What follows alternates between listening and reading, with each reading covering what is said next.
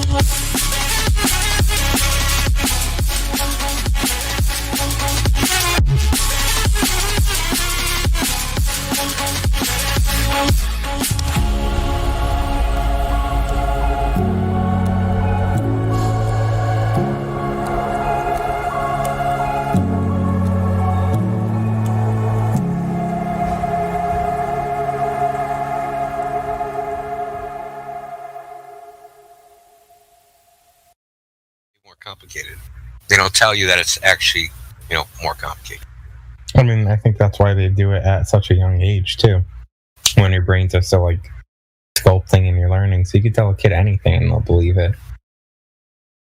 Well, they actually don't believe the globe when they're told it.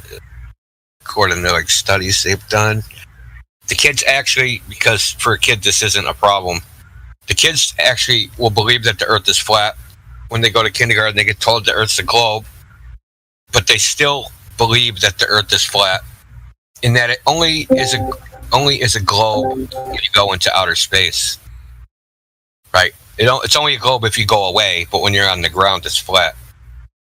See, they don't have like ideas about geometry, right? So like we do, that's like things can't be two things at the same time. But to a child, that's totally possible. So they just think it's two things at the same time.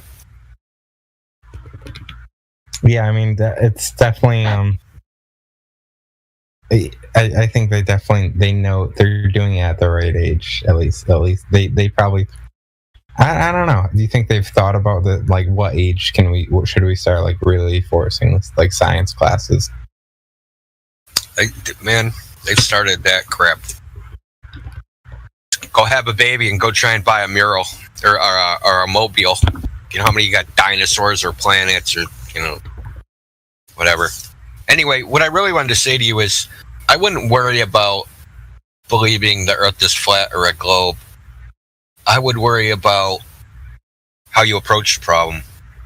Because if you approach it in the right way, with the right critical thinking, appropriate for the question that's being answered, then you're going to lead yourself to the right answer regardless.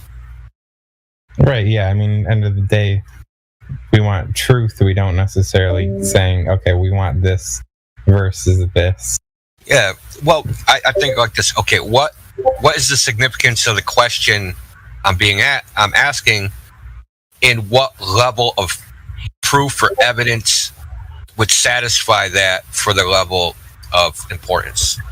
So, to me, what the shape of the Earth is an existential question. It'll define how you think of the world, because it tells you, like, there is a globe, I'm this, and, this is the meaning of my life. If it's flat, it's this, and this is the meaning of my life. So it's, if it's concave, you know what I mean? It's where you live. It's your cosmology. It's your existence. How you think you fit into the scheme of things. So what do you... Well, let me continue. That's a pretty important question, right? You think? Does it kind of guide your... Definitely. I mean, that's pictures of space do not meet my burden of proof for the importance of that question. You see what I'm saying? Yeah. Imagine if they there's a time machine and they go back to Aristotle and they just flash them a picture and like, look, this is where you live. You think Aristotle or Plato or anybody would have been like, oh man, fuck this philosophy stuff. I'm going with the picture. No, they're not going to do that, right? They're going to be like, yeah, that's interesting. I'm going to try and incorporate that into my, my philosophical knowledge. They're going to just say, ooh, a picture, let's drop everything. And that's how I look at it. I'm not just looking at a picture and drop everything. I want actual proof. And if I can't get the proof, so be it. Then I just don't know everything. Then I don't know where I live, and I can be satisfied with that. But I'd rather not know than believe something that's not true, or might be true, or might possibly be true. Yeah, I mean, it's funny you mentioned the picture thing. I was thinking that, I mean, it's so easy to manipulate and edit photos nowadays that it's like, I really don't get why anyone just kind of assume. I don't know. It's very enlightening to be. I mean, I feel like I got introduced to it late, but at least now I know that. Now at least I'm aware of all of this. Yeah, they've been faking photos since the beginning of photography. I think the first fake image, famous one, is from 1851 of Abraham Lincoln. Yeah, so they've been doing this a long time. You have been listening to excerpts from the 24/7 Flat Earth Discord Live YouTube channel. If you would like to join the discussion, simply type in your address bar discord.gg/flatearth. Thanks so much for listening.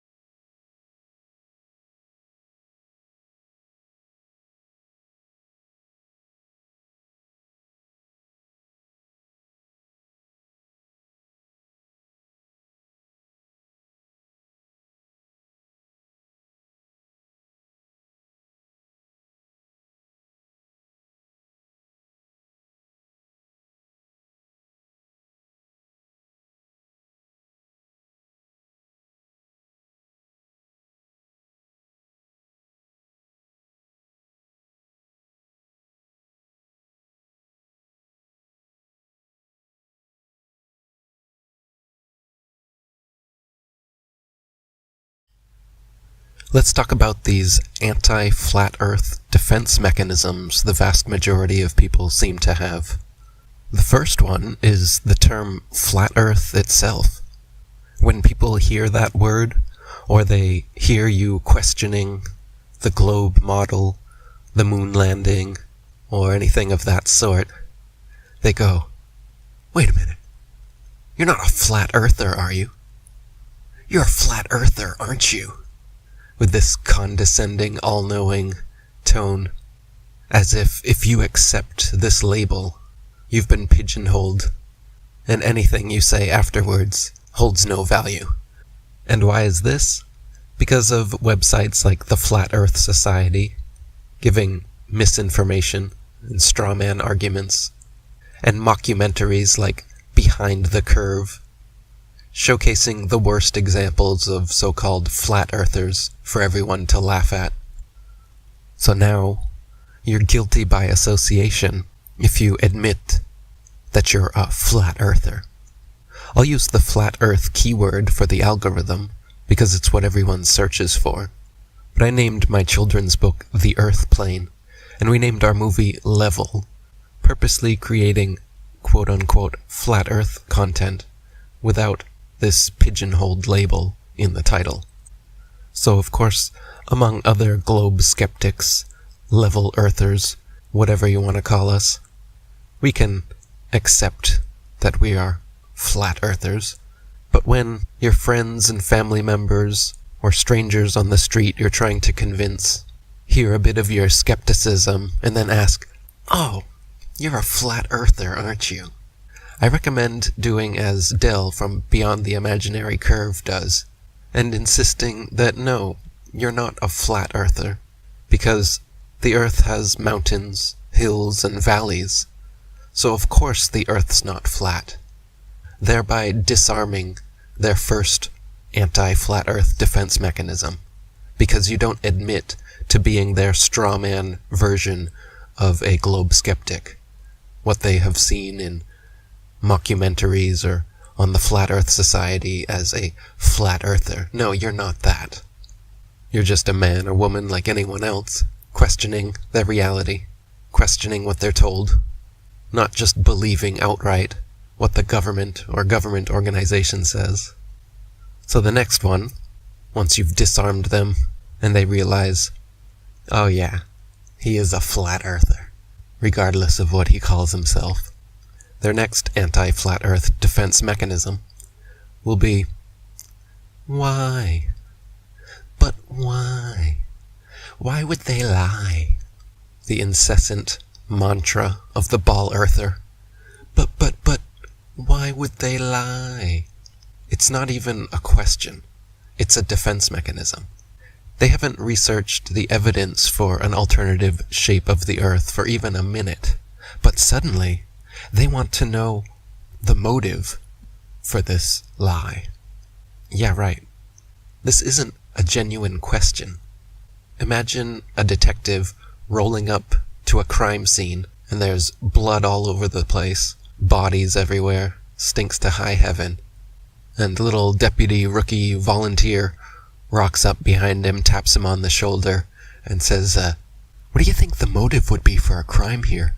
I'm not seeing why there would be a murder here. The detective looks at him, squints his eyes, waves his hand, shows the blood on the walls, the bodies on the floor, asks the rookie genuinely, are you not seeing this? Do you not see the evidence all around you?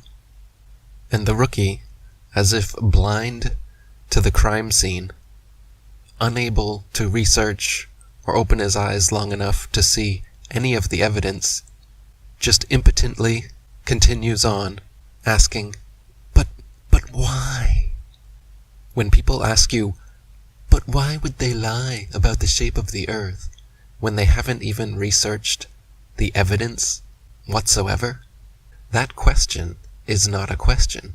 It's a defense mechanism. And if somebody is just asking you a question as a defense mechanism, you're not required to give them an answer, nor is it in your best interest to try and give them an answer. Because why are they asking you that defense mechanism question in the first place? Because it's such a huge and open-ended question, and you are not the one who's lying, so you couldn't possibly explain the motive of the liars, even if you knew it to the finest detail. Therefore, regardless of what answer you give them, or how good it is, they're just waiting for you to open your mouth so they can laugh and scoff at whatever answer you try to give to their impossible question. But why would they lie? People who ask this question are unaware of just how prevalent lies have been and continue to be throughout history, in all facets of society, in the media, in government, in history, in science. The lies are everywhere.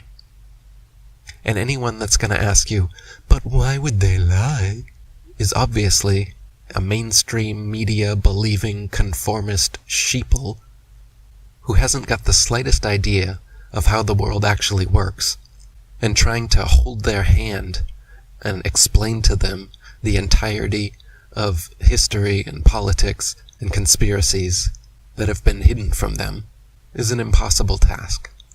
As they say, you can lead a horse to water, but you can't make them drink. You can lead humans to standing bodies of level water, but you can't make them understand that they're impossible to bend. So when ballers chant their "why would they lie" mantra at you, don't feel obligated to try and dish up some answer that's somehow going to satisfy these insatiable people. If they really cared, they'd be looking into it as deeply as you are. And instead of that question being some flippant defense mechanism, it would be a genuine question, like it is for you or me. I can list dozens of reasons why they would lie, and I have in other videos. But just realize that this barrage of questions that ball earthers throw at you are more defense mechanisms than genuine questions, and you're not required to try and answer all of these defense mechanism questions. One of the biggest impediments to waking up is ego, and it is their ego that's chanting these "but why would they lie" mantras, these "oh, you're a flat earther." You'll notice your more enlightened friends and family members, when you told them about it, didn't come at you with this kind of attitude and these dismissive questions. Your more open-minded friends and family members were probably curious and interested, and when they asked questions, they were good questions, and they listened to the answers, and then you had productive conversations following them. This is a whole different thing than you get with these other people. And almost all people, when you ask them if they consider themselves to be open-minded, answer in the affirmative. So everyone likes to think of themselves as open-minded. But notice theirs and your reactions to certain things, and notice if you really are as open-minded as you think. The next anti-flat earth defense mechanism, aka insincere question, asked by these egoistic people is, how could they pull it off? Why are there no whistleblowers? You're telling me everyone that works at NASA is in on it and lying? You're telling me everyone in every space agency around the world, every teacher, every astrophysicist, every scientist is in on the lie? Again, as you can tell from the attitude, from the way they asked the question, it's not a real question, but a defense mechanism. And again, people who actually ask this question genuinely can and will find the answer. For example, most people, scientists, teachers, even people within NASA and other space agencies, are just duped like everyone else. And they're compartmentalized in a hierarchy of need-to-know basis. So the only people that are actually in the know are the acternauts and the very highest higher-ups in these organizations. And again, what these scoffing people have never researched, don't understand or realize, are things like Freemasonry, the prevalence and potency of secret societies in the world. They don't realize that literally all of the astronauts were members of this largest and oldest secret society in the world, and their members are blood oath bound, sworn to secrecy. So why are there no whistleblowers? Research Freemasonry, secret societies, blood oaths, and why these people would never and could never blow the whistle. Research Freemasons like Captain Morgan and John Robison, and you'll see exactly what happens to Freemasons who break rank and try to blow the whistle. But again, the people condescendingly asking these questions, they don't care. They're not asking the question for you to give them an answer. They're asking you the question to shut you up and to laugh at you. So what is the actual effective way of dealing with these people? I've tried giving genuine answers to them, spending your time and energy and patience, eating your pride to allow them to talk to you condescendingly while you still sincerely try to give them answers, because the only reason you were talking to them about this in the first place is because you genuinely want to help and inform them. But all they see is an opportunity to laugh, condescend, and boost their own egos by stomping on yours. Now, it's not our duty, nor is it even that effective, to allow them to do this. And it may sound harsh or crass or ineffective to those who haven't experienced this to the degree someone like myself has. But I'll give you my advice. When someone comes at you with this attitude, give it right back to them. Don't waste your time, energy, and patience trying to be sincere to someone who just wants to condescend and laugh at you. Laugh right back at them for their stupid belief in a wobbling, spinning, tilting space testicle in an infinite vacuum with bendy oceans and upside-down people in Australia. Laugh at them for thinking they can dig a hole to China and find more sky below them. Roll your eyes and tell them, okay, then enjoy spinning on your wobbling space ball, genius. By refusing to engage with them and taking their ego down a notch like this, you're actually helping plant a seed that will make them genuinely more interested next time. And when you withhold information from them because of their bad attitude, that's the negative reinforcement people like this need. You know, your good friends who didn't laugh at you and condescend you, you were able to give them positive reinforcement. Use your time, energy, and patience to explain things to them. But when people use these anti-flat earth defense mechanism questions and give you an attitude, don't even bother answering these people. Just plant the seed and walk away. Come back to water it another day. Or let somebody else water it along the way. It's not your responsibility to hold these people's hand. Just plant your seed and go on to more fertile ground. Because even if you do answer their question, then they'll just ask you the next defense mechanism query. Why does it matter? How does it change my life? I still have to go to work in the morning. So why does it even matter? I don't really care either way. So now suddenly, it doesn't matter to their life if the entire world has been lied to about something as fundamental as where we are for the entirety of humanity for centuries, duped about literally the most fundamental truth possible. And these people are like, yeah, but why does it matter? What does it even matter? How does that change my life at all? If the fact that you and everyone you know has believed the biggest lie in history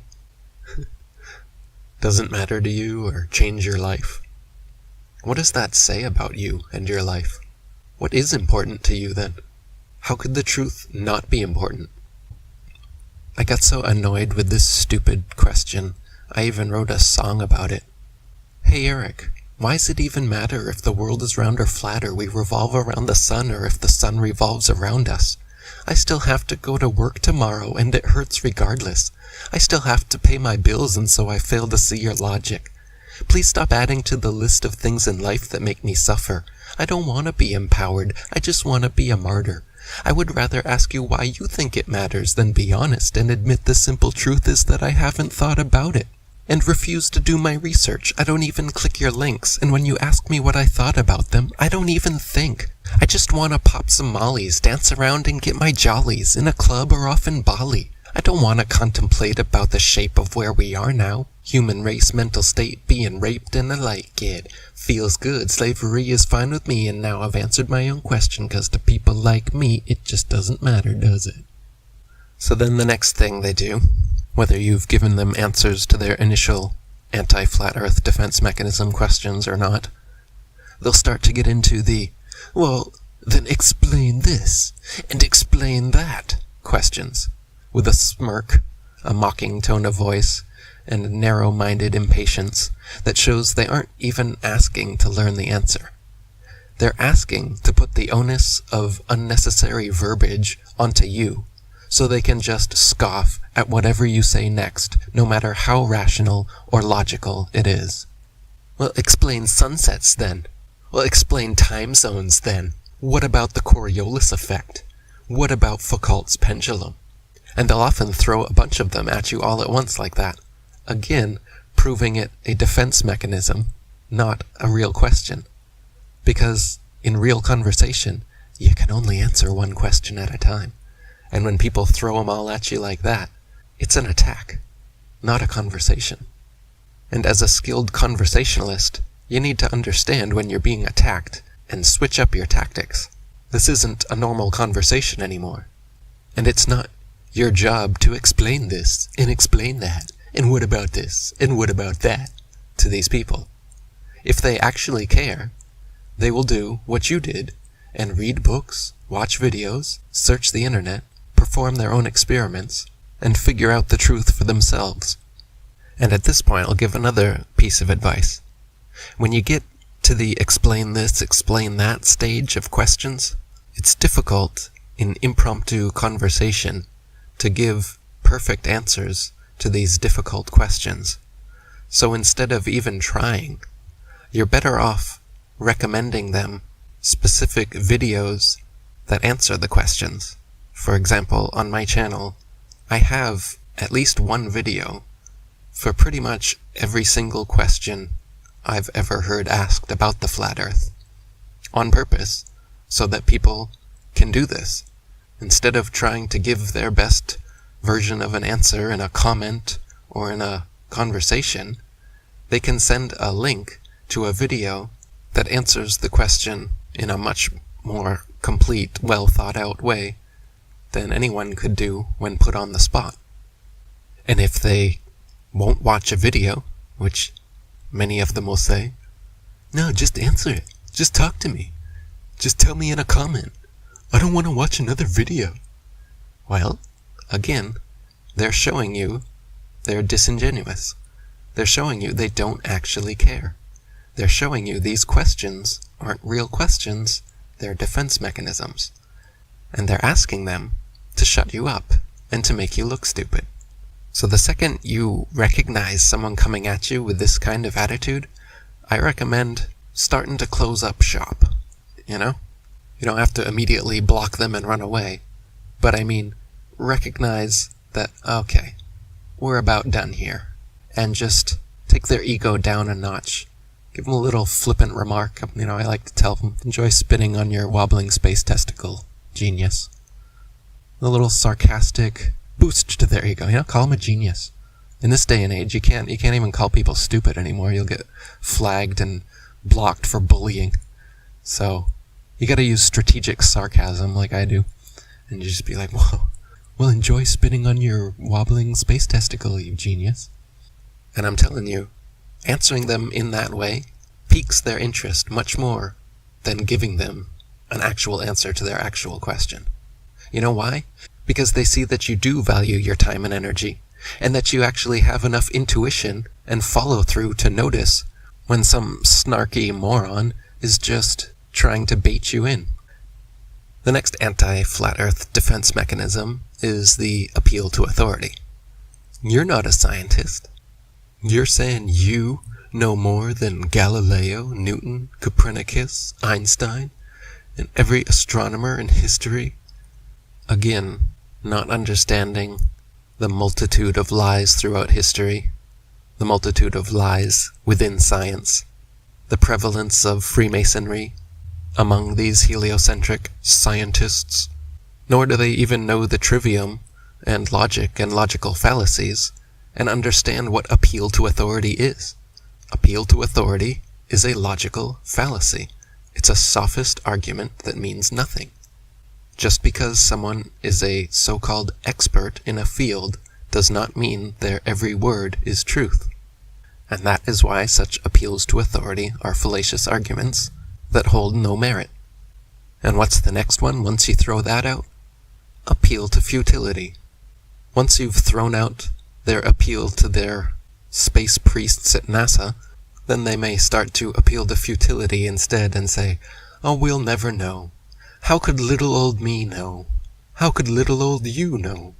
We'll never know in this lifetime." You even get a lot of guys in the so-called conspiracy community doing this appeal to futility. So-called flat earthers also. Mark Sargent, for years, said that he doesn't know if the earth is flat. He's just sure that it's not a ball. Sam Tripoli has also been riding the fence for years now, where he refuses to accept that the earth is flat and motionless, and instead continues his endless appeal to futility, where he says, "I'm too stupid. I don't have time to research it. I don't have time to figure it out. So I don't know. But what I'm sure is NASA's full of shit. The moon landings never happened. And I'm skeptical of the globe." I don't understand people that have conspiracy programs, conspiracy podcast, but then says they don't have the time or the energy to research conspiracies. And then they just sit on the fence and say, I don't know about everything. What is the point of your show if everything holds equal merit? Straddling the fence is good for viewership, because then you don't piss anyone off. But if you actually care about the truth, you can't just straddle these fences for years. If you want to be a leader, you have to actually have discernment. You actually have to make decisions and follow through with them. And that leads me to another type, the endless debater. Whether it's on the flat earth side or the globe earth side, debate is the last refuge of the cultist. Debate is not how one arrives at truth. Objective reality isn't debatable, and anyone looking to frame the discussion that way is being disingenuous to begin with. I'll talk with people about flat earth, but everyone wants to debate, like we're discussing what color to change the White House to, or something. But we're talking about direct, observable, measurable, empirical reality here. It's not a debatable subject. So when people go on about, why won't you debate? When is there going to be a debate? Again, it's an egoistic mentality wanting to see some kind of winner or loser playing this subjective game. But again, if you wanted to change the color of the White House, that would be something you could debate. Debate the merits, the whys, the pros and the cons, and come to a final conclusion at the end. But when you're talking about physical reality, demonstrable, tangible substance, there is no debate to be had. There's only truth and fiction, reality and lies. The problem is these people have no intuition, and they're gullible as all get up. They think the government and mainstream media are bastions and beacons of infallible truth. And again, this is why no debate or well-worded answers to these questions are going to do anything to these people.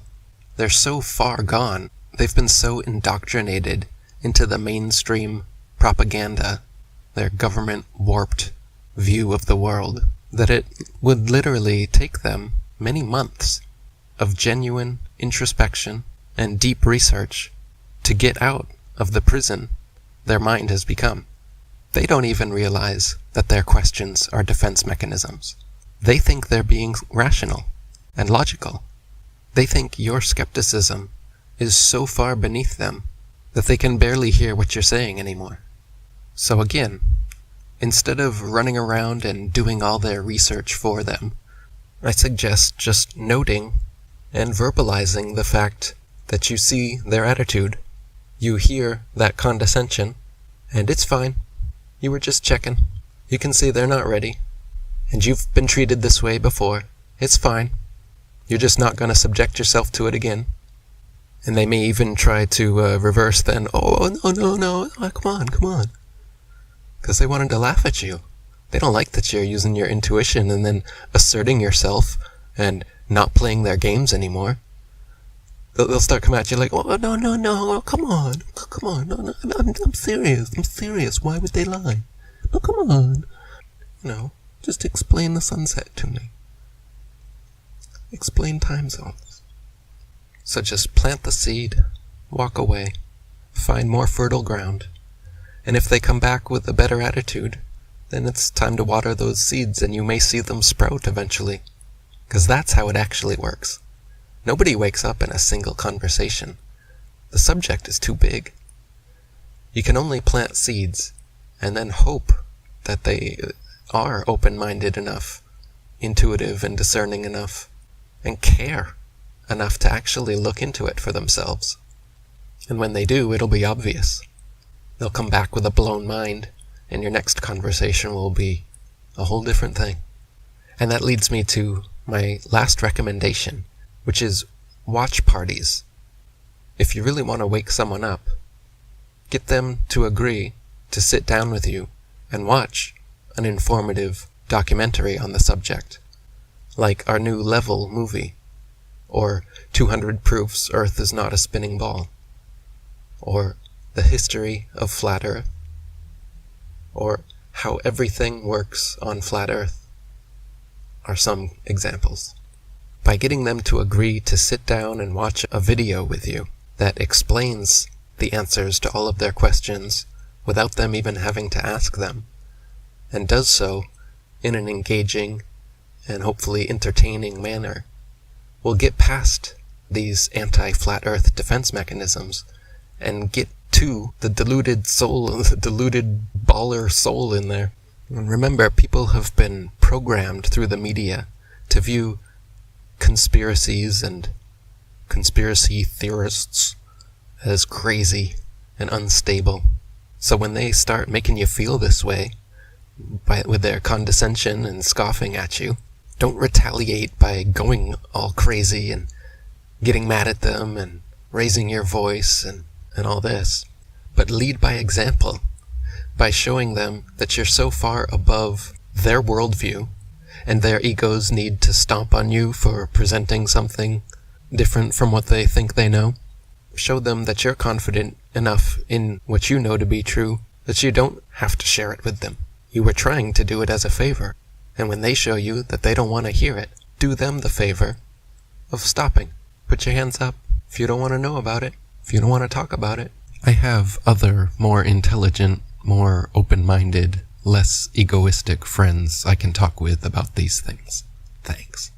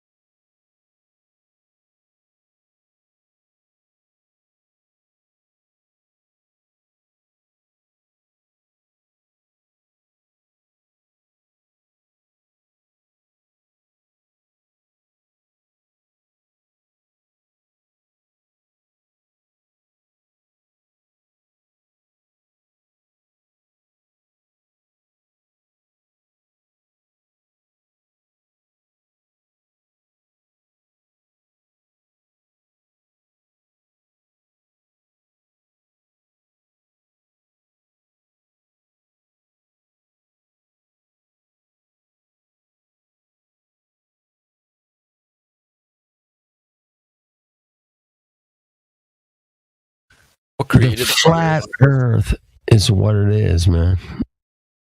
Check it out. What created it? That's the ultimate question, man. I mean, what created this beautiful place we live? what's beyond it, though? Is there something beyond it? I just want to know. I mean, it'd be cool to know exactly what, how it was created. Damn. Well, then how would we find that out? It's like, it's got to be possible. If it's out there, we can find it. Dude, we live on this dirt, trees, oceans, lakes, rivers. We live here, man. It's not like... You heard of Operation Fishbowl? Yeah, they shot the rockets all the way up to the atmosphere and ended up If it's trying to crack the fishbowl, man. Trying to crack it. There you go. If any of it's believable, there you go. So they did. So somebody actually shot rockets up, not NASA saying they shot rockets up. Now this wouldn't be those type of rockets. This would be weaponry. That I don't think there's anything different from like a rocket and a missile. It's just that the rocket has a parachute when it lands. Yeah. And they're both like a whole bunch of fuel. If you shot a missile that explodes into a city, it's going to kill a lot more people than just a shuttle that falls into a city. Yeah, true.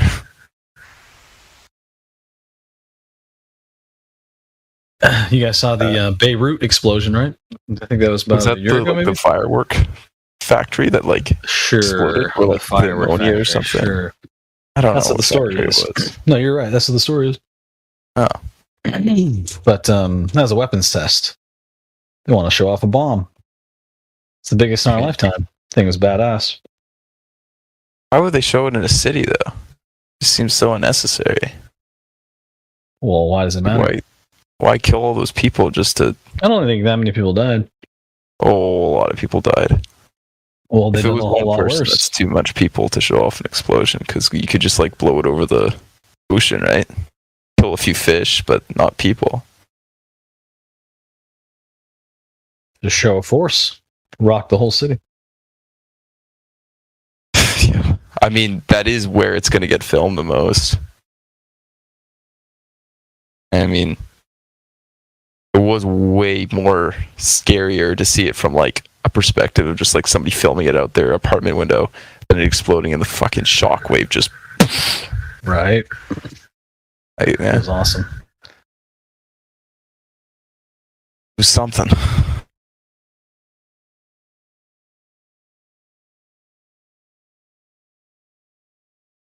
There's got to be a way to know what's out there, though.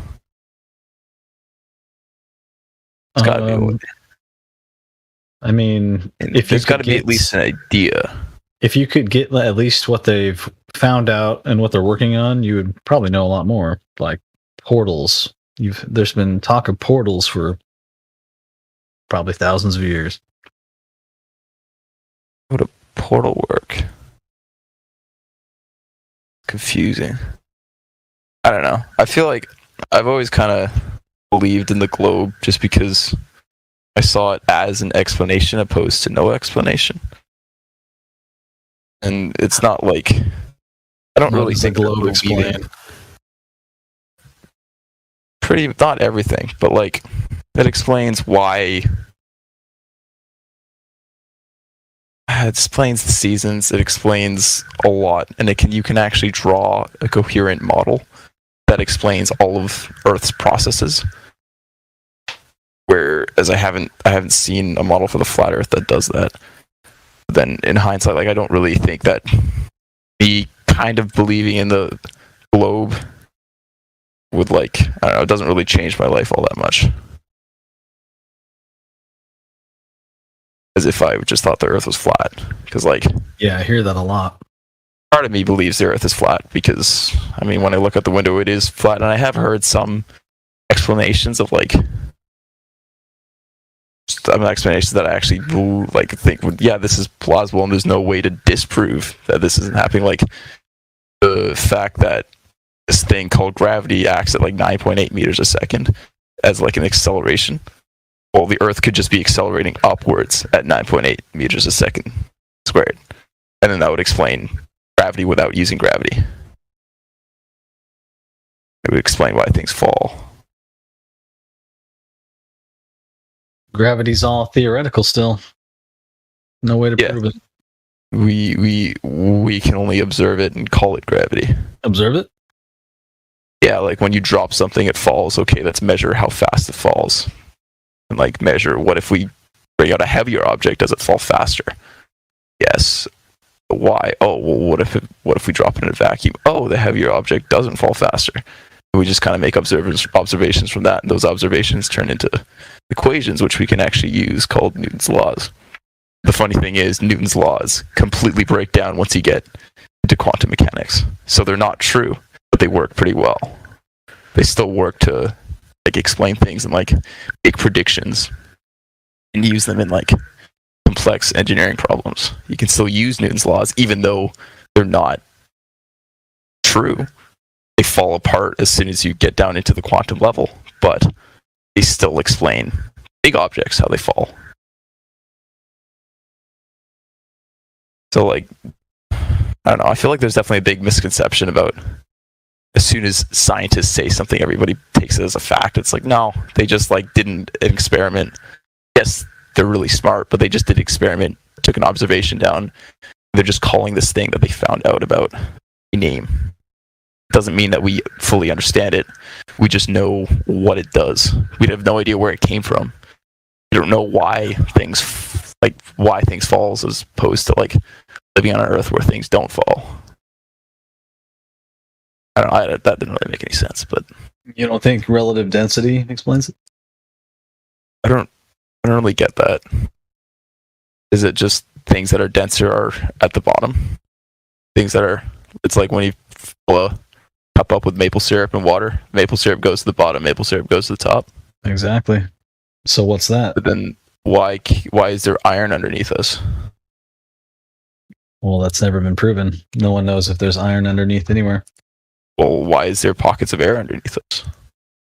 And what's causing these denser objects to be lower down? It makes sense on the surface, but as soon as I start asking questions about it, it just doesn't, none of the questions have answers. Oh, we've only ever dug 8 miles deep. Yeah. How do you think they do have How do you think they know what's technology at the to core? see down. To see? What do you see? What do you think you see? Well, I mean, I know they have some versions of, I think you can use ultrasonic and see kind of what comes back. I don't know. Is how that it for works. real? You really believe it? I have to look more into it, but I do know that the observations they use from scanning the ground, they use in real world applications, and those real world applications do prove results. So, have to be Results that right? prove the center of the Earth is a molten iron core? It proves that we can think it is. It doesn't.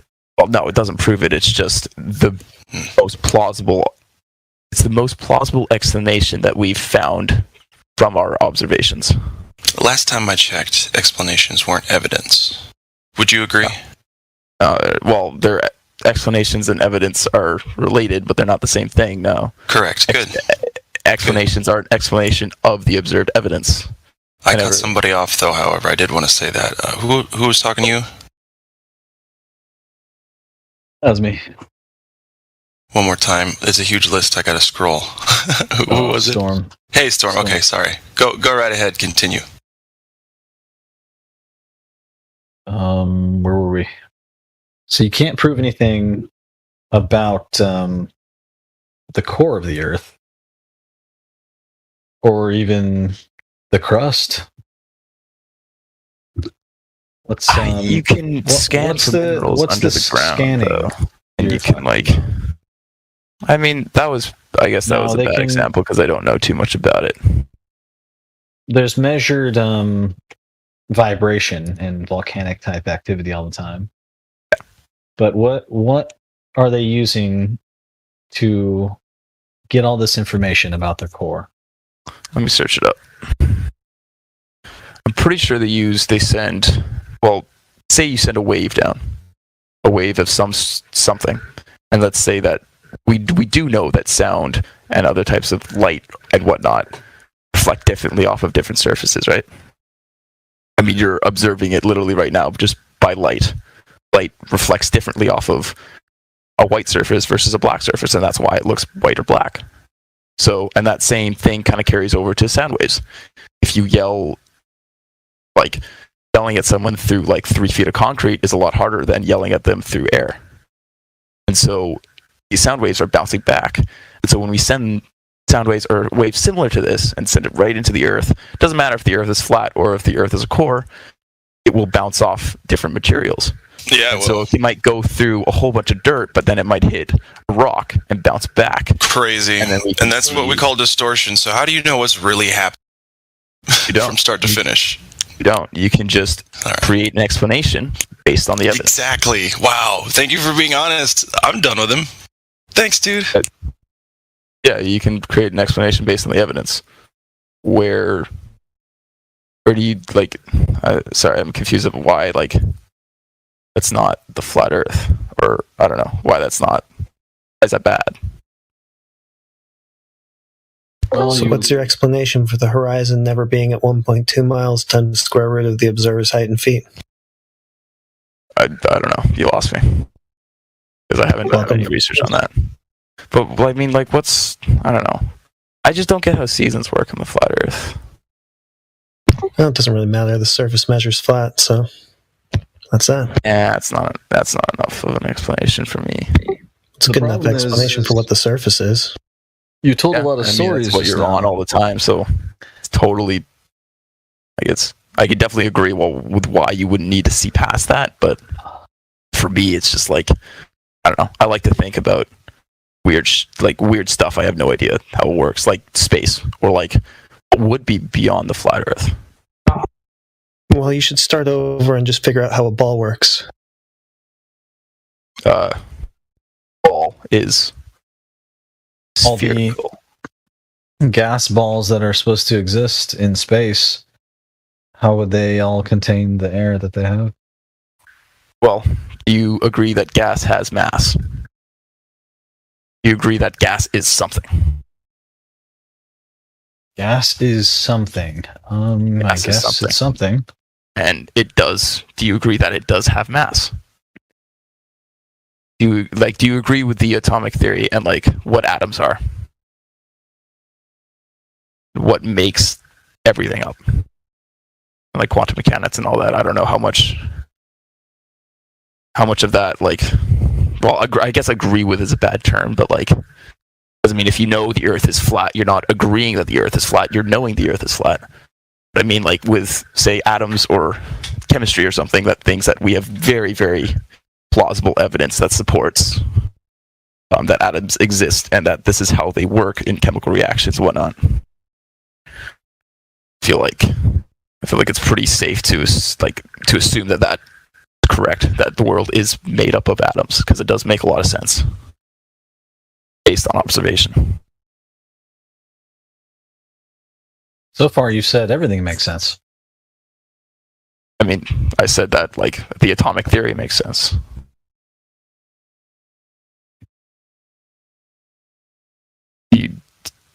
But is there any proof of the atomic theory? Not necessarily the atomic theory, but that'd be a fun one too. Well, so how would you suppose chemistry works if there's no atoms? What else would be that chemistry? Have you seen Nile Red on YouTube? They'll make like grape soda out of plastic gloves. It shows the whole process. You say Nile Red? Nile Red, yeah. Just or like any chemical experiment. I mean, he does like really bizarre ones, like turning like plastic gloves into. I've seen plenty of chemistry experience. Yeah. So, do you agree with chemistry? Do you agree that like these people aren't just making up random stuff?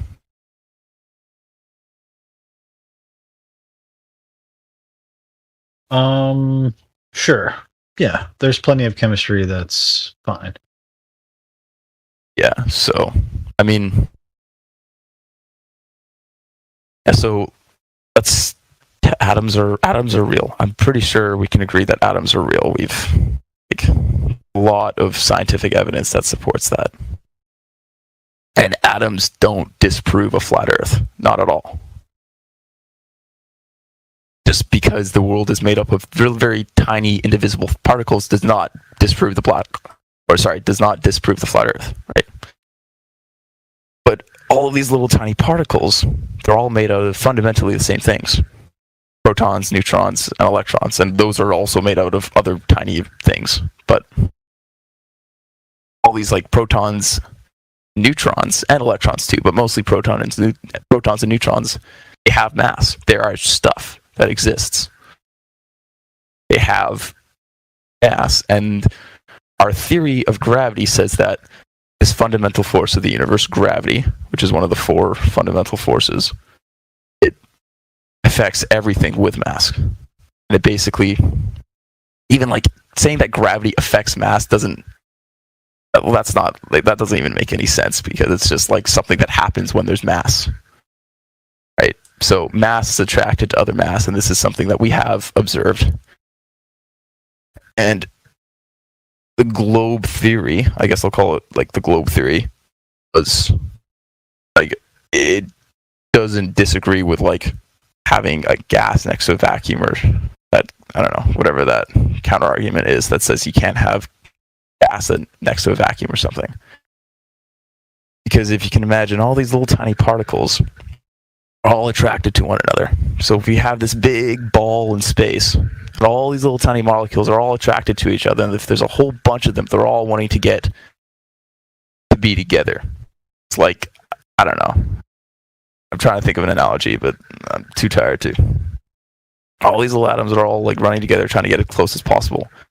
And even if you're a really tiny atom, say a really light atom, you still want to get don't work together. because you're still Mass attracting mass and the atomic theory. Why don't they work together? Isn't that what you said already? I never said that. No. You said Sorry if you Newton- misheard me. Or You said Newton's gravity and the other, right? They don't work together. Newton's, yeah. So the Newton's Isn't Newton mass attracting mass? Newton is like something with inert, like he has a few fundamental laws, but mass attracting mass was Einstein. No, you're wrong. No, You gotta no, catch yeah, it. I know I am wrong. I'm sorry. Anyways, I guess, yeah, so Newton did say that mass attracts mass, and that is observable. No, it's not. It's still... It was not superseded by Einstein, so no. Was it, though? Yes, Yeah. How? Why? that's what Andy the Murphy's based on- scientists say. What science says that, though?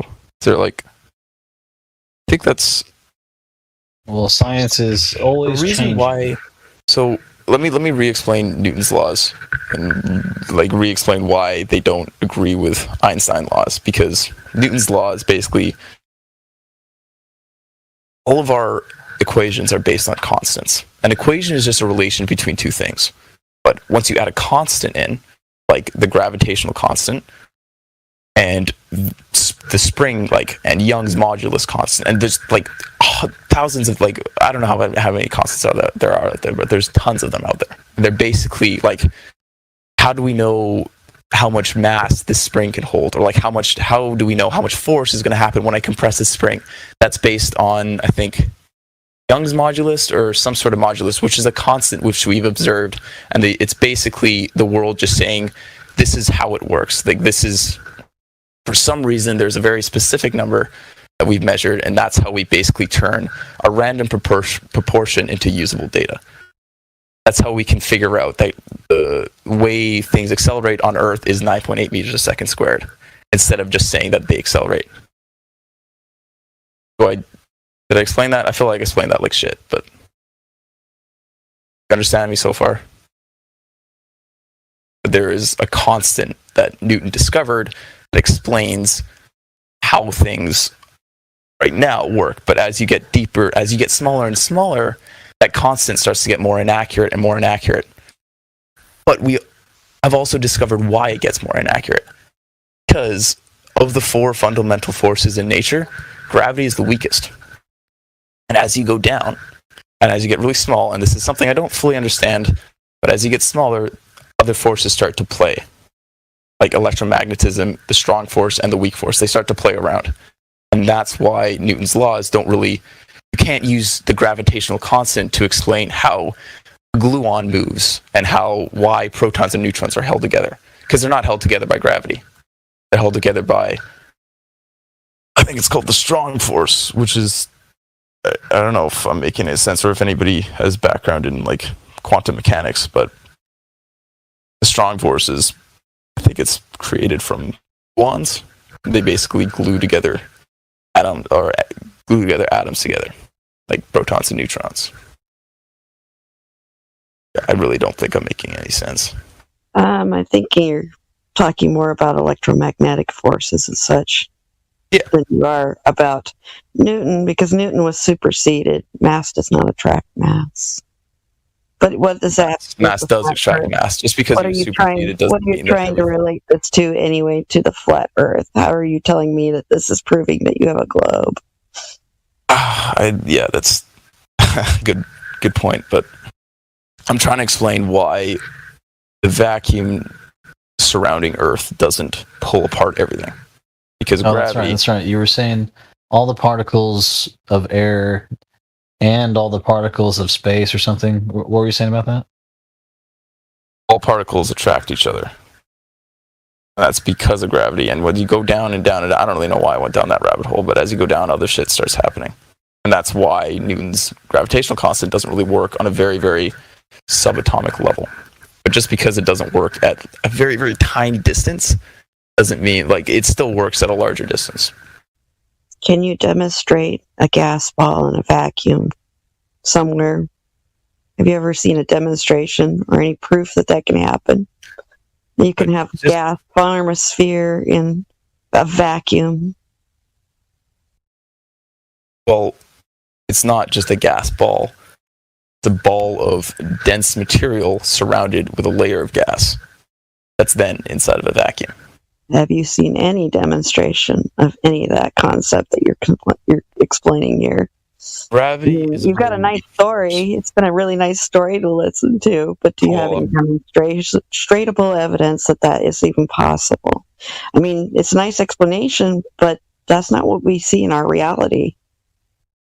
I'm glad I'm at least interesting somebody, but... what was I going to say? I forgot what I was going to say. Right. Gravity is a very, very weak force. So when you think that you can apply gravity that's on such a scale as the Earth to a small demonstration, that doesn't hold up. Well, now you're in conflict again with your current model, which says Einsteinian gravity is what's going on, and you're going back to Newtonian. So you're contradicting yourself because you just jumped back to Newtonian again, where it's mass attracting mass, which is not what your current Einstein model claims. Doesn't disagree with that. That is a way of explaining it. It's just not the full picture. Yes, it does. You might want to check out what was posted in the live chat at 32 minutes after or something. Sticks. Sorry, I might have some echo, but I forget what I was going to say. Sorry. Facts or beliefs. 34 minutes after the hour, that Einstein's general theory of relativity was superseded. And so, yeah, you might want to read that before you keep claiming that Newton's works together with it. So Einstein superseded Newton. Yeah. It reclassified gravity as an effect, not a cause. And not a force either. Yeah, but it doesn't mean that Einstein's laws don't hold up to, like, yes, it's not an exact... No, it literally means Newton's does not work every time in every situation, which means it's not consistent and it does not fit the model anymore. And that's why it had to be superseded by the concept that Einstein came up with, because it didn't work. Yes, your calculations can work in certain situations, but they're not reality. It didn't work in reality. What if you knew exactly what situations those laws worked in? The problem is you're looking for consistency that works in all cases every time and matches with reality. you can calculate anything. We could sit here and calculate for a world that has certain laws that you come up with. You could make up laws and calculate for whatever. Calculations are a way to explain things, but it doesn't mean they have to be explaining reality. They're a language. That's what calculations are. They're a language. And that means languages can be used to tell the truth about your reality, or they can make up a story or even a lie. I don't think that logic holds up because calculations are not a way of explaining things. Calculations are a way of predicting things. Equations are a way of explaining things. But when you calculate something, you're taking that equation and using it. So when you use that equation... It doesn't mean it matches reality, though. Again, it's a language. It's a better way to explain what you're talking about. It's a language to say I take a ball, and based on Newton's theory, I've done this in school. Based on I know you theory, have, I can throw the ball you're and I still can calculate wrong. where it lands. I can predict Unless you can where it provide lands. some kind of proof that they aren't going with Einstein only and it's superseded, and that you're wrong because it doesn't work in all cases, in all things, for this model of yours, then you've got a problem. So that's why it had to be gotten rid of, because it didn't work. If it had worked, The flat Earth they does would that have all kept the time, it. though. No. The flat Earth will show one model for seasons and We're then not another model doing a for the model. day cycle. We're not here to replace your model. We're here to falsify the one that you have presented and have insisted is correct to nature and reality. See, that's the difference. We're not here to replace your model. We're here to disqualify the claims made by yours. How I see the globe. Replacement's not needed. That's something that would be nice, but it's not needed to disqualify yours or falsify yours. I disagree with that because... Yeah, you may disagree, but it's logic. It's pure logic on this one. Basically, if you give me something that you say this is reality, this is it, and this is how it all works, but I find one fault in it, does that mean I have to then replace it for you? Am I required then to be the one that replace it, or is it my job to make sure you actually told me the truth, that your model is absolutely truthful? And if I find something false about it, is it my responsibility to replace your model? It's your responsibility to make the false known. But the flat Earth is trying to replace the model because you're saying the Earth is not a globe, it's flat. Well, that's the problem. The Earth is not a globe, but you're saying it's flat. Flat's not even a shape. It is a description of the condition. It's a disc. Flat is a description of not a shape. I mean, a square can have flat edges. A triangle can have flat edges. A trapezoid could have flat surfaces. I mean, it's just like, that's not really a shape itself. It's a description of what we see in reality.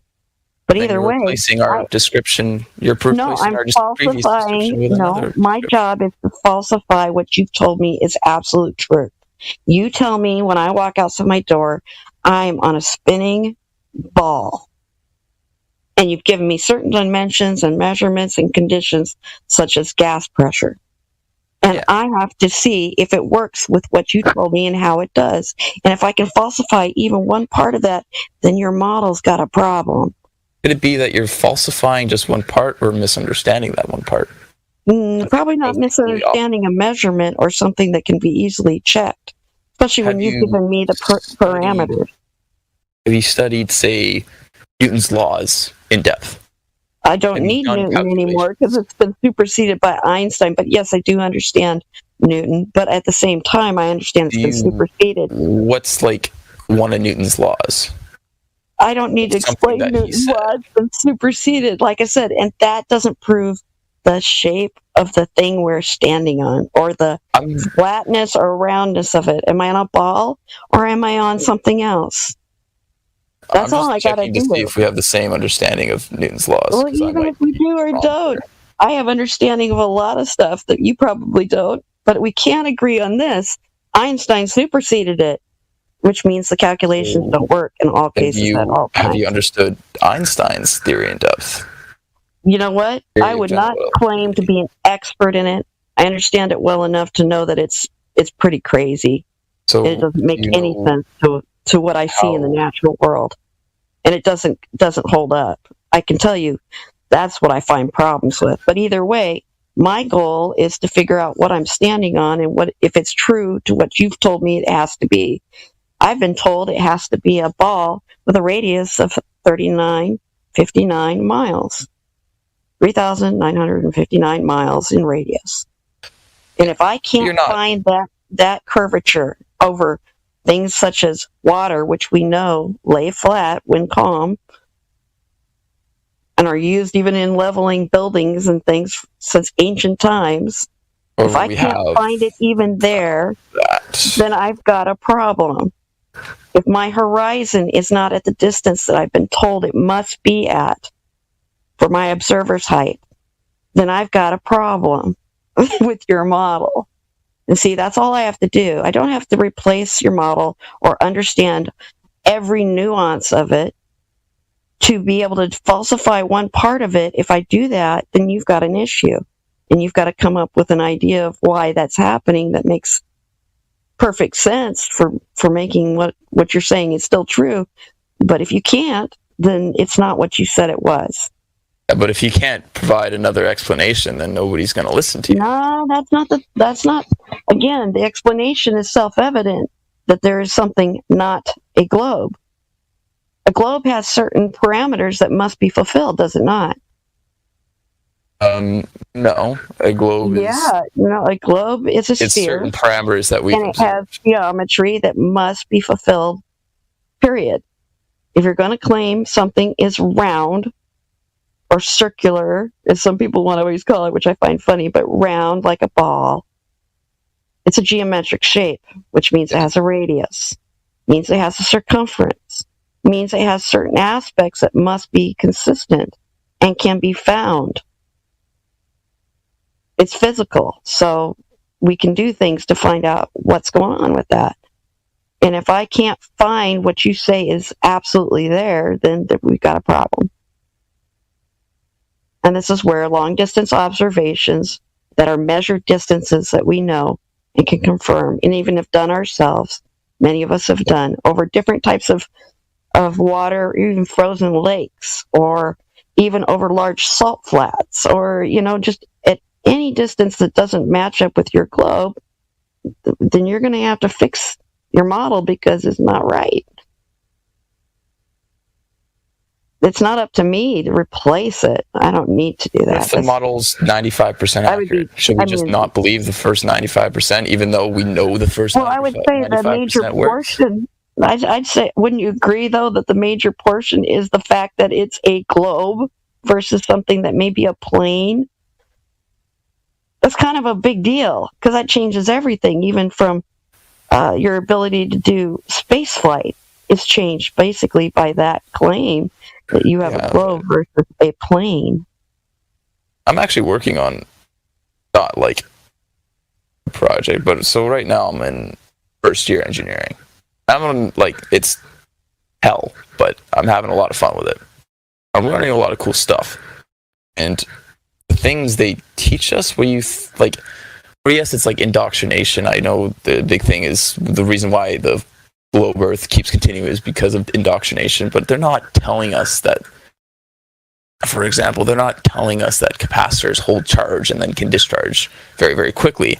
They told us that hey, this is kind of how it works. This is how this is how a capacitor works, but here, we're going to show you it right in person. They brought out this big capacitor and they charged it up and they lit it, and it behaved exactly like they said it would behave.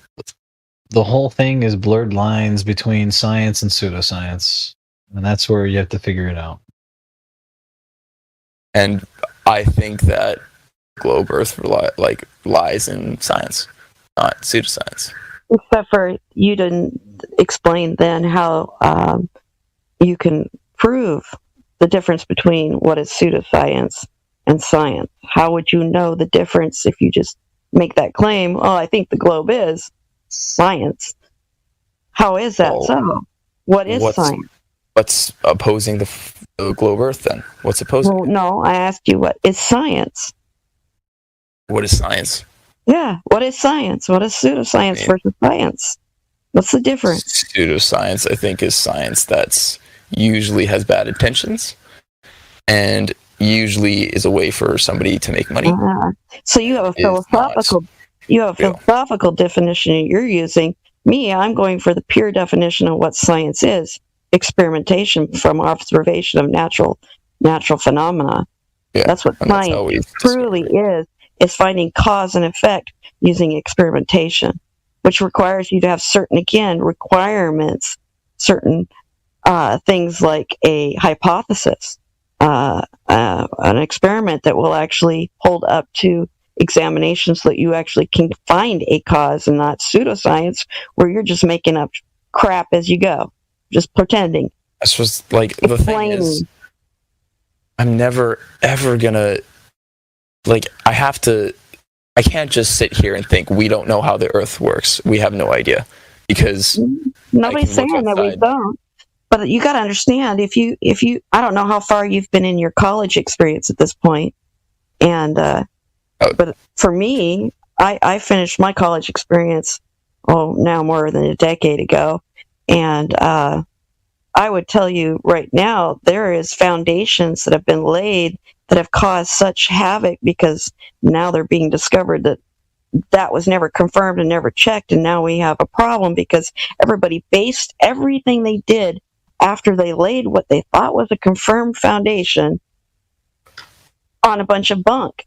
And then once that foundation has been wiped out, a lot of medicine. I actually have biology degrees in medicine, so I'm a medical provider. So when I look at things, I understand that science must be very, very consistent, and you must use the experimentation method and the true scientific method if you want to know cause and effect, and not just jump to claims, because then that's pseudoscience and making up stories. And I also know that, yes, there have been terribly laid foundations that weren't confirmed, weren't checked to make sure they were true. Everybody built off of them and didn't do it intentionally, but they made bad assumptions and bad science based off of wrong assumptions. And it gets to a point where it finally collapses and it's a mess. It turns into a real mess. Globe Earth wasn't planned. There's well, no big maybe it's planned by conspiracy some people, but I would say the majority of people didn't know any better to go check to see if the actual basis of the theory or the claim was That's exactly correct. how science works. You don't just accept somebody's You're not paper. You look into it. You look at the experimentations and you do the experiments. You repeat them and say, "Hey, these experiments do work," and I can repeat the results. So exactly. they're plausible. And that's the problem with the globe at this point. So it's not an you're saying experiment that we're because we doing. repeat the We're experiments, they're confirming. wrong. It's because We're we can repeat them confirming. based on the same recipe. Well, So they I'm must not be even wrong. saying because we I'm not repeat even saying we did an experiment. Where I'm saying the basic measurements we were given have been blown away by certain long distance measurements and photographs, and consistently not having a horizon that is where it should be, over and over and over, as well as violating laws of gas pressure that don't make violating make laws sense. of gas pressure, though. It's just that I think What is gas pressure? Go look up the definition. You got to have particles certain bouncing against a container, but that that is a very fundamental explanation of fundamental observation. It's a natural observation that's been repeated multiple times at elevations that change from down here right at the ground level to high up, and it's required every time. You don't see a plane. Elevation wouldn't change that at all. No, it doesn't, and that's the problem with your model. All right, let's take surface tension, for example. Do you believe in surface tension of water? Do I believe or do I know? Do you believe that the experiments that support surface tension of water are falsified? I don't believe. I've seen surface tension, but again, it doesn't hold up to a large droplet. You get past a certain size, the weight of the thing does not continue to have a droplet form, if that's what you're talking about. That we are still like, it works on a very, very small level, but it doesn't work as you scale it up. But we still know it works on a small level. But that doesn't We just help know you it though, works a little because bit again, differently on a higher level. your natural observation, it falls apart because again, then you're surface looking tension at doesn't exist. reality. You have to look at course. reality.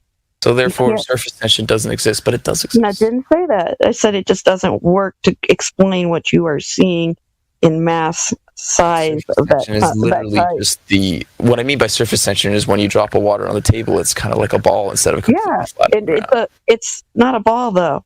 It doesn't stay in that ball form, does Yeah, it's it? not a ball, but it's like a little spreads ball. out It's not almost completely flat. immediately. There's You can make something. As soon as you make it a little bit bigger than whatever it is that can barely make a half dome, it's flattening out and running off your table if it's not level. So that proves my point that even though we have a idea that works on a small level, and we know it works on a small level, but we also know it doesn't hold up as you get bigger, and we know why it doesn't hold up as you get bigger. Why does that contradict itself? Why would that disprove surface tension? Something as fundamental as surface tension. No, I didn't Something say as- surface if you- tension isn't real. It just doesn't do anything for your argument of why water is doing what it does here on Earth, that like holding around a ball.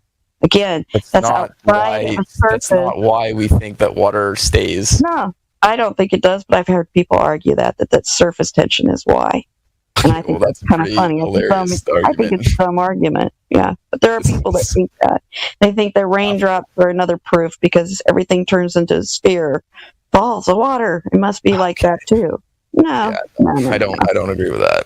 No, so it's silly. But no, surface tension is definitely real. We do see things on small scales that can be scaled up, but not everything does that. Of course, there are other things that do and don't. But from what we see in natural observation, again, it has to be observed. And like you said, then you have to be able to see that repeatable measurement again, or repeatable experiment. And the globe, unfortunately, keeps failing. You heard of the black swan? No. Sounds interesting. You haven't heard of the black swan picture that they do here? Sounds interesting. I gotta go to bed soon. I got a midterm coming up in a couple of days, and I gotta wake up tomorrow to study for it. Not looking forward to that, but Oh, great! Oh, that's always fun. Those are fun things. Yeah. That's not so bad when you get a few friends together. You start playing some tunes. And, ooh, what the? Swan on a swan. Yeah. Let's see if somebody can post it for me. I don't have it. There's one of them. I'm looking for the one that has the measurements on it. Anyway, your globe. There we go. There's some measurements showing up on that one. The black swan is just an example, one of thousands to millions that people are making all the time, that we are seeing objects in the distance way too far for the globe's claimed size. So this is one of our reasons why most of us know your globe isn't matching up with reality.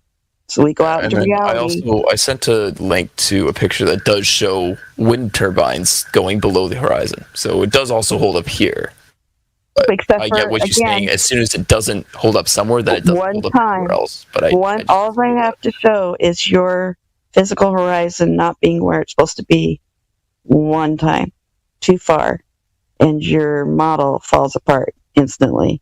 I'll leave on this note, just because we haven't explained absolutely everything that works in every single way on the globe or on this thing that we live on. I still think we've done it to a point which is studyable, which we can study and we can learn from.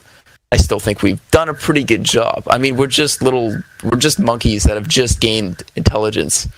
Well, I disagree with you on that. I disagree. I disagree if your foundation of your model is wrong, which your major model claim is that you're a spinning ball in a vacuum. If that is wrong, then there is a lot more wrong from there, because that's your foundation. Your foundation's rotten. I don't think that a small observation disproves that. I think that the overwhelming majority of observations that do prove that don't get outweighed by the tiny you're trying to make the amount of claims made suddenly equals truth. No, amount of claims doesn't equal truth. Truth equals truth. If something is wrong, claims, even if one part of it is wrong, it's not the truth. Especially if it's a major part that makes it so everything else I'm not saying it's the truth. I'm not saying that we know everything. We know very, very little. And we're just discovering how much we don't know. Your major claim is a foundational piece, and that is the size and shape of this but plane. Just looking at, I mean, there could be another explanation of why we see these barges so far away. There is a possibility that there is another explanation. You think that there's an explanation that light could bend over any amount of a curvature from basically, if you had enough supposed refraction, you should be able to see the back of your own head. See, that's the kind of things you're going to get into. And the problem is immediately if you claim refraction, we're going to welcome you to flat Earth, because actually that's our argument. And you're going to find that you'll find it's our argument is refraction, and you're going to actually get called as a flat earther because your model claims there's a physical horizon, and the way that light works. Go study Snell's law. Make sure you study some Snell's law before you come back and try the refraction argument with us, okay? I highly recommend that you go figure out what your radius is. You figure out Snell's law. You figure out Snell's law and what do you need to fulfill the refraction claim that you're going to make, because I already know where you're going to go with it. But I'm going to tell you right now, it's a losing argument for your side. We actually love it when you guys say refraction, because then we can welcome you to flat Earth, because we'll be able to go through that law. Kind of the reason why I'm here, just because I love talking to everyone here. I can tell you're enjoying it. And also, y'all are cool, and I don't know if I somehow become a flat earther after talking to everyone, even though my strong hard belief is that the Earth is a globe. If you somehow convince me that the Earth is flat, I want to be here. I want to be here for that. Well, I tell you what, that the Earth is flat. Our job is not to convince you. Our job is to inspire you to hopefully go out and seek the truth for yourself and confirm whether you've been lied to or not. Learn to figure out if you've been lied to or not. And I have, and right now I don't think I have. Well, you don't think, but you don't know. And that's the biggest thing that people have a hard time with, is getting past not only their egos, because nobody likes to be lied to. Nobody likes to be deceived or conned. And it's very hard to let go of whatever you have believed of a lie to go for the truth. Sometimes that's even so hard that people will literally reject the truth for a lie. It's easier. So it's a challenge to your character if you can stand up to finding the truth on your own. I'm not here to convince you. I'm here to help you find a way to find truth. If I can help you do that, and you've come to the realization that we are correct in our assessment of what we see in reality here, great. If you don't want to hold on to the religious belief, that's fine too. I'm not going to hate you for it or anything like that. I want to see people seek the truth, because I know what it does for you. I know what power that has when we understand truth and can figure out lies. When people are lying to us, governments are lying to us, politicians or whoever, or even your personal relationships, how do you figure out if they're lying to you? Well, you got to look at the reality of the situation and assess it with logic and being truthful. You got to be humble enough to be okay with knowing that you might have been lied to. That's all. Yeah. Well, I kind of flipped that on you. Same with us. Hey, I'm always ready for the same thing. I mean, I've asked for, I don't know how many years now, since 2014 was when I really came into this. So, yeah. Since 2014, nobody's been able to pull me back into the globe, because I can't find it anywhere. And I mean, the fact that you're flipping that question on yourself and asking, have I been lied to about the flat Earth? And that just proves that you truly believe flat Earth, that you truly know the Earth is flat. I have, confirmed it to myself so much so that I am waiting for somebody to bust it, but nobody's been able to do it yet to my satisfaction after all the things I've learned and seen and tested for myself. Maybe it'll be me after engineering. Yeah. I'm smart enough, though. But you never know. You never know. But I'm more than willing to have anything that would give me the truth, because I don't want to be lied to. I hate it. Actually, it's one of my biggest things. I hate being lied to. Yeah, most of us hate it. Most people here want empirical evidence. We are empiricists at heart. And so it's all about figuring out logic and using the scientific method, and then making sure we confirm things and test it for ourselves. That's what good science does. So people always want to call flat earthers science deniers, and we are not. We're actually probably more concerned about the science than most people think, by far. All right. Well, it was awesome talking to y'all, and I'm going to go to sleep. We'll come back and talk some more. Yeah, hopefully I'll have some time. But yeah, check some of that stuff out before you come back. It'll be fun to talk. Yeah, maybe I'll do some research and prepare some stuff. I don't know. That'll help. That way our conversation will get more consistent and deeper, and then be fun. Yeah. It's always fun. Okay, well, I'm looking forward to that. Okay, well, have a good one. Bye, everyone. Peace. Have a super day. You have been listening to excerpts from the 24/7 Flat Earth Discord Live YouTube channel. If you would like to join the discussion, simply type in your address bar discord.gg/flatearth. Thanks so much for listening.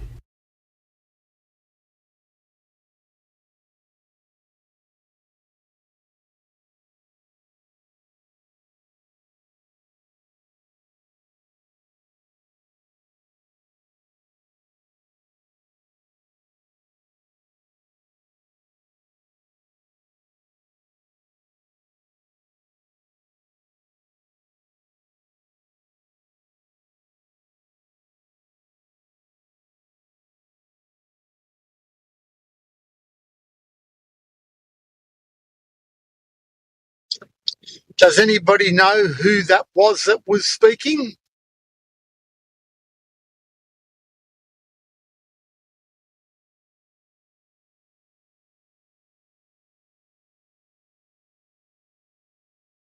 I guess everybody's asleep. Not me, man. I just like to listen. But I'm always here. Like me, I'm always here. I haven't heard that before. Yeah, that was a very fascinating conversation. I really liked hearing that. I like the way that she went about her business. Yeah, and I like how she approached everything. Very, very fluently. And he was a medical professional. And that guy, he was the typical engineering college student, that I know I relate to, and a lot of other guys in here probably relate to as well. See, here's the thing. If you wanted to be an engineer, I would have thought this would have been really easy for you to blow apart.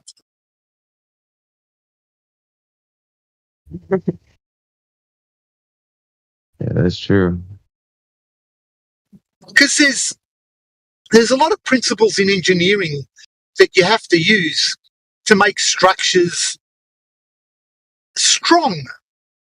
And a lot of those involve levels.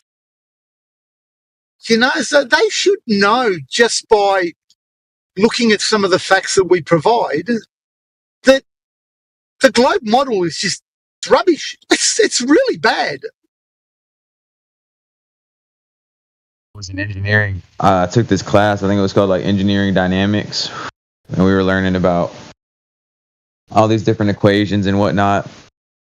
And he was teaching us, the equation that was basically about the Earth going around the sun. And then he brought to us another thing, because this class I actually failed it a couple times. Interesting story about this class, anyway.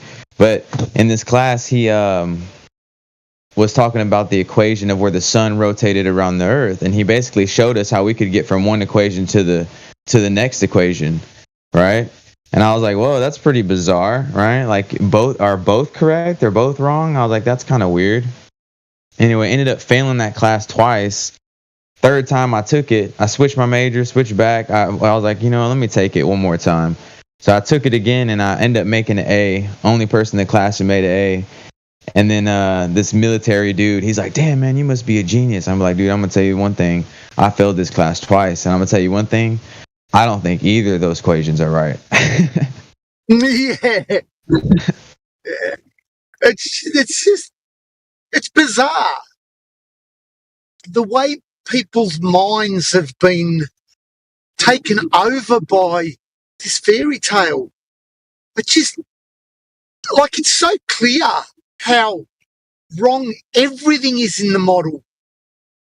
Everything. It's like you don't even have to be an Einstein to turn around and go down to the beach and have a look and say, the horizon's just not where it's supposed to be.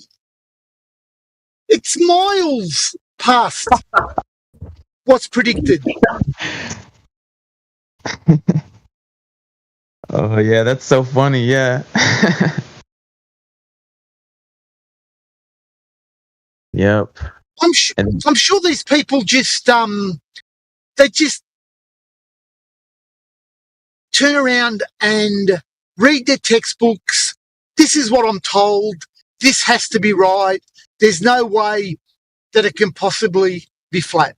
That's all they must say. Not, I must investigate it to see whether there is a mistake somewhere.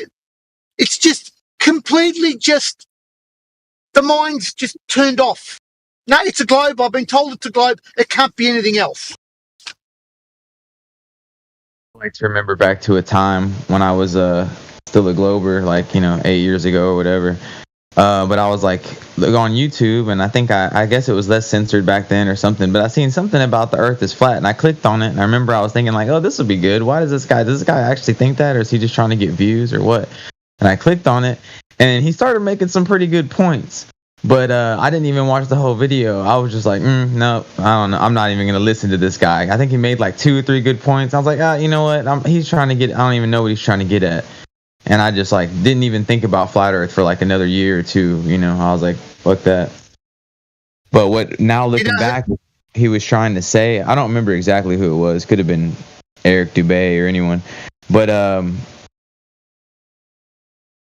he was talking about the law of perspective, and he was basically talking about how, like, the same in your art class, how we talk about, oh yeah, if you want to draw a hallway in the art class, it approaches, and you look down a hall and you look at the street lights and everything like that, and really you can't say that just because stuff disappears that there's some sort of curve. He's like, that's ridiculous.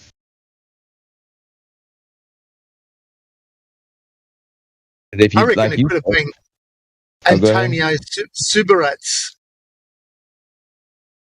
the late Antonio Subirats. He used to speak about perspective all the time. Subirats. Interesting. That might be the person who introduced me to flat Earth. Then maybe. Never know. He's passed away now, unfortunately. There's a few flat earthers that have passed away now.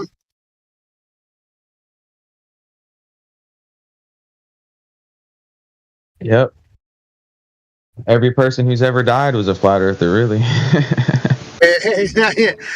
And every person that gets born is a flat earther.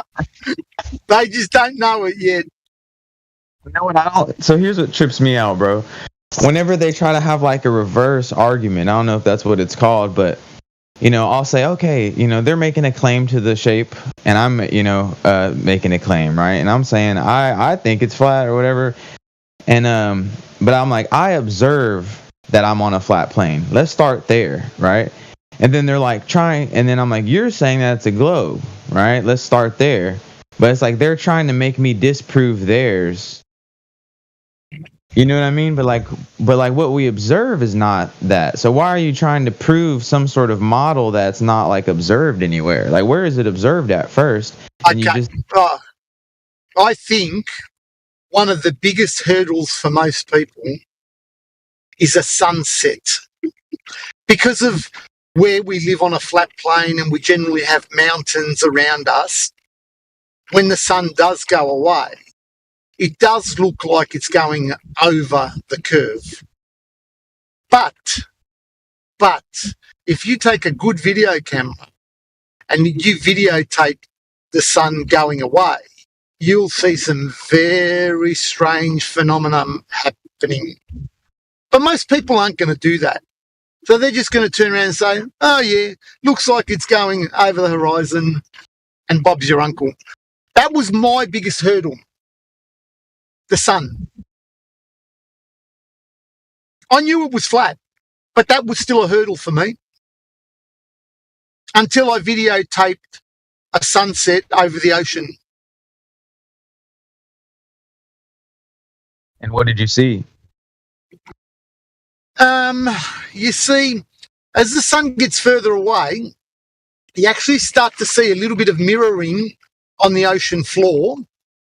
And that mirroring, as the sun's going away, starts to join the physical sun starts to join with the optical mirroring that's on the sea.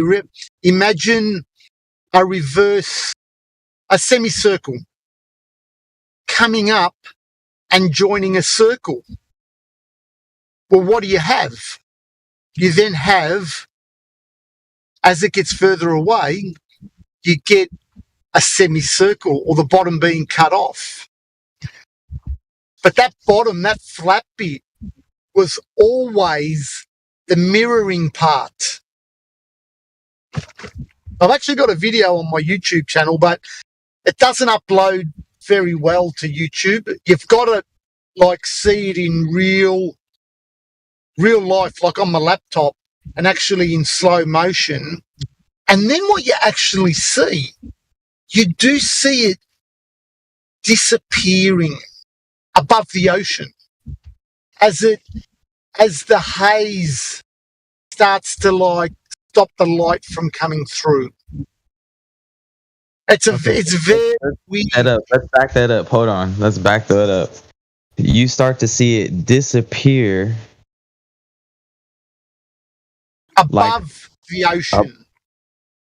So you actually see a dot above the ocean. Wow, that's fascinating, dude. Yeah, what kind of camera do I need to see that? Like, is it like everyone talks about the P900? No, I got a P1000. I got a P1000. P1000? Okay, yeah, I'm gonna get one. I'm gonna check it out, man. That'll be a good little date to take a chick on. You know what I'm saying? But yeah, that's pretty awesome. Yeah, another thing you could use is a lot of mushrooms. One time, I was taking a lot of mushrooms when I was younger, right? I was taking a lot of mushrooms. And I had this chick on the beach I went to high school with, a really cool chick. She was in a bikini and the waves were splashing. Can you hear me? Sorry, I just had a phone call. So I missed the whole conversation for the last minute. Oh, no worries. So it's a P1000. And what you do is you just go to a beach somewhere, videotape the sunset, and then have a look at it in slow motion on a normal computer screen. I'm telling you, you'll be absolutely amazed what you see.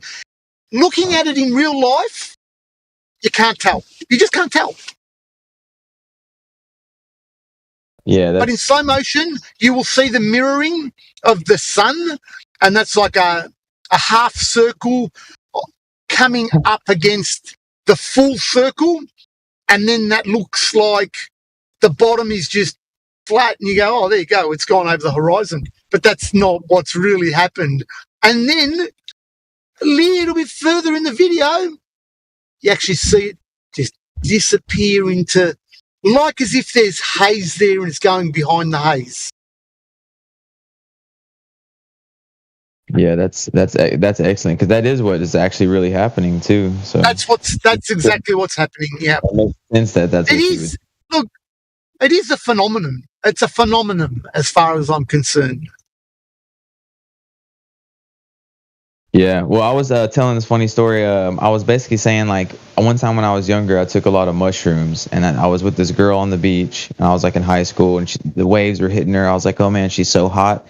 But then I looked up at the sun, right? Like, imagine how trippy I must be on like, I'm like, there's a hot chick, but for some reason, I'm like, let me look up at the sun real quick. And I see the sun, and I can't stop looking at the sun because I'm tripping out, because I'm like, there is no way that is millions of miles away. It's right there. Like, I know that's not millions and millions of miles. I mean, it's pretty fucking high, but I could feel its heat, and I could visually see it. Like, I could feel it with my perception, like how far it was. You know what I mean? And I was like, no, maybe I'm just because I'm on drugs, or something. Well, not more mushrooms. But I realized I've never taken any drugs, so I don't have that problem. I look at things in reality as they are, and there is no amount of convincing that anyone can turn around and prove to me that we're on a globe spinning and flying through space. No, there's nothing. I'll go to my grave believing, not believing, that's the wrong word. I'll go to my grave knowing that we live on a flat plane, and there are many, many questions that are unanswered and probably never will be answered. Yeah. And I agree with you 100%. If someone wants to come to me and say some bizarre thing that I don't observe, hey, we're really, there's really a big bang, a firework, there's nothing in space, things are exploding everywhere on the grand scheme of thing, and now we're just like this little ball, and we're evolved from monkeys. And I'm like, okay, slow down. Okay, well, hold on. Do you have any proof of this? Like, what are you talking about? Are you on drugs? You know what I mean? And, I observe a flat plane as far as you go, and I don't think anybody else has seen anything different. And then they're going to come with all this. It's just crazy, man. It's crazy, because we really are. What's the most bizarre thing? Flat Earth is like noob stuff. Like, whenever my friends are like, dude, you really think the Earth is flat? I'm like, dude, that is old news, bro. If you're just finding that out, man, I'm sorry. You got a lot of other work to do. You need to get your birth certificate. You got a lot of other things to do. We're not just lied to. We're basically cattle. We're slaves. But, cattle, you can use a barbed wire fence. You can't use a barbed wire fence with humans, especially masculine men under God who are willing to go to war for the glory of God's kingdom. No. You have to keep us enslaved in a box. You have to keep us believing, if you go one direction that way and keep going, you're just going to end up in the same spot. Most people die within 200 miles of where they're born, man. It's sad, because our brains are killed, you know what I'm saying, by their indoctrination. And I don't know who rules it, you know what I'm saying? I had an interesting... I don't know who rules it either, right? But I do agree with you 100%. Okay, this evolution bullshit is just an even more unbelievable story. But there are people that don't want us to explore. Now, I don't know whether we can. This world that we live in might have been created in such a way that we can't explore any further. This is where we are meant to be. Are there other lands? Yeah, more than likely, there probably are other lands. But maybe whoever created us put them that far away from us that we can't go there anyway.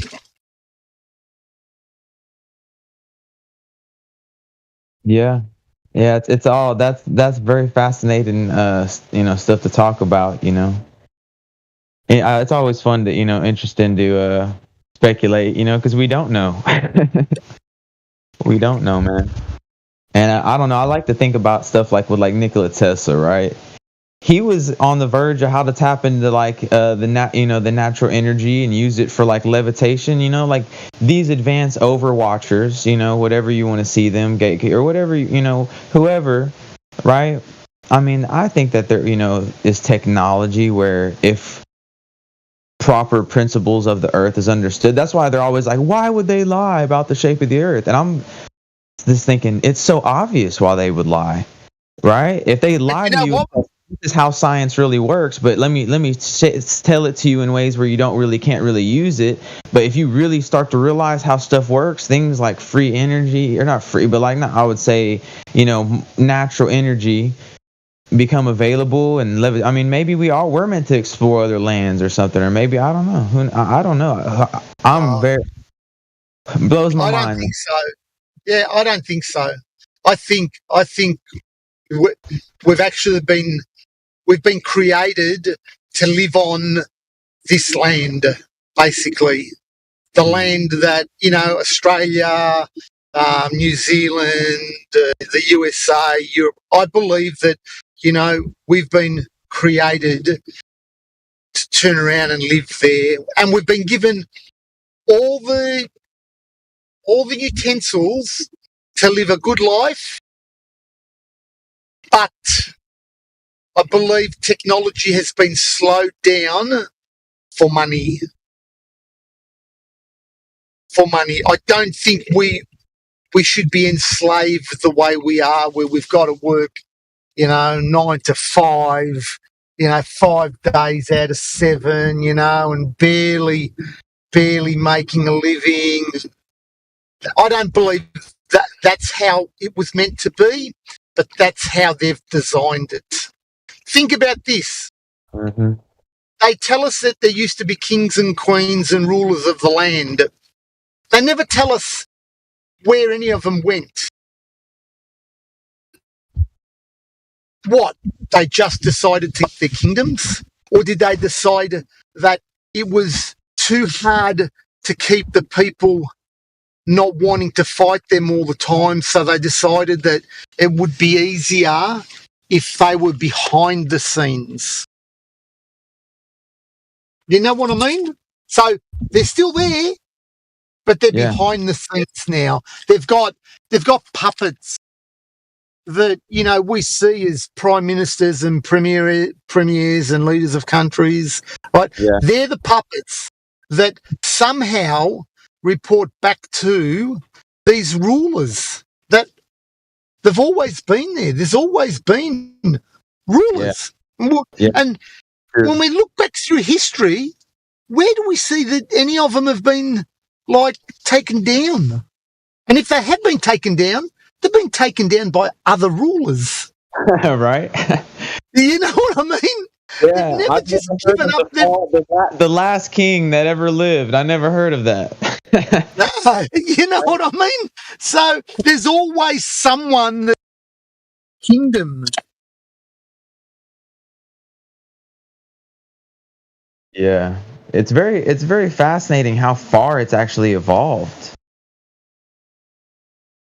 to where they are behind the scenes and they're using technology and AI and advance, and things have just become to such a scale where,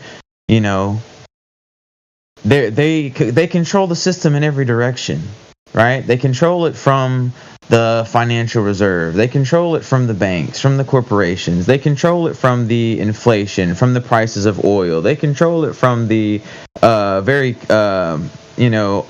And they control everything.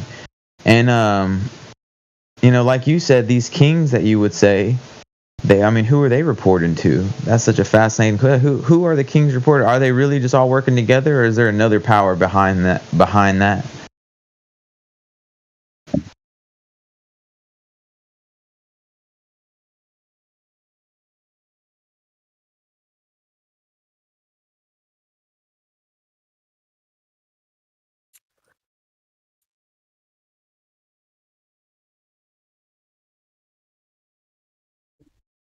All I know is that the more and more time that goes by, the more I'm seeing people wake up on a massive scale.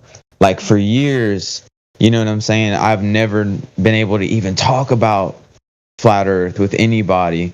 because it's like, oh man, I don't know, I need to keep this on the lay low. I mean, people aren't really accepting it, but now people are waking up so fast. It's almost like people are more willing to consider hearing the truth. We're entering into this age where people are really able to wake up and hear things. And I hope the rulers are scared, whoever they are. I hope that they're scared, because the people are rising up and waking up to the truth. Not just the flat earth, but flat earth is the key. The flat earth, once I woke up to flat earth, I started seeing the globe propaganda everywhere on TV. I was starting to be able to recognize, oh, that's a tactic that they use to try to brainwash me. And then I started seeing that tactic on other things. And I'm like, wow, they're really trying to brainwash me with everything. They're trying to get me to buy this and do that. They even openly acknowledge that they use brainwashing tactics on, like, the CIA. They acknowledge that they use that on its own citizens, you would say. Crazy.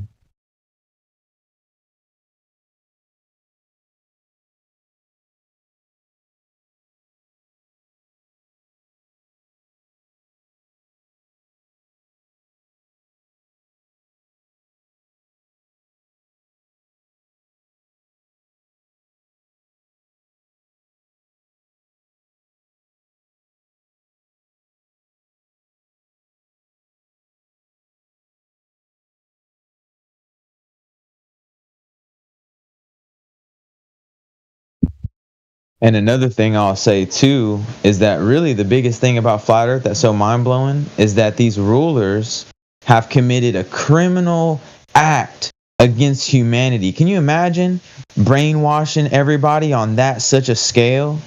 Oh man, that's that's what I think is the most shocking part. Right? That's like intent to mislead. They don't have our good intentions at heart, once you wake up to that truth.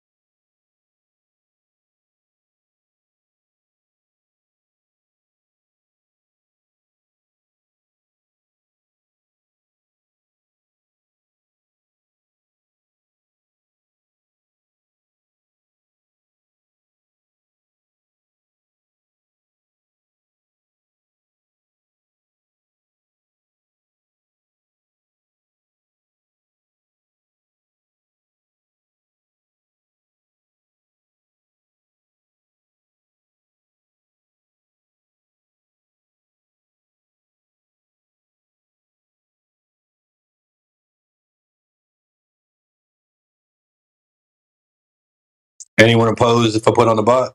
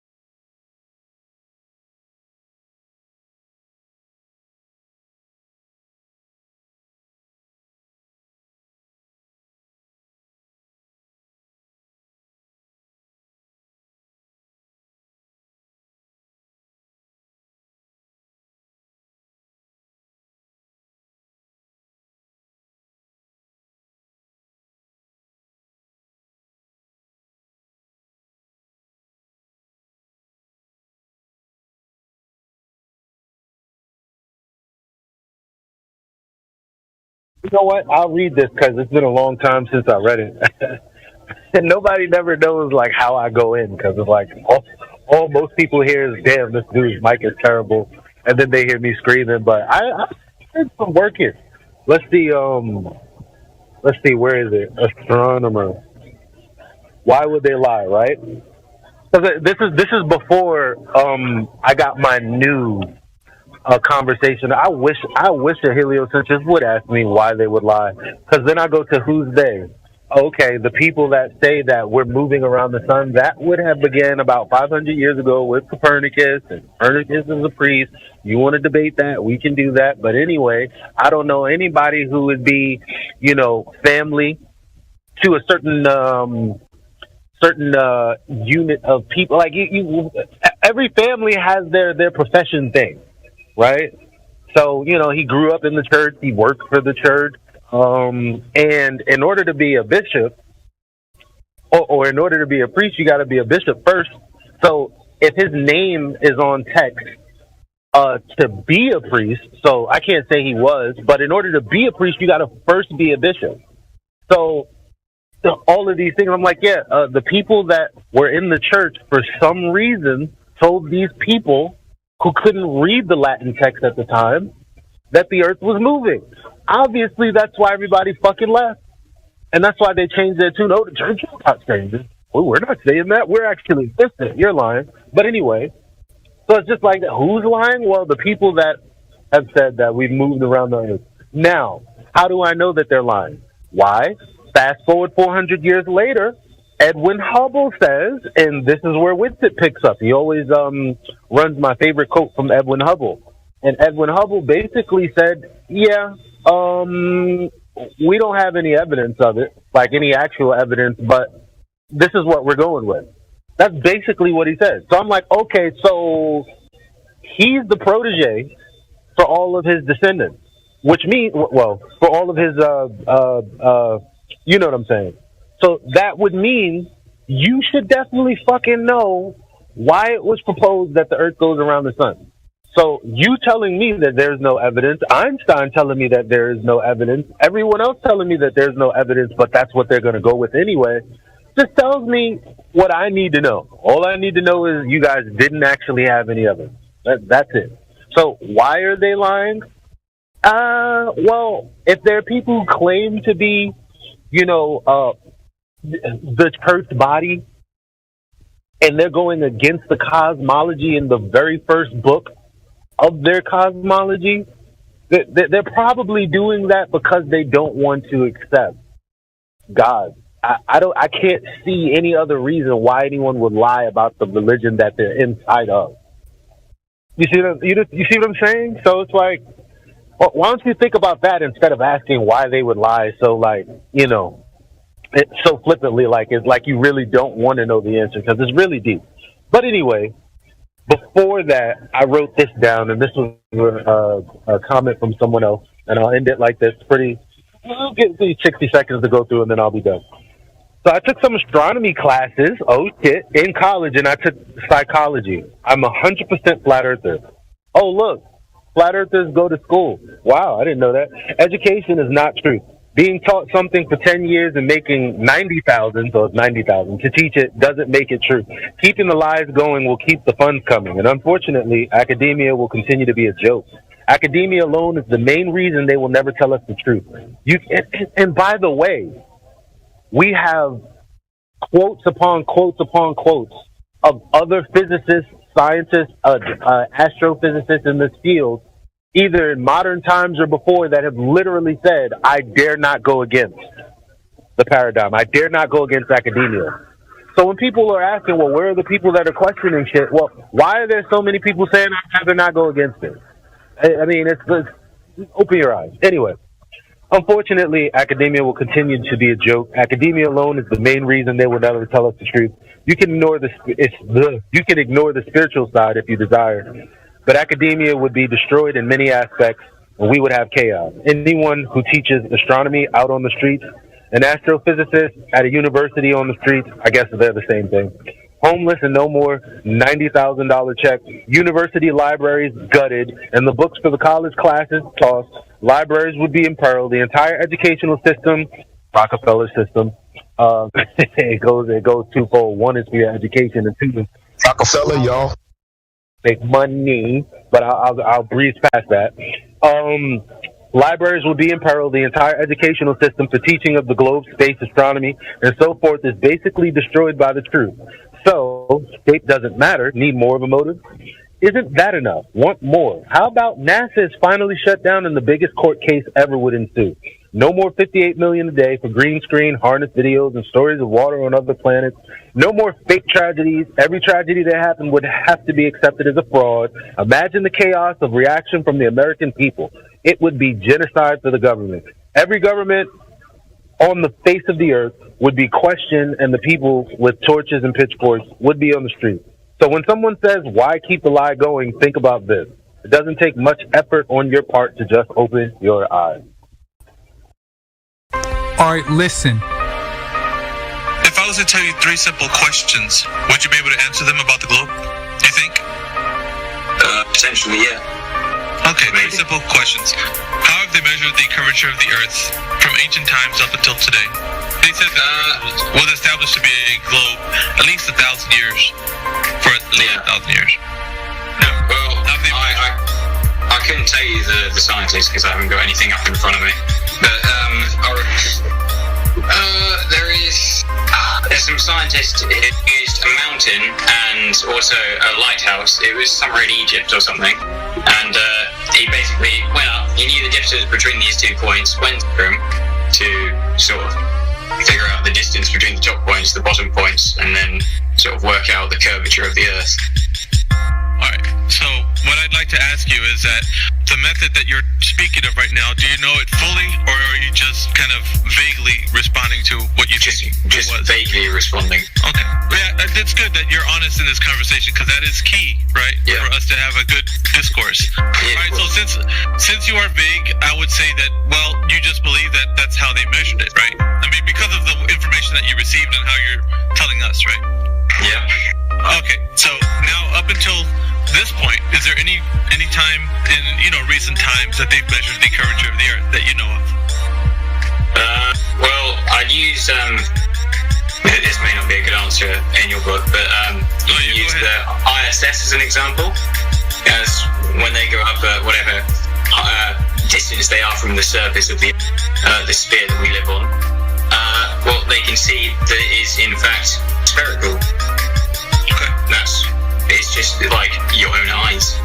You can sort of believe it. Right, your own eyes, but not your own eyes, right? At the same time, because it's not your own eyes, it's their own eyes. They're telling you the story from that place that they're at.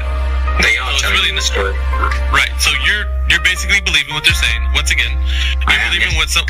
Right. So we're just establishing, that as much as we're not going to get into any details right now in this conversation. But so far, what I'm gathering is that you just basically believe what they're telling you. So that's fine. You just believe that they said that the Earth is measured to have curvature. Yep. So we'll go ahead and go to the next question, which is, how do you know, or how has it been measured that the Earth has been detected to be spinning on its axis, axial rotation? So what method do you know of that we can actually do, or has been done, that detects axial rotation? I couldn't tell you. Okay, honest answer. All right, so we'd say that you just believe that however they detect that the Earth is spinning on its axis, they must be correct, because there's been a lot of people that have detected it, or a method has been done to detect it, right? You just believe that to be the case. I just believe it. Okay, so third and final question is the vacuum of space being a medium that we could travel to, or that it actually exists as a medium that they tell us. Now, how can we establish, or from your first-hand perspective, that the vacuum of space is indeed adjacent to the pressure air that we breathe? I couldn't tell you.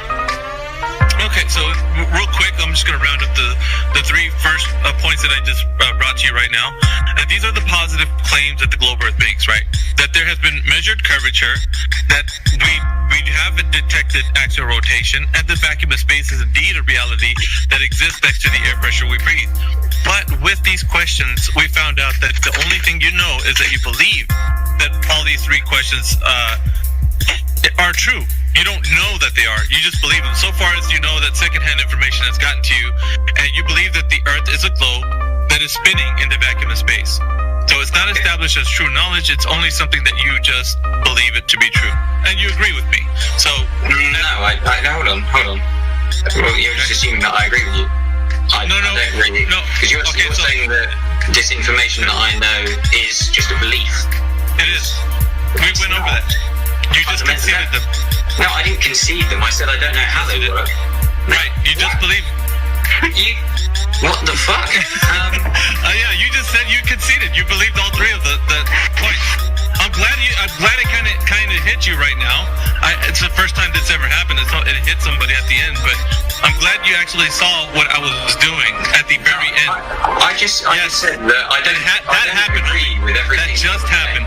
I know that you don't. I know that. Listen, people arguing with me speaking. Hold on.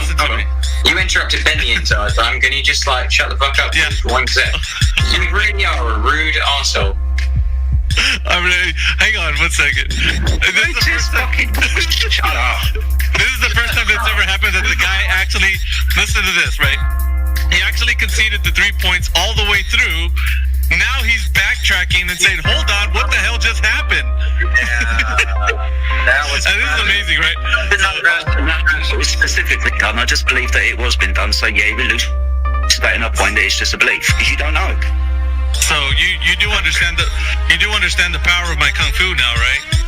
You just got beat on and didn't even know it. So here's the thing though, homie, and I know you're not gonna like this because I have you muted, but I have to because you were being very disrespectful.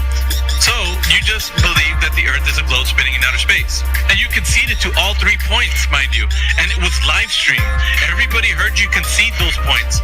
So it's not only that you conceded it, but we have tons of witnesses right now. About 50 people listening on the Discord, and about maybe 60 or 70 on the 2 live streams that we have running. So thank you very much for your participation, but it seems like you're not going to be very good to have a conversation with because of the way you were being. So unless you're going to say that you're sorry in a DM, then I'm probably just going to leave you muted for now. And let's get to some other new people that are in here.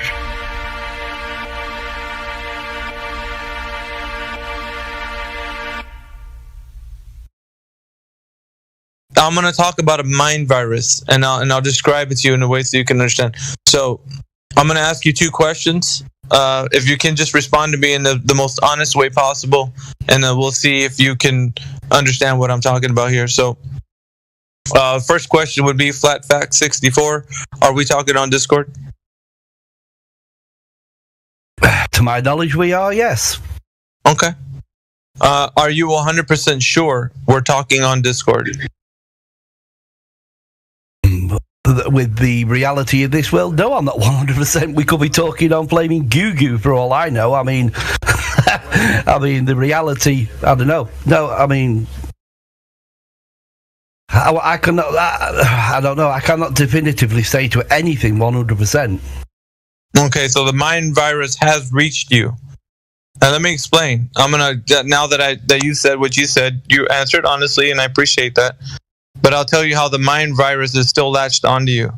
This mind virus that you can't know anything to be 100% sure is going to keep you from the truth. It'll stymie your critical thinking. It will stop you from looking into things. Send in the clowns. Like, if I was to ask you, Siruz, right? Go ahead and tell me what you're doing right now. Just, and I don't mean exactly... generally, what are you doing? Like sitting on my computer chair.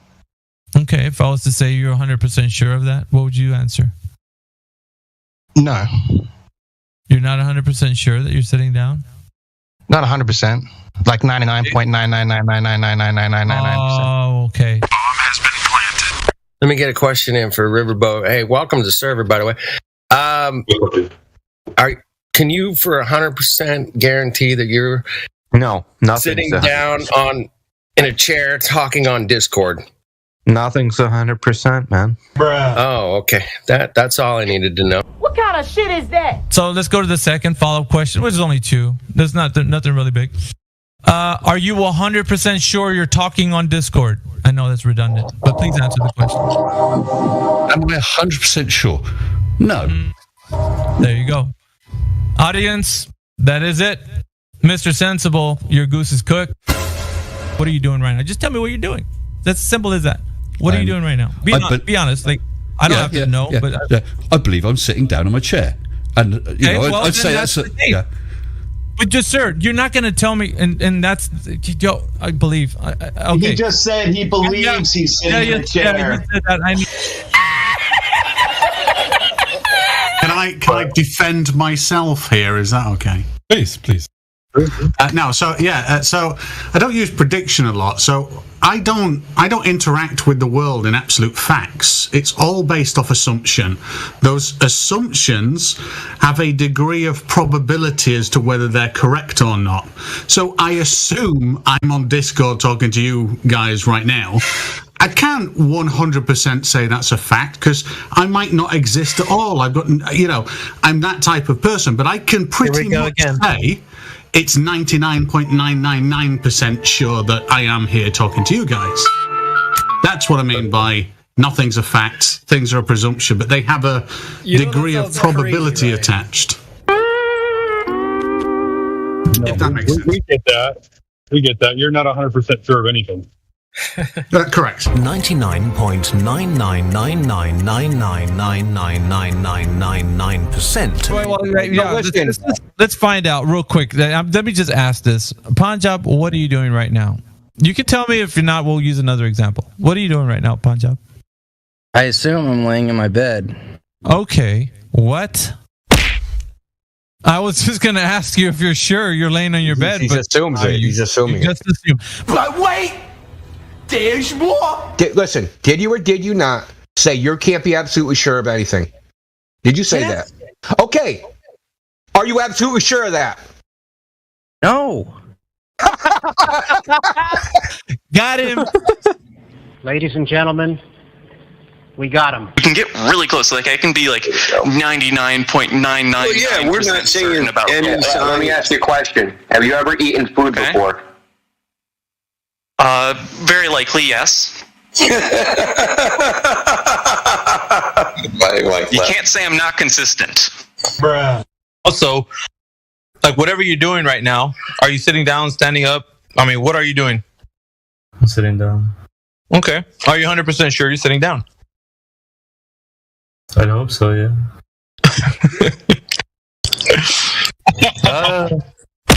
Okay. No further questions, Your Honor. Are you 100% certain that you are speaking with us on Discord right now or not? Oh, fuck. Tough one. No, it's not. It's not tough. So you can say you're talking on Discord, right, Crepuscule? Yeah, I suppose I'm talking on Discord. Yeah. Suppose? Wait. Well, why was there hesitation, and why now is it you're supposing that you're talking on Discord? Tell me about why you think that. Because I could be just a dream in the mind of God. Who knows?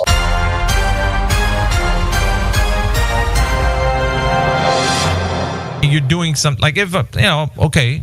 I'll ask you this: what are you doing right now, Crepuscule? Standing up, sitting down, laying down? What is it? I'm sitting down and I'm about to eat some bread. Okay. Can you tell me that you're doing that 100%? With all certainty. No. Hello? What did you say? No. I said no. Why? Because I know that I can't fully trust my senses because I'm somebody who's literally delusional. Okay. I've literally had false memories. So you're the wrong person to ask that. Shut up, bitch! I'm not 100% with anything. Right, but I am more than 99% sure. Excuse me. You're not 100% that the Earth is a globe? I'll tell you nothing's 100%. Nothing's 100%. What? Nothing's 100%. What are you talking about? Okay, so let me ask you a question. Just because you said that, you need to answer this question. This next one I'm going to ask you. Have you ever eaten anything? Oh yeah. I might have eaten something, right? Okay, and then now I remember eating that. Now, what if there's a very small possibility? There's a very small possibility that my memory has been altered. I'm a schizophrenic. I'm suffering a psychotic episode. Yeah, I can introduce factors that I'm completely unaware and oblivious to. So, if I ate something, there's a high probability that I'm correct that I ate something, but it's not 100%. Nothing's 100%. Right? Bro, what are you talking about, man? But let me finish the point here. Quantum mechanics, the most technical field of science currently, is not 100%. They use probability. Why would I talk to a psychopath? You just finished saying you just finished saying you could be schizophrenic. Why would I want to have a conversation with a schizophrenic? I was making a hypothetical situation. No. You just said I could be schizophrenic. It's not. Yeah. To tell you, are you 100% sure that you're sitting down watching your screen? Well, nobody knows what's outside their perception. No, that's not what I asked. What I'm asking is exactly what you told me. I'm just repeating it back to you as in, are you 100% sure that what you told me is exactly what's going on? No, because you don't know what's going on outside of your taste, your smell, your hearing, your sight. Okay, so this is the issue that we have. Are you swimming in an ocean? Probably not. What? Probably not. Well, that's He's that not guy. even sure of that. He's whispering in your ear again. That professor. You would have to define what an ocean is and what. No. You know. Like, no, we don't have to get into semantics. So for the reason of this conversation, we both understand each other in a way we know what we're saying. So you know what I mean when I say ocean, right? Excuse me. You can roast me for saying this, but I don't think I can touch a ball before, so. He probably is. Hey, man, are you talking on Discord right now? Yeah, I think so. I didn't even get the second one. You're already caving. What the hell, bro? I think so. This is madness, man. Yeah, all you guys, you live in your own fantasy. Have you ever eaten before? Bomb has been planted. Yeah, I think so. Look at this guy. I don't think he remembers his last meal. No, you don't remember when he's eating, or if he has. What the fuck is this piece of shit? I can prove that. Oh, he can't. How big is the jar your brain in? Are you a brain in a jar sitting on some shelf somewhere? No, I don't think I have one of those. Shut your... I don't have one of those. Listen to this guy. Not if you have one. Are you one? In one? Are you in a jar? I think he's just a jar. He's not even in the...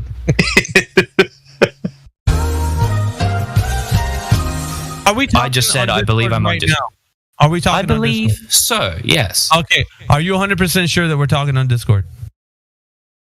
I can't be necessarily. There you go. To be plugged in to a simulation, something like that. There you go. Are you sure about that? How about what are you doing right now? Are you sitting down, standing up, Deck? I'm sitting down right now. How sure are you of that? Are you 100% sure you're doing that? I'm pretty fucking sure. As sure as I can be about anything else. There's damn good evidence in there. Guys, it's not that fucking hard of a jump to understand that if you don't know if the world is real, then you can't know if anything's real. Like, it's not surprising. Stop the cap. Stop the cap right now. Stop the cap. No bullshit, bro.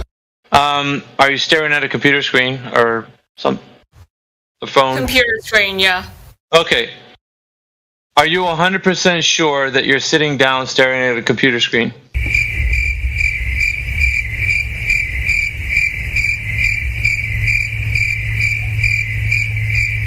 I mean, that's a pretty philosophical question. Not really. No, it's not really. Well, it's not really. Plan definitely folding for the globe. A few moments later. As a logically thinking human, you would then tell me, well, I'm sitting down and I'm staring at my computer screen, right? And then if I was to follow up and tell you 100% certainty, do you know that you're doing this? Without the professor's voice in your ear, what would you tell me? Sure. I'm 100% sure. Right, and what would give you that inclination to tell me that? In my defense, I'm a social sciences student, so again, my inclination would be to say that based off my conception in my mind of reality, the way my brain interprets its sensory input. There you go. Because of your senses, you start to realize the world around you, and you're able to navigate. So you're telling me exactly what's going on. Ego, are you 100% sure that you're speaking to us on Discord right now or not? No. Bruh. Oh, there you go. Fuck. Yeah. There you go, Levelist. These fucking people, dude. These relativists, dude. What the fuck is going on? I'm telling you, bro. You don't know until you know, and now you know. That in my epistemology, I don't believe you can have absolute knowledge. What epistemology is that? Shit for brains? No. Let him finish. You don't think you can have absolute? Your epistemology is what? I'm a fallibilist. Oh, okay. So you don't think you can have absolute knowledge? There's no objective truth. Well, I think I can know that I exist. And I think I can know that certain logical truths are true. Have you ever eaten before? I think so, yeah. What? From 1 to 100%, how sure are you that the Earth is in fact a spinning globe in a vacuum with a radius of 3959? I'd say 99.2, something like that. Shut up, bitch! Oh my God! It's all over. It's all over for him. I don't know if you realize it, but it's over. Hold on, not yet. Clear? 24/7 Flat Earth Discord. Go get VC verified.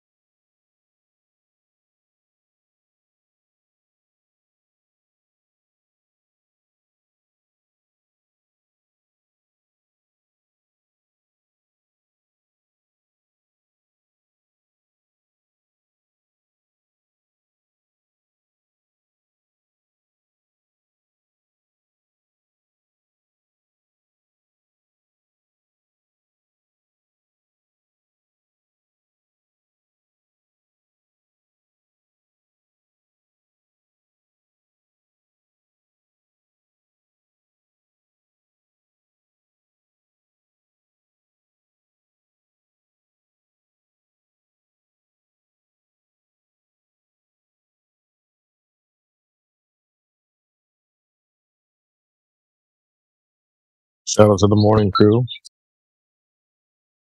I see Blue Jumper in here spinning records this morning. Shout out to Blue Jumper. Ether Gris, I see you in here. Jaisu, we got Amish just popped in and Yoke Smasher. So this is that moment when the fires dwindled down, needs a few more logs. And it's awesome to see how the panel starts to pop off when we get a few friends around stoking the fire. So shout out to the DJs always spinning records, keeping from the dead air. And yeah, shout out to anyone out there on the tubes listening in. I figured I'd just jump in. I got some time. I've been building up my own server just as an archive for things to store clips. Because, you know, the chat, it's like an ocean. You drop something in that chat, boy, if you don't save it, it might get lost. So I've been saving a lot of these videos, clips, memes. This all started before I got gold. Because, you know, we got that meme bot.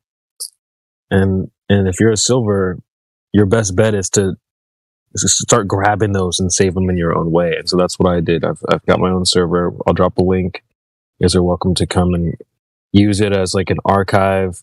It's like our meme bot archive. It's kind of what I've started it as. And it's grown to be a place to have soundboard ideas, clips from 24/7, clip chords, all the clips that he's been making, he's been storing over there. So let me get you all a link.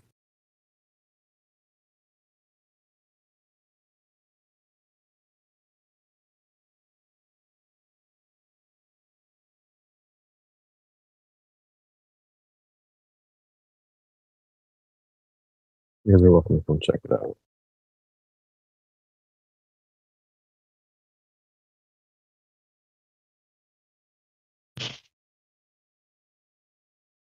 See, I'm a spy. Hop back on. What's going on, buddy? Hey, just trying to get situated here. Taking a day off. It's always good to have a nice little day off. Weather's been nice here, so I've been out trying to enjoy a little bit of the this nice weather while we got it. Yeah, it's been incredible over here too. I think we have a similar weather just east of you. Where are you, if you don't mind me asking? I'm out in Lancaster, Pennsylvania, so okay, maybe 4 hours east, maybe. Yeah. Yeah, this is the kind of weather I like because I spent. I always reference my long distance observations. Anytime someone's in the chat talking trash, I'm like, well, you know, you can just ask them what they've done. And so they asked me, I did spend some time in San Diego, or was able to do some observations at the beach. And I learned that's like, oh man, I love the beach. So this weather just reminds me of my good time in San Diego. So I just really love soaking up this good weather. So, glad to hear you guys got some good weather over there as well. Yeah, every time it's this nice, I'm jealous of West Coast weather out there. San Diego is like perfect, man. It's the best place on earth. Anytime Sonny was in here talking about like, oh, it was cold yesterday. I'm like, Sonny, I don't even want to hear it, bro. But yeah, shout out to Sonny and Wave Mixer. I know he's over there in LA. I think there's a Flat Earth Dude out there as well. So I didn't actually meet up. I was off Discord when I was out there for the most part. I really wanted to be, you know, out and about and not too connected. And I really enjoyed my trip there. But I would have been cool to meet up with some of the friends from the panel and the server. But yeah, on that note, shout out to Platter. Platter and his family came down to visit my little town, and we went out, had some coffee, and spent some time. Really good. I got burnt like a crisp out there. It was a hot day. But yeah, cool dude. So yeah, Platter, is nice meeting you, man. Shout out to Platter.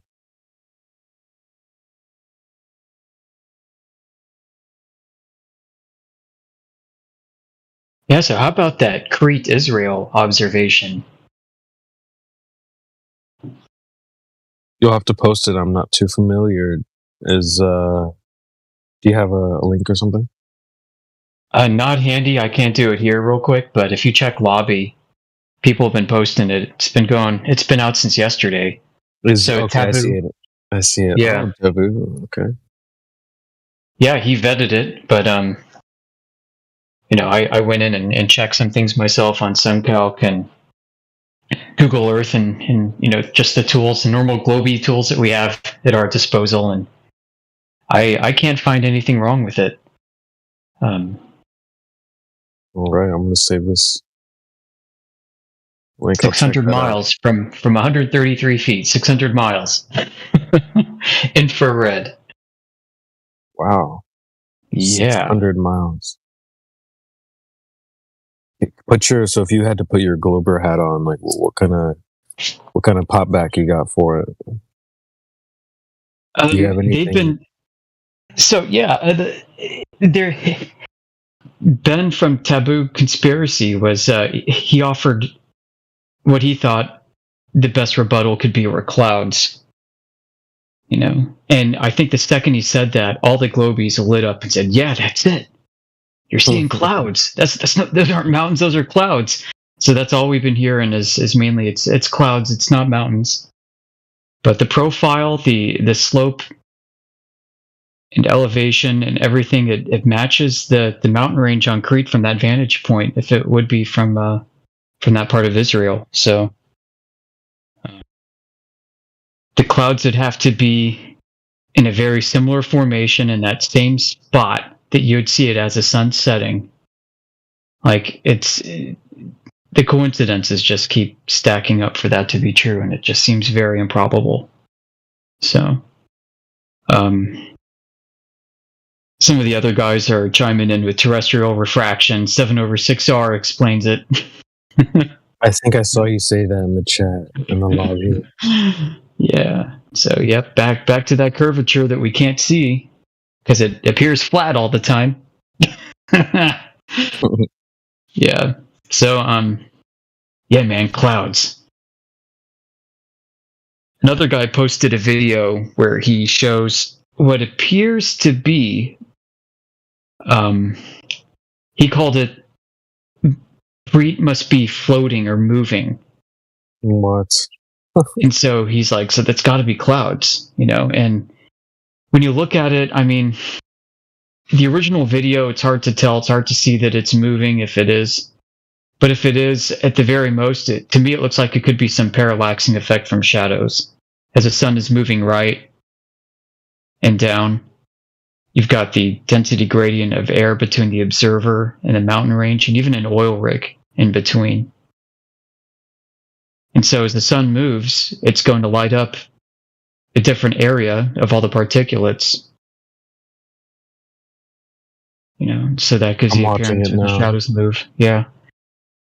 And in that clip too, the guy drew with a red pen a silhouette over the mountain range and then animated that red squiggly line, and it outruns the mountain range apparent motion to give the appearance that it's moving even more than what's very dubiously there in the first place. So a lot of deception is coming out, a lot of gnashing of teeth. So I say keep posting it. It hurts them. So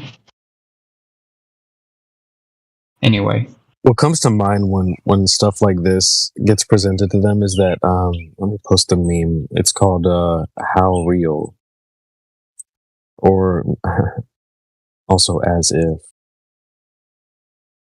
So let me post this.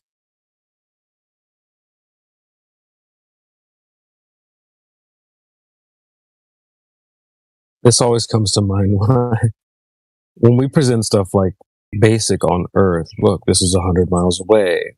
They're always really skeptical. They want to go full conspiratard, all of a sudden. But when they look at, James Webb Telescope, oh, yep, that's good. Everything checks out. No problem here. So it's like actual pictures of the Earth. They have, they're going to start applying more rigor and have issue with. than they will with these like cartoons of things that they imagine in outer space. I just find that funny. This meme's been around for a long time, so it's like always, it's a gem. Whoever made this is, they know my pain. Yeah, we see this every day, don't we? I mean, and arguments from incredulity abound. Like, that can't be real. There's no way. You have no way to validate that, right? It's like, okay. The double standard too. We're supposed to be the conspiracy guys, and what are you guys doing all of a sudden going full conspiracy mode? Like, no, that's gotta be fake. It's like, wait, what the hell? Like, you're supposed to be Mr. Normie here, Joe Norm. Things aren't fake, okay? What the hell's going on?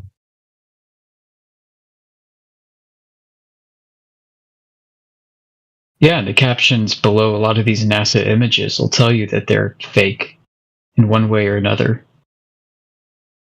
Even from James Webb, I mean, these enhanced images and things like that they say. And then we post raw footage, like a video, and then screenshots from the video. What then? Yeah, that's a good meme, man. I like it.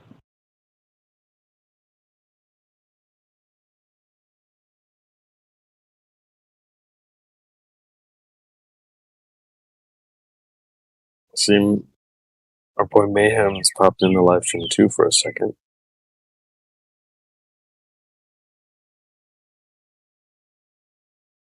And he disappeared. Which gives me a chance to reset.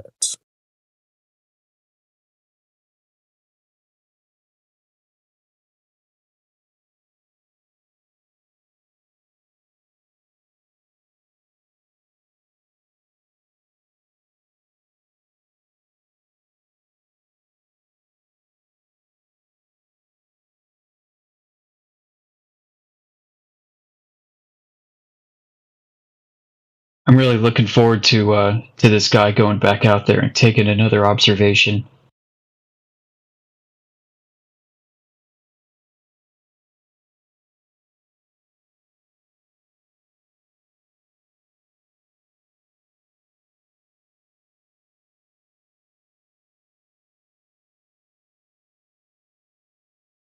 Speaking of observation, is there anywhere out and where you live, like any lakes or anything, where you could or have done tests before? Not too close, not big enough. The nearest I've been to is Bedford, which is west of me about an hour and a half or 2 hours.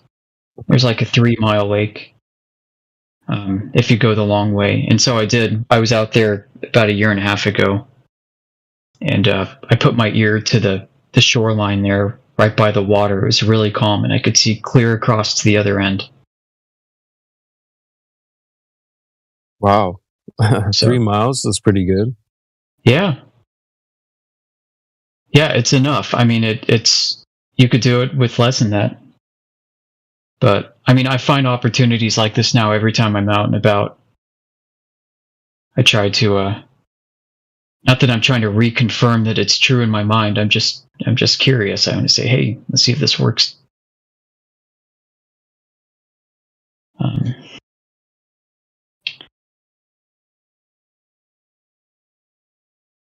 Yeah, if anybody lives in Pennsylvania, if you head out to Bedford, you could do it too at the lake there.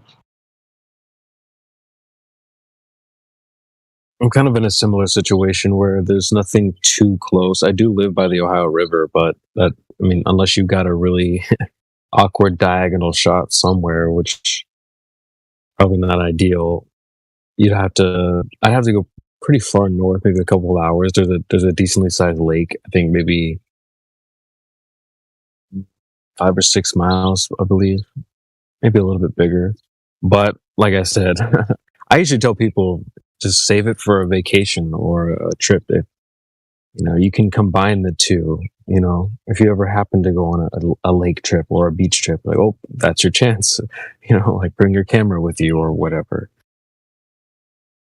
So that's a good opportunity. This, it's not something you can always do tomorrow, but it's something you can do in a lifetime, and it's worth doing. I definitely took the opportunity when I was out in California. So yeah, that was awesome. I was really happy with that. There was some islands off the coast that I was using. Also the, you can just use like a naval app where you can kind of, calculate the distance of how far the ship is and kind of observe it as it moves and so on. So yeah, I was able to do some pretty decent long distance observations out there. I was happy with. So cool. That's cool. I'd like to head out there someday again. San Diego's nice. Probably see boats way out there too. Yeah, it was like, the big tankers out there in the water are just mind blowing, because you don't get those types of sights here, man. In the Midwest, there's just so many trees and valleys and everywhere, because you don't get to see in the distance that far unless you get up pretty high. At least where I live, there's not the best view. Every time I do get a decent view, I'll take a snapshot, but it's nothing compared to being out west, where you see mountains over there in that direction, there's an ocean over that direction, and you're seeing like, way, way farther than you can when you're in a valley, obviously. So yeah, I really enjoyed my time out there. It was I remember being out west. I was in Arizona for a while, off and on, and I remember I was somewhere outside. It wasn't Tucson. I think it might have been like Sierra Vista. If you look at it on a map, it's like south of Tucson, and I could see. So there was something like an explosion happened in Tombstone, Arizona, and I think it was something like 70 miles from where I was, and I could see part of Tombstone, and I could see some of the smoke. I remember thinking at the time, this is a long time ago, I don't think I should be able to see that. Maybe I'm just over an exceptionally flat part of the geoid. And with the air so clear out there in that high desert environment, yeah, you can see forever. It's nuts. But then you come out here to the East Coast, like on the Atlantic, and it's so humid and hazy. I mean, you're lucky to see beyond like 5 or 6 miles before the horizon just eats up all the light. So, but you don't need much. I mean, I'm out here by the Susquehanna River. There are a few spots near me where you can go out to the shoreline and look down river and see a few miles. It just gets really rocky in places.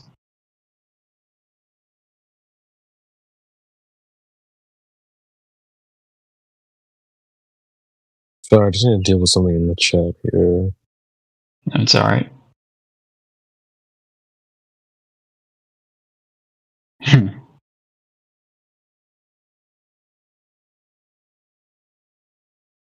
Oh gosh.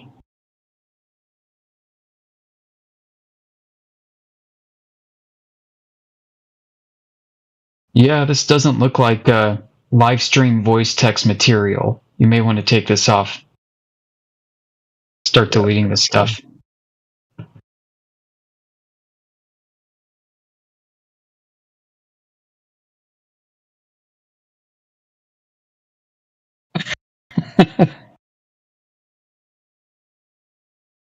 Okay. Anyway.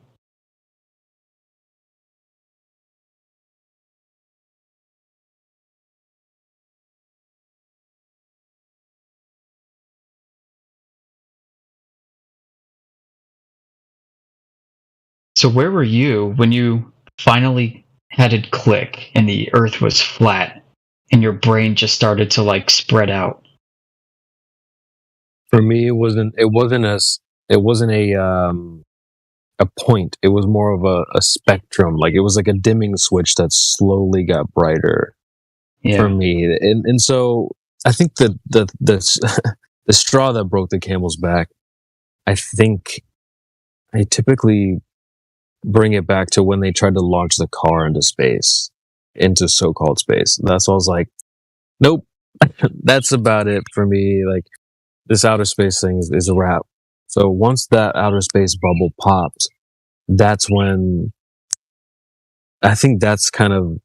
I mean, I would probably that's that's a good starting point for me. But before that, I was already definitely questioning because as soon as I started asking questions, like it was 2017. I had a friend I worked with who was a pilot or training to be a pilot. So I'm like, oh, perfect. I heard about Flight Pass. I'll just ask him. And so, like, I'm at work. I didn't care. Just ask friends around work, and it just immediately something happened where I was like, oh, I'm not in the club. I'm not not one of them type of thing. And so, in terms of like my views on the Earth, so yeah, that I got kicked out of the Globe camp real quick. That's what I noticed. And so the Flat Earth thing didn't really formulate in my mind until maybe 2018 and on. But yeah, it wasn't, I don't think it was like a moment where I'm like, oh my God, where this is really happening. It was definitely more of like like I said, of a dimming switch that got brighter over time. It still is, I would say. I was just about to say that. Like the further you go along in this, the more it just unfolds. Mm-hmm. You know, I remember after it started happening, you kind of start to take inventory of the things that you took for granted that you thought was true, and you just got to keep discarding more and more and more. You know, I think outer space was the big one, right? Like, geez. Solar systems and planets and stuff. You mean Star Wars? No. Yeah. I believed in that for a long time, so that was the last thing to go for me. I hear some people that's the first thing to go. Props to them. Yeah. Yeah, I clung on to it for a while. I remember first encountering this when they say Flat Earth started to come out into the mainstream in like 2015 or so, 2016, 2014, that area.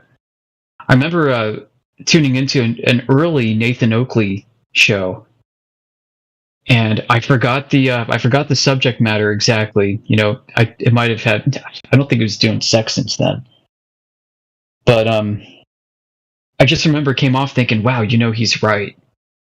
He's got to be wrong somehow, but everything he says makes sense, and it disturbed me for a few days, and then I just kind of turned it off.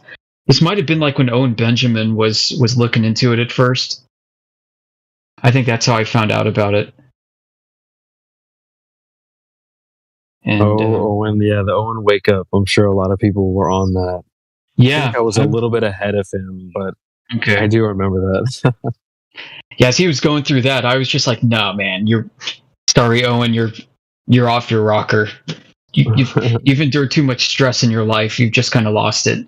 But then I circled back around to it during the lockdown years. You know, you had nothing to do really when you're stuck at home. I think a lot of us can say the same about that. So, like, yeah, let me go look at Flat Earth again. Like, oh no, it's really flat. But yeah, and we're almost expecting people to get it in like one night. You know, when they come here. You know, sometimes I jokingly say that, but I do often recommend, like, dude, you don't have to figure it out in one night. It's not like we all figured it out in one night as well. It takes time. It's like a good old aged wine or something. Yeah, it does. Like, when you first get excited about it and your brain accepts it, you want to tell everybody too. I'm sure you went through that, right? A lot of us do. Yeah. That's true for a lot of things. Like you discover a truth and you want to share it with everybody. Then you learn pretty quickly that's probably not the way to go about it. You have to be a little bit more sly than that. They call that like the fundamental attribution error in psychology, where you assume everybody else is basically going to be the same as you in some regards, so you treat them as such, right? So you're like, well, man, if I was receptive to this, I think if I bring this information to somebody else, they're going to be receptive to it too, just like I was. Yeah. I definitely experienced that too. So you embarrass yourself in front of some friends and family members for a little bit, and then you learn.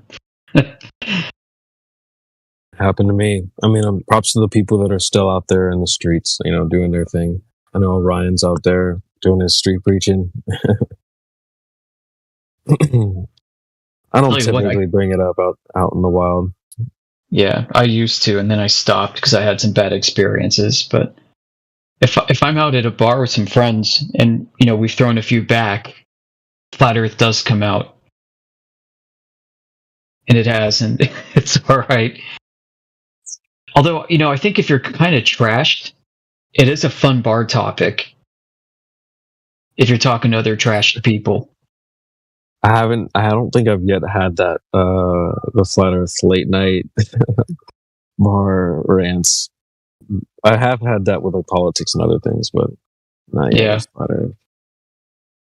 Oh yeah, it's weird because a lot of people haven't come across it still. Like I don't want that smoke, son. They can't handle it. They have nowhere to go to. They're trapped in a bar. I don't know. I mean, if you're kind of coy about it and weird and stuff, it's interesting to some people in that state of mind when they're not really. It's kind of hard to be too defensive, I think. But then again, I got roughed up once by some biker dude when I tried to bring it up in one place. So I've talked about that before in here. Yeah, it's like no. Well, just shows that there really are no arguments. You know what I mean? If someone came up and as a flat earther, dude, could you imagine? Someone's like, "Hey, man, can you tell me about the flat Earth?" You're like, "Are you serious? Don't you ever like? Why would you ever resort to that? You have the information." And all of the evidence that comes from the globe side is all inconclusive. Therefore, you can't prove anything with the stuff that they spew because it works on both ends. Right. And that's something a lot of new flat earthers need to come to realization with too. We're not out here proving flat Earth per se. We're just showing them that there's no rational basis to continue believing this globe nonsense. Does anybody know how to turn off the mark as read banner that comes up when you don't read a message? You know how to turn that off on Discord? No. Are you on your computer or on your phone? Yeah, I'm on my PC. It's like in the text. It's like a blue line across the text, or can you say it one more time? Yeah, because you know that when you don't read a message, a little blue banner comes up on top of that. Yeah. Do you know how to remove that? There should be either like a jump to the bottom or a little X on the side. No, but if you get all the way down to the bottom, or manually you can do it. I don't want it to show up at all. Like not even if I haven't read. Oh, got you. Yeah, I want to. I'll have to look in the settings. Because I'm trying to. When you're streaming, that pops up if the mouse isn't over the text. Like if I'm not. Yeah, let me take a look in the settings here. I didn't find a way to disable that, so I'm kind of trying to figure that out. Notifications, enable desktop notification. I thought it was there too. I don't know if that's it though.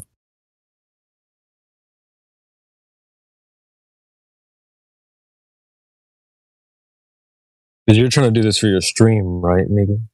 Yeah, it adds that bar every time I don't click on the window that has Discord on there. So streamer mode, disable notifications. All desktop notifications will be disabled. So streamer mode. Is that my personal profile? Do I go in my? Yeah, in your settings. Yeah, in Discord, your user settings, streamer mode. Mine's off, but there are settings that you can like hide links, hide sounds, hide notifications, hide information. So under server settings, is that what you said? Yeah, your user settings on your computer next to your little deafen, little setting thing.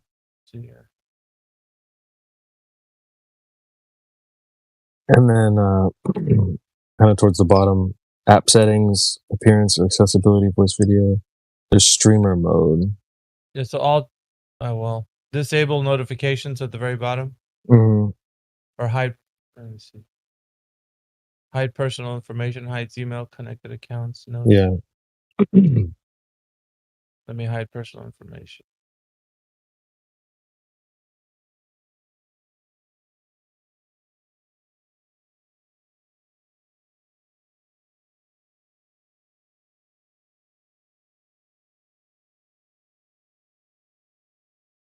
All right, now I gotta test it. See how it works.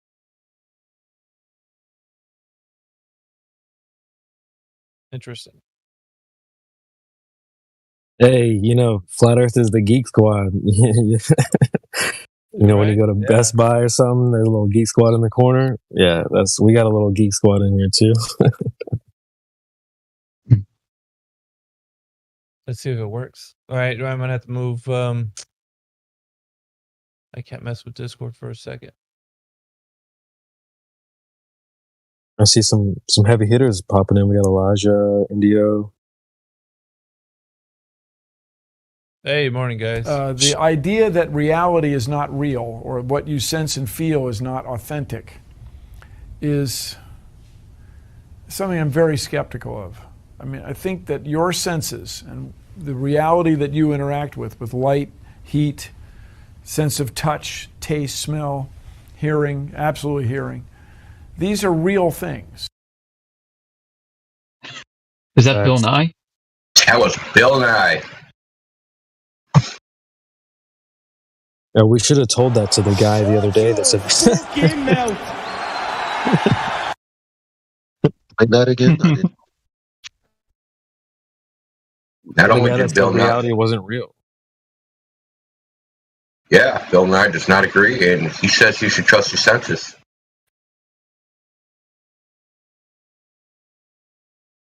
Implies it. He didn't say it explicitly. I don't know. Hey, why are these people in the chat trying to talk about my fiance and Nathan Thompson? I don't understand this. What chat is that?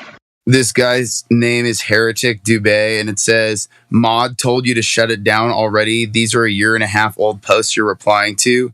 Corporal is my favorite Thompson alternate of all time.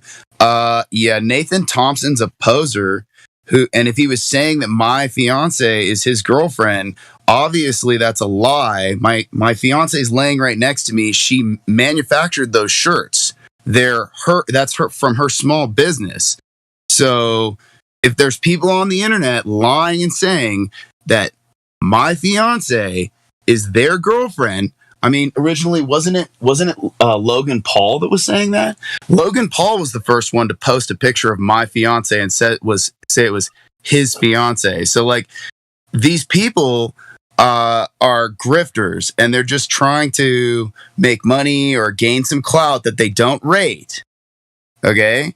So like if you have people in here telling me to shut it down, like, that's my girlfriend. So you're saying that you guys should be posting pictures of my fiance, and then this guy's over here saying that I'm Nathan Thompson? Nathan Thompson is a misogynist. He can't get a woman. No woman would ever entertain that. I know his ex-girlfriends personally. I have their phone numbers, and I have all the receipts of him being abusive to women. He's beat women. Okay, yeah, that's great. That's all great, dude. But no one cares. No one cares. Listen, I muted you. This is not 24/7 Flat Earth Gossip Discord. Don't give a shit about you and Nathan Thompson's beef. Don't care. Care about your fiance, ex, his ex, anybody's ex. Don't care. It's not the topic. What is it that he did that disrespected you that got you to dislike him? This is take that shit up with him. Session. You know, take that shit up with him. Talk to him. Don't put that shit on live stream. Why is Bumblebee deafened and talking? Sorry, I just changed the name of the. Oh shit! Stupid. I was just messing around. I can change it back. What was it? What was it before? But hey, Miggy, that's the soundboard bot I was telling you about, the longer one. India was nice enough to hook us up with it. Yeah, you're gonna have to Yeah, we'll deal with that. All right, Corporal, I'm gonna mute you, bro, because you got that flat earth tag. So just respect the forum, huh? Don't bring your personal shit here. Go take that. No. I'm responding to what you guys were doing in one of the Or chats. respond in the text chat. Fine. Don't respond on the live stream. Yeah. I don't even really want it in the text chat, live stream text chat either. Like, take it Why to DMs. are people misrepresenting who my fiance is? Check this out. Shut the fuck up, dude, or I'm gonna ban you off the server. And you're a flat earther, dude, so you should already know what we do here. You got Take it to DMs, man. Like, listen, everybody on YouTube, plus the people in this chat, don't need to hear about it. If you have a problem with whoever's typing in the goddamn live stream, take it up with them in DMs. You want to stay here? Drama, bro. You don't want to leave this show, right? No, sir. The last thing you want to do is get kicked off this show. Yeah, so let me give you a little background. We do our best not to talk shit about other flat earthers, okay, in this chat. Because it's just a bunch of drama and you're just giving ammunition to Globers, right? So, it's pointless anyway. I'm not a woman. This isn't a sewing circle where we sit here and gossip about everybody. I don't know what's so hard to understand about that. Oh, he left. He said sewing circle. Nah. Take that bullshit out of the Guys server, are crying man. about their injuries. They've been whining about how hard this is. And then they What is wrong with you, bro? It makes me sick. No, I like the soundboard, bro. Seriously. I'm just getting up. I'm just getting up and joining. I'm like, whoa.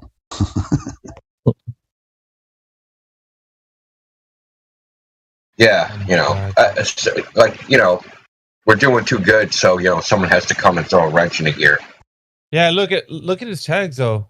Obviously, he was somebody in here that was behaving at some time. Valued, flat earther, Cogdis, VIP, military, link images, embedded, seems sincere, all that shit. And it just feel like, you know what you're doing right now? You're about to flush all that shit down the toilet. Because of your Come stupidity. on, buddy, you can't be serious. With your power level. You got something good going here, man. Why would you throw it all away for this nonsense? Pretty dumb.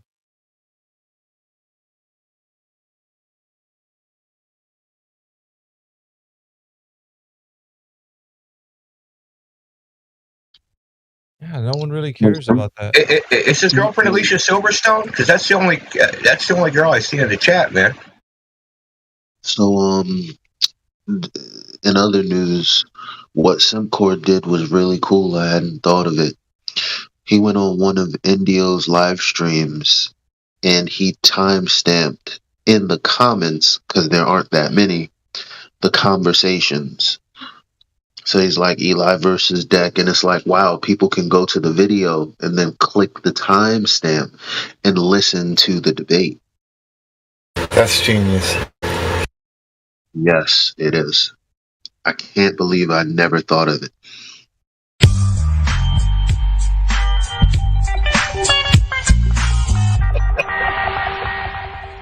Oh, I like that soundboard. Is he valued yet? Hey, bro. Hey, Elijah. He's silver. We're way ahead of you, bro. Nice. We got you. Some of us want him to be gold already. Nice. He's putting in some work. Gold. I vote for that. He should get a freaking Battlefield promotion to gold. Mm-hmm. For all the shit that he does. Yeah, I vouch. That was a good ass idea. Best idea for the live stream ever, actually. Yep. Because we weren't going to do nothing with it but try to clip it out. That now people that go to the videos can actually see. And Indio can, Helio can probably rename some of the streams as well, make it more interesting.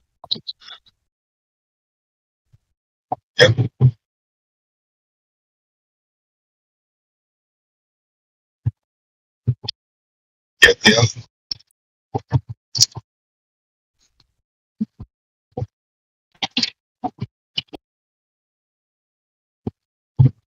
So how's everybody this morning? Hopefully good. Yeah, really good, man. It's a beautiful day today. Today was a good day, like Ice Cube says. I know.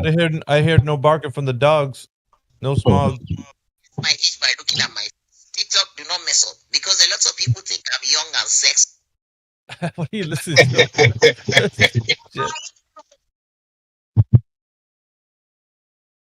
I mean, you guys had that long conversation with Deck yesterday, right? That was in the morning. My god, man! Shout out to Elijah. You were doing. When I got on this in the morning, you were hitting the nail on the head, man.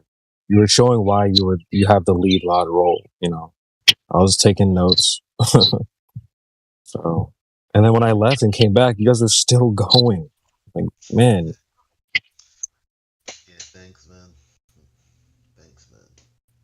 Dude, what is up with this retard? Corporal Major, you're about to be fucking banned, dude. You better. Yeah, dude, you're like right on thin ice. I'm like, dude. Then I'm holding my hand down right now from not hitting the ban button. You're not gonna be talking about shit in a minute. And then we're gonna have free reign to be talking. We moved on from your freaking skank girlfriend. Nobody gives a shit, dude. Oh my god, you post picture of my girl. How do we know that's your girlfriend? Can't even see her fucking face. Could be a dude. She's got a body of a 14-year-old boy as it is. Eli, you're low, bro. Can't hear you. I can barely hear you with my good headset. Hell, we can't even. Now you're worse, bro. I can barely hear you buzzing. TikTok. I'm on TikTok. Hold on. I heard something about TikTok. Yeah, that's what I heard too. Does this mic work? Well then, that mic. Oh, dude. Is that too loud, India? It actually I don't think pretty so. normal to me. All right, good. And I've got my stuff. I got noise canceling earphones on, so it sounded good. I probably sound like a fucking wind tunnel. Freaking clip cord, dude. Thanks, bro. Alright, we got it. I'm gonna download this. Damn, got some keyboard warrior stuff going on over here. I can't take it anymore. This guy's fucking out. Goodbye. I know. I could feel the energy just through the sound of the keys, man. Like, damn. I'm not even reading it. I know that's an angry message, bro. Sorry, man. Not enough. Not on a Monday morning. Fuck out of here with that shit. Let me see what the hell's going on over here. Yeah, I literally put the image in tin eye. Get the fuck out of here! Get the fuck out of here!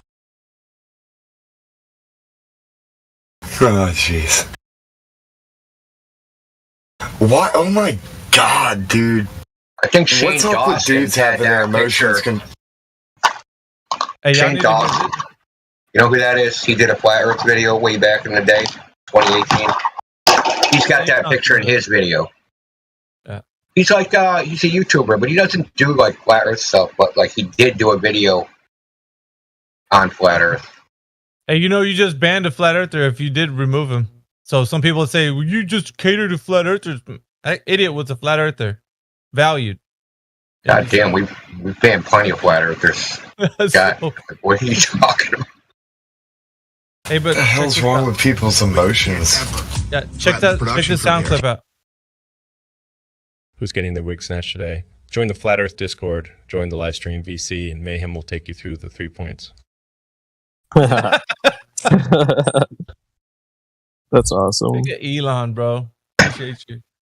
So what was this clipcord stuff? I didn't really understand. It was like click a timestamp and then hear the debate. Where's that at? What was all in the comments? In the comments. Yeah. Of the video. Oh. Yeah. Timestamping. Yeah, that's actually pretty. He did that to Elijah's yesterday encounter with Deck. So he's got that timestamp in case people want to clip it out and do something with it. We don't pick favorites. When I was a valued silver, I got put in detention for a week. So it can happen, people. Value your position and don't do dumb down shit. the toilet, man. Like this server is such a privilege to be around. Like all these people in here. Like and then somebody just acts like a dumbass. And, that's fine with me. I feel very honored, and I take my position seriously.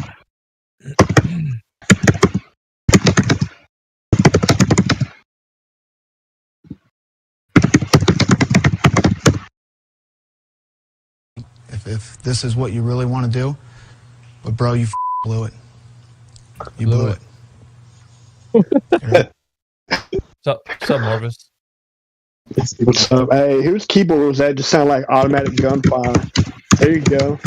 Sound like you're in Las Vegas right now at a country concert, man. That's the boss man.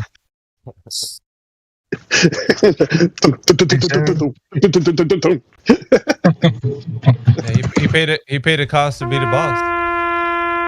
There you go. The Horizon Curve! We need to exclamation point. Yeah, I think that Corporal Major dude was a troll.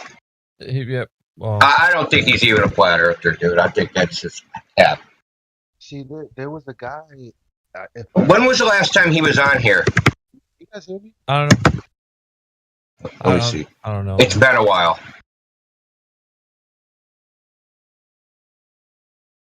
You little weasel! Look at you, you little fucking weasel! I can Just see get it in your eyes. You're a fucking bitch! You're a fucking bitch. Yeah. Did you guys? February last year.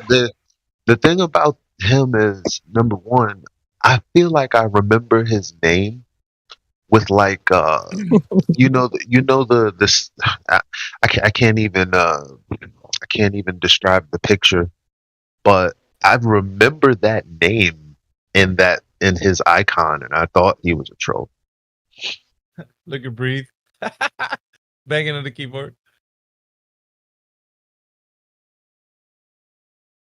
He was just cruising for a bruising, man. That's all. He hasn't been here since February of 2022. 163 text interactions since December of 2021. Yeah. Totally suspect. Another internet attention whore. And he used to say he's on TikTok, so that explains all. I like his laugh right there. Hope it was worth it. Hope it was worth it. I'm loving that soundboard. That's what. I like to stop the cap when I want it the whole complete. Stop the cap, and he starts laughing. Yo, stop the bullshit. Let me make sure I have that one actually. Stop the cap! All right, I'll add the one with the laugh on too. Yeah, the laugh, dude. That's because you got to complete like when he said all of that. That's makes that. Stop the cap is cool, but you got to add the other one too. Clipcord added it to the compilation video or audio. Yeah, he hit me up. He's like, "Yo, bro, send me some sounds." I'm like, "Hey." Yeah, Clipcord, man. Gold plus, bro. That man's been working diligently. He's got me all hooked up with the clip I'm gonna have to work on today, which is the conversation I had 2 a.m. with John. No, I already told y'all. Anyone that does productive stuff around here don't get higher roles because then they'll be doing that stuff. They'll be busy doing. Yeah, we got to keep them in their cages. You got give them like I don't know. No, just put them in gold. We have a way to do it, man. Gold nomination. You know how it goes. You know, give them a red stapler or something. You know. Is that my stapler? But I have my stapler. Yeah, we're gonna need you to go to the basement. Yeah.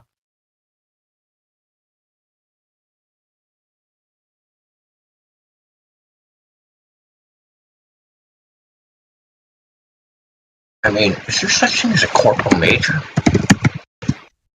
What is your profession? Fucking right. But you can't ever threaten the production crew here.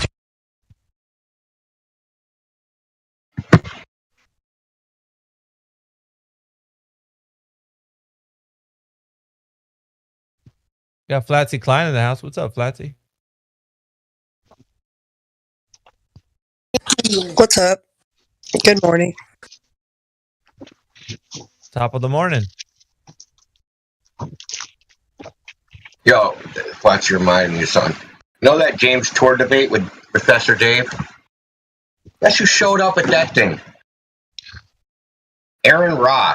Aaron Ra. Oh, yeah. What an asshat. Yeah, that's right. I commented on one of your comments. That's why I reminded you. But yeah. Yeah, exactly. What's that? I hated the whole debate. I hated the entire debate. Is like that's what, you know, a diseased mind filled with images of billions and trillions of years sounds like. I'm like, yo, they spent their entire lives talking about nothing, and then at the end of a debate about the origin of life, he's gonna say he doesn't have time to learn anything new when he was asked about debating on cosmology, which is an origin of life. What the fuck? Why do they see it's an effort, and I've asked, but I'm gonna point out, I guess, more and more, why the fuck do these people separate the Big Bang from evolution? What's that about? There's plenty of creationists that do that. Super weird. I mean, it doesn't even make sense. Bible believing people will do that. Well, I was just bringing up the point where, based upon, I didn't even watch the debate. I only watched like the question and answer period at the end. And, dude, Dave, I'm sorry, if I was on that stage, Dave would have caught a beating. I'm just saying.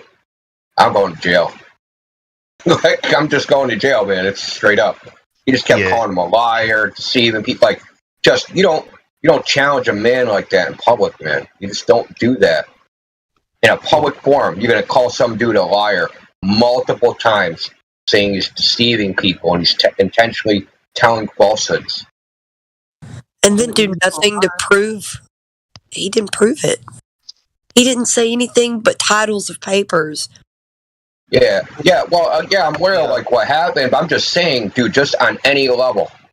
Like, people used to fight, like, kill each other with stuff like that back in the day. You'd be dueling, right? A fight to the death if you did that publicly. But you don't do that, bro. There's no accountability for people's words, man, nowadays. It's sad. This whole culture of the internet where you can just be like, you're a liar, SMD, die. It's like, yeah. You would definitely get fucked up. And this Dave is no different than all of the Globers that come in here. Like, it's I mean, it sounded so disgusting. Because every time the other guy tried to talk, this motherfucker was interrupting. You know, like that. Those kind of interruptions throw you off. Like, somebody like me, I'm not gonna just power through that. I'm gonna focus on how the fuck you're doing it. You know, and I would say this: both those two was interrupting him. Well, I would say this: that both of those two are inexperienced debaters at best. Right? You can tell by their style, right? They're just trying to like get off their words, right? They're trying to like tell a narrative, as opposed to like actually taking what the other person said and ripping it apart. It's like it's almost like, you know, a politics debate. They just talk past each other. They never address what the other person says. And I just don't find that too convincing. But based upon like the question and answers that they got, obviously the place was like an atheist convention, man. and that attracted like tons of fedora wearing atheists. Because if Aaron Ross showed up, I mean, jeez, oh man, that dude is just a low light. He's a scumbag, bro. Sure. What is this? What is this? Oh God! Aaron Ross, you know who that is, Elijah? Do you know who Aaron Ross is? Yeah, he's that fat dude or something, right? Yeah, he's like the fat, goth-looking king. His parents didn't love him enough, and they were Christians, so now he hates Christians. No, nothing wrong with fat people. First of all, I like BBW, but I'm just saying, I didn't know any other way to describe him. Nah, he's the fat dude in the fedora dressing like, Count Dracula. Yeah, he's the grimace of the McDonald's crew. As a matter of fact, yeah, he a few years ago he debated Nathan Thompson, right? Jeranism. Mm. And his evidence ended up boiling down to, I've personally seen the moons of Jupiter with my telescope. Yeah, remember he's supposed to debate Nathan Thompson, and when Nathan Thompson showed up without him, he refused to debate. Remember that? Because I remember you remembering. I mean, not remember you. I remember you being a part of that conversation. We were just dumping on him for like rage quit. Yeah. Well, he said after he debated Jeranism, who's also another like super inexperienced like debater, if that's what you want to call it, said he would never debate another flat earther. That's what Aaron Ross said. Mm-hmm. That's because Jaron was horrible, and Aaron Ross could barely hold up against that. So it's like if he dealt with someone for real, he'd get torched. He'd get torched by any flat earther in this server. Oh shit! Say that again. Time I heard the dude was on that one, and man, they fucking 5 minutes into it, dude, I knew that dude was a clown. Yeah. But Jared was trying to be too nice. He wasn't matching energy on that one. But yeah, that was just a clown show. Something I picked up that he said, Aaron Ross said, how can you say you don't know what it is, but you know what it isn't? Which is the dumbest possible statement. It's just dumb to say something like that, and I'll tell you why. I can see a cat. Well, I can see a mammal walking on 4 legs. I might not know like what species it is. I know it's not a fucking dolphin. So I know what it is. Or I could say I don't know what that is, but I know what it isn't. It's not a dolphin. It's not a tree. It's not a bus. It's not the moon, right? It's an unidentified 4-legged animal. See, there's plenty of instances where you can say, I don't know what that is, but I do know what it isn't. Because the whole conversation was about, of course, what is it always for Clovers? Looking at the sky, right? Just every time. So Jaren's basic thing was, well, we don't know what the stars are. We don't know what this is. We don't know what that is. And Aaron just kept repeating, "Oh, you know what? You don't know what it is, but you know what it isn't." Basically, over and over. And then eventually, when they got to to Earth, that was at the very end, and he said, "Well, when I'm driving through Colorado, I can't see the bottom of the Colorado Rockies at first, and as I'm driving closer, I can see more and more of the mountain." Yeah, exactly.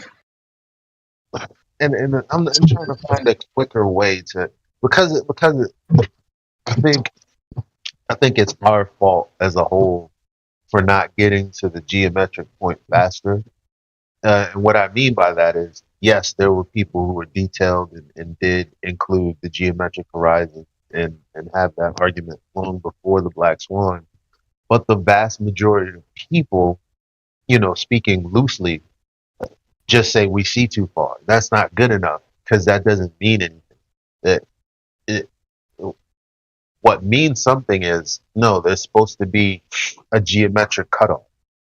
Not we see shit in the distance cutoff. It's like, well, how do we validate that? What's cutting it and where's that at? Isn't that supposed to be the horizon? And it's like, It's very weird. Did you No, did you hear Elijah. the conversation from yesterday? Focusing on the horizon is a very good point, dude. It really is, because the arguments are all about, I can't see the bottom of a boat, or I can't see the bottom of this, that, and the other thing, or the sun sets, or whatever. The point about what is cutting that off? Oh, the horizon. Okay, what's the horizon? It's this. It's the edge of a ball. Okay, where's that? Yep. Right. So it's like it boils down the argument to its basic level. The geometric claim horizon is the tangent of the frickin' ball that you say we live on.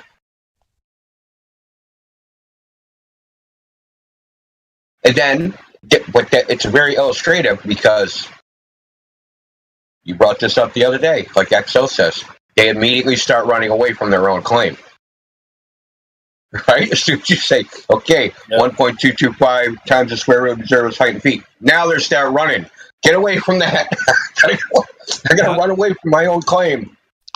Yeah, the first thing they say is, well, whatever that is, that math is wrong. Wrong. Numbers wrong. Yeah, bad flat earther math, right? We had someone come in here and say that. I was using bad math.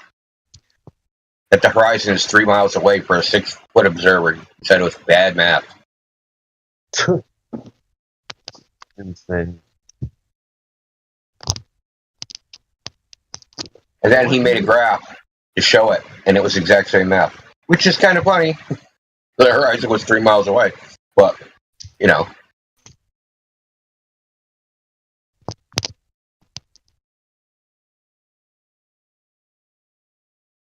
Yeah, that running from your claim, not gonna lie, you got to give credit where it's due. I've heard XO say that quite a few times. It's a classic XO line there. You know, I used to think that because I really didn't pay attention. When people just start like chanting a mantra, it's just like I shut it off.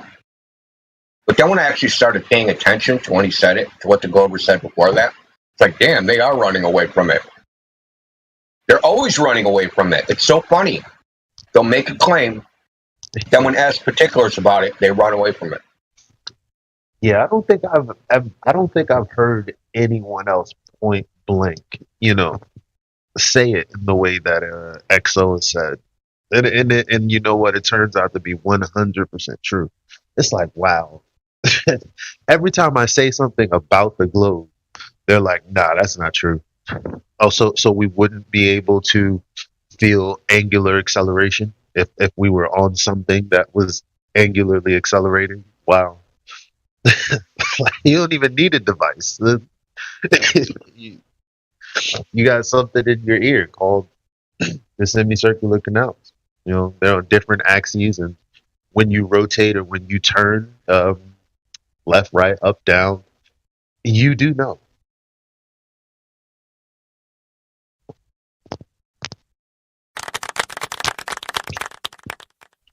And I was arguing with somebody on Facebook. I was like, dude, like they'd have been dead before they got to the moon, because guess what? If you look up anything about the vestibular system, they attribute well obviously our realm where we live has a specific set of rules, like water's level, yada yada yada yada. So that's not going to change. The liquid in your ear is going to respond the same way as any other liquid would.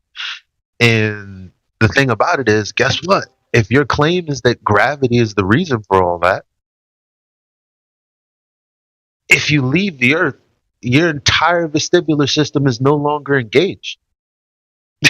How the fuck are you gonna see? Because even down to the movement of your head and your eyeballs is coordinated with this system.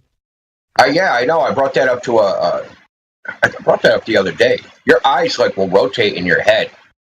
In accordance with your vestibular system.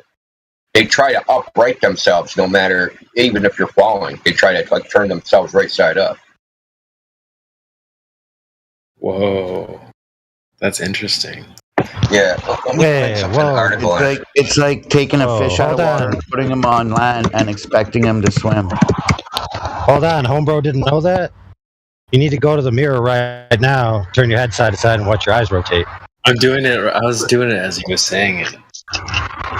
Yo, our body and what happens like is the most amazing fucking thing ever. Like you thought a Terminator was amazing. Beings, just animals, humans, the way our shit works, man, is fucking insane. And these guys are having a debate about atheists. Shut the fuck up. Shut the fuck up. Yeah, bro. So, are you familiar with the Mech Warrior universe? Absolutely not. No. Okay, so it's a By the way, fictional are you universe. impressed by my new mic? You guys can hear me now. Yeah, it ain't bad. Awesome. So it's a fictional universe where they have giant mechs that fight rather than tanks. Okay. And in the fiction, in the story, it's like like we know now, like servos and electric motors and all these types of things are very hard to create ambulatory machines. So in their universe, they were able to make these machines once they figured out how to essentially make a mechanical muscle, that would contract and expand with electrical current passing through it. So rather than having pistons and hydraulics, they would have like a woven, polymer that when you put electricity through it, it would contract, and it would basically be a giant mechanical muscle. And there's all these nods in technology that just admit. There's all these nods in technology that admit that the human body is like designed to the umpteenth degree. If you not think just about humans. Muscle spasms and all of that. When you get shot. You know how muscles actually work, like at the molecular level? There's something called actin and myosin, and it's like a ratchet. It's like it's almost like a toothed ratchet type. I'm trying to think of something that's similar to it.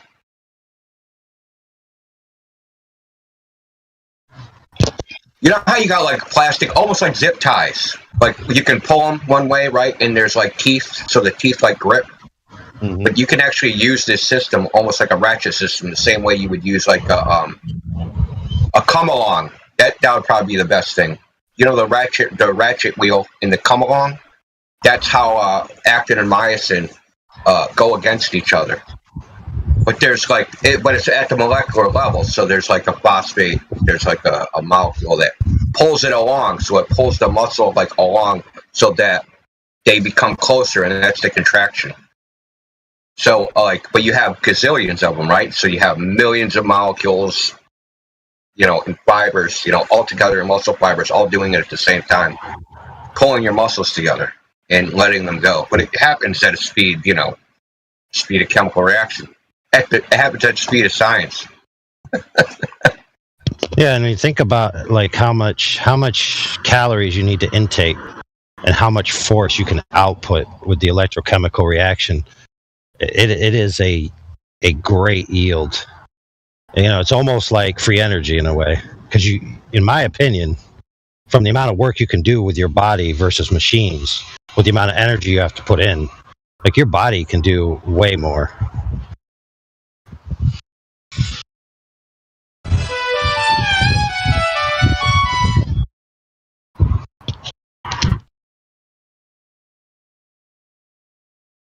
Then you get somebody on drugs and shit. Talk about an upgrade. I've seen some dudes come into the when I used to work at like factories and stuff, that come in high as fuck off of some shit, and they are fucking moving, man, like moving all night.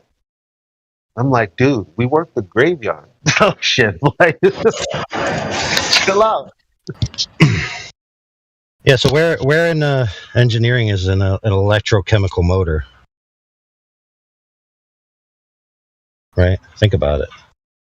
Most motors are either combustion, right? So mechanical, like a mechanical force applied, which I guess you could call it's a chemical reaction, but it's the explosive force that does the work, not to the motor, not the chemical reaction. And then you have electric motors, which are just obviously electric. You don't really have a synergized electrochemical reaction that we use. Like that's just not very out there. It's a technology we don't really have as humans, except our bodies, of course.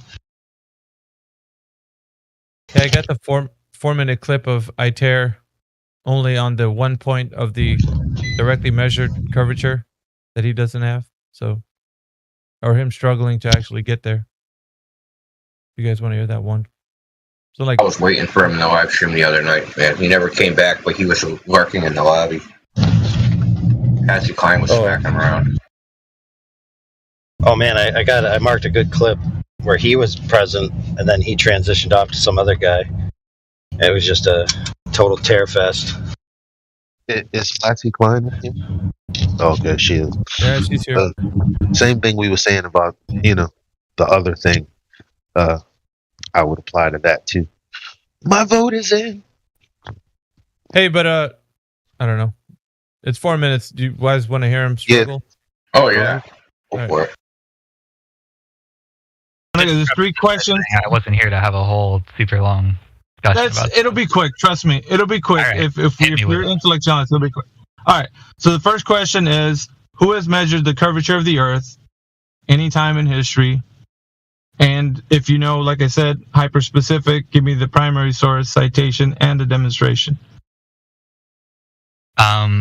My best knowledge of that would be that I have, when I was in undergrad, I was asked to reproduce the math behind Eratosthenes' experiment. Is that how you pronounce his name? The Greek guy who did the sticks. Eratosthenes. Eratosthenes. Yeah, Eratosthenes. I don't speak Greek. You guys know what I'm talking about, though. That guy. Sure. Go ahead. That's my answer. Well, he. That was the answer, okay. So you're going to have to get okay. the demonstration. Yeah, so hyper specific, right? So if we're going to talk about primary source, you'd say Eratosthenes. Okay, so the citation probably wiki. I'm just going to help you out on this because I've seen this about 1,000 times. I'm not going to go Google Okay. it. What I said specifically was I was you don't have to use the math behind you don't that have to. experiment. So it wasn't really about who did it necessarily, right? I was asked to try to understand why it works the way it does, and that was my first exposure to that, essentially. Okay. Yeah, I was just saying that you don't have to because I already know about this information. But I need you to tell me how that relates to directly measuring the surface curvature of the Earth. So what did he do that we can directly measure the surface curvature? Well, it is not a direct measurement of the surface curvature. It's a measure of the radius of the Earth, which of course allows. But I'm completely aware, even mathematically, that it allows for 2 interpretations. You can have a local sun, right, or a faraway sun, and it works out either way. Okay, so let me then go back to the question and restate it again so I can get some clarification. What I asked for was a direct measurement of the Earth's curvature. So it sounds like Eratosthenes is not going to get us there. I can give you a mulligan and just let you try to figure out if anybody is directly measuring the surface curvature anytime in history. And if you say that you don't know, I will grant you that, and we can go to the next question. This is only going through what your baseline knowledge for the Earth being a globe is. If someone were to there's ask only 3 me, questions. like, what is the best way we could measure the curvature of the Earth directly? My answer would be to look at pictures that were taken from space. Okay, but when has it ever been measured? I understand, of course, that's probably a point of some contention, but if you were to, if they were real, which I of course understand is not necessarily something we can agree on, but if there were a picture, if it were real, it'd be pretty direct measurement, right? You see the curve right there, right? It'd be pretty easy to. But hang on, Flatsy. Guys, let me just take this, okay? If you will. I'm Let me so take sorry. This. No worries. Okay, so what I asked for was a direct measurement of the Earth's curvature, and how was it derived?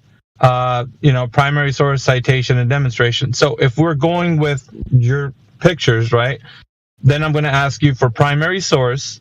I'm going to ask you for a citation, and then the demonstration of how it was done. And I'm getting hyper specific because we need to know this fundamental question needs to be answered with the most strictest of prejudice. So we have to specifically know exactly how it's been done. And if you, like I said, if you don't know, it's simply say I don't know, and we can go to the next question. Is If that, you is just that a believe question somebody for out me? there, Sorry. Was that yeah. So if you believe somebody just figured it out and you don't know how they figured it out because it's not your area of expertise, I will accept that, and we can go on to the next question. But you have to say I don't know. Not my area of expertise. That is a very fair statement. Yeah, what would you say that you don't know then?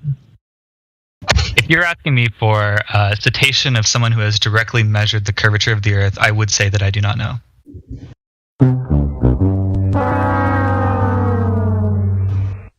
That's it.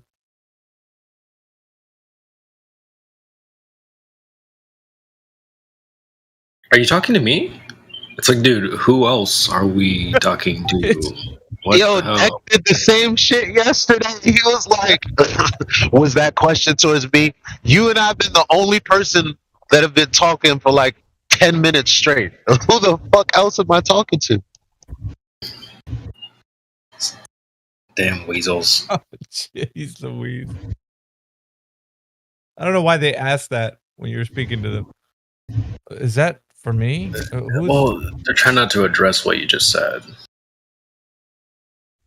Like, Elijah's pouring his heart and soul, and he's like, "Are you talking to me?" It's like, dude, what the Bro, I fuck? hate that. I hate that shit, man. Because I haven't really, like, I've been on the go. Like, I try to get in points here and there, and everybody's like, your mic is shit. It's like, nah. But so yesterday was like one of the rare times that I was out and about, but I was like, I got this. Hold my beer. You know what I'm saying? Yeah. This dude did like, and the main thing is like, I'm sitting here pointing out his fallacies, and it's like, you're not going to tell me no, you're not. Because I'm just going to go, well, you want us to get the definition, and then you want me to quote you? Because you just formed the fallacy with your mouth on the live stream. So then he got to the point where he had to fucking admit it, and was still like, yeah, I get it. I get I'm thinking illogically, but you know what?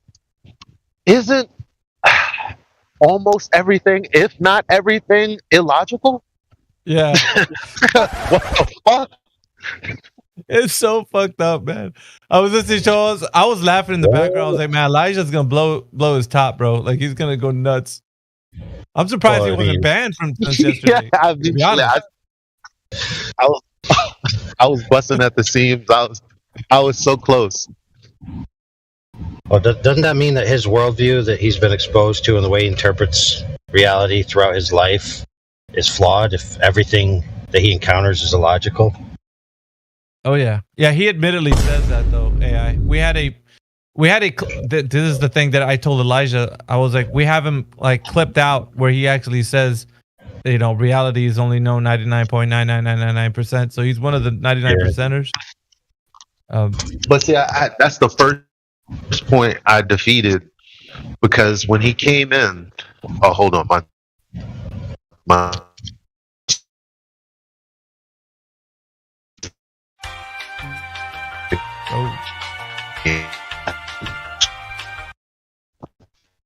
Must be going through a tunnel. There we go. Mic check. Yeah. Yeah, so he tried to pull that shit on me at the beginning of the conversation, like, oh, yeah, I just want to understand what, blah, blah, blah, blah, blah. And I'm like, well, how do you psychology a chair? And then he tried, and I'm like, nah, man, I'm looking at a person sitting in a chair right now. It's like, she's sitting in this chair. You know how ridiculous it sounds to...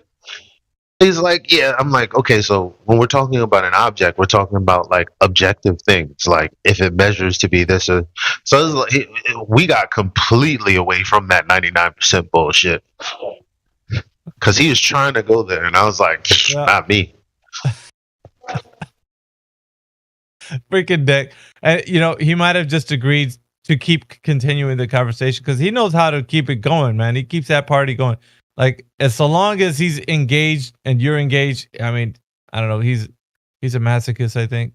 He wants to get, like, you know, felt like he's put in a corner. Because, like, the level of weasel that he's got going on, bro, it's like over 9,000. So he's a freaking weasel. And then, like, he started saying the shit that he did towards the end.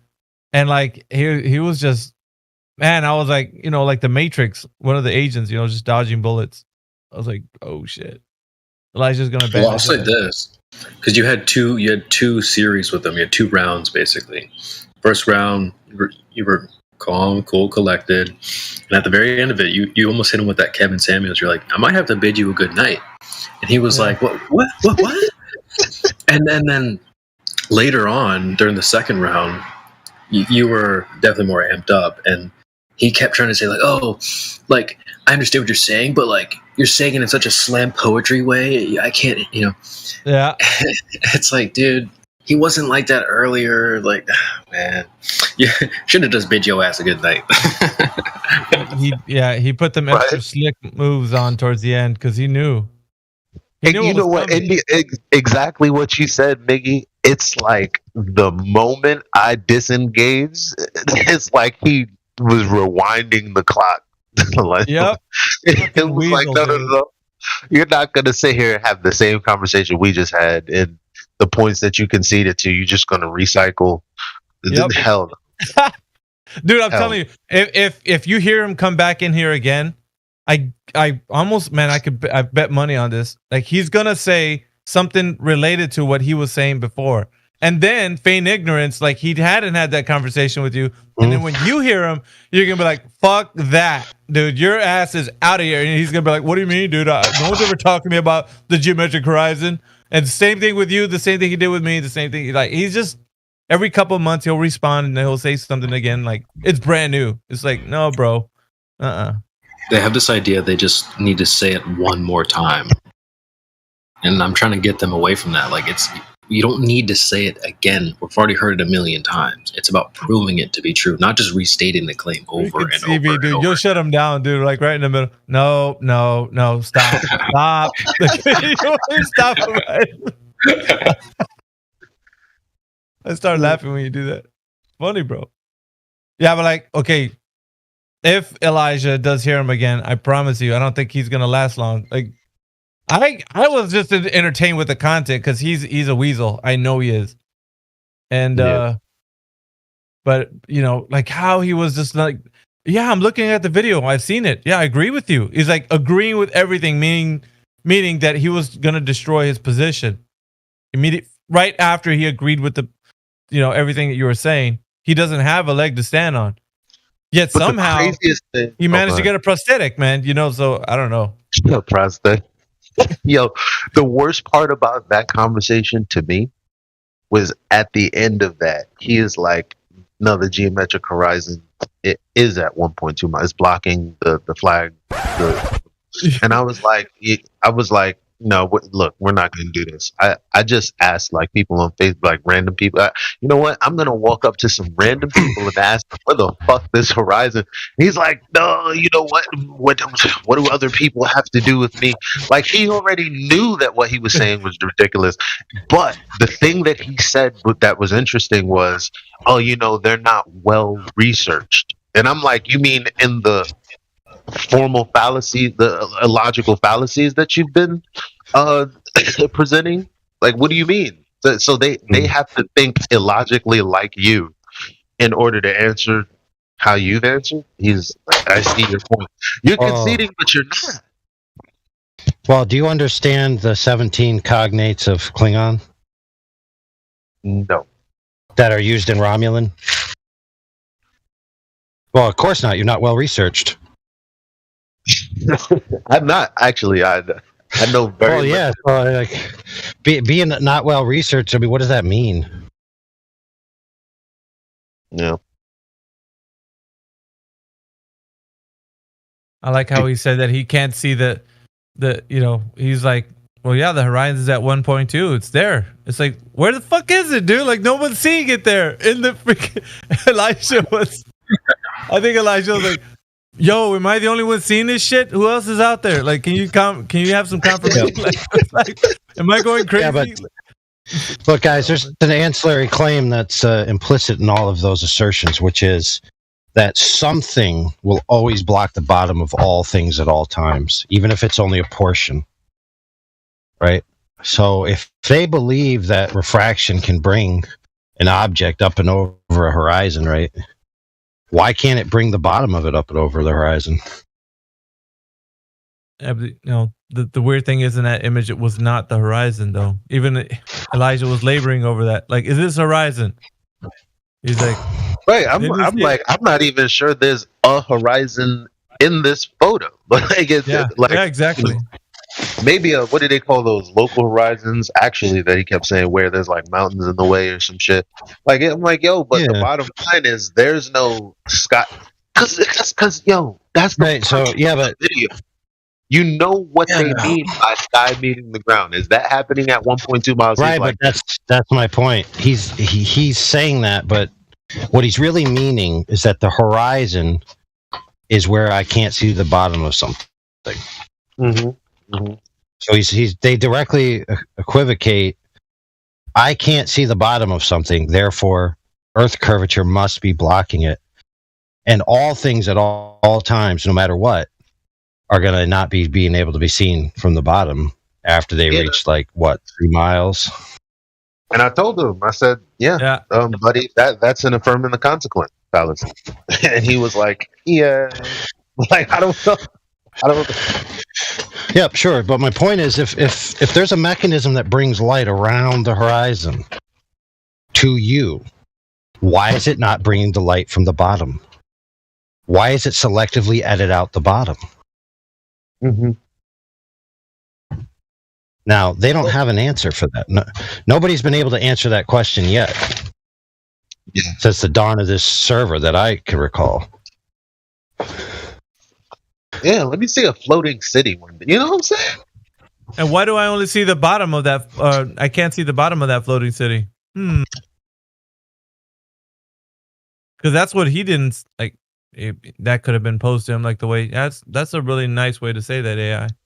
Yeah. Even if this thing was refracted over the horizon, why is the bottom of it not shown? You should be able to see the entire thing. You don't think about that. If refraction is working like you say it is, you're seeing things past beyond the horizon. Well, why the hell can we not see the bottom of that thing? Shouldn't you see all of it if it's doing what you said it's doing?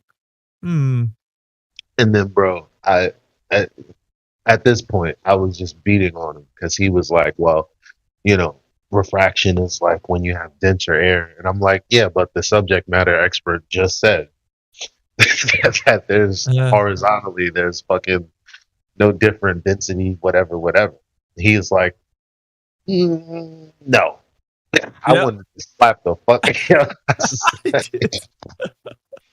Wait. According to me, that's not the case. Yeah. And you're like, who the fuck are you, dude? Like, you're just a regular guy. This guy has studied in this. So, like, he should be the one to tell you if this, and then verifying the case that it is what he said it is. I mean, that's, you know, he just totally was on like, no, I don't think so. Just blatantly, I don't know. I guess that's why you were trying to pull out the rest of your hair. You're like, how the fuck are you saying no, man? Like, what do you mean? I wonder. He was like, I don't know. He was like the greatest enemy that doesn't. You kill them and then they turn into a different form, and then you're like, it's not over. It's like, what? Why won't you go down?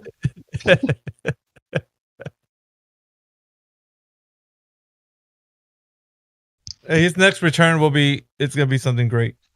Because now there's a lot of people that have had the conversation with them. So, who was that? Was that Flatman Cam? Or was that Yeah, sorry. I was just sort of in a world of my own thoughts here, and I was wondering if they get Mars colonized, will gas be cheaper up there, or housing more affordable, or like how will they attract people to move there? Yeah, we don't have the motor capabilities of living anywhere other than Earth.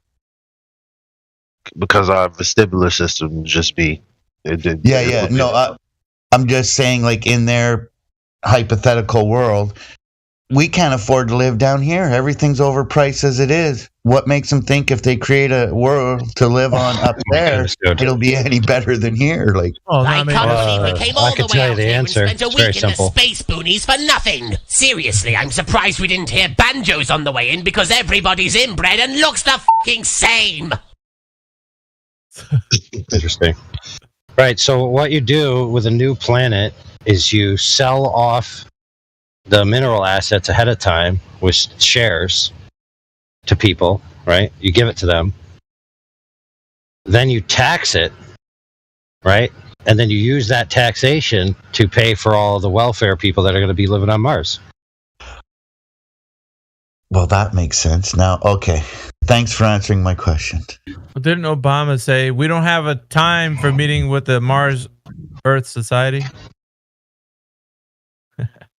We need to send all the...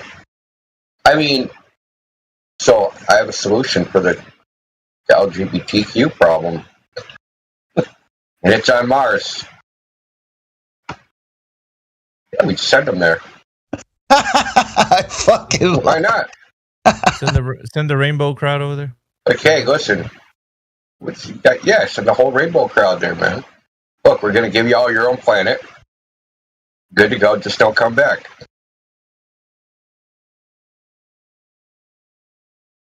Yeah. Feel free to have your own branch of evolution. There you go. Without reproducing, I don't know how far it's going to go. In about 150 years, we can go back and just like send the next batch there. That'll be out skis in like the first generation, man. Like there'll be reproduction lotteries where a gay and a lesbian individual have to hook up and reproduce against their will. No, dude. They're still gonna have, sperm bank technology. So yesterday, Porter Square, near where I live, well, not really close, about a couple miles away. It's in Cambridge. Saw a gay guy and another gay guy walking, holding hand in hand. But one of the gay guys was dressed like a woman in a dress. So I was really fucking confused, man. Like, if you like dudes, why do you want your dude to look like a woman? Like, that's the stuff I really can't figure out. Like, why not just go with a woman? Would you just want a woman with junk? Is that it? Are you into the junk? Like, I don't know for sure, but I think some of them want a masculine partner and some of them want a feminine partner, and then some of the more feminine ones want to be with a feminine person rather than you know what I mean? Like, they but it was two dudes. Yeah, I know. But one of the dudes was like an effeminate-looking gay guy, and the other guy was dressed like a woman in a dress, wearing heels, whole 9 yards, holding hands, walking down the street. I just don't get it. Like, we don't do that here. It sounds like they're gender stereotyping. Yeah, exactly. That's the problem I have. I had a problem with their stereotyping. I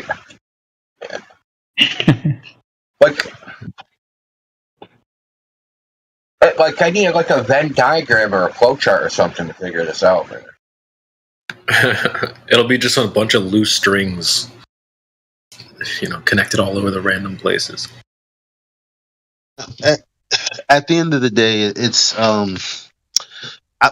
was watching another one of the videos from the guy that I played last night about something about wealth, and he was basically saying the reason that people are so fucked up and confused is because instead of just saying what God said, they try to rename things and redefine things when they were already what they were. And I'm like, wow, that makes perfect sense. Men are men, women are women. Sodomy is sodomy, but they call it like curious or some other shit that's not what it is. And it's like, you can build a whole kind of world of retardation from that. Just look around. I'm like, so the dude on the left, his hair was cut and dyed like a butch lesbian, but he was a dude, so it was a dude looking like a girl trying to look like a guy. And the other person was a guy trying to look like a girl that's trying to look like a girl. Bro, what are you talking about, man? Your son or daughter is like, what's that, Daddy? I wanted to take a picture, but it would have been like, because I was walking in the other direction, I would have had to like stop and like back up, and like that would have been too obvious. Think about it. That's just an extreme version of a woman who shaves her head and then puts on a wig for no reason. Not, they don't have any kinds of scalp issues or, again, a woman, because I can't find a better example right now, who shaves off her eyebrows and then pencils them back in. It's like, I can't stand that. Whoa, that's like red flag for me. Mm-hmm. Dude, penciled in eyebrows, oh my God, they're the worst. She turns her head from the pillow and one eyebrow's missing.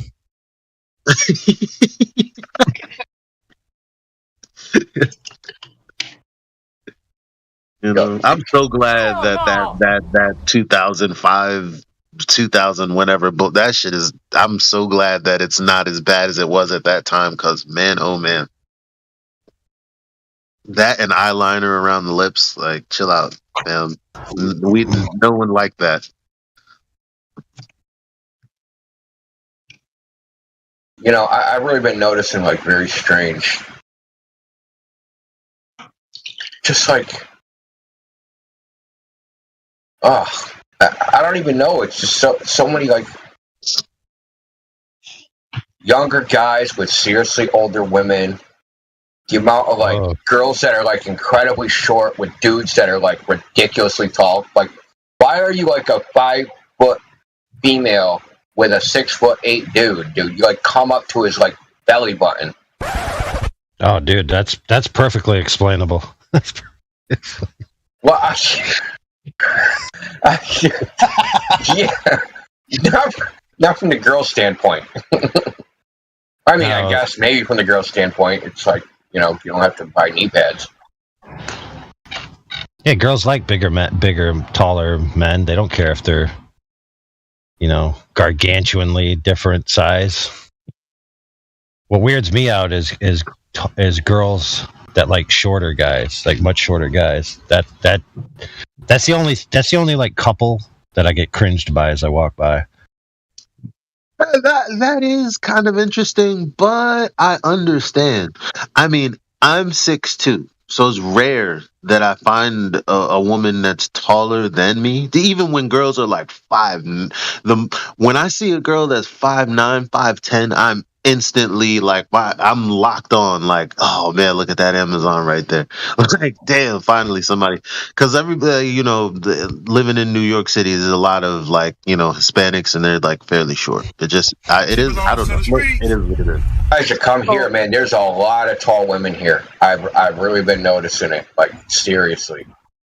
A lot. Like it's amazing. Like, I don't know what it is. There's just a lot of tall women here. And I've been I started like almost like 8 months ago, like checking out their feet to see if they're wearing like, a lot of them do wear like lifts, right? They wear the sneakers with the thick ass soles. Yeah. Skechers bullshit. Yeah, exactly. But there's also like a lot of women that are taller than me. I'm 6 feet tall and they're taller than me, or like almost right at my height. A lot. Like I would say 1 out of 20. Doesn't it engage something in you? Like, I will climb you. Stop playing. Nah, because no. Yeah. Right there, done that, man. Why are you running? Okay, so women that are bigger, I don't know if I'm not getting into this. I mean, there's doofies as us. I'm a doofy guy. The bigger, the doofier you are. It is what it is. We can't escape it. The only person that's big and not doofy is Chris Brown. Who knows how the fuck that tall motherfucker dances? I don't know. I have no idea. The color woman gets the ability for her to have the quote unquote ideal proportions of attractiveness, like the 0.7 ratio, is reduced because obviously, your muscular structure and skeletal structure is only so wide compared to your height.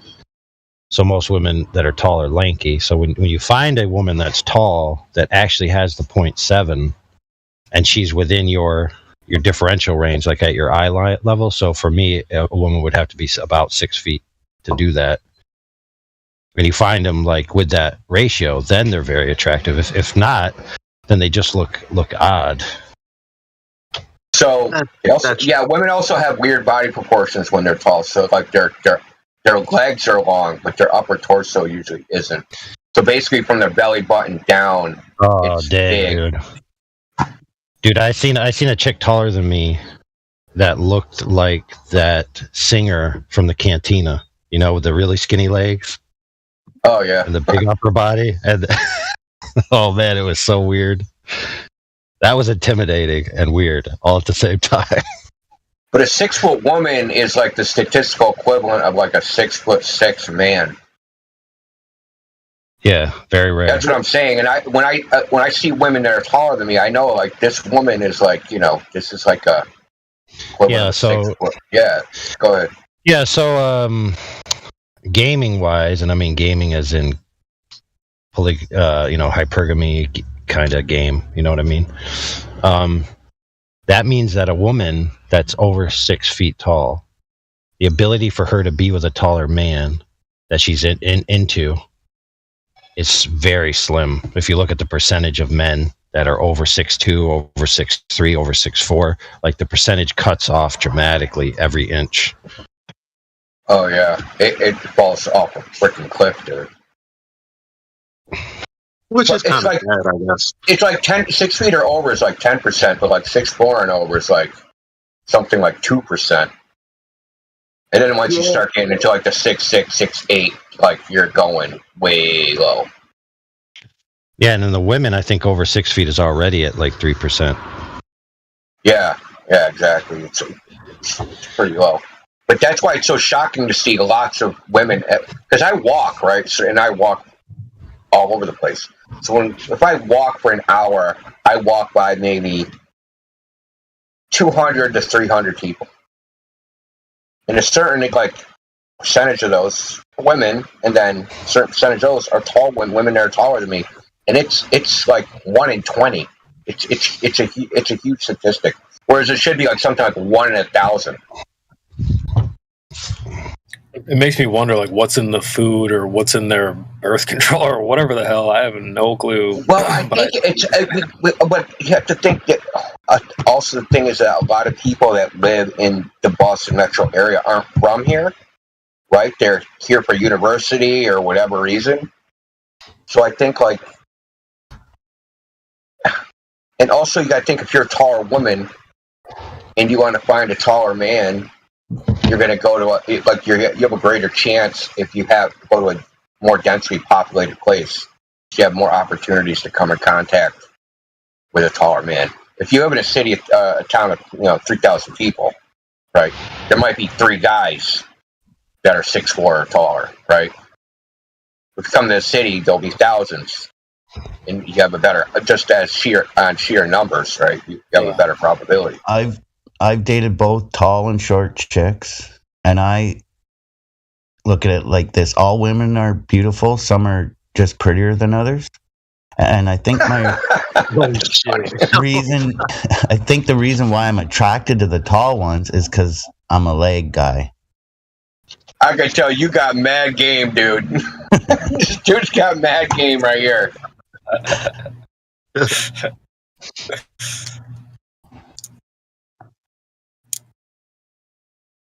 Yeah, I see what you guys are saying about the proportion thing, because I am in a tall addicts group where they're like 6 foot and above people, and Yeah,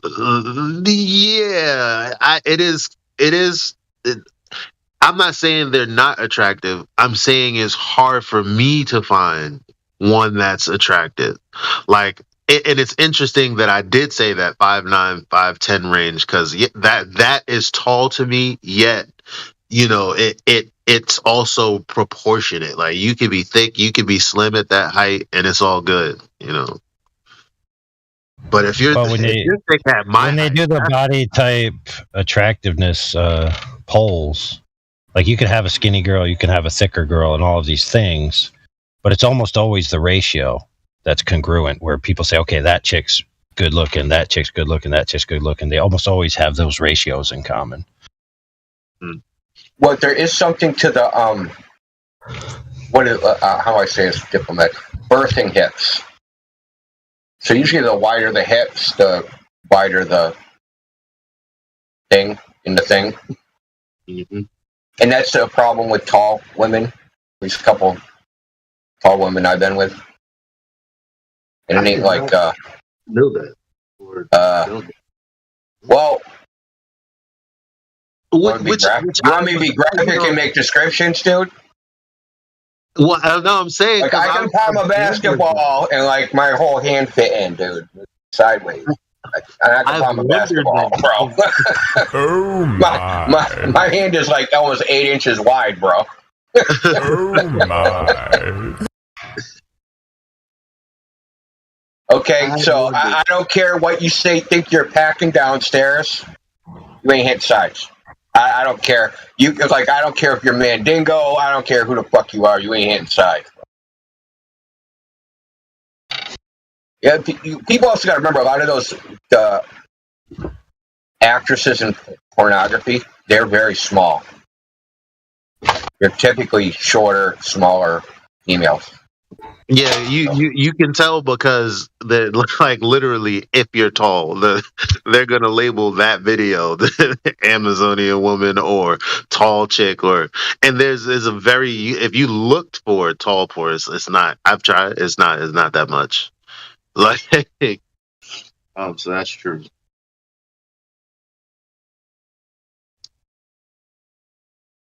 Well, I've only been with 2 women that are taller than me. Or like, I think one was like maybe an inch taller, and the other one was my height, and like, logistically, it was all right, but whatever. It just like how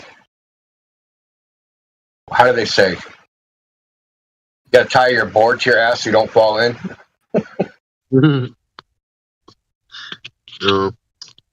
That's specifically what I was looking for, not to fall in, but I mean, like, I would like a little leeway sometimes because I feel responsible. You know what I'm saying? Like, I have to be responsible and shit. Like, I want to just not be responsible sometimes. I want to be able to just go ham, but you can't do that. Because nobody likes it. Go ham, you ain't even gonna feel it going ham. It's like sticking a pencil in a toilet bowl, bro. As far as the width, yeah, okay. Yeah, I'm not kidding, dude. Like, I got wide ass hands, bro, and like I'm not trying to be like super graphic, dude, but that shit went in my whole hand sideways, no problem.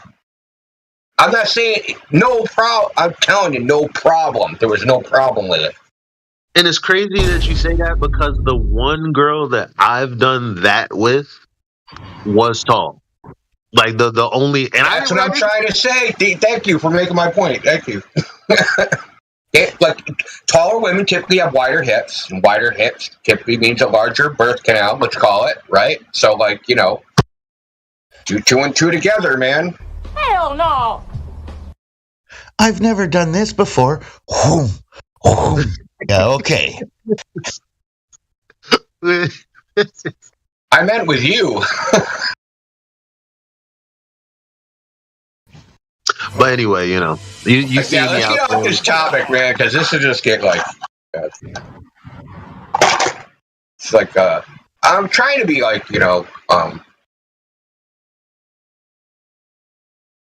I'm not trying to be like vulgar or anything. I'm just trying to be like descriptive of reality.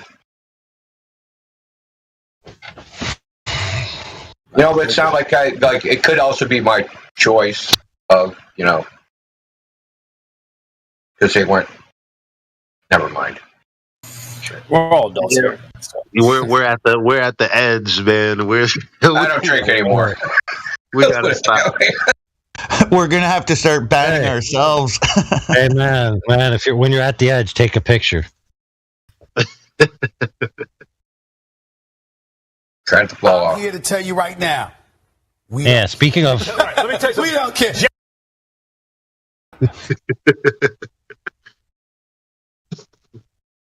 Speaking of edges and boundaries with horrific consequences, why do Globers so afraid to talk about the edge of the end of the universe that they claim exists?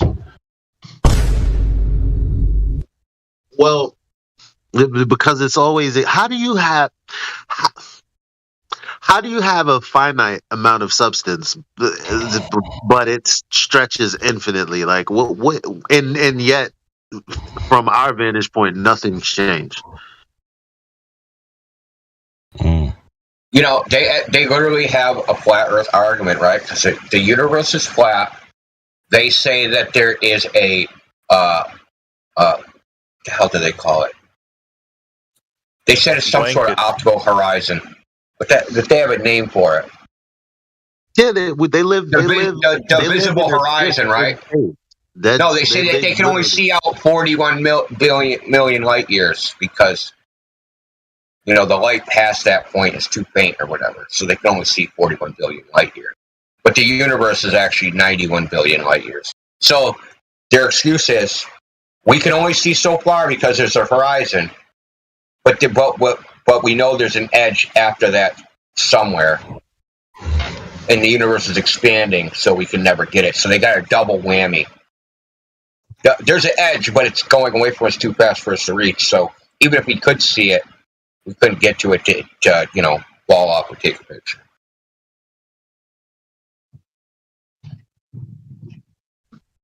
But we need an answer.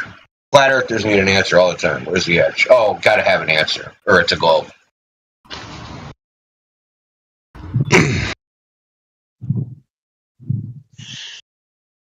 I think it's the double standards that irritate me the most, man.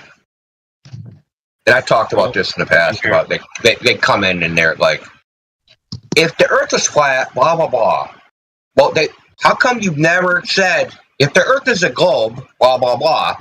Right? You never say that. You never ask that question. If the Earth is a globe, how does this work? If the Earth is a globe, how about that? You don't say that. It's only, if the Earth's flat, I need explanations for everything. Or they'll say, if the Earth is a globe, we would see this. We see this. Therefore, the Earth is a globe. Well, they just say we see this because when you look, they don't actually see it. As we were talking about, they run away from their own claim, right? Yeah. They say, we see ships go over the horizon. Oh, where's the horizon? Oh, run away from my claim. We can't see the horizon. Right? Ships go over the horizon that we can't see. Then what are we seeing? Ships going over the horizon. You just can't see the horizon. It can be geometric and optical at the same time. Well, which one do ships go over? The one you can't see. So what am I looking at? When I see a ship go over the horizon, what am I seeing? You flat earthers are stupid, Rage Quit. That's exactly how they end up. I can't believe you guys really think about the fucking planet. That's when they get banned. You can hear it revving up. I won't change my mind on anything, regardless of the facts that are set out before me. I'm dug in, and I'll never change.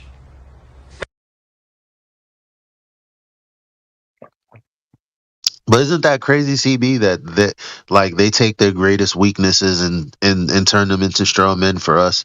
Because they actually do believe that we live not on, but inside of a disk floating in space. It's called the galaxy.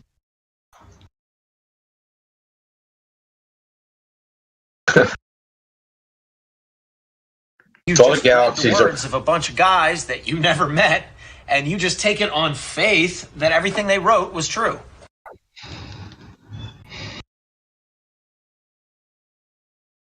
So let me get rid of this right. They have a bunch of like flat disks in a flat universe with all the planets around. Explain that, Culvers. Please. Yes. If a sphere is the most perfect shape, then why isn't the universe sphere shaped?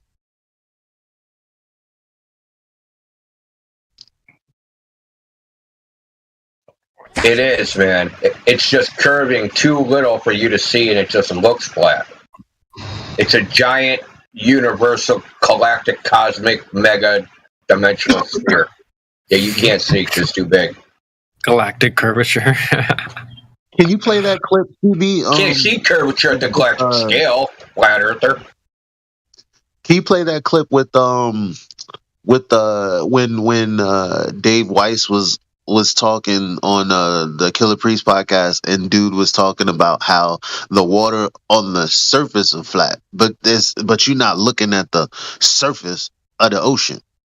You talking about the surface of the ocean, but you ain't really talking about the surface of the ocean, because we all know that the water is flat up top, yeah.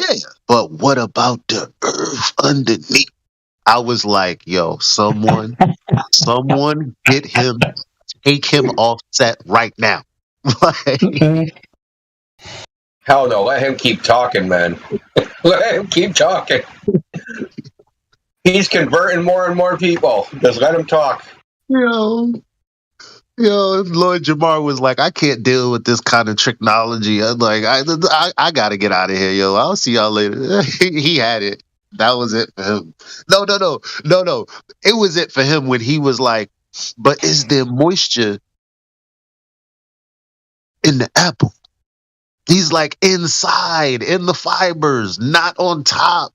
And he was like, yo, guy. What? I have never heard, and I'm mad because I've been online, I've been in these forums, and it sucks that it had to be a black dude that said the dumbest shit I've heard. It's like, fuck, man. I don't think any clip tops that one, unless you guys. I know for a fact that looking over the surface of the ocean does not show you the surface of the ocean. I know for a fact that looking over the surface of the ocean does not show you the surface of the ocean. All right, are you done? Wait. Everybody, I know for a fact that looking over the surface of the ocean on an apple, right? All right, are you done? Wait. Everybody, everybody mute. I'm sure. Listen, no offense, dude, but that is the dumbest shit I have ever heard, ever. Like seriously, anywhere. Like that is so freaking dumb. Wow. They tell us that the 70% of the Earth's surface is water. So you believe that the water goes flat for 70%, and then all of a sudden the Earth bends underneath? We can sit here, and I could look at land 100. I could look at land. It don't bend nowhere. It doesn't matter. It doesn't matter. You can dig a hole with all sorts of shapes on the bottom, fill it with water. It's flat because that's it. You can't have flat water, land, and then expect that land to finish the curve of the ball. That's ridiculous. The Earth has to curve. A round ball has to curve. The surface of the water has to curve at an even rate all the way around. Okay? So, what you just said. Now, what you just said is, I'll give you an example. Let me ask you a question. On an apple, right? Or the skin of an apple, right? Here we go. Does the skin of the apple have moisture inside of it? Moist? Have moisture inside of it. What are you talking about? What does that have to do with anything? Let me finish what I'm saying. Is it the skin of the apple that has the moisture, or is it the skin coming in contact with the moist meat of the apple? Which one is it? Do you know for sure? Yes, I do. Or are you just trying to be fake smart? I'm not trying to be fake smart. I'm being real with you. The skin of the apple has moisture in it, correct? So let me finish what I'm saying. So being that the skin of the apple has moisture in it, does that moisture that's on the skin of the apple fall off the surface of the apple? It's not on the surface. It's inside the fibers. It's not on the surface. See, that's technology. I don't like bullshit like this. Stop coming with fucking retarded ass arguments. It's retarded. How's that retarded? Wet the fucking apple with water and see if the water sticks to the outside. Is the skin have water in it? Does it have moisture? Come on, man. Stop. Yo, that's funny as hell, bro.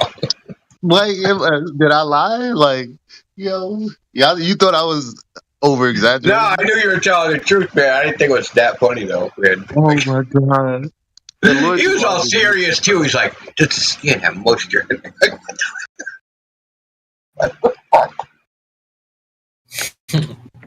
Yo, some people, man.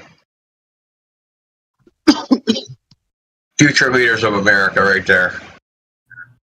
You can't. You see, because it's really dangerous for certain people, because for people that'll push the narrative that Africans were the ones to discover the earth being a sphere and it moving and all of this math and knowledge we knew, like, when you they're the most dangerous to themselves, because when you try to tell them what the dimensions of the earth that they claim are, like, they'll say that's the white man's bullshit, like, straight up, and say, but we know it's a sphere. And it's like, there's no way to falsify what, because you don't even know what they're thinking at that point. Because I'm like,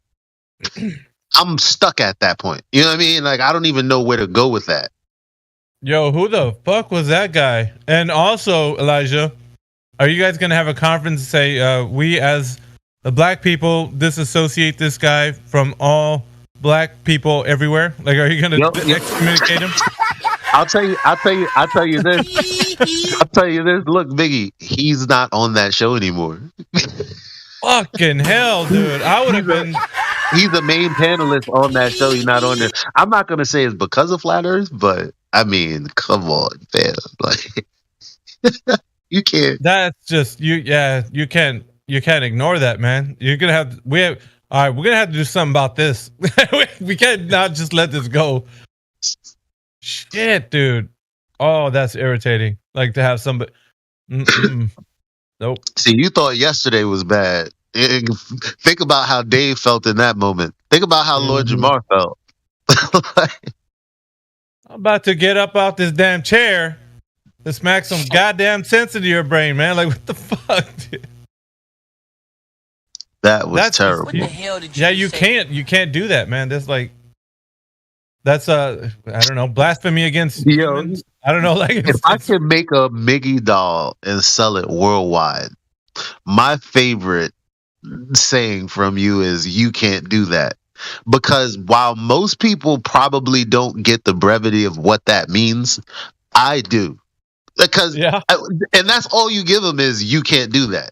And it's like, what you're saying is, no, you can't just because it's in your mind and not tangible where we can physically see and call you out, you can't just make logical leaps like that.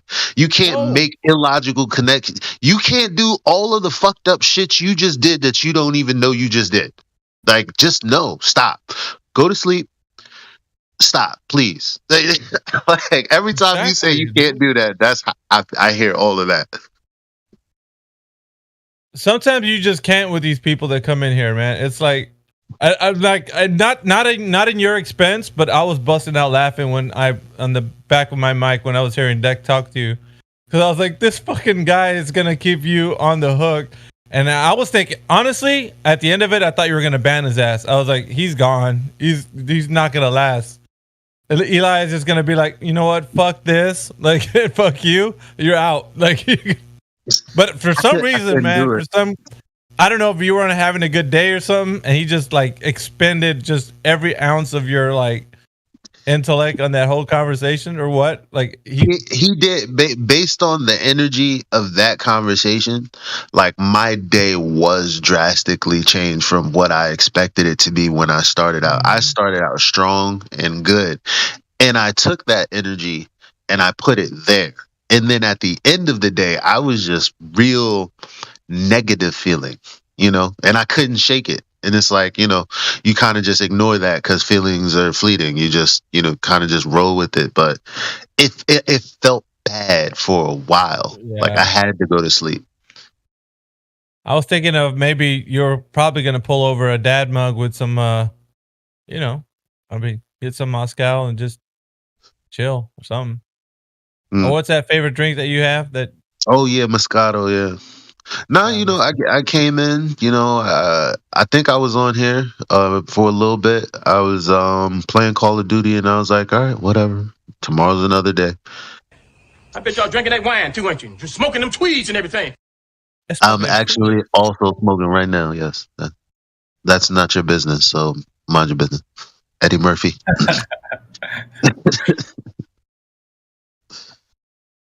Eddie Murphy has a nice little viral clip going around right now that I actually like. Have you seen it? If you haven't, check it out. CB, pull it up. Why not? It's like 60 seconds.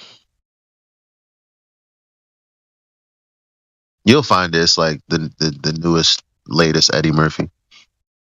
Yo, who's here right now? Quetz, are you here? Ether, are you here? I'm gonna see. I'm just calling you guys. People that I know. I know Flatman's here. We heard him. Flatsy, are you here? Yeah, I'm here, man. What's up? I'm here. Yeah. How about Colors of Country? Are you here? And Amish Spy, are you here? Sunday, what's up, my brother? Are you there? Oh, I'm bugging out. I mistook the live for Sunny. It doesn't even look the same. All right. Ether Gris. Who's Josu? Yeah. Satoshi Nakamoto. Quite there's a tiny little backstory to that, but who the fuck is that guy? Who the fuck is that? Shit. Let's look at the rolls. Okay. I'm watching you. Here, let me see if I can find a clip that will make Elijah feel better. Let's second. Let me look at my bag of clips here. I'll pull something out.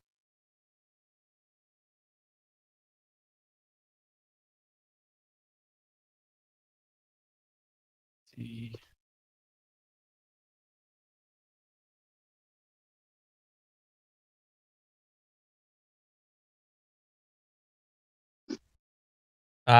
This is the one.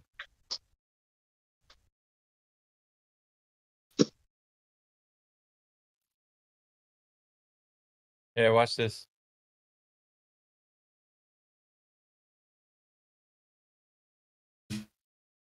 How about what are you doing right now? Are you sitting down, standing up, Deck?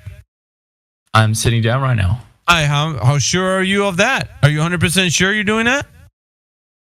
I'm pretty fucking sure. As sure as I can be about anything else. There's damn good evidence, isn't there? Guys, it's not that fucking hard of a jump to understand that if you don't know if the world is real, then you can't know if anything's real. Like, it's not surprising. Oh, man. No, dude. I told What? Oh, man, yo. I don't know. That's why I was laughing, bro. Because I was like, dude, freaking Elijah's going to smoke his ass, dude. I was like, it's your ass, Mr. Postman. Because I was thinking of that in my head. I was like, there's no way he's going to come out of this alive. But see, the reason that he got out alive is actually because of how high my good energy was. So that gave him the because I'm a distance runner. You know what I'm saying? When it comes to I will talk for hours if I have the energy, and to me it was frustrating. But on the other hand, the longer he kept speaking, the more chances that the live stream had to hear his concessions because he was willing. It didn't even matter whether he conceded or not. It's like, you're not going to tell me to my face that what I'm saying is wrong when I'm just going to pull up shit right here. Like, that's just going to make you look dumb. And so every time he attempted, he looked dumb. And then every time he had to concede, it was like, what are you doing, man? Like, I was about to get into navigation. I think Indio stopped it. He's like, yo, or somebody was like, yo, let's do something else. And I was like, yeah, okay.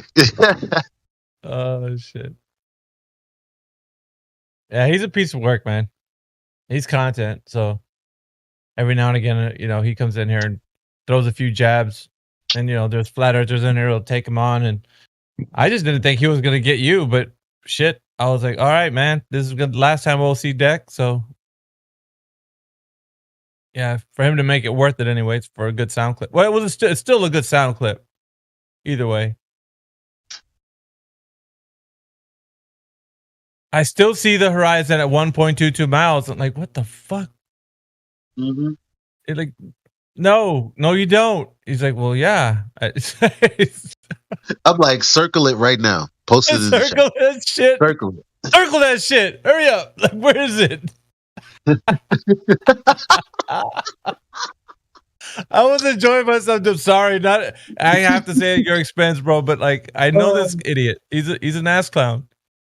I mean, like I said, I try to be a showman, and all of this is part of the act. I mean, but like let's not get it twisted. We're all a part of the greatest act in the world.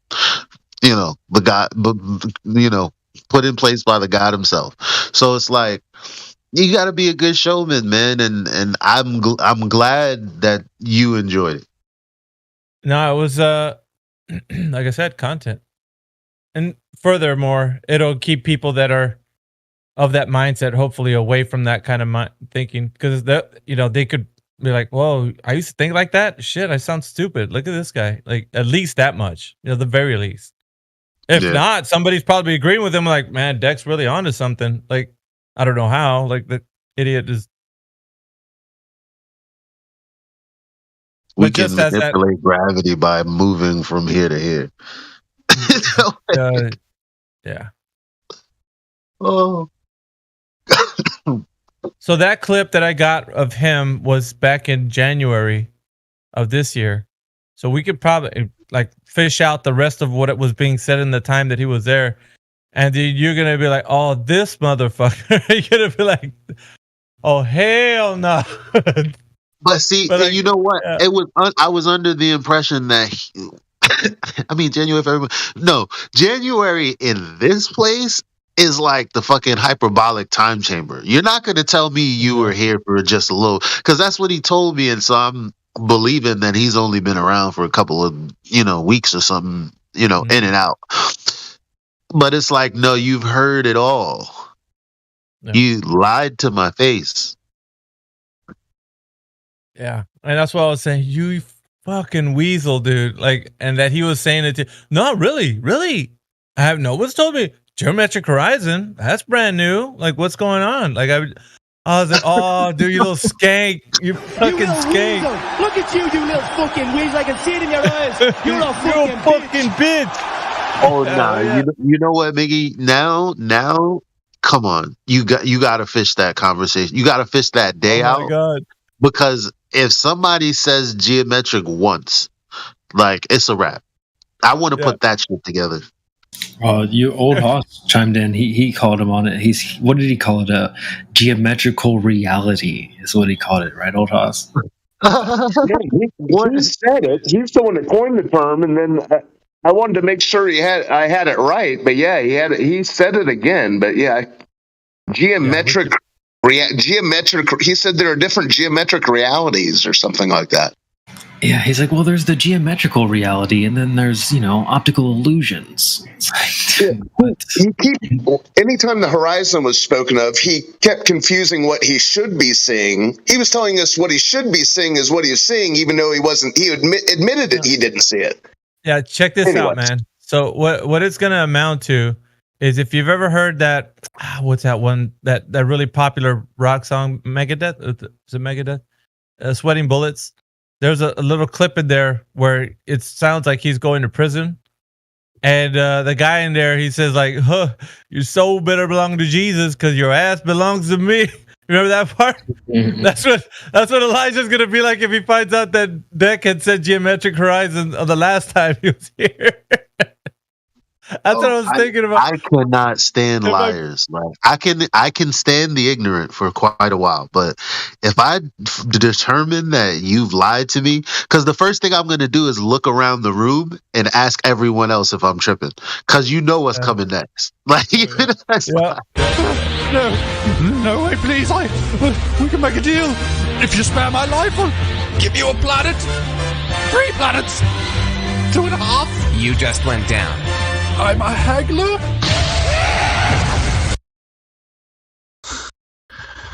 I just caught Megadeth May 9th at the Canadian Tire Center. Are those guys still alive? Oh, yeah. He slept on his arm and in a messed up way, and the doctor told him he'd never play guitar again, and he rehabilitated himself. He's playing again. Yo, that is such a real... Guys, it's weird how, one day you could just be fucked up and you'll be thinking for the rest of your life, why the fuck didn't I avoid that? I slept on my remote one night and I could not move my fingers for like 2 weeks. I thought it was a wrap. I didn't even know that was a thing. I didn't know what was happening. But then slowly but surely it got better. It was like, oh, thank goodness. But yeah, man, shit. Sleep wrong and it's over. You better invest in a good where you sleep, what you sleep on. Better make sure you're not doing what I'm doing.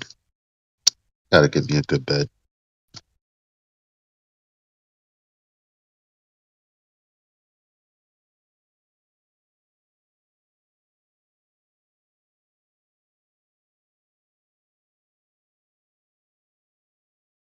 And now I'm thinking, did he lose his channel this year?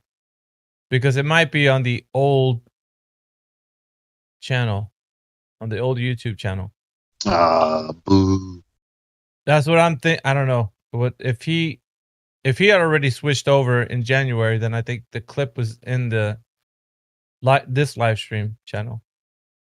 If not, then he's still fighting for that other channel to come back. To my knowledge.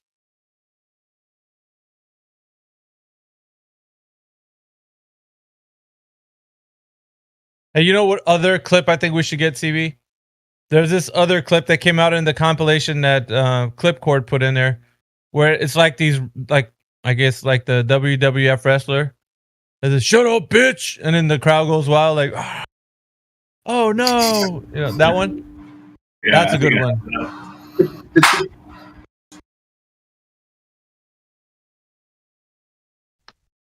That one and Stop the Cap. The whole clip will Stop the Cap. No bullshit. Stop the cap. I love that one.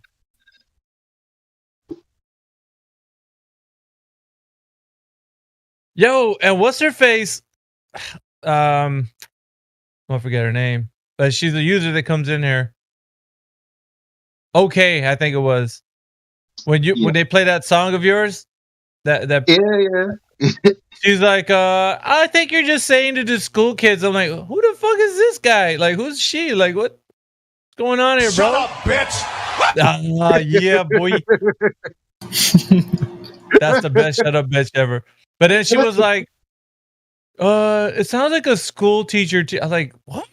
How do you get this, man? Like, I agree. I did agree with her though. I don't know, but I mean, because maybe you're a better critic to yourself, Elijah. But I didn't hear that at all. No, like,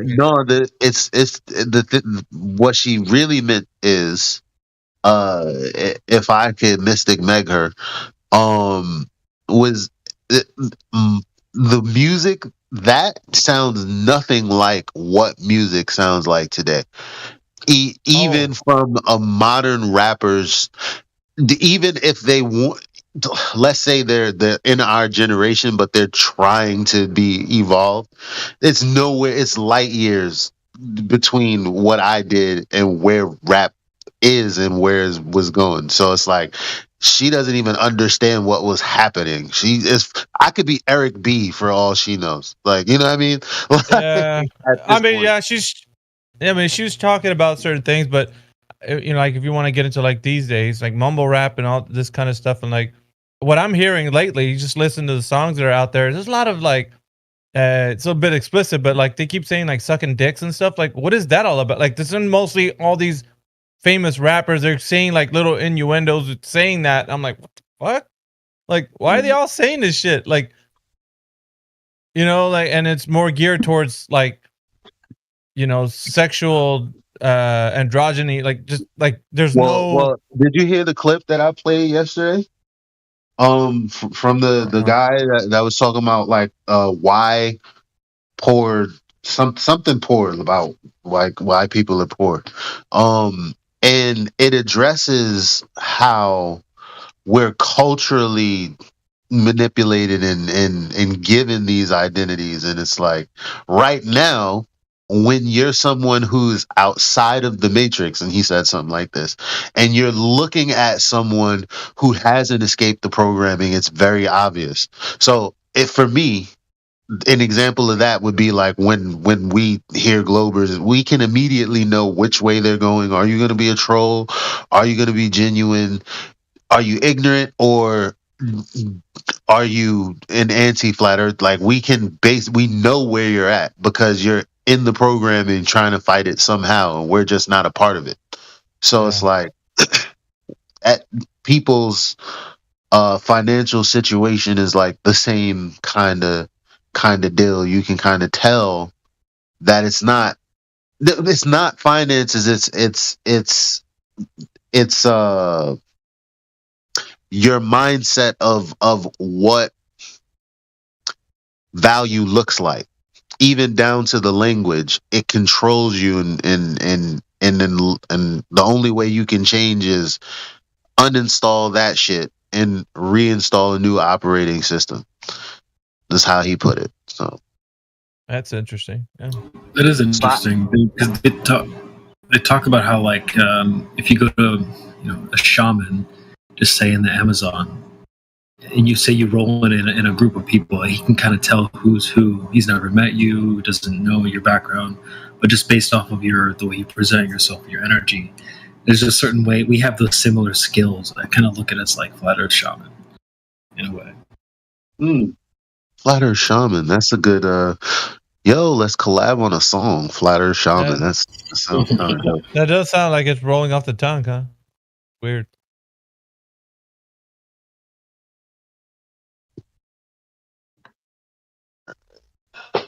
Well, we have a similar behavior. I mean, they come here seeking enlightenment. And what is it? A shaman doesn't have a brochure. He's just going to whip out a brochure and like, here, read these bullet points. It doesn't work like that. You have to. They're seeking enlightenment or seeking an ass whooping. Either one, they're going to get it.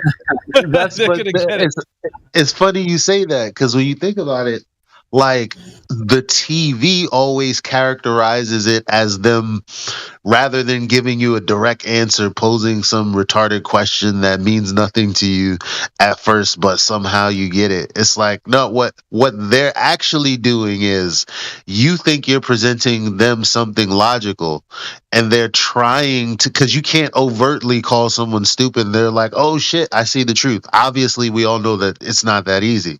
So it's like, I think somebody like a shaman is well versed in the psychology of people and has to, in some kind of chess master way, bring them down, this path that'll awaken them and open their eyes to the truth that they're just like under a lot of bullshit from the world. Exactly. No, you hit the nail on the head. You're unwinding them. You don't have to. I've always talked about the idea of like a barn find. If you stumble across like an old Porsche that's been collecting dust in a barn somewhere, you need to remove the dust, the clutter, all the buildup, the grime, and eventually it'll have a clear surface again. The windshield, you'll be able to see right through it again, no problem. You don't add things to it, you remove away. And so that's the idea of a shaman, is to remove these false ideas. Just look at Deck. You were trying to help him see that what you're using is logical fallacies. He saw it, but he was having a hard time understanding, like, maybe I shouldn't do this. He was like, well, it's unintentional, so maybe it's okay. And you know what I mean? So once he removes those, then maybe he'll see. You don't have to give him all the answers. He has all the answers. Yeah.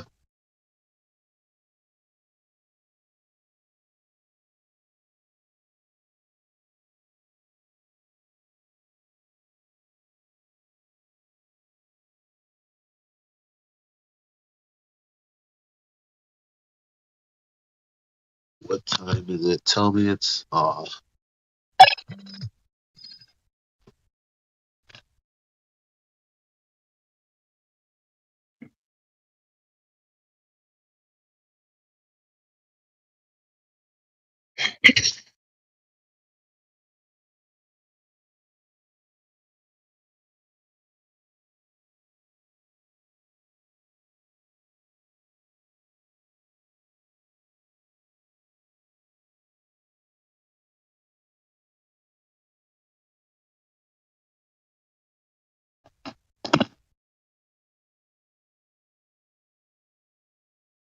Yeah, I think what we do is quite honorable, and it's not very easy because we're not really dealing with children. I don't know how old that guy was, but seemed like an educated person.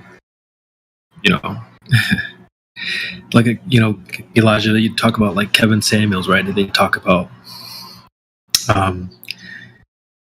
avoiding certain groups of people because there's a lot of baggage. Well, we deal with the people with a lot of baggage here. You know what I mean? So, shout out to the people. I mean, you did a good job with him yesterday. It's not easy. Just wanted to say it's not easy to do. Thank you, man. Yeah. Just trying to help.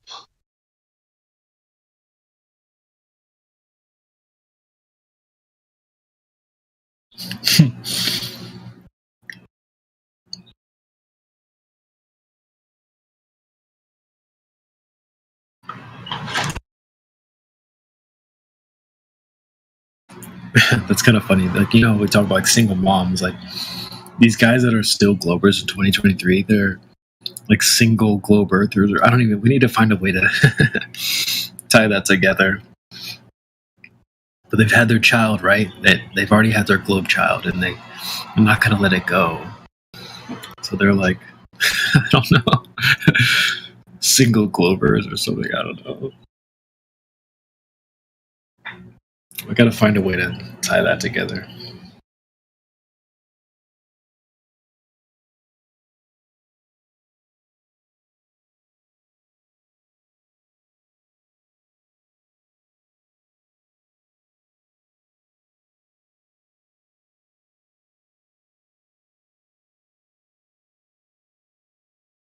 Because, like, the younger, less dedicated people that come here, they don't have as much baggage. Are more maybe willing to hear some information compared to like the McToons who, they didn't abort when they had the chance. So it's like, yeah, they've had their kid and they're stuck with it.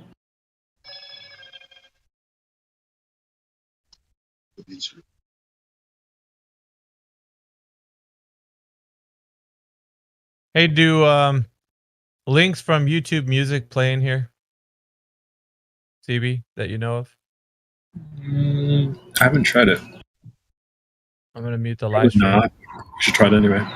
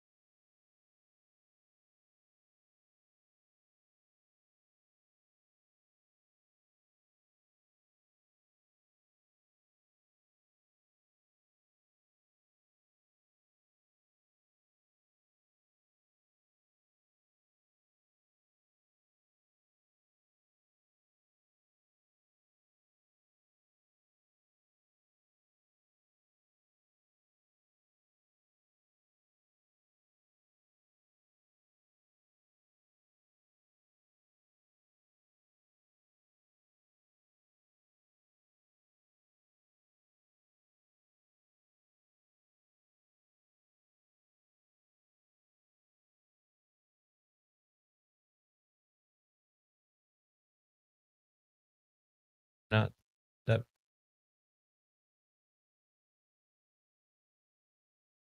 and No, YouTube can't say I have. YouTube music links do play. Sounds like. Yeah, it's good. Good to know.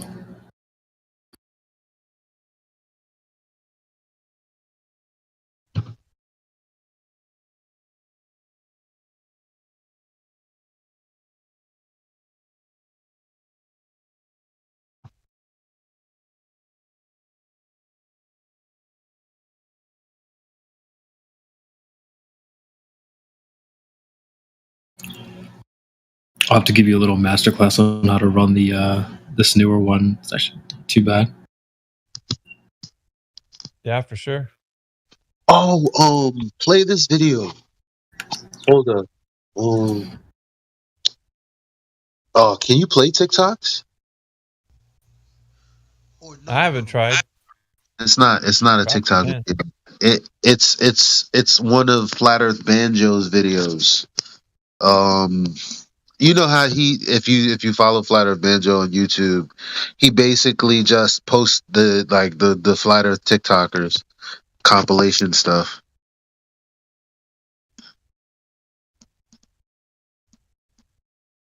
So the very first the first person that was talking in this video is like super dope.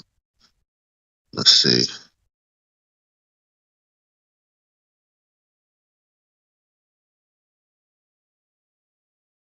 This the one I saw? Yes, it is. Do I endorse everything this video is saying? Of course not. But still, really good stuff. Hey, CB, I'm hunting for a nice like bag, the one that you have on Oh yeah, on Amazon. I think I can. I'll see. Give me a link to the one that you're. Yeah, I was gonna say I was trying to find the link for you. They're not too expensive either. Some really nice ones for like, $30. That sort of stuff.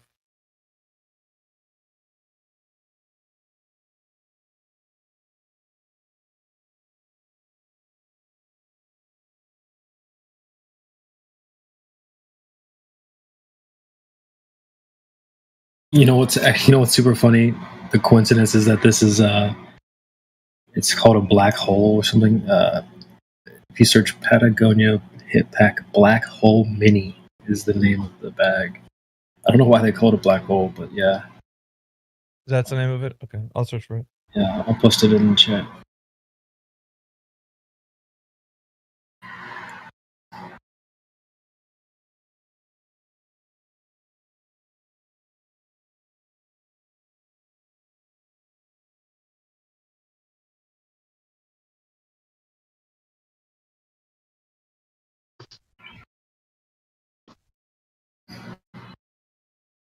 It's a weird coincidence there.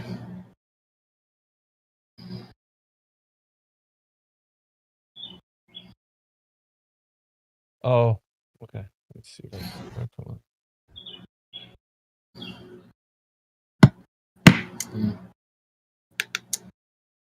Oh, I see. Yeah, it's on. It's here.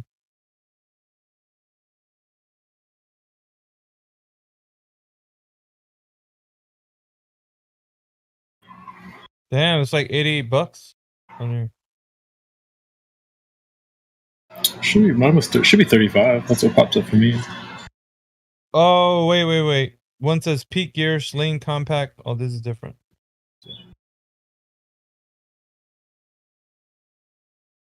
Trying to get you an actual link.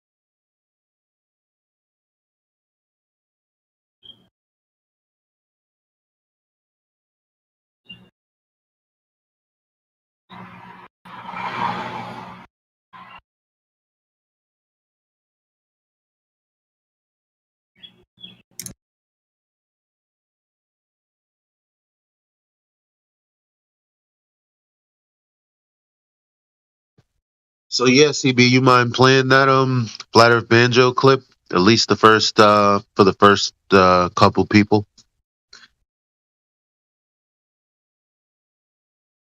Yep, I'll throw it in right now.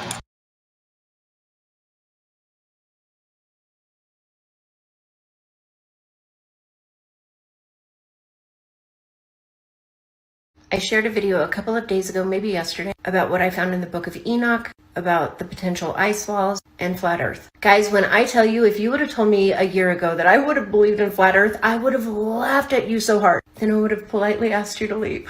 But as I discover more and more things, I have to admit I am now on that side. That flat side of the earth. Anyways, there were a bunch of naysayers in the video, and I get it. FYI, you don't have to be a dick if you don't agree. And I got met with a lot of, oh, okay, you're believing the Bible? Yeah. So, for those folks, I bring you this. If you don't want to believe me or the Bible or the Book of Enoch, will you believe it if I show you? If it comes from NASA or even the CIA? Oh, let's go. Straight from NASA itself. Model for a rigid aircraft of constant mass flying over a flat, non-rotating Earth. More from NASA, with stationary atmosphere and flat, non-rotating Earth assumptions. That's odd. Why would they ever assume that any planet, let alone Earth, is flat and non-rotating? 2 applications where flat, non-rotating Earth may be assumed. Ooh, an equation of motion. That sounds important. For safety reasons. So why would they ever figure an equation for flight of a rigid aircraft flying in a stationary atmosphere over a flat, non-rotating Earth? More equations that assume a rigid vehicle and a flat, non-rotating Earth. Aircraft landing model. Based on the following assumptions, the Earth is flat and non-rotating.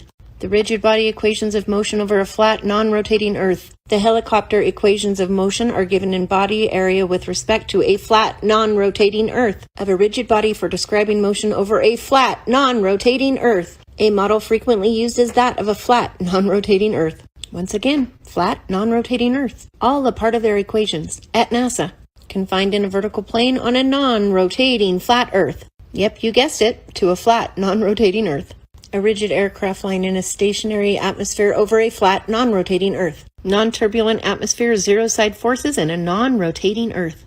To application where a flat, non-rotating Earth may be assumed. To application where a flat, non-rotating Earth may be assumed. This one was the kicker for me. Scale height to the radius of the Earth.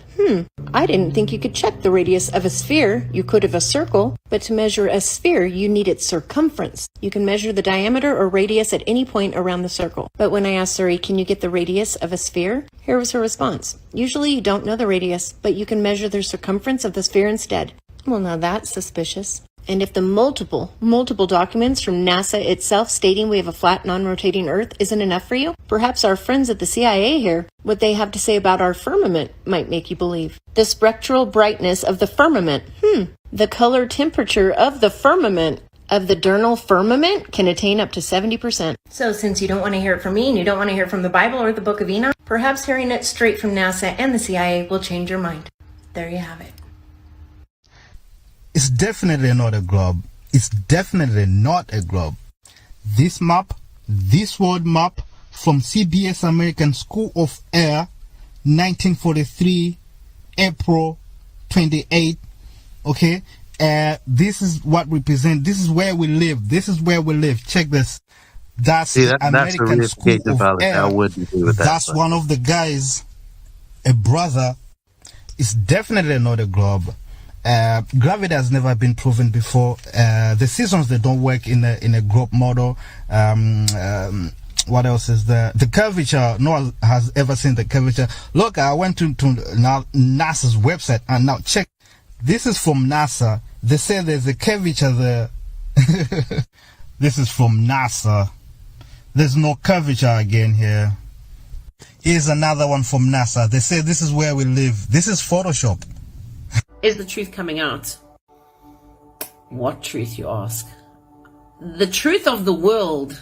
I'm really interested. I'm really interested to talk about this, to discuss it, and I'd love to hear from you. Whether you think I'm crazy, whether you think other people are crazy, whether you think it's the truth, it doesn't matter. It's up for discussion. Let's talk about it. It's interesting. So, there's a lot of videos coming out lately about NASA. saying that NASA are faking being in space, and that they're faking space, they're faking the space station, they faked the moon landings. Buzz Aldrin has even admitted that it didn't happen. Just go and put these into your search bar in TikTok. NASA, conspiracies, moon landing, fake. You will see all the information there. Okay. Then we also have the Challenger that exploded. All the people that were on the Challenger are still alive, except one. There were 7 of them. There's 6 of them that are still alive, and most of them are going by their own names. There's just one who's claiming to be the twin of one of the people. Go and put that in your search bar. Challenger explosion. Now let's talk about the firmament. Okay, which is the dome. Apparently there's a dome over Earth and there's no space. I know, my mind's also blown. It's very hard to assimilate these things with what you've always known and been taught. So, the firmament in the Bible is the tremendous dome-shaped expanse of sky separating the upper atmosphere or waters from the lower waters of the earth. On the second day of the creation account, God created the firmament. Then God said, let there be a space between the waters to separate the waters of the heaven from the waters of the earth. And that is what happened. God made this space to separate the waters of the earth from the waters of the heavens and called the space sky. Okay? So, you can go and search for this as well. Apparently, we have a flat earth, and there is our space, our earth with our oceans, and there's ice walls. And then there's other land and space. There's like 7 circles. Go and search it. And the Antarctic Treaty was created just after he did this. So nobody can go there anymore. Huh. Interesting, hey? You don't have to be awake to understand what's going on. I get it, not all of us are woke. But you can't be stupid either. I'm calling on the Brevard County Commissioners to open a full investigation into NASA's fraudulent practices. I make fake pictures for NASA.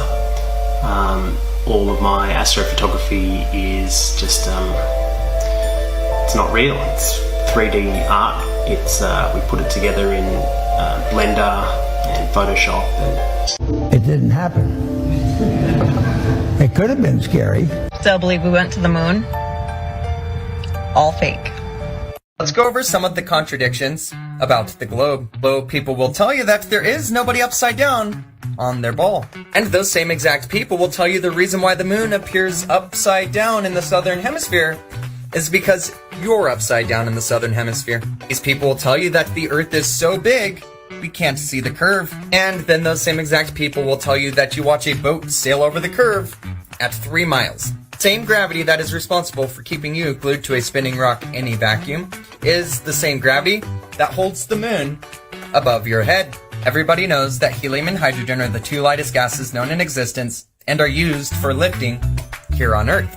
On the globe model, helium and hydrogen are responsible for the gravity that the sun has to keep the Earth in orbit. They say that the Earth has a physical curve, but an airplane flying over this curved object give that guy a beer with that object. And even though when you fall here on Earth, because of gravity, they will tell you that you are falling down, but they will completely ignore the fact that the Earth is falling towards the sun. They will tell you that even though the Earth is falling towards the sun, there is no such thing as up or down. They say that gravity is a rate of acceleration, and the longer an object falls, the more acceleration it experiences. They say that this is caused because gravity gets stronger the closer you get to the object. And then they will tell you that the difference in gravity from the surface of the Earth versus 5 miles up is negligible. Objects will drastically increase their speed as they fall through the Earth's atmosphere because of a negligible difference. Objects increase their speed at 9.8 meters per second squared because of a tiny difference in gravity. They say that air pressure is caused by molecules colliding with the container wall, and that when you have 30 pounds of air in a tire, it is not physically 30 pounds heavier. When we are talking about the air pressure around us, that's the physical weight of the atmosphere. They say that entropy applies to all aspects of our life. Then they will tell you that all aspects of the universe do not need to follow this rule. And of course, the globe people will perform the mental gymnastics necessary to believe it. And the number one contradiction that all globe earthers do, pretend as if they want to debate, and then they will report our videos so it can't happen. Which is why we started our YouTube. You are going to want to check it out. because you are not going to want to miss what's coming. Caleb, Witzik Gets It, and myself, we are planning a debate against Globey, Globeman, and Blitz PhD. This is going to be the debate of all debates. We'll be live here on TikTok and on YouTube.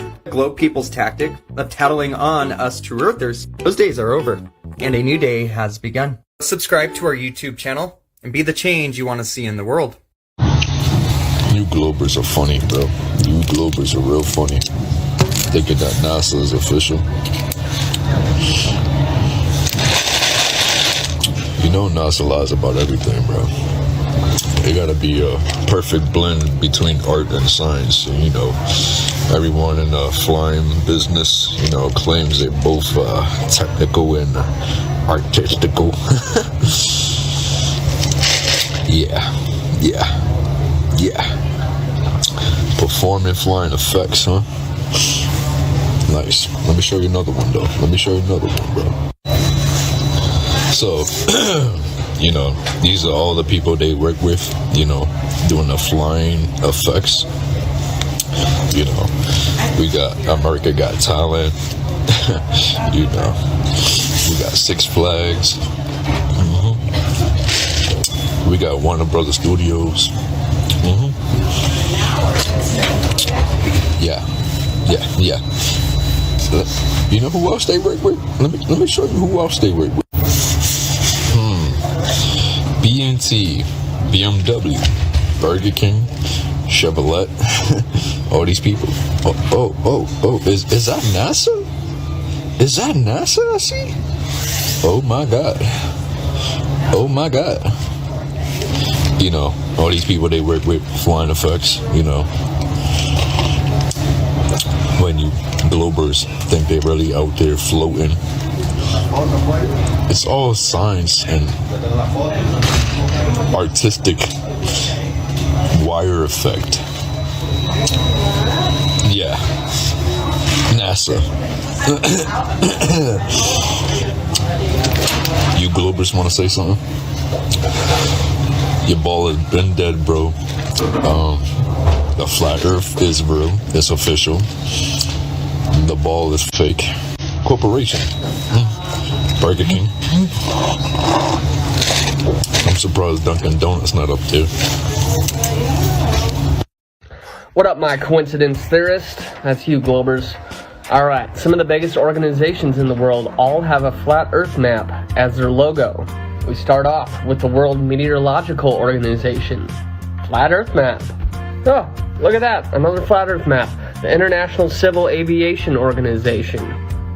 Not enough for you? No sweat, we got more. The International Maritime Organization. Oh, look at that, another one. The United Nations, repping the flat earth logo.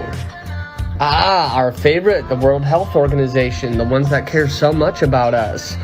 Repping a flat earth logo. And also the snake. Does that look familiar at all? Now does it look familiar? You know, Baphomet, the false god that the Knights Templar allegedly worshipped.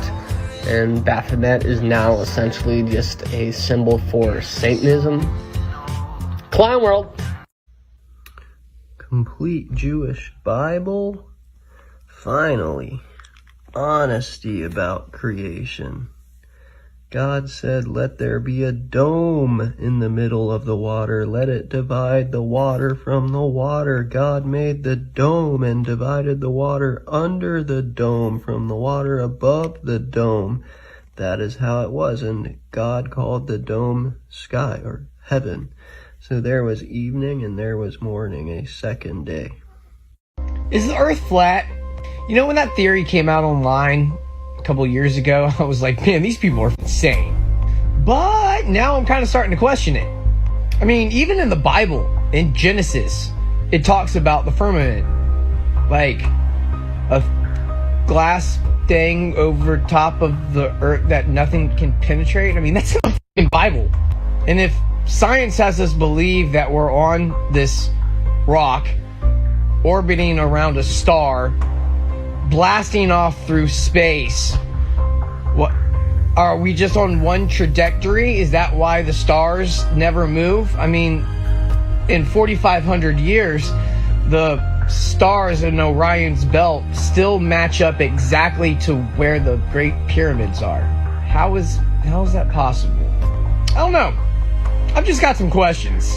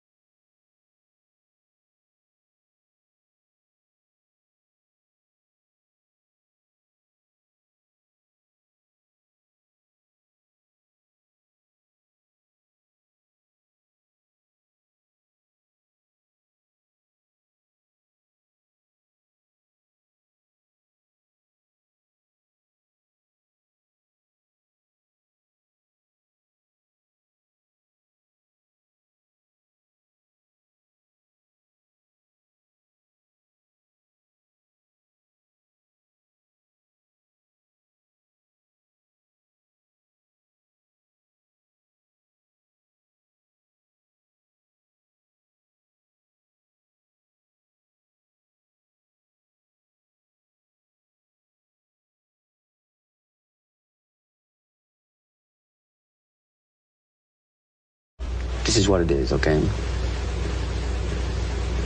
I said, empty your mind. Be formless, shapeless, like water. Now you put water into a cup, it becomes the cup. You put water into a bottle, it becomes the bottle. You put it in a teapot, it becomes the teapot. Now water can flow or it can crash. Be water, my friend.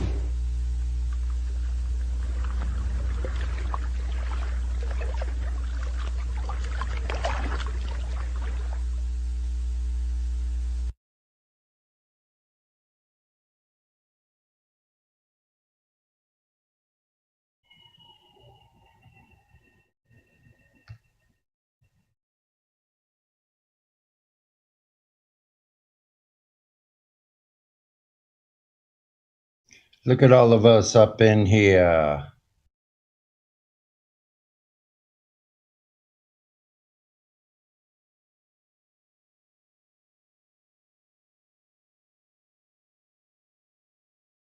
What's up, Sonny?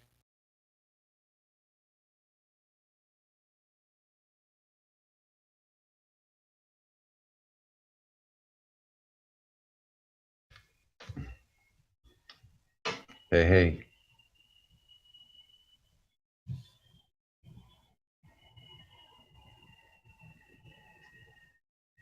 What's happening?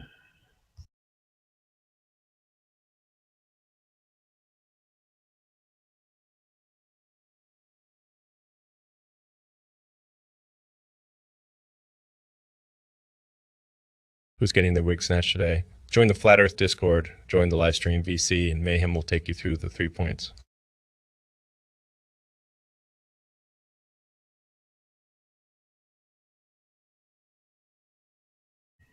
That's right. Thank you, bot.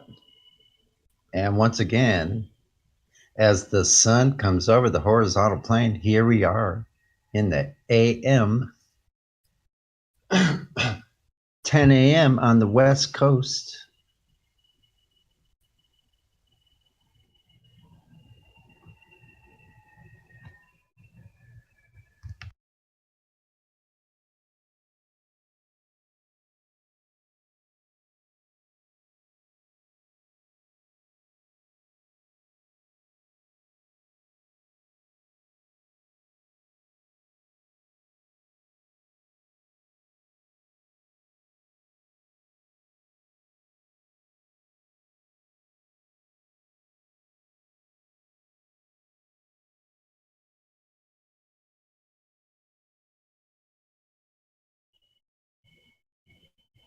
I must have missed something good because you guys are awful quiet.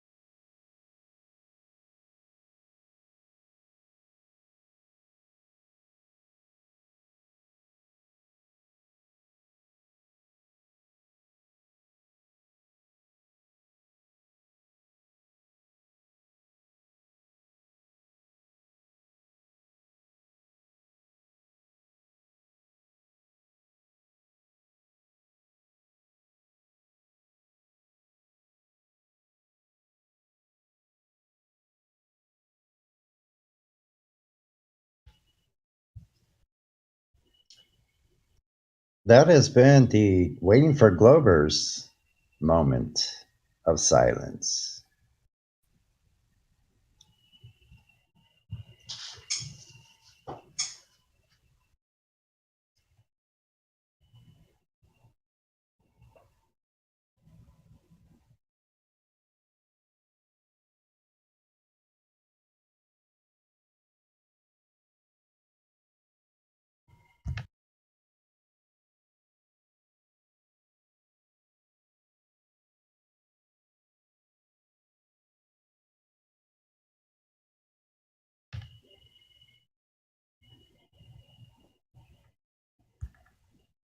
Morning Mayhem, come on in, and Miggy will go through the 3 points with you.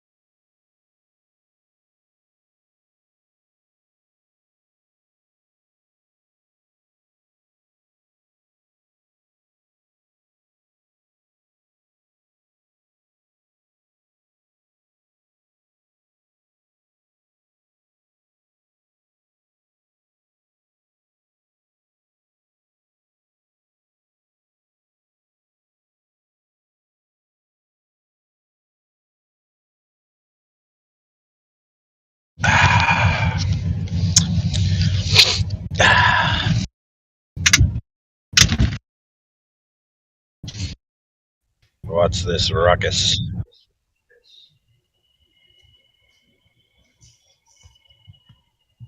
Did I hear you say? Do bow bow.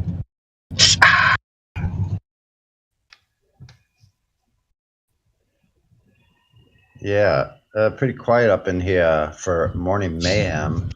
I guess the East Coast people may have already had some conversation. I don't know.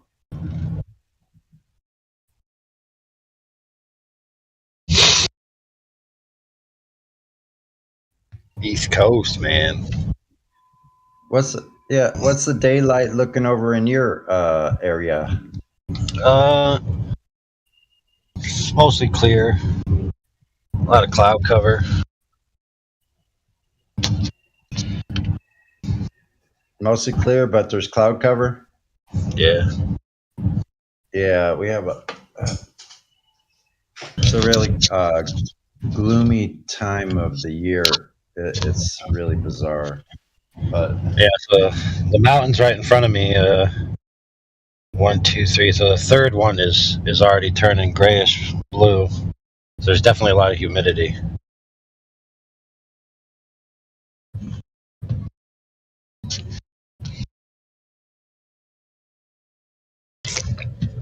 It's weird, dude. How the mountains turn blue as they get further away. They turn grayish blue. They turn totally blue. They turn to where you can't tell the difference between them and the sky.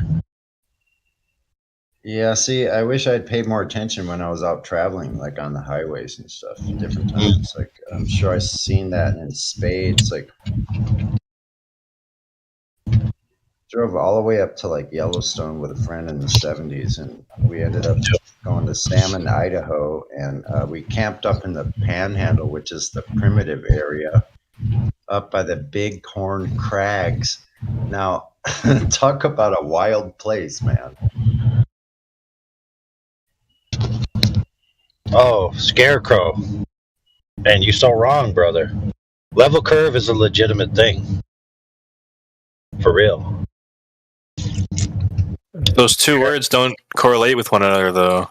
Yeah, they do. brought them up. They're actually used in mapping. Yeah, in mapping, not in reality. Yeah, but how are they used in mapping? They're used to conform 3D objects to 2D. Sort of. They're used for altitude indicators. So you have a mountain, right? And you look down from the top. Obviously, it's just going to look like a solid thing. So how they show you the boundaries is they make these curves, right? Roughly the shape of the outline of the mountain at that altitude. And in between each one of these curves, they demarcate how much altitude has occurred. So when you count the curves, right? So from this curve to this curve, you're going up, let's say, 500 feet. Each one of those levels is called a level curve. Now, we had Zanuck back in the day. Oh, wait though. Try to argue that proves that level is curved.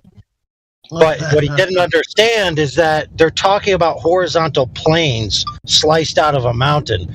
And the level is that plane at that altitude. And the curve is the outline of the mountain. So the level is actually the actual height, the actual level height from sea level indicator marcation, like a marcation. Right, exactly. So, right? Yep. So they got it. They got that part. That's bizarre that they.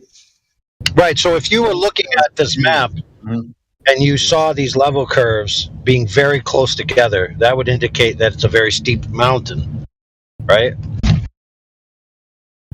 And if they were far apart, it'd indicate that it was, a more what is it? What's the opposite of steep? Shallow or whatever. I can't remember. You get my point. So hold on a second. So I would have to pretty much see that what that actually graphically looks like on a map, or however they use that. Is that done in like engineering drawings where they're maps, bro? Like no, not regular maps, but certain types of maps, especially military maps. Yeah, I probably. Because military maps have all the depressions and the valleys and the hips, dips, and whatever. They have them all level curved, just like that, to show you how deep they go. So when you look at a little dip in the terrain, you could count the level curves and look at the legend of how each curve or each level is, and then you could say, okay, this depression is this deep. Yeah, it's been so long since I've looked at a road map. It's probably on regular maps like that also. I think I do remember it. Yeah, I do. That's bizarre. So charts as well, I think. When they say that they're conforming the 3D ball onto the 2D map, what is that? What are they really doing? Are they really correlating heights and altitudes and everything on the map? I mean, altitude. Because it's not a ball. So what are they really doing?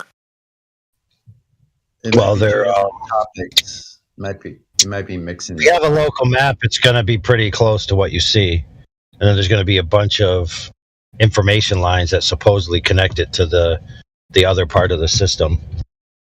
But really, what they're just doing is they have roughly 3, but it's actually more like 5 different sets of math and data that they must merge together into one. Now, how does that compare to like a regular map that shows landscape heights, like where they have the lines that are each one of these lines going up a mountain shows the kind of contours of the terrain and at what height that is, and then the next one, like if it's going up a mountain. Yeah, I think they just call those contour maps. Contour, yeah. Or a topographical map. Topographic, yeah.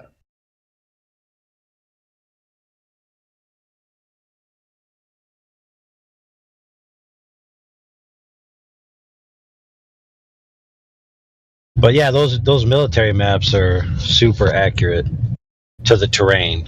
Like you don't even need to use any equipment. You could literally just look at the grid you're on and use your ability to land nav by counting paces, right, and then making a right angle and counting paces, you could arrive at your destination, and now what they claim is you'll always be within 3 meters.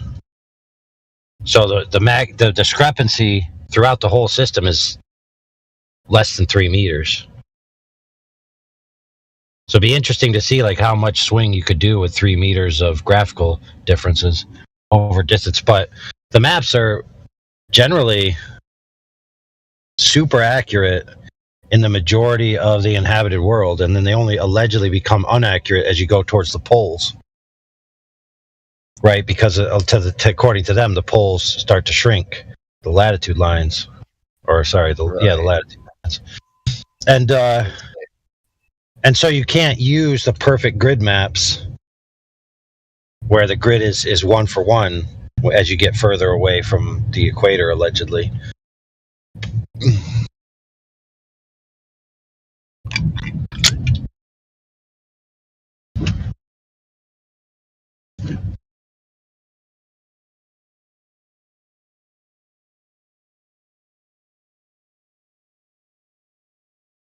Now, but we do know that they have mathematical transforms, that they're not just going out and stitching all of these maps together and then figuring it out afterwards. They're putting them into a matrix of interpretation that they've already had established.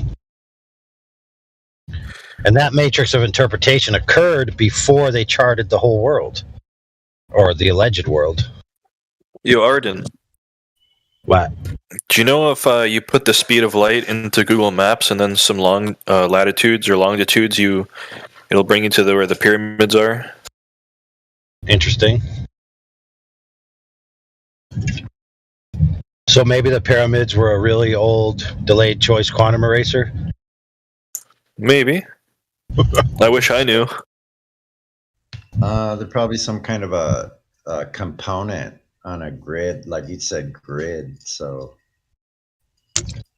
well, there's a quantum eraser experiment that is at a certain university where the different parts of the experiment are in different buildings, and the distance of the buildings from the other is greater than the distance that the speed of light could travel in the time that the experiment takes place, proving that the information arrives before the light, which means it's faster. That's true. Light. That was the one. Right. That was the one I'd like to look into a little more. Yeah, that's pretty wild, right? Yep. Oh dang! So, I never really. It's this kind of thing. I never really got to the bottom. Like, so okay, what parts of that quantum theory or whatever is actually been tested with real experiment? Well, look, most of these things are done locally anyway, and they're interpreted onto the universe through a philosophical assumption. Okay, and that philosophical assumption is uniformitarianism, right? That all things occur similarly at all locations in free space, right? So if I go a 2 trillion light years from the Earth, then physics are going to behave the same way. That light's going to have the same speed, that things are going to do this and that the same way. And so when they interpret this phenomenon from the sky lights, and they say, oh, well, if I interpret that the things there must happen the same way they happen here, even though I've never been there, then I can make all this conjecture with a bunch of math. And the math checks out, the math balances, right? So, sometimes I need to add 45 pounds of dark matter to get it to balance, and I just make it up out of thin air, whatever, but it balances. My equation is correct. Pretty weird. Yeah. And then because their equation is correct, then they say, well, I've proven it. It's like, dude, that's like going to the bank and saying, I'd like to buy this house. And they say, okay, how much money do you have? And you say, well, 1 million plus 2 million is 3 million. Therefore, I have $3 million. But your bank account doesn't reflect that reality, even though your math is quite accurate. Yeah, I just bought a house. Okay, what'd you buy the house with? Well, with the money I haven't received yet from the bank. They're going to give me a loan. That's actually worse than that. It's money. It's money I haven't discovered actually exists yet. It's just theoretical money that we haven't yet discovered. But I do have the house for sure. I mean, 100%. Like, I know I have the house. Like, okay, can you prove it? Well, you know, that money I'm going to get in the future, that's the proof. If someone said that to you, you would look at them cross-eyed. Right.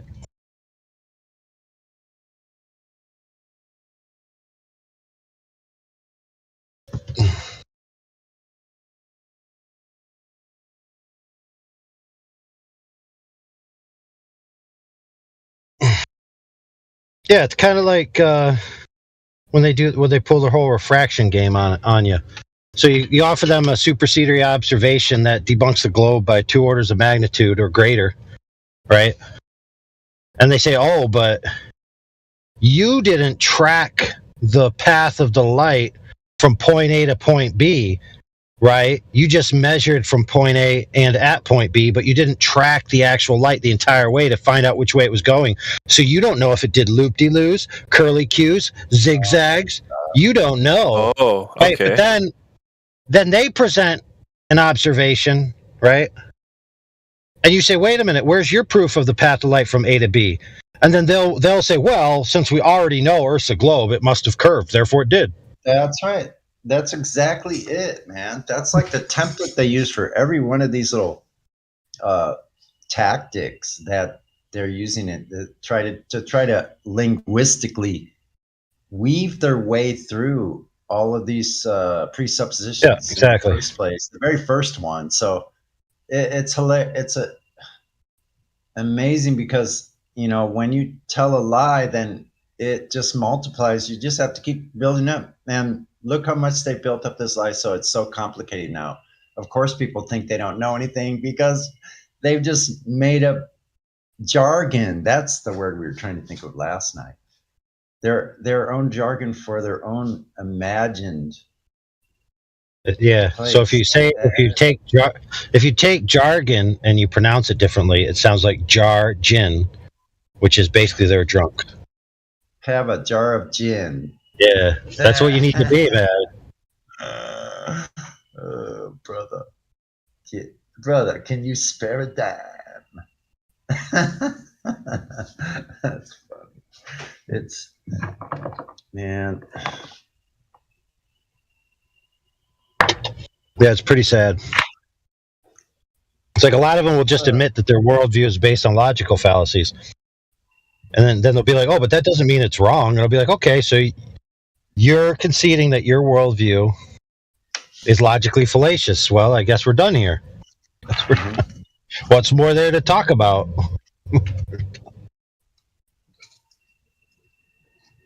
Yeah.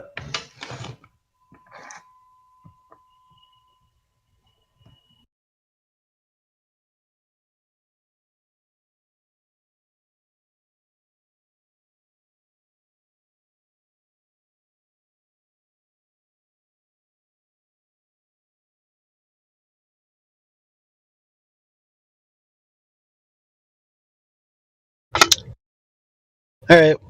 Well, I got to get some work done, you know, and that's about all I got to say. Alrighty then. I'm gonna try to not be interested in what's going on, so I don't join and slack off at my work. Yeah, I could see how that could happen.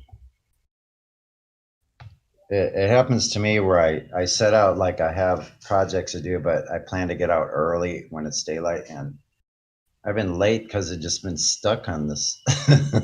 Can't get off the Discord. Yep. Have a good, safe work day. Well, yeah, but dude, if you ever need a break, like if anybody ever needs a break, you know, the self-control, but they don't want to admit it, you can just DM somebody with a higher rank and they'll ban you for a few hours. Oh, like a courtesy band. I like Yeah, that. courtesy band. I can probably Exactly. use that. Maybe I should make a personal call to someone I know and say, wait a minute, man, check me for a second. Should I be on the Discord right now or maybe not? Like, it's hard to tell when you only have yourself to bounce ideas up against. Like, sometimes you need a. Yeah. I almost want to switch. I almost want to switch my phone to pay for internet. Oh my gosh.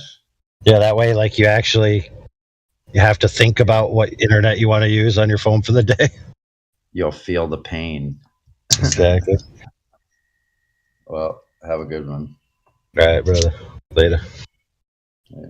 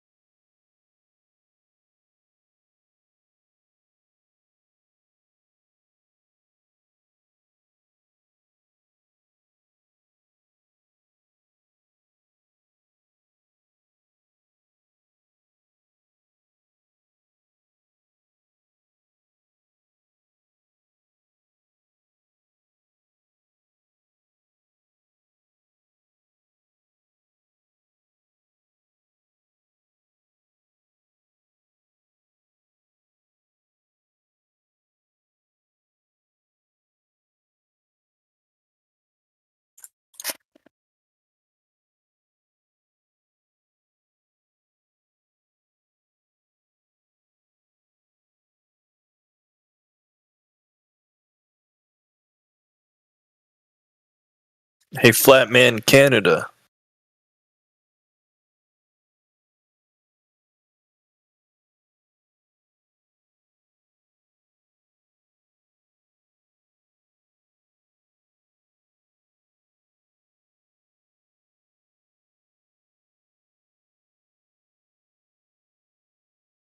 Flatman cannot.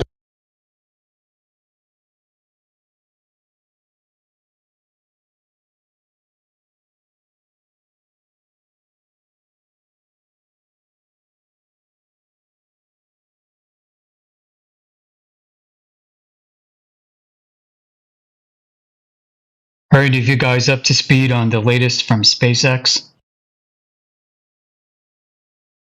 Not yet. I feel like I'm about to be, though. Yeah, hold on to your seats, man. So get this. SpaceX just took some private customers to dock with the ISS. Sweet. Yeah, right?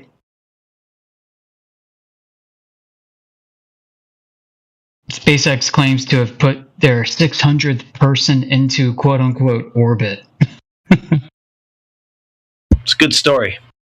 Yeah. What do you mean by that? Like, how long are they in orbit for? What's going on with them? I don't know if they ever came back.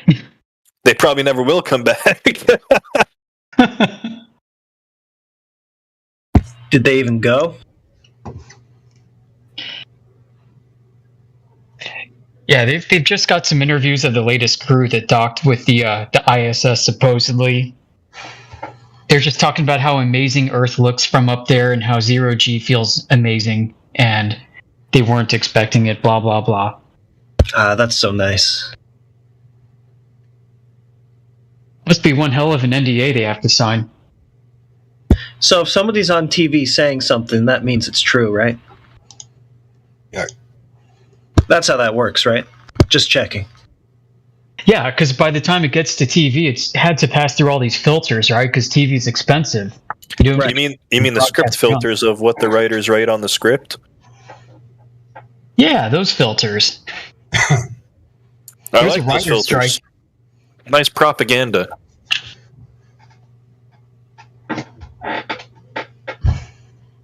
There's a writer's strike too, and I guess that doesn't affect NASA.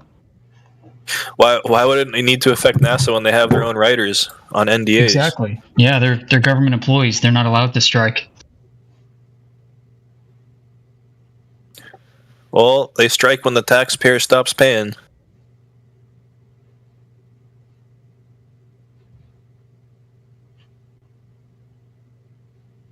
Man, I'm so glad I don't have to check out reality for myself because I can just watch the TV.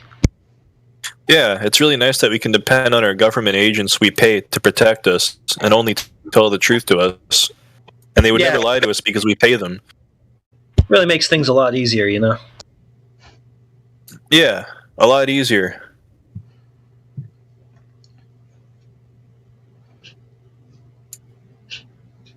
If it's so easy, then why don't they just print some more money and make it even easier?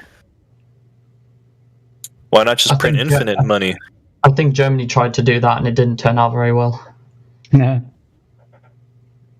He's not wrong. Canada tried doing that too.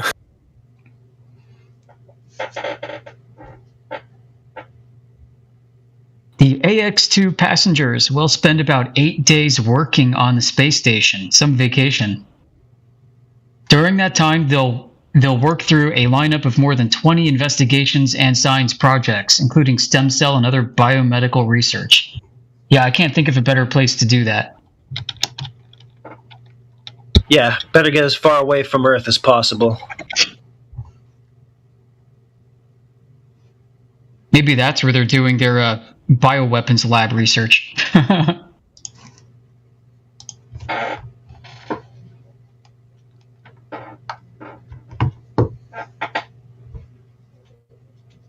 I feel like every time I check in on space news, it's something crazy like this. Like when I was younger, I felt like I was more involved in it and it didn't really surprise me so much. But now it's like Mars potatoes and moon pies. So right now we're giving them X dollars to tell us pure information. What happens when we pay them more money? Will they give us better information? Yeah, it's a sliding scale, you know. So why don't we just give them all our money? To your settings, make sure you're using the right output device. Sonny, you hot micing.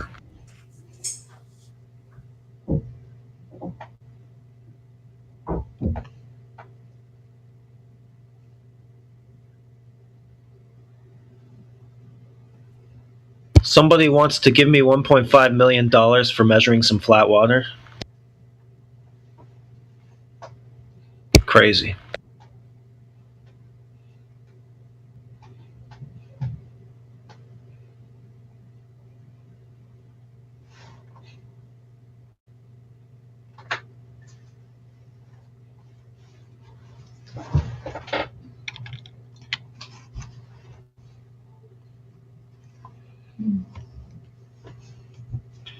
Would you guys go on the rocket if you were given the opportunity to? Someone came, knocked on your door and said, here's a free ticket?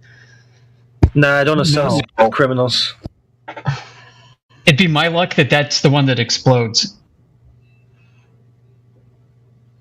Hey, your family get one hell of a payout for it.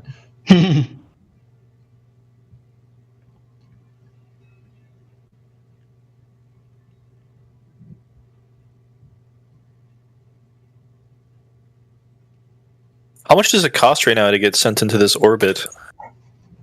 I was just looking at that.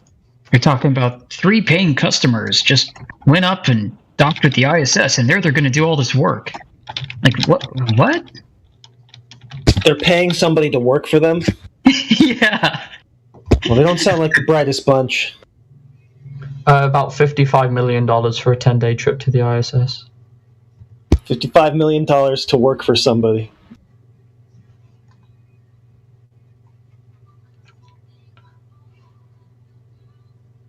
Jeez, man. Hey, rocket fuel's expensive these days. That was my volume was down. I apologize. Boomer moment. Sorry.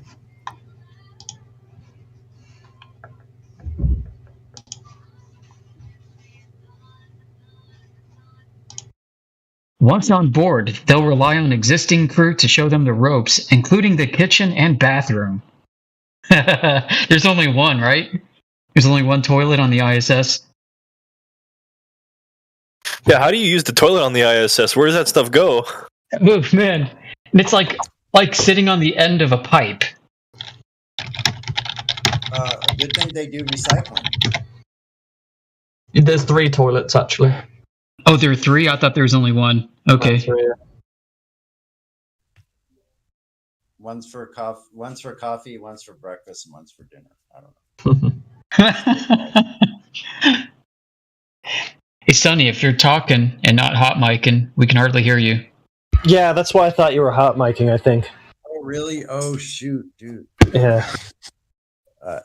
Talk about devices. I forgot I was on my phone. Okay, so that's probably better, right? A little bit. Improvement. A little bit. That's a start. Let me see what I can do about that on the phone here.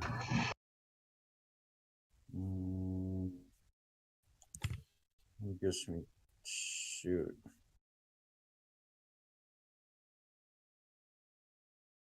Yeah, I'll have to go to my I'll have to probably switch to my laptop.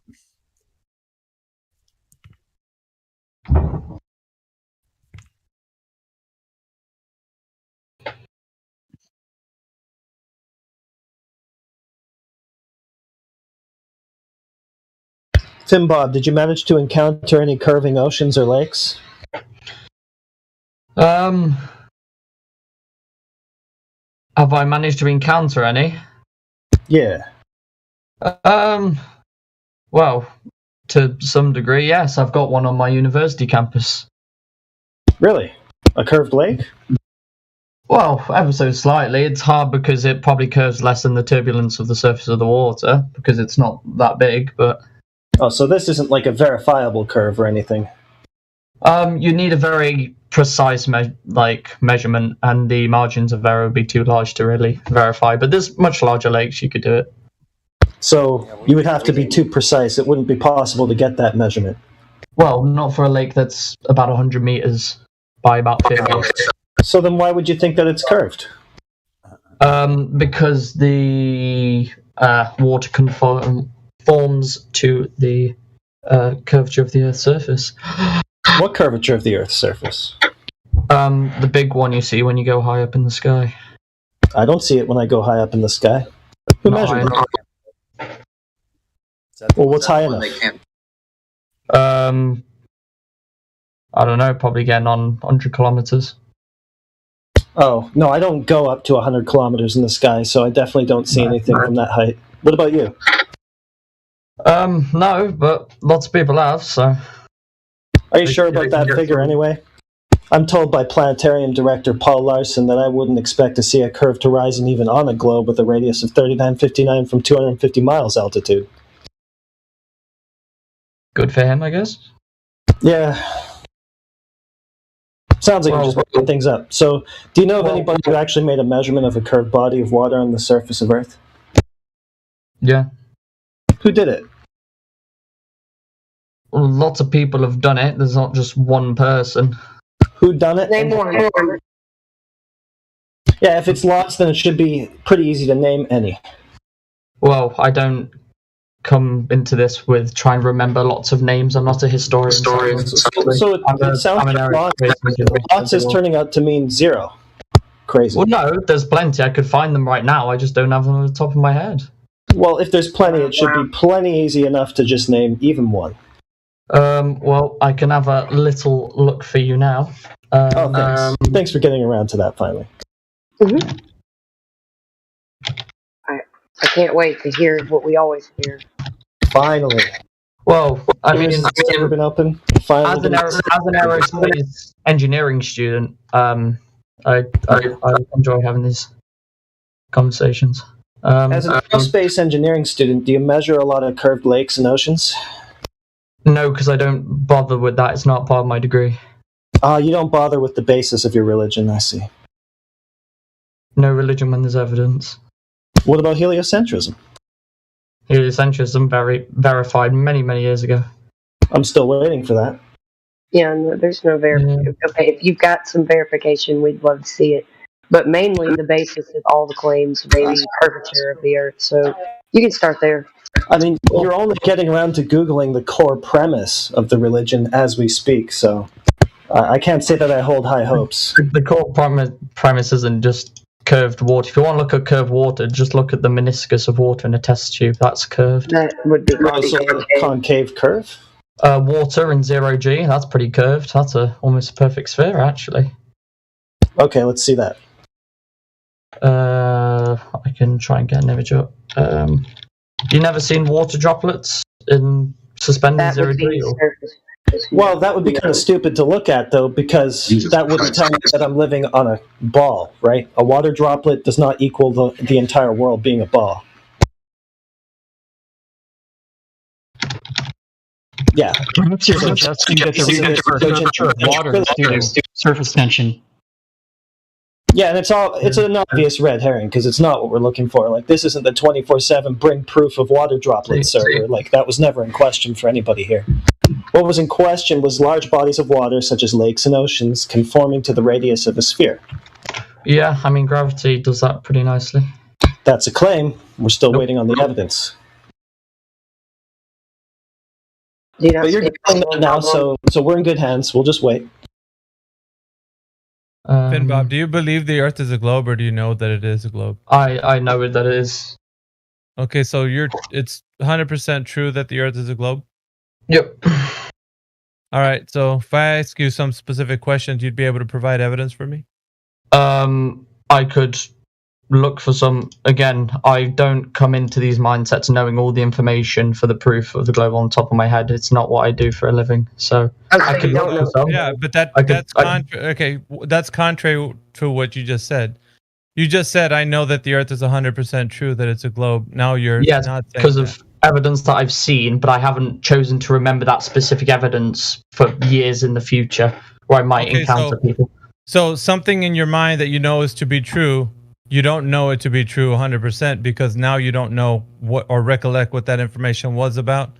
So essentially that important information got lost somewhere in your mind Well, it's not that important because I don't. Information that supposedly supports the claim that the Earth is a globe is lost somewhere, right?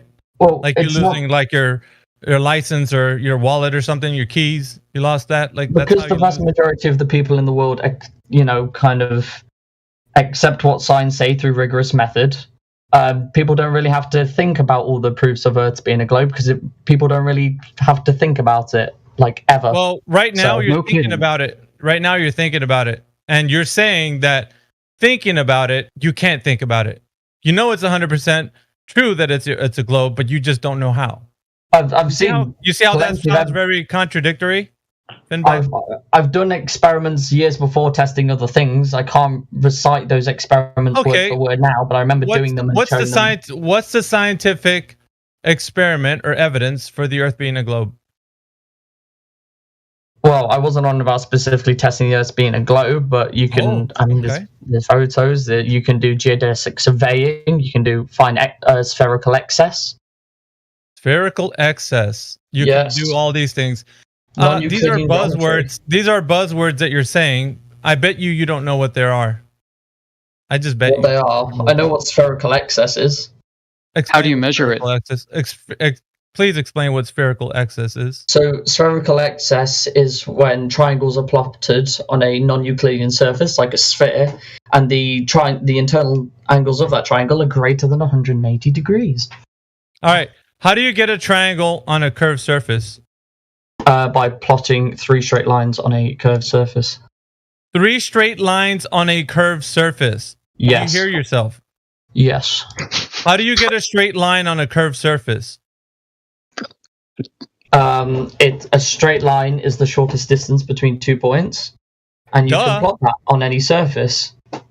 Well, I know that. I know that. No, but how can you do that on a curved surface? You plot the shortest distance between 2 points on a curved surface. It is a straight line. A straight line is curved? Are you hearing yourself? On spheres. On A spheres, straight line yeah. is the shortest distance between 2 points. Yes, it like confines How do you the surface get of the object. Okay, so I'm not really sure if you understand what a triangle is. Does a Yes.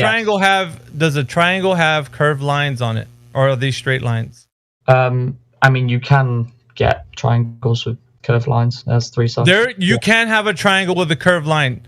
Is that a triangle then? Well, it depends if you're talking about Euclidean or non-Euclidean geometry. No. I'm just talking about what a triangle is. Because we're going to basic shapes now. Because it seems like you don't know what a triangle is. Does a triangle have curved lines? Yes or no? They have 3. Yes. If you want to get nitpicky, they're straight. Yes. Yeah, but I want to define what a triangle is. I don't want to get nitpicky. What is a triangle? a triangle is a shape that has 3 points that are connected by straight lines. Correct. Yep. Now, straight lines. Are any of these lines curved? No, that's straight. They're the shortest distance between 2 points. Excellent. Now, yes. How do we apply that to the curved surface of a globe? You plot the shortest path between 3 vertices that form a closed loop, and they are 3 straight lines that form a triangle. Excellent. So the Earth isn't curving; it's flat, right, and straight. How come when you plot 3 straight lines of view on the Earth, the internal angles of that triangle, it creates a on the Earth? Are you sure that's what you're plotting those lines on? Or are you plotting those lines, are you plotting those lines on the Earth or on a model? On the Earth, geodesic surveyors do it a lot. So the curved surface of the Earth has straight lines. Yes, they're called geodesics. Okay, so do you know what a sphere is? Yes, I do. Is there any straight lines on a sphere? Yes, they're called geodesics. There is straight lines on a sphere. Can you actually show us how we can have straight lines on a sphere? Get 2 points. Shortest path between those 2 points, straight line. It should be 180. Do you know what a sphere is? First of all, do you know what a sphere is? Specify. Wait. Let's make sure you understand. So we're talking about the surface of a sphere. You understand? We're talking about the surface of a sphere, right? Yes. So you're trying to say we can have straight lines on the surface of a Yeah. sphere? Yes. Yes. I don't know what the hell's wrong with you. So if you're on the surface of a basketball, let's imagine, and you walk in one direction heading north, you're going to end up going back to where you started. Did you walk in a straight line? No. No. So you did. So you turned left or right? You went off your north heading? Elevation change. Oof. It's not a straight line. You can walk in a straight line over a mountain range. Your elevation changes, but it's still a straight line. What in the hell are you talking about, man? Do you know what a straight line is? Yes, it's the shortest distance between 2 points. Is there any curvature on a straight line? No, it's the shortest distance between 2 points. Okay, you just finished saying that there's no curvature on a straight line at all. So a mountain wouldn't be a straight line because you're walking up and down the mountain. Yeah, Is that a straight line? Yes. Okay, there's really something wrong with you, man. Wait a There's really second. something wrong with Wait a second. you. You honestly are the weirdest. See, okay, I okay, let's go over Right. shapes, right? Because I think that's what we're. Did you miss that class in kindergarten? Because I mean, most of us. This is way. Okay, we need to put up some shapes here, guys. Let's get a little diagram for Mr. Finn Bob because I think he doesn't know what shapes are. So if you're walking up and down a curved hill, that's a straight line, huh? If it's the shortest distance between point A and point B. That's the shortest distance. No, the shortest distance would be through the hill. Yeah, chord line. You're not going through the hill. Which You're would be going a up straight and line. over the hill. Going through the hill from point A to point B would be a straight line. Also, right? Like if you had a tunnel through it with the train track. Oh yeah, that's yeah. Well, If you want to be yeah. specific, Well, but- yeah. Well, we do want to be specific because we're talking about straight lines and curve. Okay. Come on, dude. Like you can't agree. And Orion, because I was talking about a sphere, but he made it specific. The surface of a sphere, right? The surface. And you're saying that Yeah. a straight line, you can have a straight line on a curved surface. Yeah, it's called geodesic. No. It is a well-established fact. No. Geodesic is a straight line. Do they use these geodesics? Do they use these geodesics in navigation? Yes, they do. Oh, show us. Can y'all hear me or no? I'll try and find Hear you some now, like Eli.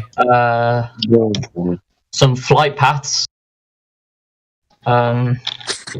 I mean, most flight paths follow geodesics pretty perfectly. Nobody said flight paths. Nobody said that. I said navigation. Yeah, I think Eli wants to come in here. Navigation. Eli wants to come in here real quick because he's been interjecting for like a minute. No, forget it. Let Sonny go. I'm sure he heard me. Maybe he did. Go ahead. You're already in it. No, I heard you. Elijah, go ahead if you must say. No, go ahead. Okay. Yeah, I said navigation. So if you could please show me how they use geodesics with celestial navigation over the ocean, please do that. Put it in the live stream voice text. They use it in planes. I don't know why you're being specific about celestial navigation. Navigation. Have you heard that the oceans are at least 70% of your ball covered with ocean? Yeah. So how do they navigate over the major portion of this Earth with geodesics? How you describe them? Please tell us what evidence or proof you have, a citation, please, and the source. They don't use geodesics. They follow geodesics for the shortest distance. Okay, show us then how what navigator uses geodesics. Show me which navigator. Just name one. Put Find the citation and the citation and the source, please. Tell me the citation and the site. I'm not using your hearsay. You're using information. Well, you're talking from somewhere. You're telling us that this is how it's done, and you need to provide the proof of who is doing it exactly. Well, people that navigate on boats, like. So you're invoking a curved surface, Finbob. You're basically telling us that they travel over an arc that was the curved surface that we asked you to prove in the first place, and here you are just begging the question of it. Is that good? Right. I'm just saying. I was saying a geodesic is a straight line over a curved surface. No, it's a curved line. It's an arc. It's not a straight line. And so that's what we asked you to prove to begin with. So where's the measurement of that? All you've done is evade the question. You have not. Let the audience know. Stop talking. Let the audience know that you have not answered the question. You've done nothing but evade the question. Thank you. I'm done. All right, so Well, he said you can't see it till you're 100 kilometers up anyway. Going back to Heretic's question, Finbob, and also with the little image that I put in the live stream voice text, if you can see it, I put some shapes in there for you. You know, which one of these things is not like the other? Which one of these things just doesn't belong? We can sing it in a song if you like. But so, if you're saying the Earth looks like one of those, which one do you think it looks like? Because the Earth is doesn't look like three-dimensional, not two-dimensional. Okay, but you know, if you're looking at it from a side view, right? The top left. Okay, that's a circle. And you're saying that we can use a triangle, which is the one right next to it. See the one right next to it? A three-dimensional object. Yeah, on the surface, like Orion was saying, on the surface. Correct? Yeah. So when you put that triangle on top of that circle, well, the 2D objects, not 3D. Well, but if you're doing it like as in putting it a flat surface on top of that sphere, you get the same thing, because the triangle is going to be a straight line, right? One of those straight lines is going to be resting on top of that circle. So how do you get a straight line that sits on top of that circle that's going to follow that circle if it's a straight line? Called a geodesic. Can you see the problem? Can you see the problem we're having? Well, no, geodesic's literally the definition of a straight line on a curved surface. That is just what it is. That's a claim. No, it's Google. It's a definition. It's not. It's a well-established fact of geometry. Hold on. What it is a contradictory in term definition. I mean, if you want to go over like semantics of definitions, there's no real world example.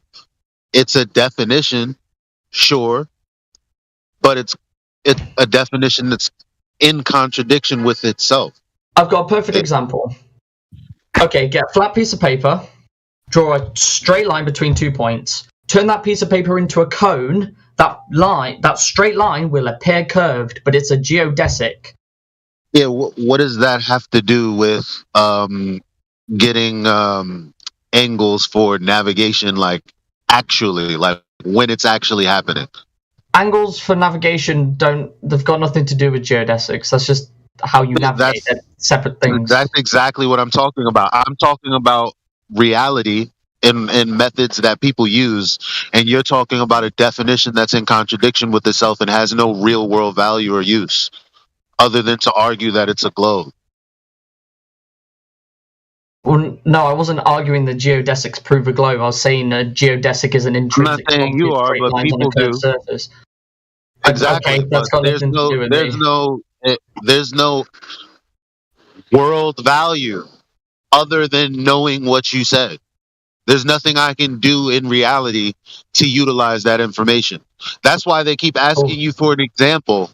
Because if you have one of those, other than taking a line on a piece of paper and then crumbling it up, well, I mean, it's just a characteristic of geometry. There's nothing to like prove. It is just a characteristic of geometry.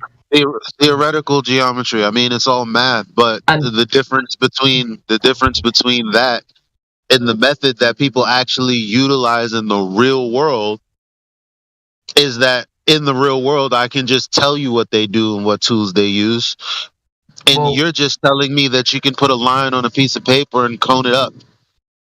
Pilots follow geodesics to minimize fuel consumption.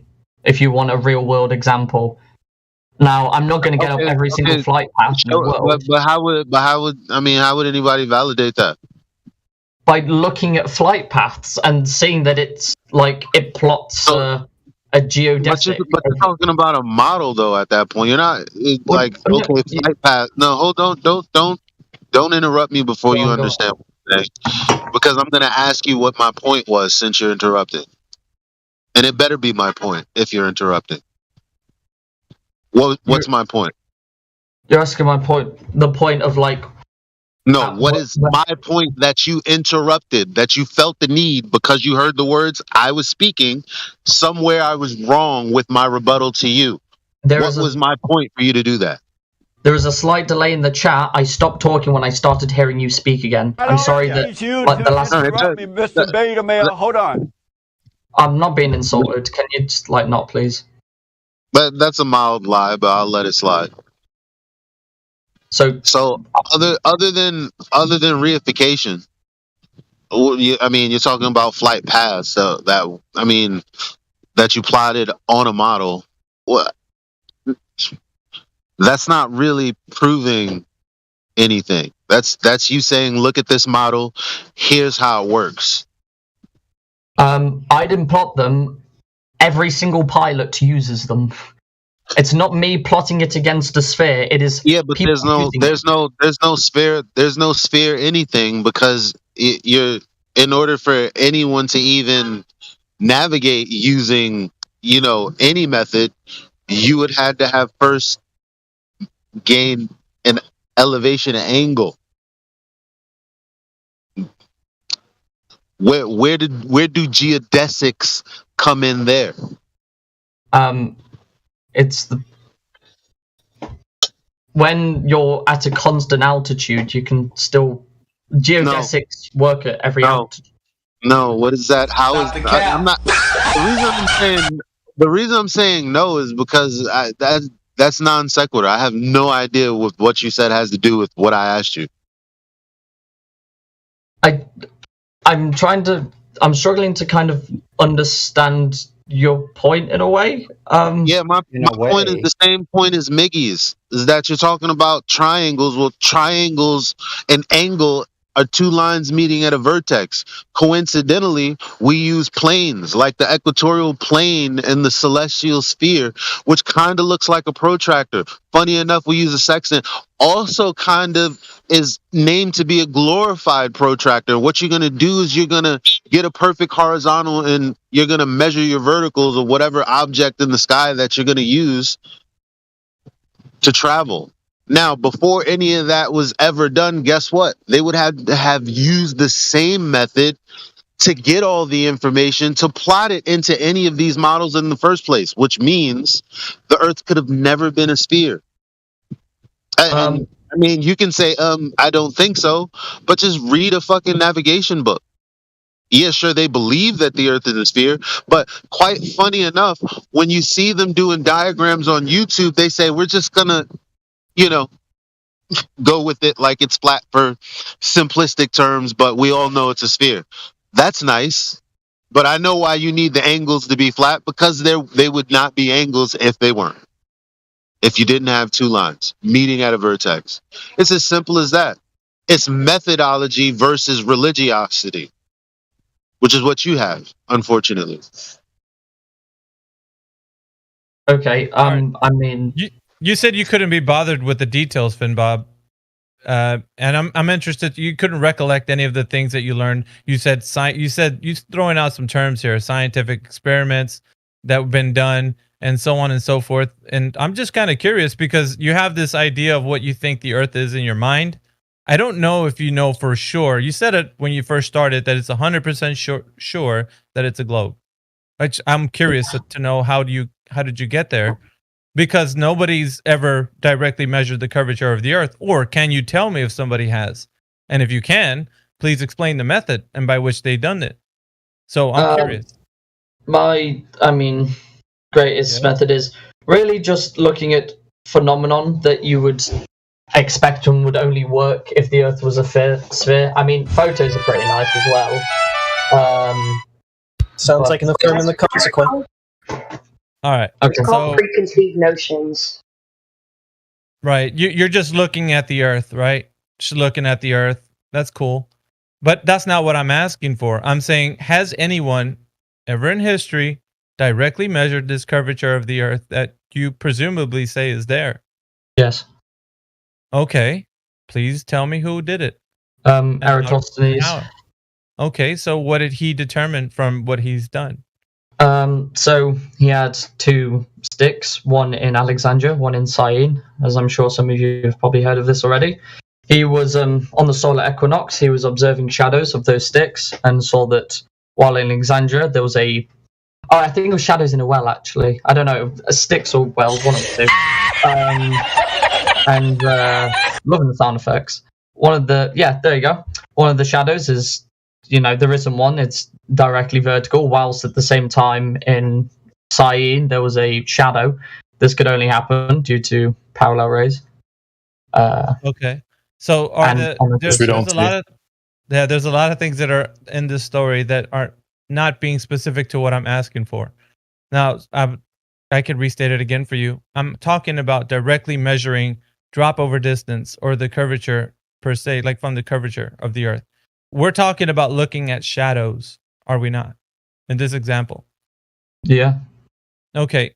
Is this the curvature of the Earth, or are these shadows that are being cast by, like as you say, 2 sticks or 1 well and a stick, or you didn't even know how it was done?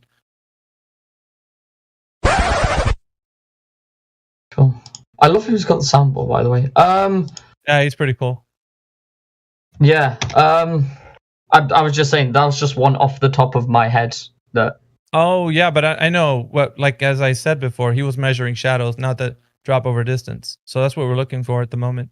Do you know anybody who's measured the curvature of the Earth, as in drop over distance? To know that it's curving at a specific rate that they say it is. I don't know the names of the people off by heart, but like I said, I can find them because I don't remember these people off the top of my head. I mean, the method, sir, not the people. Names might be obscure to you. I'm kind of offering. I'm really letting you go as far as I can to. I just want to extrapolate the information. I want the method. Do you know the method? What did they do? Not off the top of my head, but I can find one out. Oh. Well, no, not really. Because, see, here's the issue. With the idea that you think that the Earth is 100% for sure measured to have curvature, and you don't have that method be able to be presented in even a paraphrasing way, makes it very suspicious that you say that it's 100% sure that it's a globe when you don't even have direct measurement of drop over distance, which is what we need. I don't need direct measurement. There's plenty of other ways. No, you definitely would if it was like something that was a geometric shape. Let's say if you were standing on a geometric shape, like let's say like you mentioned a basketball, well, you would need to know what the drop over distance was from point A to point B on that curved surface. Now you're telling me you don't know how that's been extrapolated from whatever somebody's done in the past, which is curious because you're standing on information that should be the exact Earth that you're standing on, which a geometric shape would be a sphere. But you're saying you don't know how that's been done. I can't remember the exact method of how they calculated. Well, yeah, that's curious. That's a curious, Finbob. That's a curious part about this whole thing, that you have this supposed idea that the Earth is 100% for sure a globe, but you don't know how this geometric shape was measured to be one. But there's many other ways to confirm whether something's so many you can't name any. But this is what you sound like right now.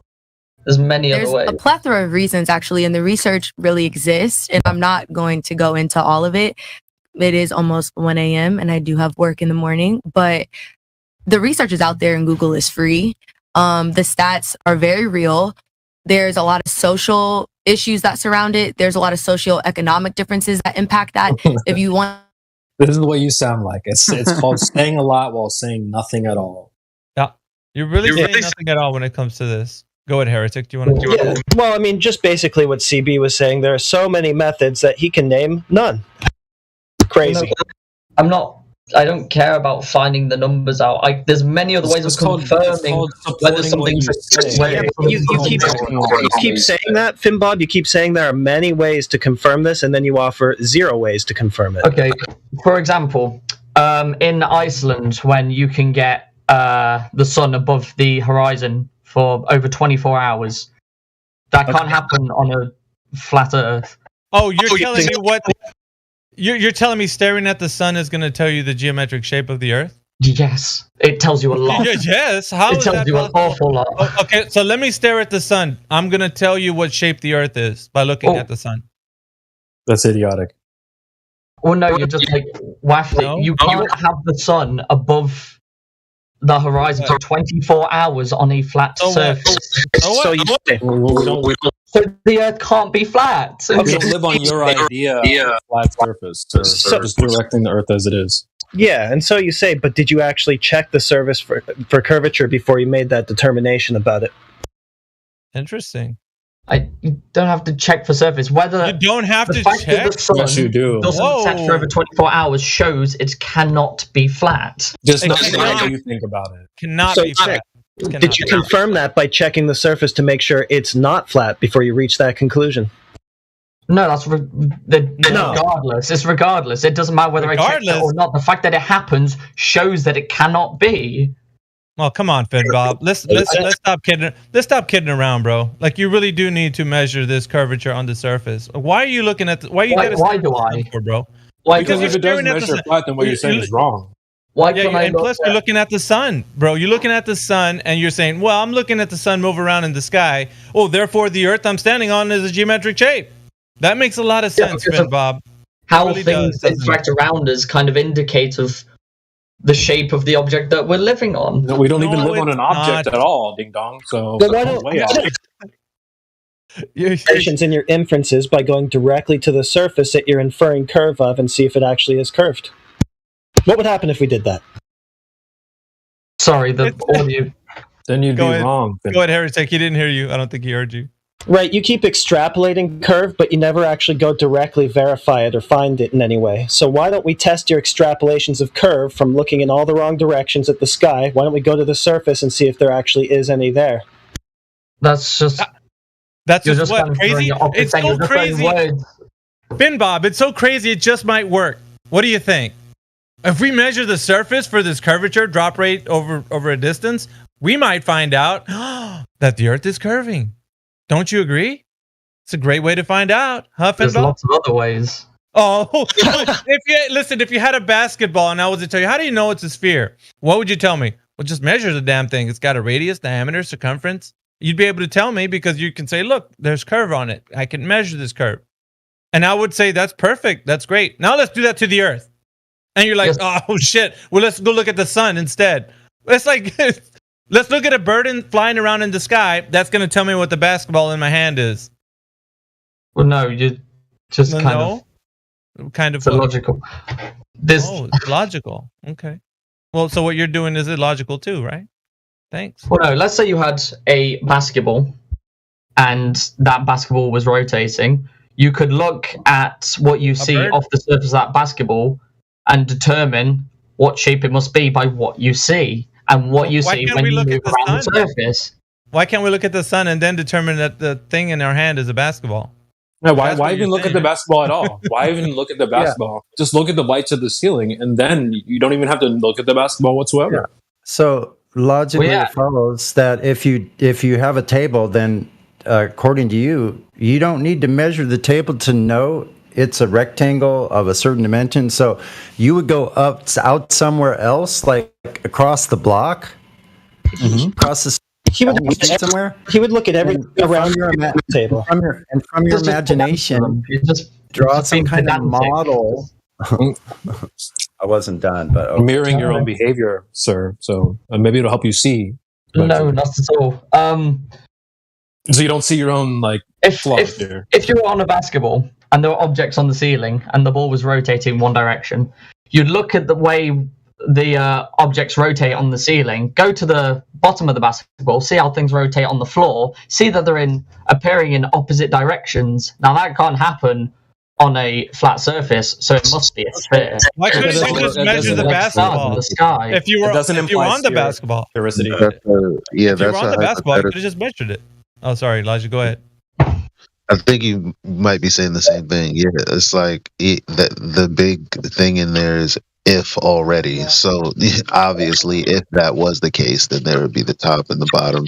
But that's the thing you're trying to prove, which is why it's a begging the question fallacy. Why would you want to do that in a forum where we're trying to get down to, true and false? Why would you need to use logical fallacies to prove your premises? Because that's not how you prove a premise. You don't just assume it. It's not a logical fallacy that some places on the Earth you see the stars rotate one direction. I just explained it. When you use the example of a basketball, that is your proof for why we see what we see. In that form, yes, it is circular reasoning. What are you talking about? Okay, let's say you were shrunk down, you're on the surface, but you didn't know you were on a basketball, and you looked at the ceiling and saw things rotated one way, then you went on another part of the basketball. You're just repeating yourself, though. So- We've already heard you. Why can't they do that on a flat surface? Why can't the stars do this over a flat surface? Rotate in opposite directions. So? In the sky. So why is that happening? Maybe because you're on a spherical surface. It's an apparent effect. It's not an actual thing. It's just based on which way you're standing and looking at the stars. So let's go back to the surface and see what it's doing. Yeah, it is. Let's go to the surface. This is why you're avoiding the surface. It's because it's not curved, and everybody can see that. If you're stood, I mean, you could do it standing still. If you stand still, look up whilst rotating one direction, things will pass over you in one direction. Then you look at your feet, things will pass under your feet in the opposite direction. Hey, listen, if something's going from my left to my right, and I turn around, then it's going from my right to my left. Big deal. Measure the surface. No, that shows.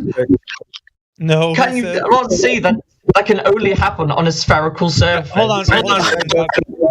We're listening to someone right now. Dempsey, did you want to come in? Sorry, James. Wait, my bad. I'm actually unmuted by accident. Go ahead. Oh shit. Oh, okay. Sorry, Sonny. Go ahead. Go ahead, Sonny. So this is we're listening to a guy that you sound like a parrot, young man, like somebody that all you know how to do is parrot these phrases, and we found that you have virtually nothing at all or validating or verifying or anything like that. You just believe you're on a ball so bad. You just have to keep this yarn going. You have no proof for any of your claims. You don't even know what a straight line is. I'm sorry. You already proved that you didn't. Just rewind the live stream. You don't know what a straight line is. If you want to argue with the entire base of geometry and like the whole of Euclidean geometry, then go for That's it. a big if. We don't really do those. That's a red herring. Like if you want to go and disprove Euclidean geometry, Time out. Your argument is for non-Euclidean. How dare you? Anyway, I gotta go again. I'm in the office. Later, Elijah. I think like every sentence you've started. I'm still listening. I'm just tiptoeing flat Earth. I can't be all flat Earth in here. Okay. Yeah, boy. These are big ifs here, buddy. So. No, Fit Bob, come on, dude. Like we're trying to get to the bottom of like why the thing that you say you're standing on is a geometric shape. I don't know why we're not looking at it specifically. You got to look everywhere else except for the thing you're standing. It's tangible. You're on it. Why can't you measure it? I mean, it would be sensible, right? Instead of saying going to the shoe store and telling them, well, can you look at the lights on the ceiling to see if I have a size 10 shoe or need a size 10 shoe? Like, why would just you check do the that, security man? camera? Why do you need to measure your You can foot? just check the security camera. Bro, measure your foot. You measure the Calculate foot. You know, find out that you are a size 10, and then voila, you can find a size 10 shoe. But like the analogy is so simple, right? It seems like, well, that's reasonable to say. If we're living on or on top of a geometric shape, then we could measure it. Why is that so wrong? You're making that sound like it's blasphemy to say we could measure the thing that we're standing on. Why? It's not. There's lots of measurements of the curvature of the Earth. We haven't provided one. You haven't provided not one. Not one single one. You talked about Eratosthenes when I said he wasn't measuring the drop over distance. He was measuring shadows. We don't want to do that. We want to measure the drop over distance. We want to see how much the Earth is curving, and that's what's important. You measure that drop over distance, and voila, that measurement is confirmed. We're all good over here. But you haven't done that. So you're saying we can look at many other things. Let's use, I don't know, card tricks, or let's look at birds, or what? Why are you doing other things when the thing we're looking for is for you to look straight down at the Earth and say, okay, let's see how from where this point to that one over there, is curving. That's all we need. And it's so simple, right? Proven data. Numbers. Eratosthenes did actually manage to calculate the circumference of the Earth. Hey, really? So you're just repeating yourself at this point. We've already covered this. I'm telling you that Eratosthenes measured the circumference. He didn't. He did. We had he calculated the circumference off of verified assumptions. Someone in here yesterday who admitted it was not a direct measurement. So who was an honest globe earther. So you can't sit here and say that it is. Well, no. Do you want a giant tape measure? No, it's your claim. So it's your claim. So we're not the I ones don't need to tell you shape, how to do, bro. And that's what CB's saying. We're not the ones claiming shape. It's your claim. You're saying that we're standing on a ball, a sphere, oblate spheroid, whatever you want to call the thing. But you're saying that's the thing that we're on. And we're like, no, we're not. And you're like, yeah, we are. So we're saying, okay, Finbob, go ahead and demonstrate how the thing that we're standing on is a geometric shape by way of measuring it. And you're like, let's get a big old tape measure. And come on, let's stop being ludicrous here.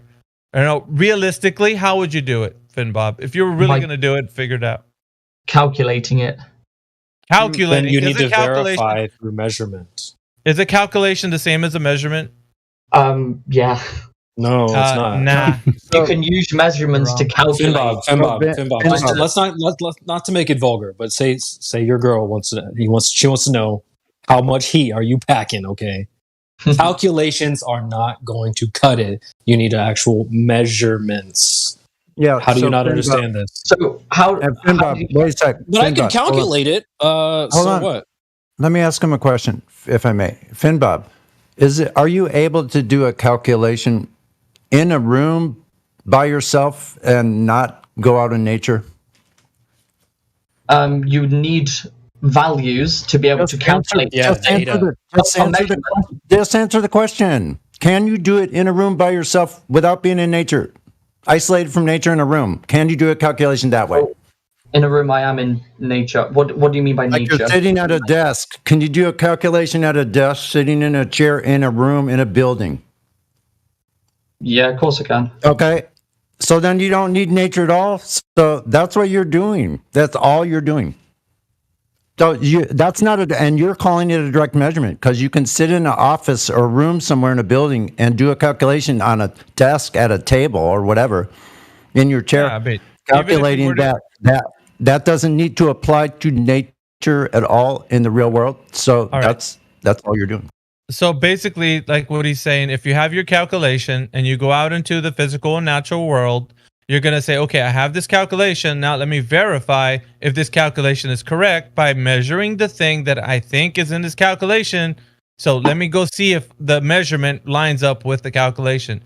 And when you do that, you verify that the calculation is correct, but not so in this case, which is why we're telling you that a calculation is not the same as a measurement.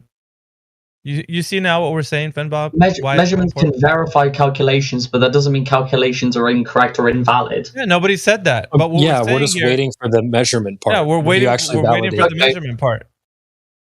For a perfect example, take the circumference of a sphere. I don't need to physically measure the circumference of the sphere to be able to calculate it. I can find the diameter. You don't have to teach us this. We've and already then calculate it. This is understood. We're looking to get to the money. Let's get the measurements. You don't have to teach us about how circumferences. We know that we're teaching you this at this point. So let's get to the measurement. Thank you, though, for the lesson. Take that information and go out into the field and go find this measurement that you need to verify what you're saying. That's all we're saying. Otherwise, can that be done? Go ahead, Harry. Yeah, otherwise you're not calculating the dimensions of an actual sphere, just one that you imagine. Well, yeah, you can input any, you're going to need measurements, but you don't need a measurement of the thing that you're trying to calculate. Why are you telling us? Just go get the actual measurements. What do you mean you don't need a measurement? What are you talking about, Willis? What I'm trying to say is you don't need the measurements of the circumference to calculate. You need measurements of the diameter. Where'd you get that? You need something. So if you're verifying the thing that you in question right now, which is the drop over distance, which is the actual surface of the Earth curving, then you need to go out into the field and verify that it is so. And if you haven't done that, you're just talking about what ways you can do these calculations and how spheres are and yada, yada, yada, on and on, so on and so forth. Like, we don't need that. We need for you to take... you're gonna keep telling us that the same thing over and over. I bet you'll probably repeat what I just finished saying. But like, you don't need to. Now's the time to take all that paperwork, go out into the field, and look upon the earth, how beautiful it looks, and then say, okay, this paperwork I have now matches the earth that I'm standing on. Voila, it's measured. Have you done that yet? Me personally, no, but lots of Has people anybody done that yet? Yes, lots of people. AKA me. That's what I'm Name saying. one. Who? I can literally get up a fucking page of people. Just for you. freaking name Great. one. God, you're Great. such a little weasel, Yeah, bro. I will get it Great. up. Do it. Find us that person. Or Why do you people. have to be why do these guys have to be such weasels? Like, ask the question and saying they know something, then it's just I got to go run and look for it now. Like, what a little parrot. There are volumes of Go ahead, proven Finbot. data, numbers, figures. Drop it There into are live stream fossil voice text, will you? Finbot? Live stream voice text. Yeah. Wow. It's like you guys have never played poker before. You just sit around claiming you have the winning hand. Bluff, bluff, bluff. Why don't you just put the cards down and the cards will do all the talking? Light your cigar, lean back, and put your boots on the table. But no, you don't do that because you have to bluff and tell us about your cards and how amazing they are. It's called bluffing. CB, he just dropped his card. It's a McToon rank for Horizon Dip. So I guess he thinks the Horizon's geometric. Oh. Well, let's look at get let's into look at the the citation. whole. Hang on, Finbob. We're going to look at what you dropped, okay? If you don't mind. Okay. And let me just read a little bit of it here, because we have to. All right. So it says Horizon Dip measured from New Zealand. Robin Bodley conducted an investigation into the relationship between observer elevation and zenith angle to the sea horizon.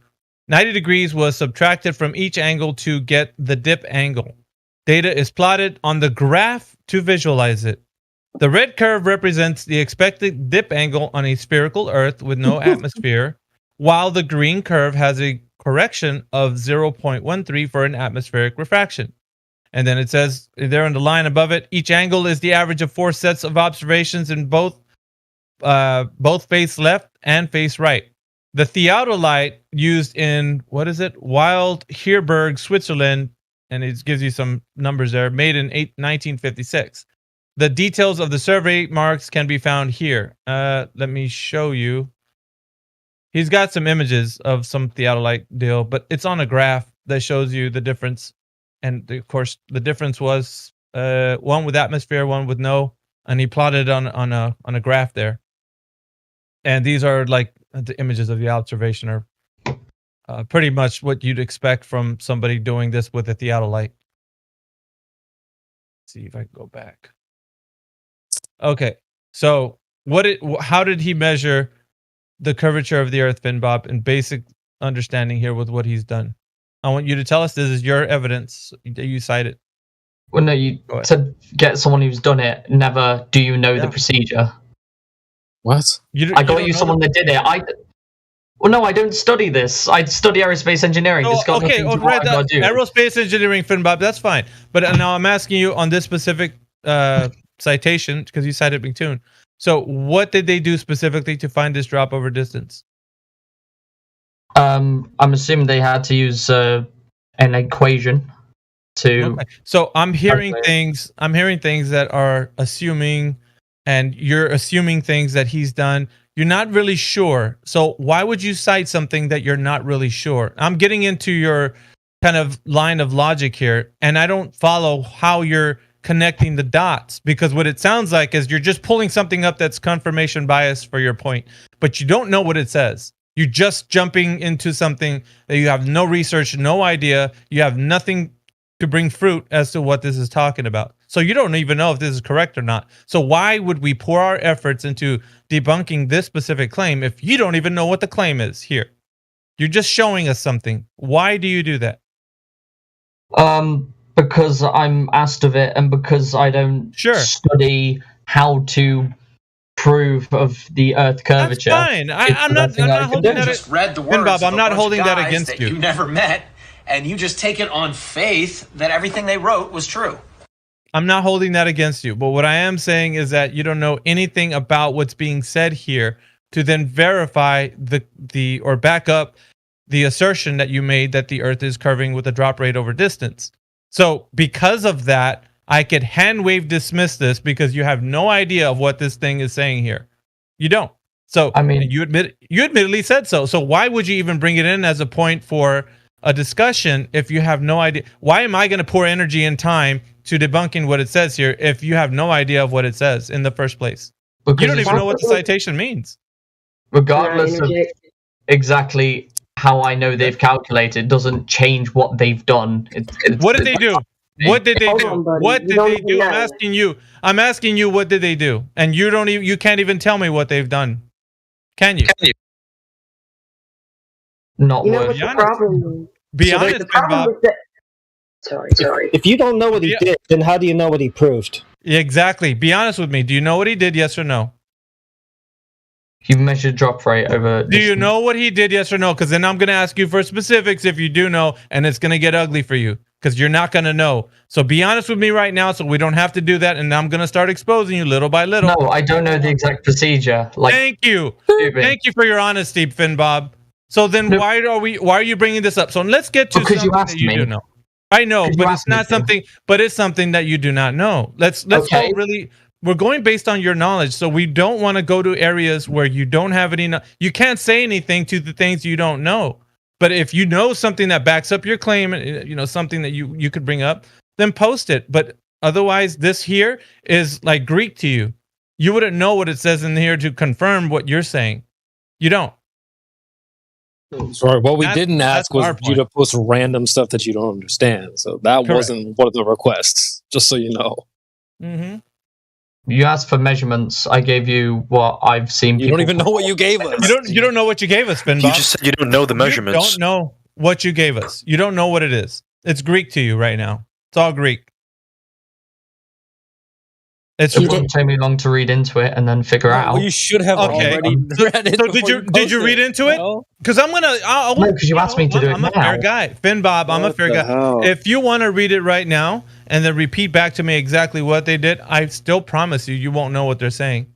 I do. You don't. You guys are supposed to know this. Why is it that you're trying to figure it out on the fly? What the hell, man? You're just I come in here for a discussion, not a globe. You're trying to that's what we're having. PowerPoint presentation of here's my. We're having a discussion about how people like yourself, even an aerospace engineer such as yourself, couldn't even find out if this information validates your point or not. Which it's curious because you just posted it willy-nilly, like as it's something like, "Oh wow, look at this great information," and then we're like, "Okay, dude, what's it about?" I don't know, just something that disproves your theory. What? I'm like, okay, so why are you posting something if you have no clue, bro? You see the this is what people do, and it shouldn't be doing that. You're not using your brain, whereas in maybe in your job you do. Because it's something specific you have to be attending to. And this here is just something like, I don't care, just post anything. But that's not how it is here. We're asking for real world demonstrations and information you can provide that you could back up your claim. So we're just having a discussion, man. It's like nobody's operating on the level of like critical thinking here. Well, unless you engage in a way that's, makes this feasible to you, that you're like, okay, I know what's going on here, so I'm going to talk about it. But you can't even do that. And I know that you can't. And, you admittedly said so. So then, if that's the case, then why, because of all this time that you're thinking the Earth's a globe, you can't provide us any evidence for it? That's my case. That's what I'm stressing to you, Finn Bob. I'm just trying to reach out to you, bro, and make you realize that it's not possible. You can't present us anything because there isn't anything for you to present. And when you do present something, it's Greek to you. You're like, shit, they must be doing something great. I don't know what it is, but it looks like it provides evidence for the Earth being a globe. That's what's wrong with the world today, Finn Bob. Such people like you and other people like yourself, they don't have a clue. And so we're just asking them, guys, I think you're taking this information for granted that the Earth is a globe because you don't have any way to demonstrate how it's a globe. How do you know you're standing on a geometric shape? Wouldn't it be easy, and it's logical what I'm saying, wouldn't it be easy for you just to directly measure the geometric shape for what it is and find out, hey, we are standing on a ball for sure? But it seems to be like, go ahead. I was going to say, for someone who is busy quite a lot of time. It's a lot easier to look at phenomenon that we see in nature to verify the shape. You don't know what these phenomena are. You're just assuming what they are, and their distances, and their what they're made of, and all these things. So it's just based on assumptions. What we're trying to do is build on top of a foundation and build up. You guys are building backwards from assumptions. It's like trying to build a house from the shingles down. Yeah, it's just faulty way of doing things. So the Southern Cross. Sorry, were you carrying on? I don't know if I interrupted you. No, he was done. Go ahead. Okay.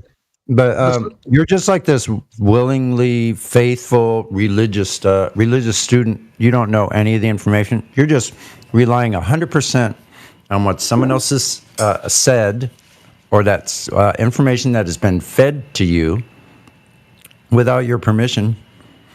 And you're just faithfully, blindly going along with this, kneeling at the pew, chanting the religious hymns, and pulling out vague descriptions, references of some kind of literature that you haven't defined. You're just like one of the dumb religious students. Kneeling at the pew, you don't know anything. Yeah, you don't even know where you're at. Yeah, more times than not. Southern Cross.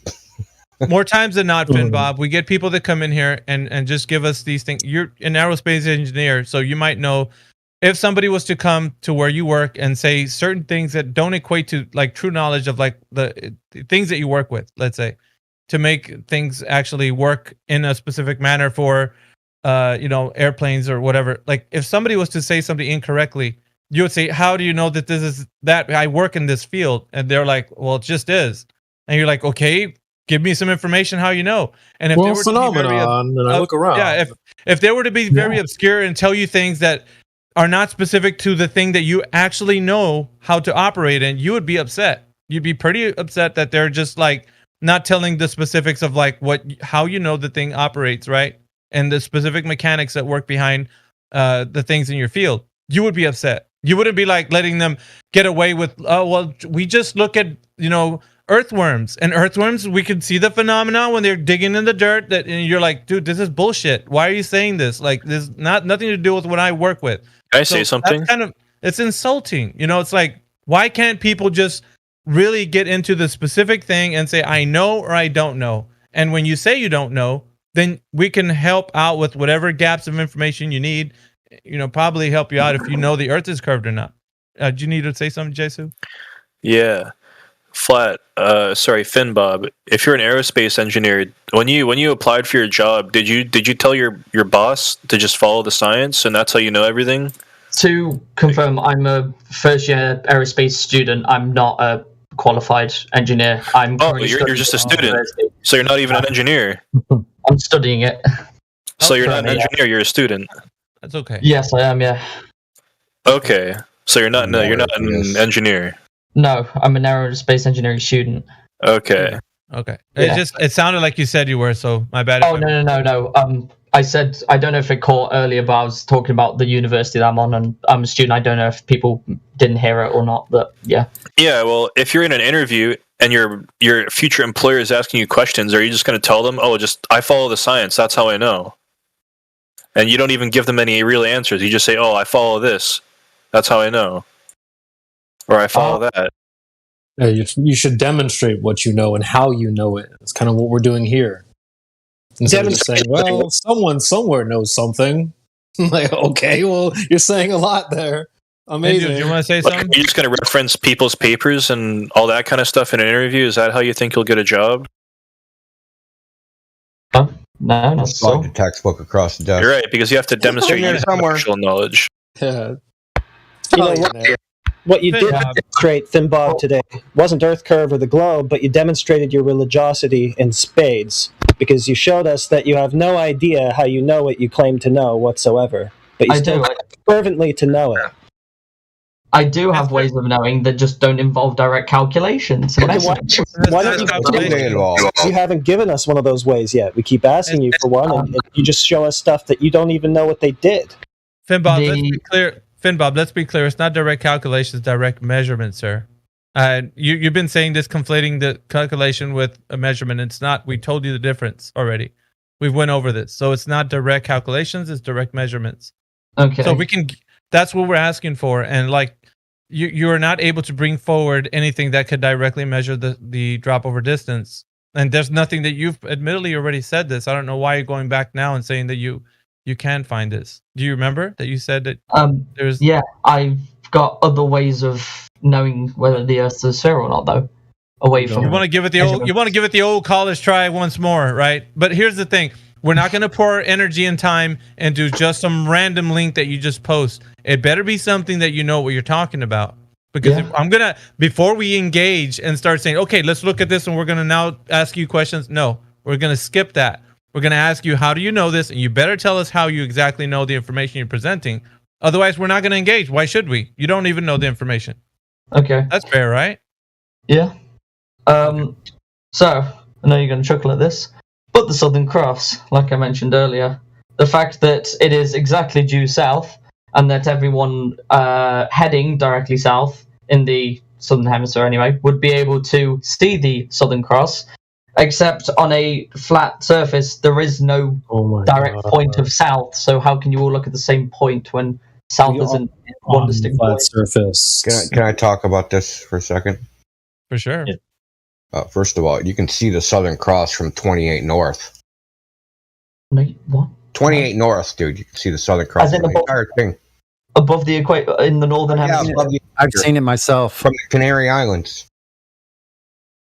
And it gets even worse. I just found this out actually yesterday, as a matter of fact. They used to be able to see it in Europe. Because it's in Ptolemy's Almagest. And it's labeled the constellation Centaurus. Ptolemy was a Greek astronomer. The Almagest was the main thing. It's actually using the Almagest is how they figured out the timing of eclipses. Most of them. The Southern Cross is not visible from the northern hemisphere. It's just saying. So I'm gonna. Just show me where it has been. Well, I'll give you. Listen. I'll give you the evidence, man. There's a video of it. Finn Bob, it's a video of a non-flat Earth glober on a Tenerife taking a picture of the Southern Cross from 28 degrees north. And it gets even worse because he compares it to Celestia, Stellarium, and Stellarium shows that it's all but one star is underneath the horizon. It simply can't be. Well, that's a great. So hold on, just give me a minute, man. Hey, he's got a fish for it. He'll get it for you, bro. Don't worry about it. A swing and a miss, eh, Finn Bob? But just hang tight. That's all. And I doubt the whole South could even see it because that would actually falsify your model. Because in what way? It's supposed to rotate. Remember, it's supposed to be a spinning ball. Stars are very, very far away. Another claim you can't That's prove. another claim, bro. That's another claim. Yeah, so say I'm in Nairobi, Kenya, on the equator, looking what you think is south, and the Southern Cross is due south. If I'm antipode on the other side of the globe, you shouldn't be able to see the Southern Cross because it's over the horizon. Because it's asymmetric, it's not dead in the middle, right? It's asymmetric, it's off to one side. You know that, right? So I posted a video in the live stream voice text. Yeah. I don't know if you're there, but I'm going to get a screenshot because that would actually be... I'm having a little look, yeah. Yo, Baked Goods, we're going to give you a run for your money today, man. If you're going to clip out some clips from this interaction. But I want to get the screenshot because, that's really... Yes. Hold on, just 1 second. Finn Bob, what do you want to do when you're finished with your degree? I want to work on rocket propulsion. Have you ever done any experiments with flight at all? No, not yet. I've done a few lab experiments, but kind of minor ones to get you into the rigor of experimentation. I've done a few lab reports as well. Yeah, nothing serious yet. In the first year, it's kind of just getting everyone on the same level. I'm guessing you're taking just like, calculus, basic physics, all that kind of stuff. Yeah, fluid thermodynamics. Are you taking any computer courses? I did a bit of MATLAB, coding and stuff like that, but yeah, that was only a little module. If you're applying for a coding job and your future boss was asking you questions, would you just say, I coded it for every answer?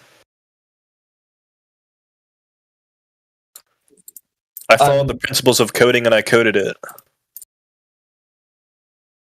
That's if the code gave you a correct answer and it's been repeated and it's been shown you can use it to get the correct answer for what you're applying it for, then sure. So you wouldn't have to actually demonstrate your knowledge and how you produce this beautiful piece of code? Hey, code's open source for a reason. Okay. So what if somebody doesn't understand how code works and wants you to explain it to them? Would you still say that? You put footnotes in the code to explain what the code's doing and performing. You're not getting it, dude. The point is, it's about knowing. But what if I was lying in the comments? Like I was hashtagging a bunch of lies instead of telling the truth, and I was the mastermind lying, and then you just so happened to learn how to actually code, and then you discovered that I was lying in these comments. What would you think? That the person doesn't know how to code, and he's wanting to. Well, so it's not possible that certain people can be malicious and lie intentionally? Of course, that's just sadly there's some people like that. Because that's literally what I just described. All right, just as soon as you finish, Jason, we gotta let Indio I'm done. finish this point. Indio, if you're there. No, I mean I made my point. It's visible from I'll get the other citation too. So okay, there's the Southern Cross. It's taken from the Canary Islands, which is off the coast of Africa. It's above the equator. It's at 28 degrees north, according to the globe coordinate system. And should not be visible, according to the model.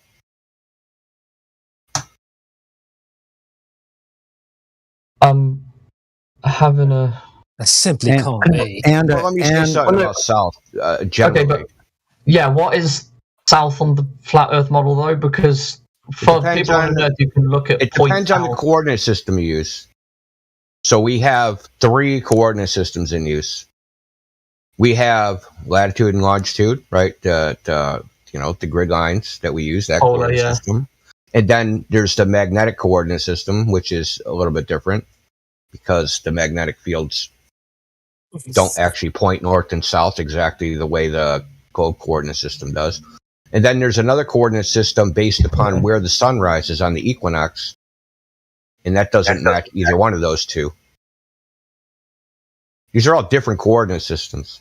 The thing about the compass coordinate system, the magnetic coordinate system, is that there's something called magnetic declination that you have to compensate for. Oh, yeah. Yeah. Okay. So in certain areas, like in the South Pacific or in Australia, or the magnetic declination is severe. Some places it's nearly 90 degrees. So you'd be sailing east and on your compass, and you'd actually be sailing north. The magnetic fields of swap every God knows 100,000 years. But that's not what I'm talking about. Magnetic field lines don't point north and south in the coordinate system, right? They don't point towards Polaris. They point somewhere else. And there are locations, particularly in basically between North America and freaking Europe, where they all point to the same place. They all point north, but everywhere else they don't. Yeah, I think the North Magnetic Pole is currently over the coast of Canada somewhere at the moment. They've tracked it too. That's a story. But but the thing is, with the magnetic north and south, their poles they conform to a point. They can't. The Southern Cross typically lies over the southern magnetic point or pole or whatever you want to call it, but that can't happen on a flat surface with people facing in opposite directions to the geometric coordinate system. See, you're still confused. There is no southern magnetic south pole. But in the globe model, there's two of them. There's two southern magnetic south poles. No. Yeah. I would love to. I'd love to read into this. I'd like to read into this. Well, see, when people start saying south, they typically think, oh, south compared to like the so-called celestial sphere. That's what they're thinking. But when you actually have to travel that and use that as a way to maneuver around the world, then it becomes a little tricky, right? Then you okay, let's determine south with the compass. Oh, well, now that south and this south don't match up anymore. Oh, let's use the sunrise. Now none of the souths match up anymore. Well, I mean, so when you say south, it doesn't you have this idea. You watch too many Professor Dave videos or something that everybody's facing away from each other in other directions. That's not necessarily the case. First of all, any two particular continents, say Australia and South America, they might see the night sky, but then Africa doesn't. And then if Africa and South America see the night sky, then Australia doesn't, right? So they're looking in a direction. They're all assuming, yes, we're all looking south. But you have no way to actually verify that they're all looking in the same direction. The same southerly direction with their viewpoints, looking towards something else. Indio, I posted the image for FinBob, who's never seen this ever in your life. Look at live stream voice text, FinBob. This is what. I mean, do you see that image though? The magnetic south pole. FinBob, do you see the image? Yes, I'm looking at the images. Yes. Yes. Okay, so do you see the one that you see the lines, right? You see the lines? Those are magnetic field lines. If you have a compass, right? Wherever part you are on this map, right? That is your compass is going to align to those lines, to wherever you are. Whatever particular line is running through you, wherever you are, that's the way your compass is going to point. Yeah. And it's not necessarily at the South Pole or North Pole, or even it's not going to be at the geographic, what they call the geographic South Pole, the rotation, the location of axial rotation. Yeah. Yeah. I agree with that. But at the end of the day, it is a pole. It is a point. It converges to a. No, that's what I was going to. Okay, hold on. What's your evidence for that? Because when people face magnetic south or north from whatever side of the earth you're on, you will be if you all walked in the same direction, you'd meet at one point. I mean, you can look at the stars; they're all pointing to the same. So that's your concept. Basically, your evidence was your evidence. Your claim was your proof of your claim. We want the evidence, dude. The actual evidence that all these, if there's a bunch of people, they all walk south and they all just converge at a point somewhere. What's your evidence that happens? People have better things to do than that. But okay. So you don't actually have any prove the thing that you're saying to be true. Okay, then it's just not true then for now. What do you mean people have better things to do? I don't understand. Why would you say that? Because people you said you made the claim because it sounds a lot better than saying I actually don't have any evidence for my claim. Yeah, exactly.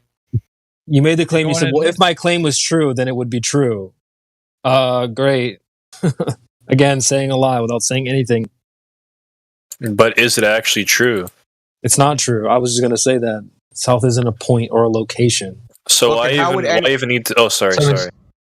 Well, I want to know is even it just as a matter of logic. Tell us how.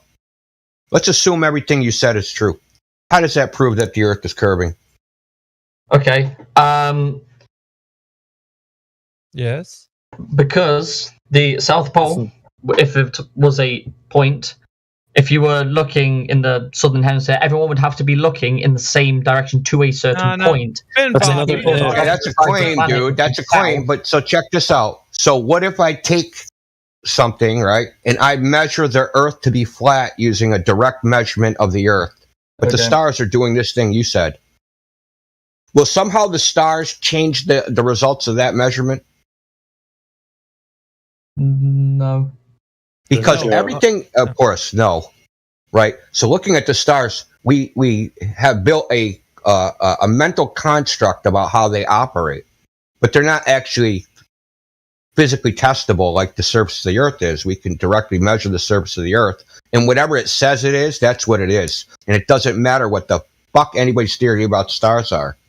Just like if you had a table and you measured it and it was a certain dimension, right? Doesn't matter what the lights are doing and what shadows are cast over the surface of the table and anything else you can construct in your head. It's not going to make the ruler wrong all of a sudden, right? The ruler isn't like all of a sudden, boom, metaphysically, boom, all my rulers are wrong.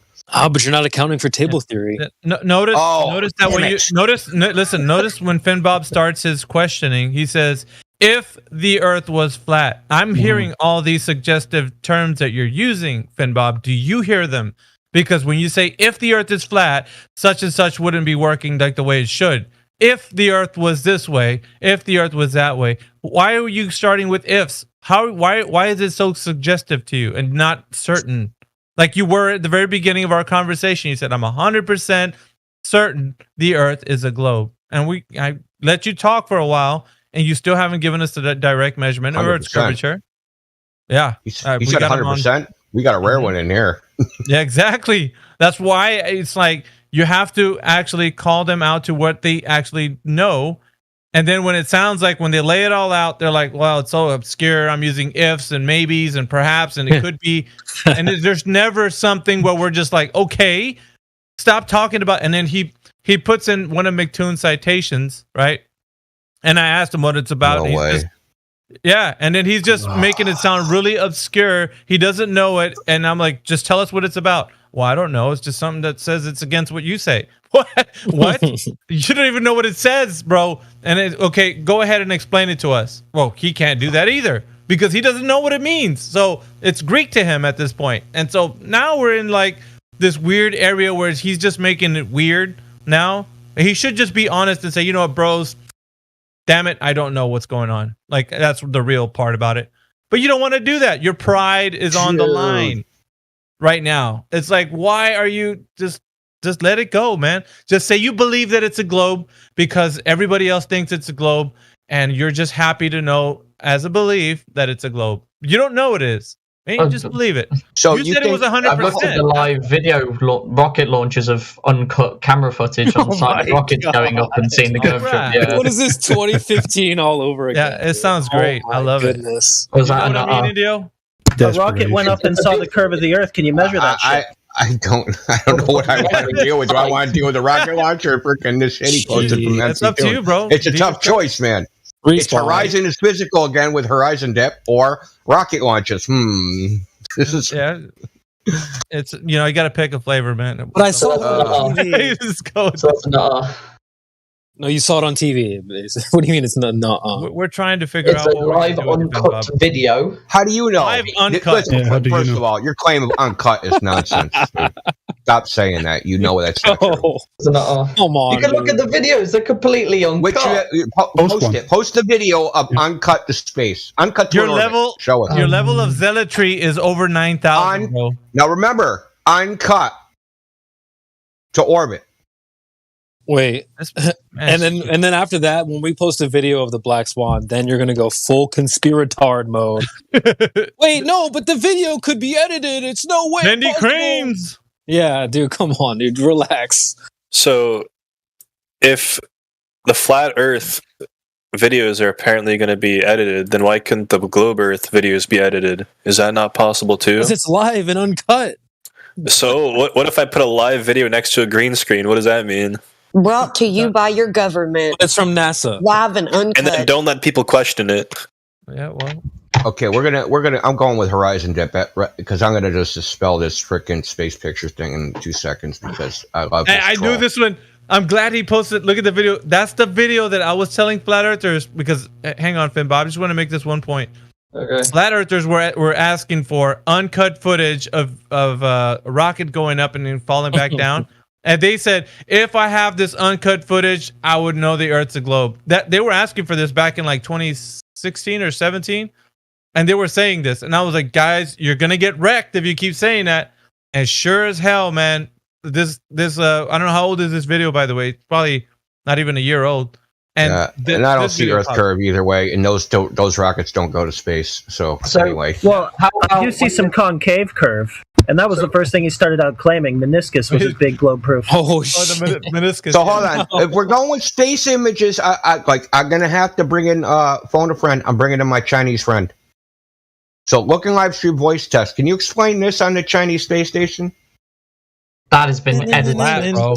By China? Why would China do such a thing? So China's lying. That has been edited and been posted. That comes from China. No. Oh, See at the bottom? See at the bottom it has some words there? You can go watch the video. China's behind TikTok and whatnot. So this was live, dude. They captioned it when they originally did this. They said live, so it's true, and there's no edits. So obviously it has to be true, right? We met your criteria for realness.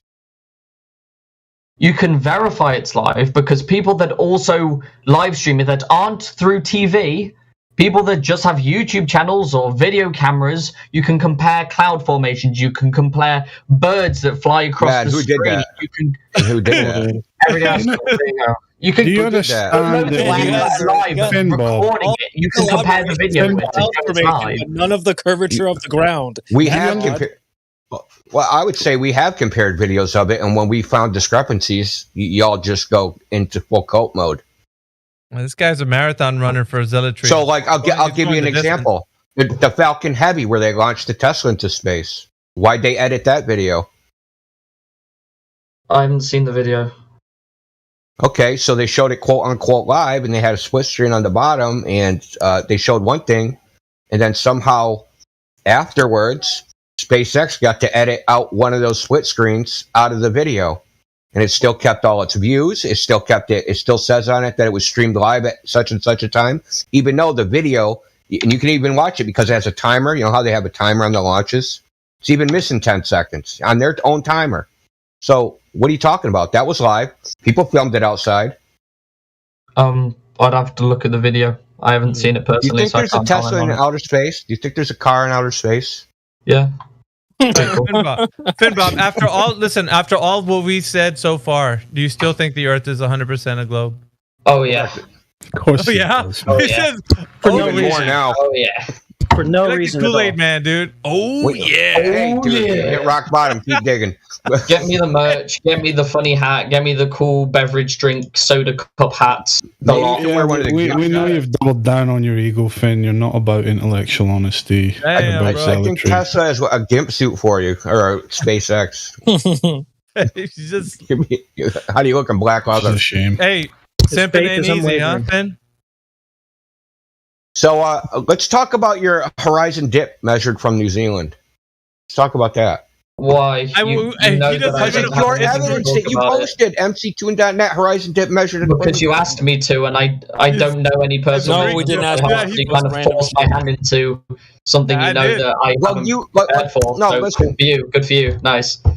Okay, no. So listen. This is what you think. You found it. However you found it, you thought at some point. Now, when you posted this, it could have went 2 ways. We could have been like, "Oh my God, you're right." Fucking delete the server. But instead we're like, hey, what is this? You chose to believe that there was evidence in here somewhere that supported your position. Right? Why? Because you asked me of it. You said why did you think that this supported your position? Because you looked it up, huh, Finbob? You got How DMs. to disprove flat earthers? You could have Googled anything on the internet. Why did you pick this? How can I disprove flat earthers? And Google's like, here you go, McToon. I wasn't looking. An anti-flat earther. No, I'm just trying to figure out what your standard of evidence is because it seems like it's all over the place. Well, whenever I tried to put up other evidence, you just said, "Oh," and just made fun of it, and then you're like, "What's the measurement?" Evidence? Eratosthenes. Yeah, look at the evidence. Looking how the stars rotate in the sky in the northern southern hemispheres. Looking how the sun is above the horizon for 24 hours of the day. Yeah. Look at the ground. Look at the ground not curving. Plane navigation. Look at all of the ground. Hold on, you're just like spewing things that you don't actually know what the evidence is. You don't know what the data is. You don't know what any of the shit is. You just listen to other idiot flat earthers, and now you're just parroting the things that they say. Yep. Look how the Earth is not curving at all. Oh no! Don't look there. Look away from that. What about planes prove a globe, man? What about planes? Tell us. Flight paths. Which one? Give us a specific flight path. South Africa, Cape Town. Oh, say that again. Cape Town to what? Australia to South Africa. Yeah. What about them proves the Earth's globe? The flight path's impossible on a plane on a flat Earth. Which particular? Do you know a particular flight that was actually taken that's impossible on a flat Earth? Yeah, if I get the flight path up. No, not a imaginary. I projected a great circle route onto a globe and said this is impossible on the flat Earth. An actual flight route. Yeah, I might be able to go on Flight Radar and find one right now. I swear we're back in 2018 right now. I know, dude. I was going to say time machines do exist because we just hopped in one. I swear.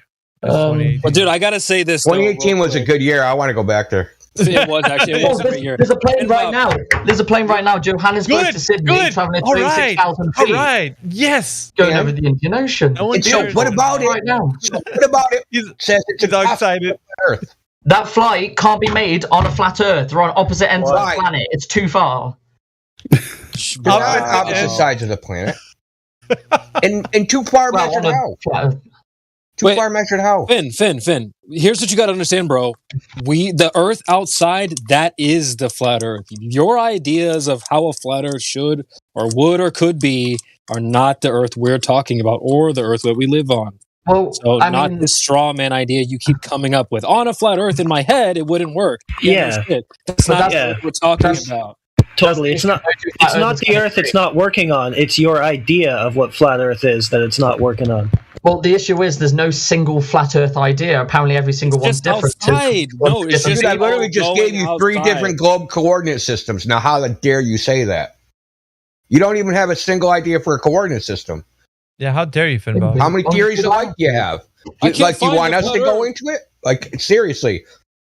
Is there a singular model of the flat Earth? Is there a singular model for the globe Earth? Yes, there is. Okay, where? Post it in the chat. Post the globe Earth model in the chat. He's gonna post a desk globe. I hope. Damn, beat me to it. Where? As if that's an actual model. Hey, wrong stream. It's not live stream voice text. Well, you completely ignored the flight path because you're ignoring reality. You ignored the flight path because I asked you. You said the distance was too far. I said what distance measured how.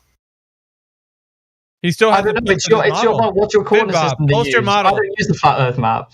Finbob, post your model. You didn't. What post flat Earth map? What are you talking about? I don't know. Whichever one you guys decide is the new one today. Well, the one that you think don't work. That one. Well, you never told me which one does. Like, what is your model? How do you know it don't work then, dumbass? Like, what are he you said? talking about? This don't work on a flat Earth, but I don't know what flat Earth is. Whatever map is basically, so whatever map is the flat Earth one, it doesn't work on that. Whatever that is. Well, if you show me what one is, then I could show you it doesn't work. And why'd you claim it don't work on it if you don't know what it is, dude? Did you hear him? If you show me which one actually works for the flat Earth, I can show you how it doesn't work. Like, what the Finbob, do you want to know who? Show a singular map. You don't even know what you're saying. It doesn't work on, dude. That makes claims to a flat Earth map. Dude, you flat Earthers. Yes. I can ask 10 different flat earthers and they will show me 10 different maps. Which one is it? You don't have a singular map. There is no such thing as Which one is the flat map? Dude, why don't you ask us? There's no such thing as one true map of the Earth, regardless of if you think it's flat or a globe. Why? There is no such thing. You don't have one either, ding dong. No, because it's not about me. It's not about me. I'm saying why can you two flat earthers agree on the same map? This is the double standard that we're talking about. I don't need a map, but you guys do. Shut up, dude. Hold on. How can you plan navigation if you don't have a map on a flat Earth? I don't know. I use Google Maps and Waze just fine. So. Or maybe because it's a globe and it uses hold on a second. Google Maps and Waze prove it's a globe. They use a grid system. People. Hold on a second. What globe do all the globers believe in? Which one? The globe, the one that everyone uses. Which one? Hold on. Which one? There's a bunch that you don't know about because you're. Never mind. I'm not gonna call you names, but you don't know about. So is it the WGS84 reference ellipsoid? Is it the Clark ellipsoid? Is it the Australian datum? Is it the geoid? Is it the freaking EGM 2000 model? Like what do you believe in? He goes for the plastic desk globe from Hobby Lobby. What do you mean? Where's it at? Let's post the one that you're saying in live stream voice text, Finbob, not in lobby. Post it in live stream voice text. Okay. Maps, what you don't know, are use specific. So maps are made for a purpose. Flat maps are 2D Post projections. the freaking model. That's Why are we waiting for you to post a model, Finbob? Post a damn I'm model. getting one. I'm getting one. What sphere are you projecting? Can you show me that shit outside? He has to find one on the fly because he didn't previously have it. The thing he believed. Well, no, you know. Isn't that a bit odd? Hurry up. That's a pretty good one. What I want to know is, I do. What made you think you could just go on YouTube, watch a bunch of freaking anti-flat earther videos, come in here, regurgitate their arguments that fail when they do it themselves when they come in here, and that you could just pretend to be them and do it? As if we couldn't also go to those same websites if we've never seen them before. Because I was bored and I wanted a debate. I wanted a conversation. Look. Oh, you. There it is. Now, There it is. how did you test how did you measure the distances on here? Did you test the distances to see if they're Shut accurate? the server down, boys. Kind of going away from my point that I was originally making. What point was that? The whole Johannesburg to Sydney route. Why? Yeah, we are addressing your point, your claim, dude. You made a claim. You're saying it works on a flat Earth map. How? No if one you don't said have that. one flat Earth map, then how? No one said that. There is no You such said thing as that. the flat Earth map. You said that flight cannot work on a flat Earth, and I'm asking you how. You said because the distances are too far. I said, where did you get your distances from? Yes, I'm still waiting for that answer. The vastly accepted model of the flat Earth that most flat Earthers will agree with. No, there is no such It doesn't work on that. It works on the Gleason's map. It works on the Gleason's map just fine. It works on Antonio Subaret's map just fine. What are you talking about? You don't know fucking what you're talking about. Works on the It does air not map work that was on the already Gleason's posted. map, not even remotely. Because The you don't know how to use the Gleason's map. It's you that don't know what you're doing. You're an idiot. Because there's a legend that says on the bottom how to do measurements. The measure The you measure Gleason's map from. is from the globe. It's a spherical. You don't have a globe. You don't Read have the a back, globe, bro. remember? You should have read the pattern back of the Gleason's map says it's fucking. When you were supposed to go and check it's to a see if the 2D ground projection of the curved, you globe. wouldn't. No, it isn't. It's not. Yes, it is. It's No, not. it It isn't. can't be. Why Remember can't when you were it supposed be? to go? Remember when you were supposed to go check to see if the ground was actually curved and you wouldn't check? Yeah, we did check. So it's based off of a flat Earth, not a Right. globe. You don't have a globe. The Gleason's maps come with topological views from the northern and southern hemisphere. And Bob, what the there's hell are no you talking curve in reality. Do you get this? Or Yeah, he no? doesn't see the connection there. So, how do you measure distances on the Gleason's map?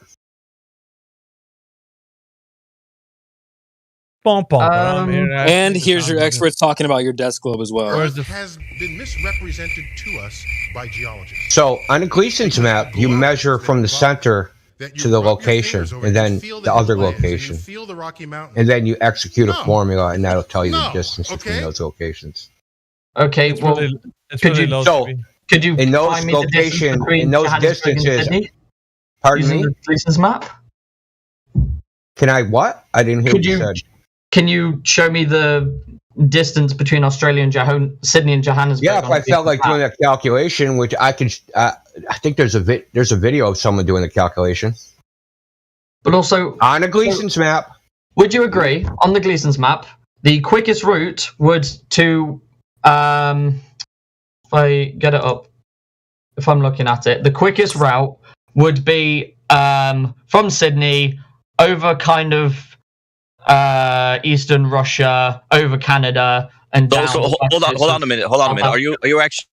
Are you claiming that flights go in the in a path that would lead to the straightest route from A to B? Because that's not what they actually do, right? Yeah, they do. Yeah, it's called No, they don't, dude. No, they don't. Why do you think that? Because they have to, or there's the run out of No, fuel. they don't. It's so cheaper. Because they have to. Cost. Okay, there's other considerations other than cost. There's also fuel consumption and how far it can fly on a full tank of fuel. Are there political considerations? Are there safety considerations? Are there air traffic considerations? Not from Johannesburg to Sydney. So there's no such thing as international flight routes. Even though they're all over the internet, they don't exist anymore. Right, okay. So there's international flight corridors that go between every continent and every location. And planes fly into those international flights, wherever they are, They fly two of those, fly across. There's a well-known one in the Atlantic. So if you fly out of Georgia, you don't fly straight across to goddamn Europe. You fly up into the international corridor, you fly across the Atlantic, and then you exit and go to somewhere in Europe. This is how all international flight routes are. Okay, so Johannesburg to Sydney. How far is that? Let me. Bro, this is so dumb. Think about what you're asking. How do you go from point A to point B? You just go from point A to point B. It's not that hard, dude. You can't go from point A to point B on a flat Earth. I'm with Heretic. Over and over again, you have to look for your evidence over and over again. Just under 7,000 miles. Okay, so how is that measured? How did they measure that distance? Probably. Well, I don't know.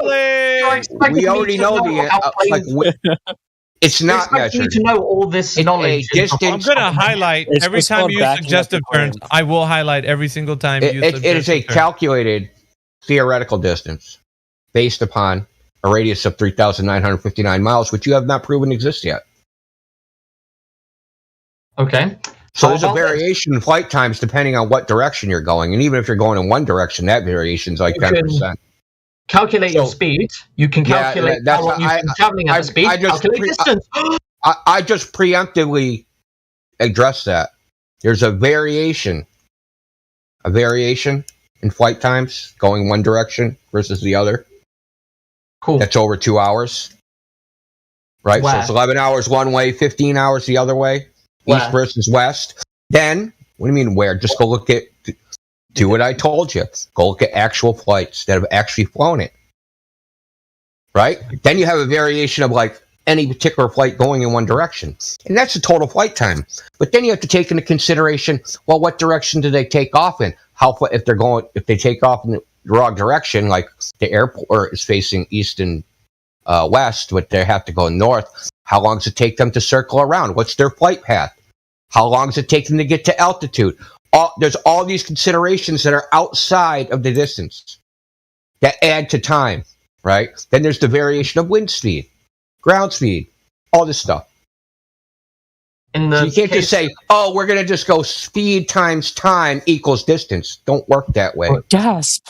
A plane is not a measurement device. Sorry, it's not. It does. With give or take maybe 10 miles because of diversions because of weather. It's pretty accurate. Speed equals distance divided by time. To even measure speed with is not even accurate. What, a pitot-static tube? A pitot tube, yeah, it's accurate. No, it's not. Go read the specs from the actual people that make them and put them in airplanes. So variations of errors of up to 15%. You're gonna need to phone a friend with the anti-flat earthers that are probably gonna be in your DMs any moment because they're hearing how you're failing, bro. I mean, I have to leave in a minute because of dinner. That's cool. We'll between wait for you 0.5 to 5%. We'll be here when you get back. Well, I went on a manufacturer's website. I don't know where you got that. Static reading is accurate to 0.5% to a Mach of 0.5 and then 1.5% up to a Mach of 0.7.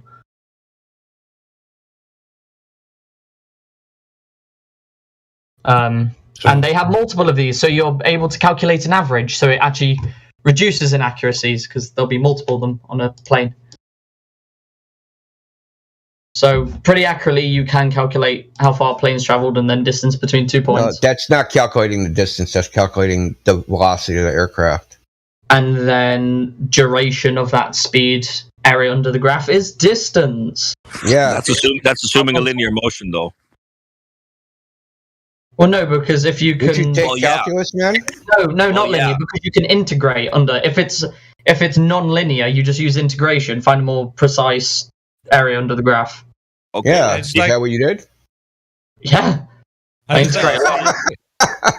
quick before you leave. Before you leave.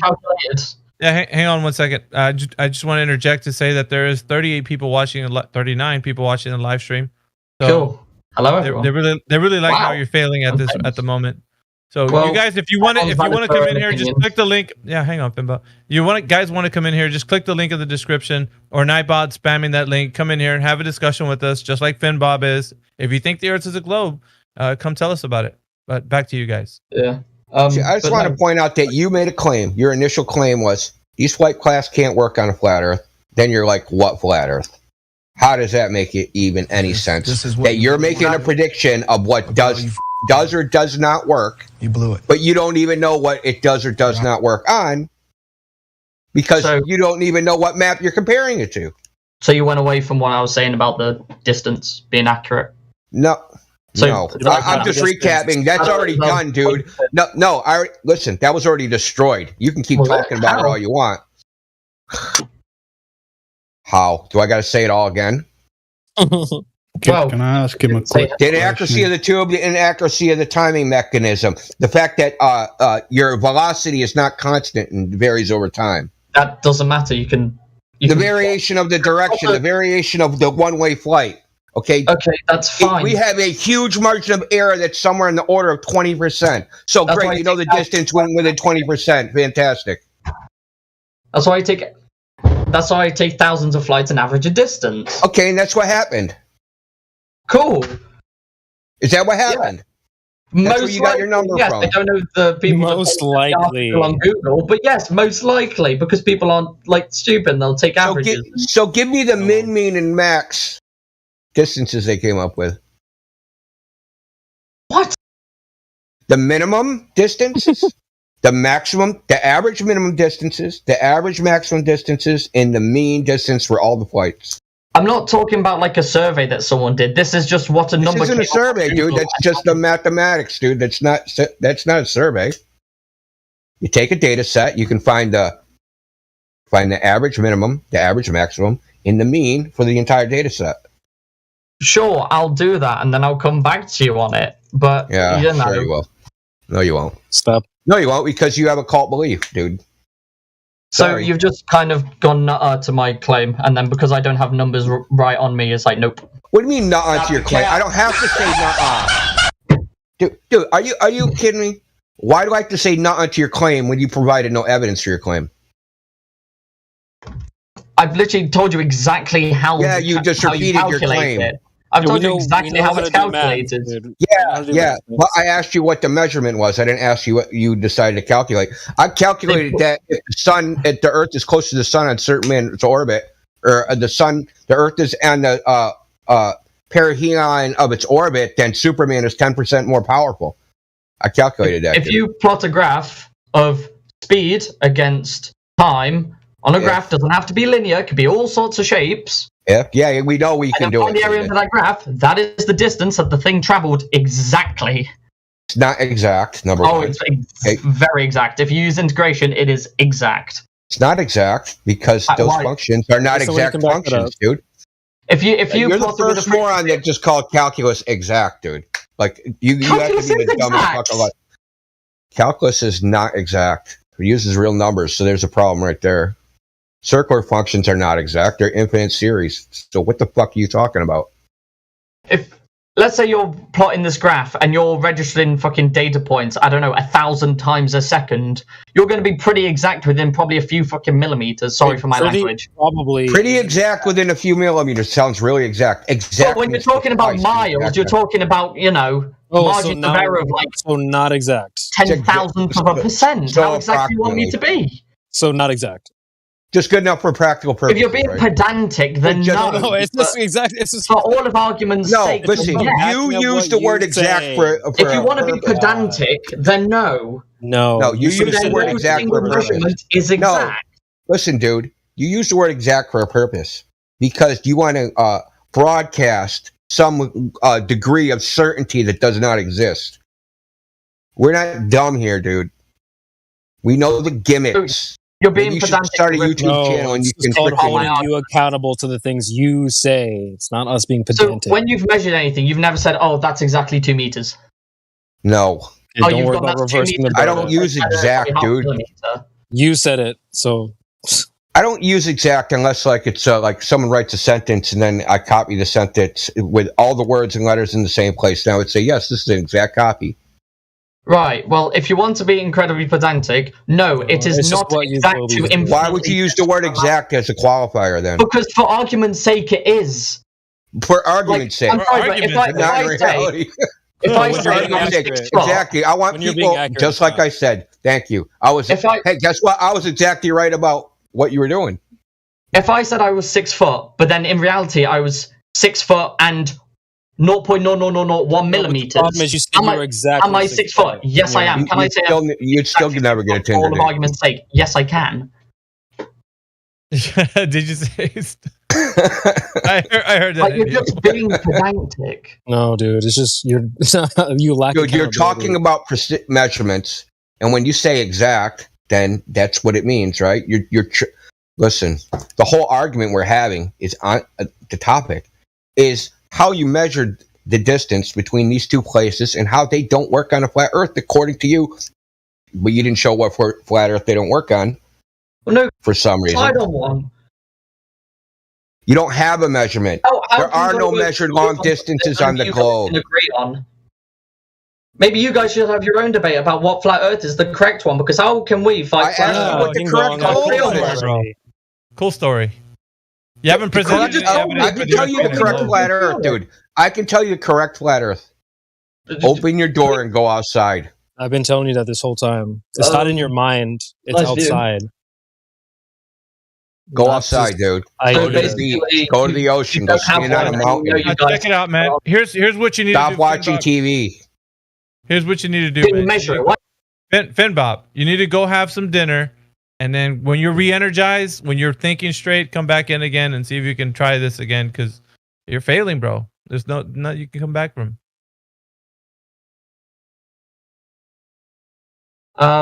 Sweet. In the meantime, I can't wait to see the measured flat Earth. Yeah, we got you. It's cool.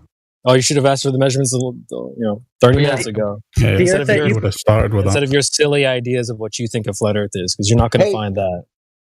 The cool thing about when we show you our evidence, you can actually just go replicate it. You don't have to trust our goddamn word we say.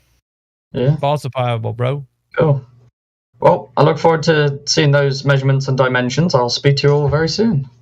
See ya. Peace out. Come back. God, that was what a tool. And we do have some new people in here. We got Regeneration. Perfect. We can keep the party going. Regeneration is in here. Regeneration, I just unmuted your mic. You're welcome to speak. Call him PD on this guy. Regeneration, are you there? Heretics are PD detector. Detector. Regeneration, are you there? Hello? What shape is the Earth? If you say it's a container, that it's... I'm going to freaking ban you. Regeneration, if you're not there, I'm going to mute you. If you are there, you can go to VC check-in 1. You have like about 3 seconds before I mute you back up again. All right. Oh, he'll be back. He or she'll be back. Now listen, I just want to I don't know, give a little summary overview of that. That's what happens to you when you're exposed to morons like MC Toon. Like literally, it's obvious that he's just been watching, so-called flat Earth debunk videos, and that's what fills his head. And he came in here with just 100%. Nothing, dude. Just more claims, as if somehow, because there's the regular claims I Google, is the Earth the globe, and I get those claims. But he has the more refined bullshit claims from anti-flat earthers. But he didn't study either one of them. He doesn't know what either one of their evidence is. We asked him at the very beginning of it, Indio. We're like, okay, so you just presented this. We're going to need you to specifically tell us what this is all about. Oh, he didn't know. Well, think about this. Yeah. Well, hold on. I just want to say one more thing. They can say whatever you want. He's like, oh, those globe claims aren't good enough. I'm going to study the more advanced claims. Well, why didn't you go study the more advanced evidence? Like, what the hell is wrong with you? Well, that's the thing, though. When he was presenting this, I had the inclination to actually talk about it. But then I'm like, you know what? Fuck that. I'm going to talk to him right now. What specifically can he tell me about this? So when I asked him, oh, lo and behold, he didn't know shit.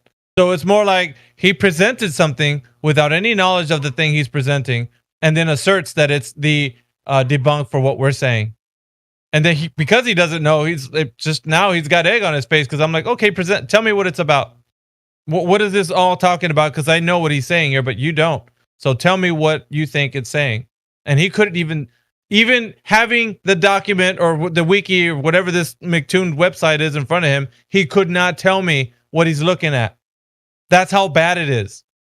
It was just that bad. He couldn't even say what it said because he didn't know. So parroting Tyson, like Neil deGrasse Tyson or Bill Nye, that's one thing, right? At least they're like celebrities. Parroting MC Toon and like Fight the Flat Earth. Come on, man. Come on. Have you seen what these guys look like? Come on. I have no clue what this says, but the proof is in there. Indeed.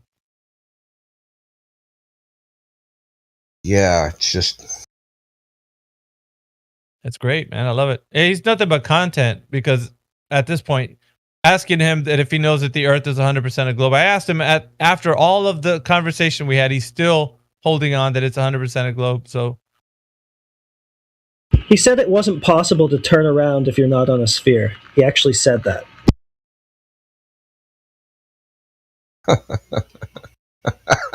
I was like, if something's going from your left to your right, you turn around, then you put it from your right to your left. That's all. Big deal. He says, yeah, that's impossible unless it's on a sphere. That can only happen on a sphere. Yeah. Miggy, did he said 100%? Yes. In the beginning and towards the end.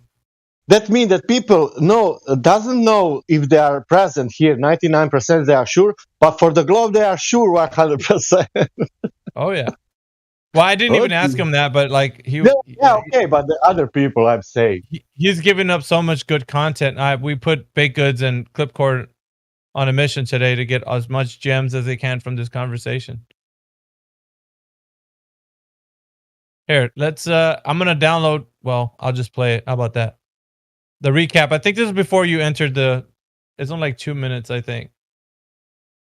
Right before you entered Indio. Oh, I was listening to the live stream.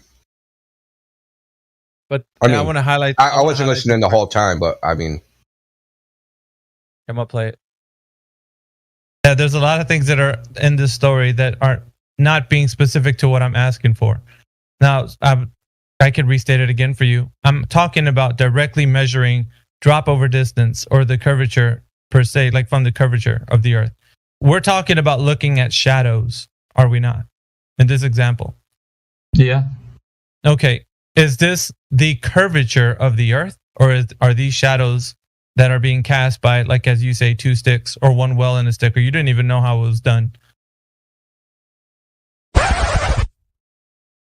Cool. I love who's got the soundboard, by the way. Yeah, he's pretty cool. Yeah.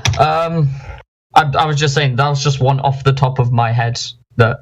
Oh yeah, but I know what. Like as I said before, he was measuring shadows, not the drop over distance. So that's what we're looking for at the moment.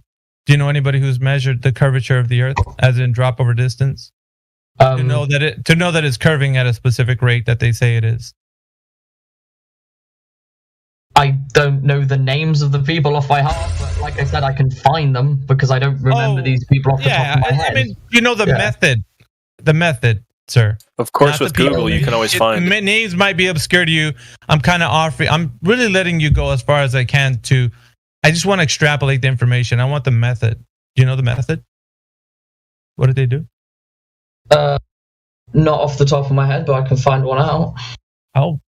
Well, no, not really. Because see, here's the issue with the idea that you think that the Earth is 100% for sure measured to have curvature, and you don't have that method be able to be presented in even a paraphrasing way, makes it very suspicious that you say that it's 100% sure that it's a globe when you don't even have direct measurement of drop over distance, which is what we need. I don't need direct measurement. There's plenty of other ways. No, you definitely would if it was like something that was a geometric shape. Let's say if you were standing on a geometric shape, like Let's say, like you mentioned, a basketball. Well, you would need to know what the drop over distance was from point A to point B on that curved surface. Now, you're telling me you don't know how that's been extrapolated from whatever somebody's done in the past, which is curious because you're standing on information that should be the exact Earth that you're standing on, which a geometric shape would be a sphere. But you're saying you don't know how that's been done.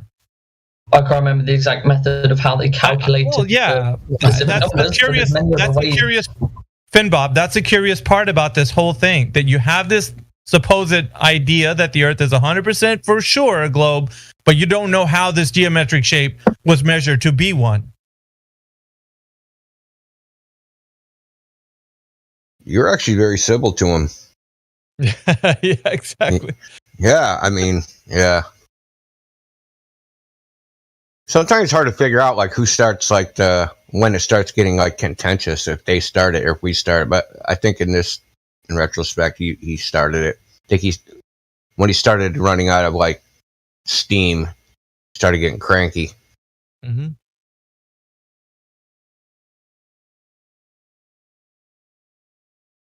Good news, boys. Horizon's physical again. No kidding. Who's saying that? Well, it must be because that thing that he posted was Horizon dip. Oh, right. Yeah, there's Horizon dip because it's physical, right? Yes, we're back to the physical Horizon.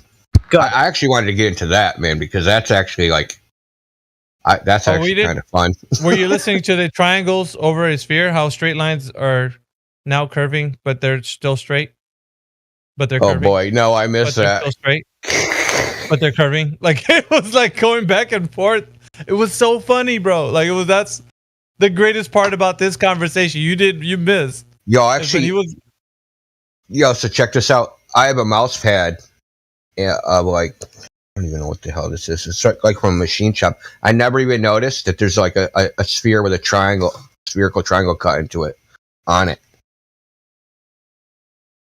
He said a straight line is when you go over a mountain and back down the other side. I shit you not. That's what he said. What does that mean? What?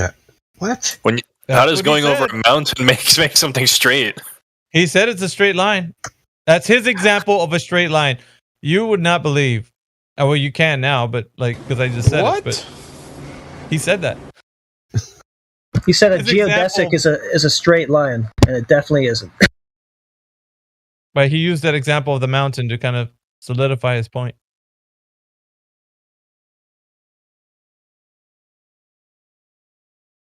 Yeah, I'm gonna rewind the stream. I gotta go back to when he said that and record it. I'll be right back. I gotta get that clip. I'll be right back. All right. He also kept saying they were projecting straight lines onto a sphere, so I wanted to ask him, what sphere? One in reality or a model?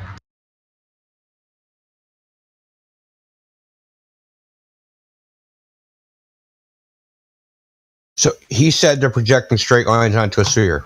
Yeah. Okay, so dogs are gods is wrong. Yep. They're not measuring spherical triangles. Are they changing their claim now? Are they like readjusting it? Are they back to the drawing board again? I think they're just tripping over each other.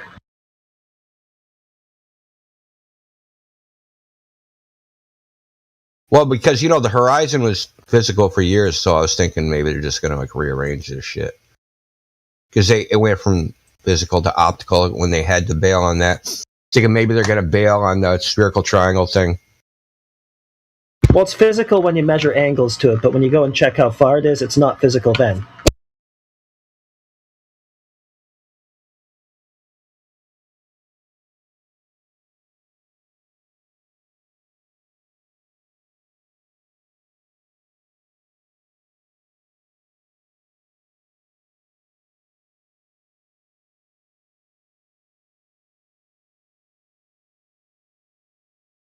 Although this guy wasn't able to say anything about it, he literally just linked an article and then went, "Yeah, the proof is in there. I have no idea what it is, but it's definitely in there."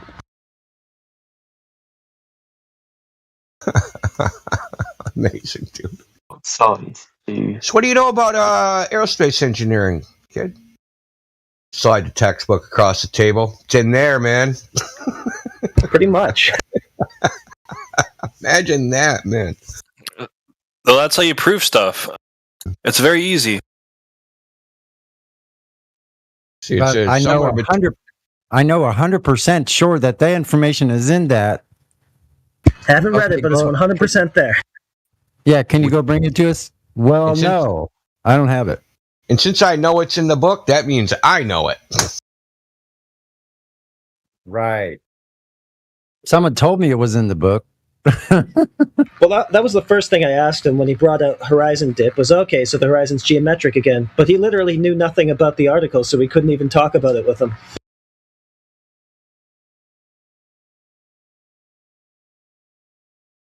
Like, unpackaging the logical fallacies afterwards is a daunting task.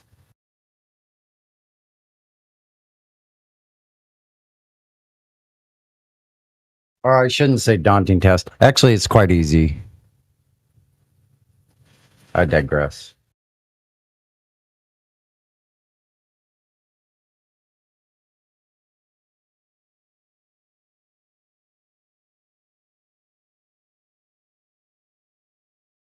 Yeah, so you take straight lines, you mathematically transform them to match a spherical model that you came up with, and then say that you prove the spherical model.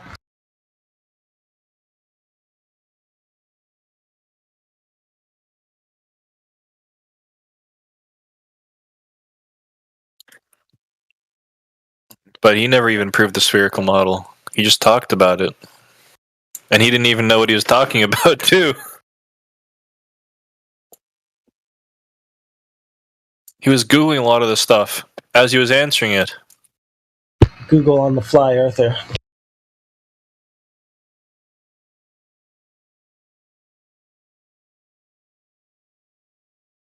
There's a guy in the VC check-in with the role server band. What does that mean? It's that he's PD. What's PV? PD. What does PD mean? Pee drinker. There's a guy that advocates pee drinking that keeps getting banned and rejoining the server. What the? That's disgusting.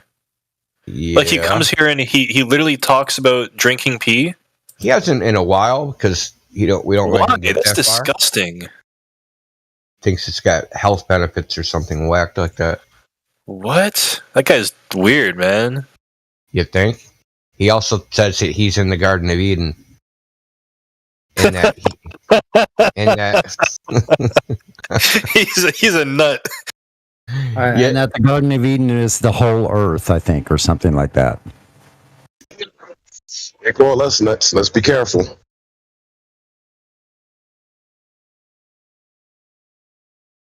Well, drinking your own pee in the Garden of Eden is, like, I don't know what else you would call that. He also said he's the only mediator between humans and God, just him.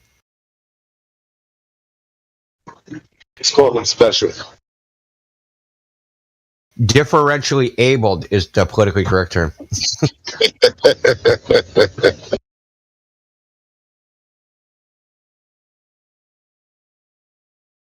He has skills and abilities that not normal human beings have. Apparently, you guys had a live one in here earlier. Oh yeah, he was a fish out of water, man.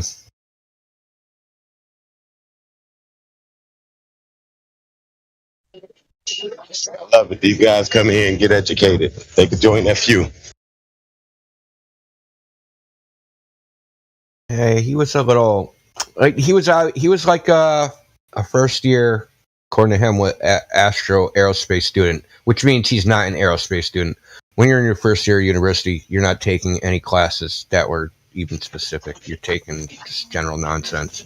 So he wants to be that. Whether he ends up being that is another story. I don't take these guys at their words anymore. You know, I listen to their story, but I don't necessarily believe when they tell me that they're in college or they have a degree or anything like that. I mean, if that's what they want to express, I'm fine with that. But I don't necessarily agree to that. I don't believe them. Well, I mean, you have your required classes that you have to take. in like the upper level classes, you can't take them until you've taken your required classes. So if you're a first year student, the only thing you've taken so far are required classes that everybody that goes to university takes, and you're not differentiated yourself from all the other people that go to university. Right, you're only allowed to take your core courses until you reach out to your second or third year before your applied courses are instituted. So yeah. So at that point, if you're in your first year of university and you're saying, I'm going to university for aerospace engineering, you're just lying to yourself. Well, in the first year, they typically study the general. Yeah, exactly. You're trying to get to a point where you can actually take something specific. You're not at that point yet. Because any first year student can say, oh, yeah, I'm going to college to be a doctor. No, you're not, dude. You're a first year student, dude. Like, you're taking general classes. In my first year, I feel when those globals come in. I'm sorry, go on. I was going to school for math and physics in my first year. I was doing 2 degrees, math and physics, and I basically took the same first year courses as people in math and physics. So it was like, I wasn't really in it until my second year, because that's when I started taking like mathematical physics. I was doing Lagrangian mechanics and all that. Yeah. You become more and more specialized as as the years go by. Yeah, and the first year, it's basically just a repeat of high school almost, too. Just at a faster pace and a little bit more difficult. I think that's almost like the challenge, right? Like, give us $50,000. Yeah, to see if you're going to make it or break it. Let's see if you can do high school again. And you're like, no! Let's see if you can do high school with drinking and girls. Or drinking more and girls. How about that? And faster pace. Yeah, at a faster pace.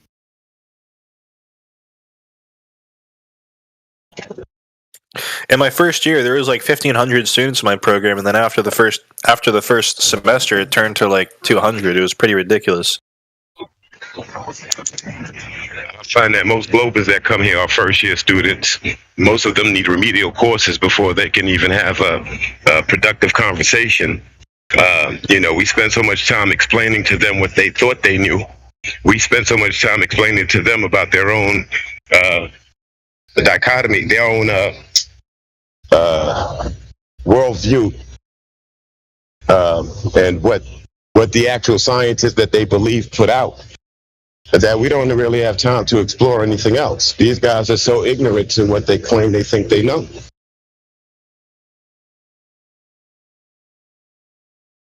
Yeah, I mean, that's not just like your observation of university students. It's been a kind of like a thing that, American first-year university students are unprepared for university, and like they have to take like remedial classes just to, even though they've technically graduated high school, they're still not educated enough to take college courses.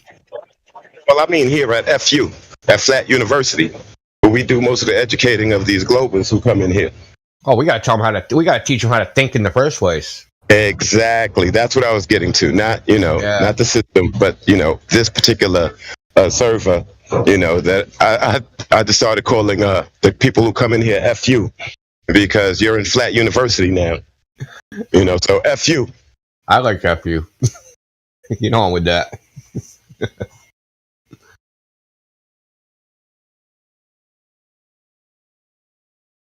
It's better than propaganda university.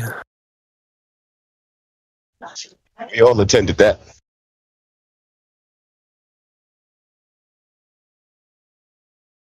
Indoctrination centers.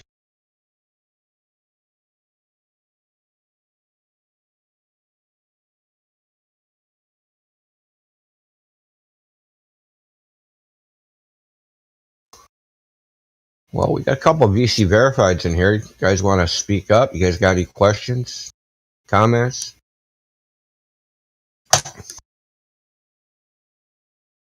Here's a challenge.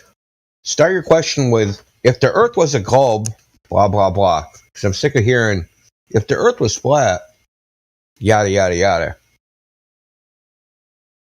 It's just so scary to just like question the globe, man. You're going to be kicked out of the club.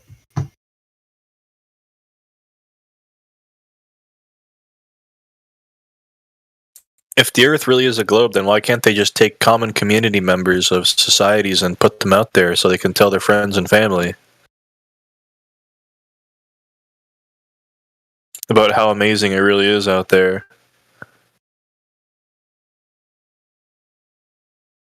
What, outer space? Or what? Yeah, if it's real. Oh God. Take the common peasant who's like active in society and talks to people, send them out there, and then they can come back and talk about it. I've never met anyone in Toronto, anywhere around here, who's ever like claimed to be up in space or anything. It's only on internet or TV. Well, dude, even officially, it's only 600 people. But it's not like 600 people today. It's 600 people over a period of 70 years. That's like 10 people a year. Think about it for a second. Tiny. We're talking about, like, there is no... Listen, there are more leaders of countries per year than there are that. Yeah, like, how exclusive is that club? I know, it's a fraction of a percent. Ridiculous. But we're supposed to go, I'm going to base my existential viewpoint of reality on the words of these strangers that said they went to a place I can't go and that nobody else can go. That sounds very oddly familiar. That particular thought process. That there's a very small, select, elite few that are going to determine what reality is for the rest of humanity. What if some of these people... Sorry. No, Clipcord found the clip that I was looking for. The mountain clip. Yeah. It's only 1 minute, if you want to hear it. Rocket. So if you're on the surface of a basketball, let's imagine, and you walk in one direction heading north, you're going to end up going back to where you started. Did you walk in a straight line? No. No. So you did. So you turned left or right? You went off your north heading? Elevation change. Oof. It's not a straight line. You can walk in a straight line over a mountain range. Your elevation changes, but it's still a straight line. What in the hell are you talking about, man? Do you know what a straight line is? Yes, it's the shortest distance between 2 points. Is there any curvature on a straight line? No, it's the shortest distance between 2 points. Okay, you just finished saying that there's no curvature on a straight line at all. So a mountain wouldn't be a straight line because you're walking up and down the mountain. Is that a straight line? Yes. Okay, there's really something wrong with you, man. Yo, man, that's got to be the first flatlander globe earther I've ever seen. Isn't that crazy? A two-dimensional glober. I got one more if you guys want. I got one other one where he says he can only turn around on a ball. You guys should hear that. Yeah, you got that. Play it, Heretic.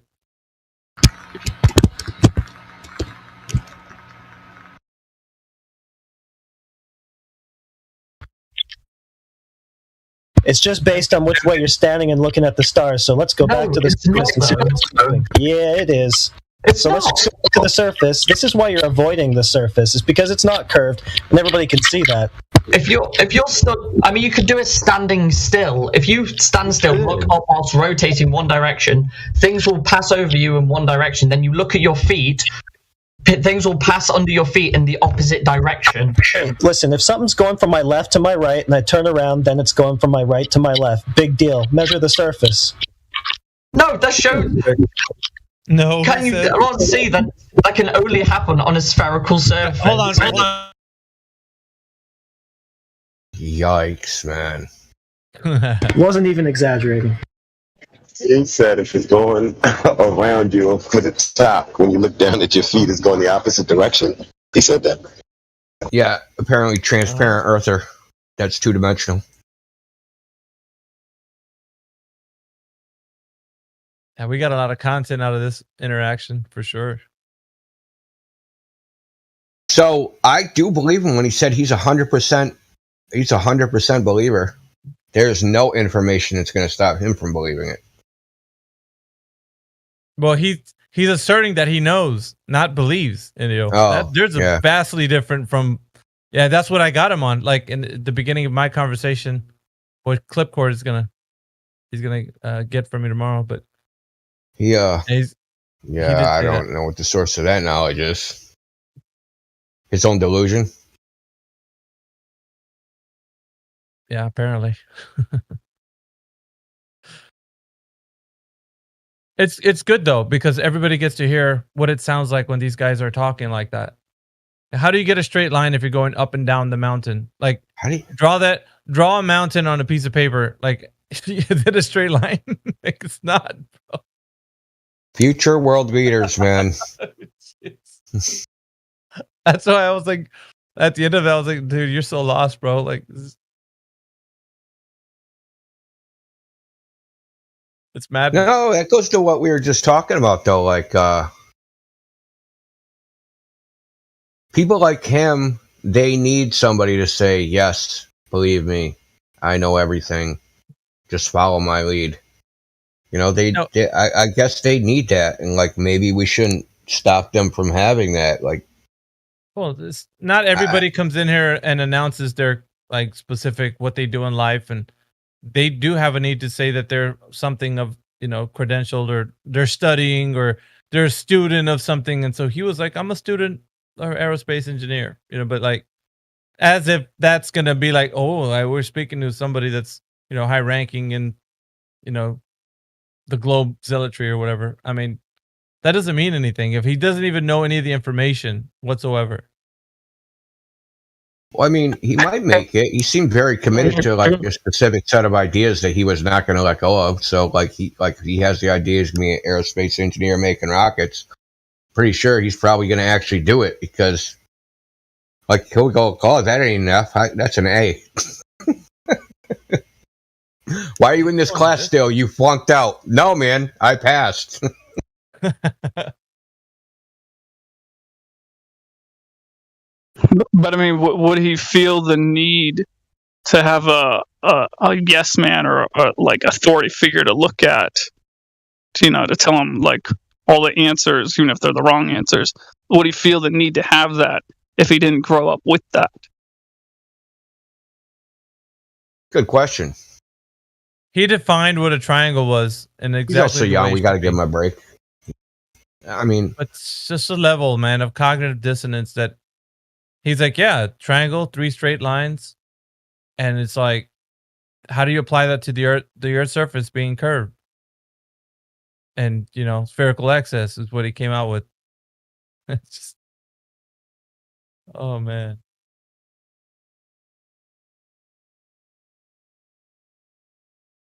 If somebody can quickly summarize spherical excess for me, I would be greatly appreciated. I'm not really understanding this concept of spherical excess. We don't do body shaming here. What does that mean? Excess, like of a sphere.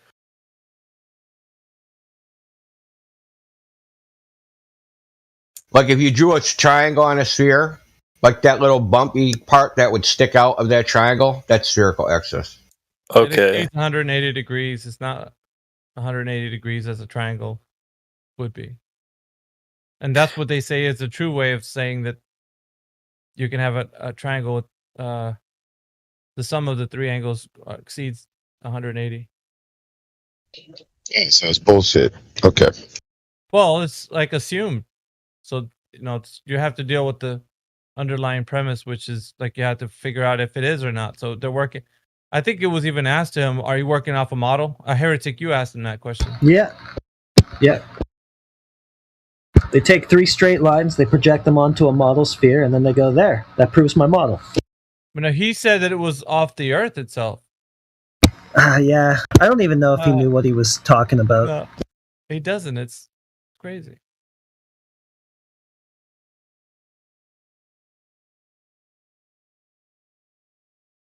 It even says, like in the explanation of the definition, I guess you could say, of spherical excess.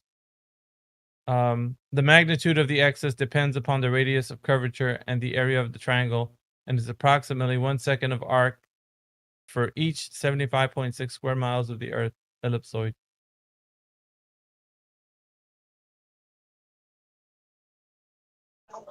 That's magics. Okay.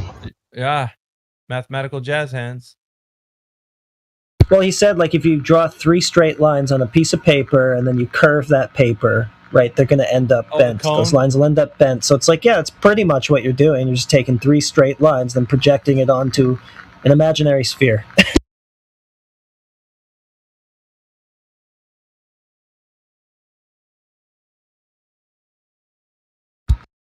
I mean, it's not like they're taking the 3 straight lines and projecting them onto the Earth itself.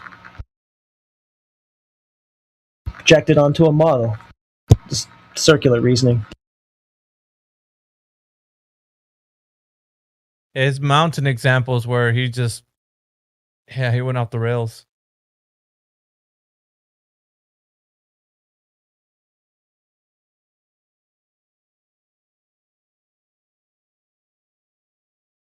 Yeah.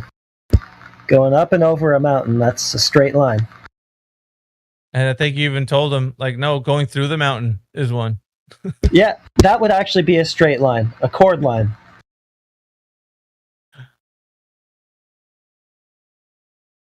But he said even, like, by definition, a geodesic is a straight line. No, it's not. By definition, it's the shortest curved line. It's an arc. It's not a straight line. Some mathematicians go by like the weird definition that curved lines are straight lines because the dy dx, the differential is a straight line. So if you add up all those differential straight lines, you get a curved straight line. That's the definition those people go by. It's pretty ridiculous.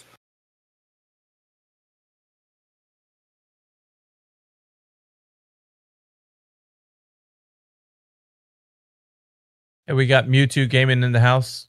I think you were on the fence, Mewtwo. Still are. I don't know if you still are. Or you're playing PUBG at the moment. Yeah, I'm playing PUBG.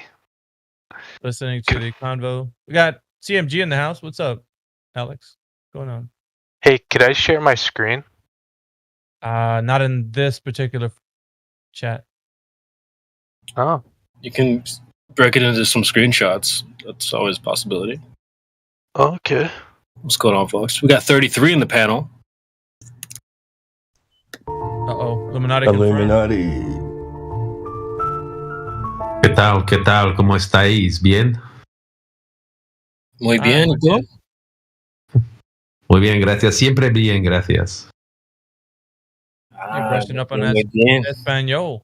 Estoy aprendiendo, mi amigo. Estoy aprendiendo muy lentamente, poco a poco, día a día. Little by little, day by day. Yeah, bro, you got that. Claro, güey. La tierra es plana. Claro que sí, amigo, claro que sí.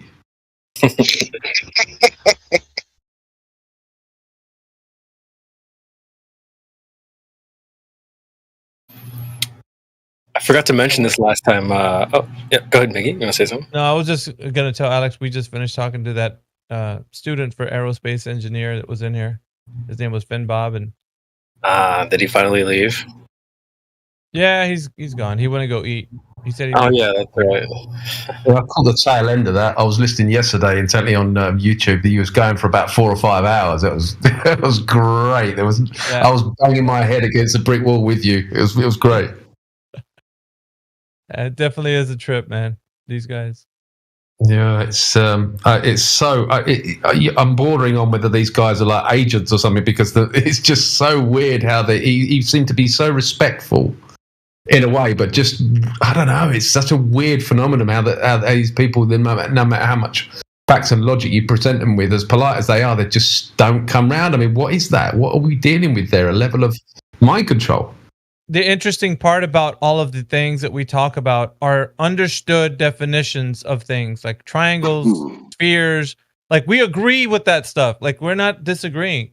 It's how they're applying it to the earth that just makes it like crazy. It's like, how can you put a triangle? Like you can actually do this with shapes, you know? You get like a pyramid and sit it on top of a sphere. Is that thing going to be like going with the curve of that sphere? No, it's going to be sitting like flat on top of that ball. You know, it's if you look at it in that way, you'll see the concept realized in reality. Like all you got to do is get some shapes. But like, why are we saying now that it applies to the Earth, where as in like their whole ability to receive that kind of information in a way that it could be formulated so that you can say, okay, just take this geometric shape, which is a ball, no sphere, and then put another one on top, and then there you go. Because he can't explain it, because when we deal with shapes, they're definitions that we all agree on. So how are they introducing that into that like they can't? They're trying to bullshit us. That's what's the amazing part about it. It's like, how? I don't see how you're doing that. We all agree we understand what these shapes are. I don't know how you can be an aerospace student or aeronautics student and not know that airspeed and ground speed are totally different things. I think he said it was in his first year, Tim.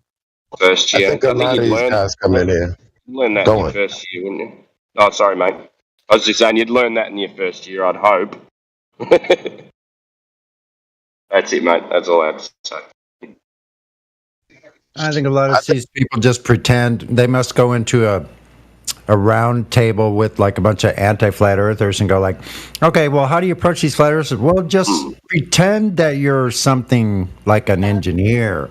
Yeah, just tell them that you're an engineer. No worries. Yeah, they do that. First year Bring up university. flight routes. And they come in here to get more information or to try to get one of us to say something silly, right? I think they just go around to servers and try to get flat earthers to say things. And so then they go to another server and they say, well, no, this flat earther said this, this, or that. And I need you to prove what he said. And, so I don't know why they come in here, but it seems like they're gathering information more so than doing anything else, because they ask repetitive questions. They concede to all of the math. They concede to all of the measurements. They concede to all of the science and the pseudoscience that their claims are built on. But then they want to stick to their claims that they asserted after they've already been disproven, and they want to go back through it again and again and again. I don't understand that aspect of they're not just gathering information or trying to get you to make a mistake.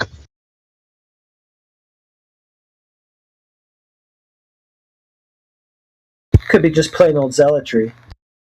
He also ran away from his own claim. His claim was the flight route doesn't work on a flat Earth, and then he didn't demonstrate where it doesn't work. We got he didn't even know what map he said it don't work on. Let me unmute some new people. We got Buckets. Buckets, are you there? Hi there. Hey, welcome to the 24. Is that? There he is. Yeah. Jimmy Butler? Nah. Let me see. We also got Voice Motivin. changer. How can I phrase this, Tim? What is the shape of the Earth? Buckets. Hello? You got 5 seconds. You got 5 seconds to respond. Okay, hold on. Let me ask one more question. What is your analysis of the shape of the Earth? That's so clever, dude. Wow. Hilarious, PD. You're a riot. Does Earth take the shape of a container? His answer will be, Earth is the ground that we walk on that comes between our toes. We're all in the Garden of Eden, according to him. Yeah, when you say two tails in a only bucket. he is, dude. Oh, only he is? Yeah. How did he get there?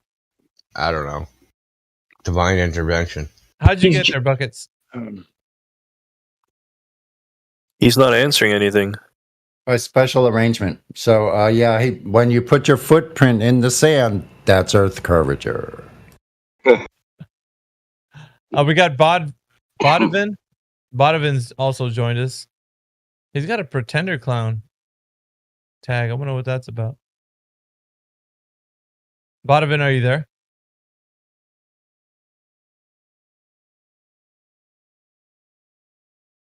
He also said, "Don't ping me ever."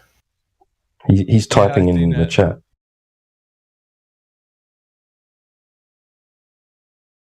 Oh, he said he's just listening. No worries. Ooh. So I'm just gonna ban buckets. See ya. Bye. 2 chairs in a bucket. We got all glory to the Most High.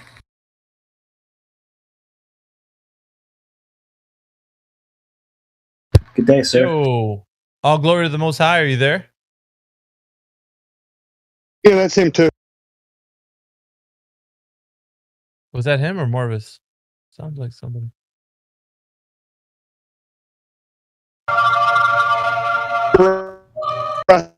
His account is I see a bit one older name. than I that. see that name as well. It says concavity underneath that. So I'm guessing concave earther.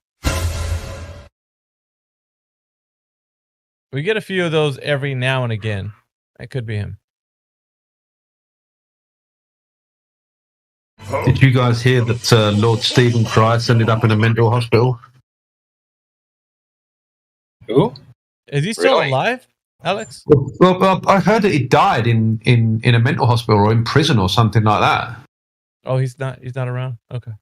Well, apparently, yeah. And he's the guy that started that concave stuff, right, or not? I think so. Not unless somebody I'm pretty has sure he another theory on it. died.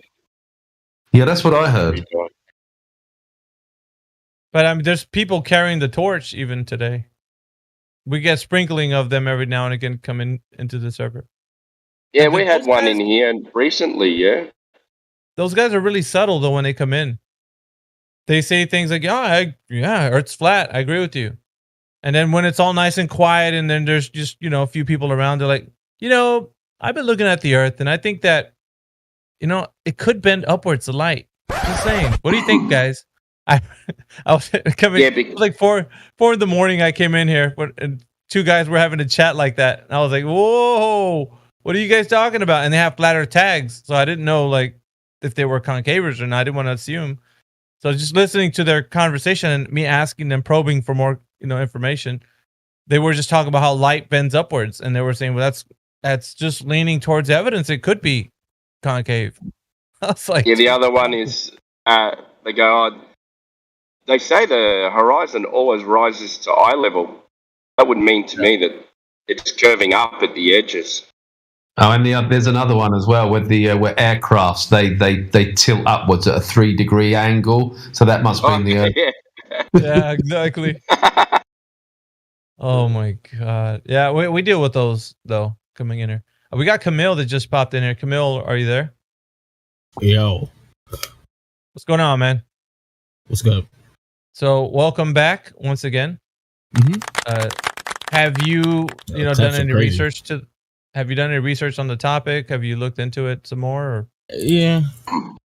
What do you Pretty think? interesting stuff. Well, for me, I had to get into a little bit of astrophysics and physics and all some random bullshit, but I'm still learning right now. But what is the I don't know if you want to draw it on a meter bar or a percentage. How close are you to understanding that the Earth is not a globe? A percentage? Yeah, sure. 10? 10% that it's not.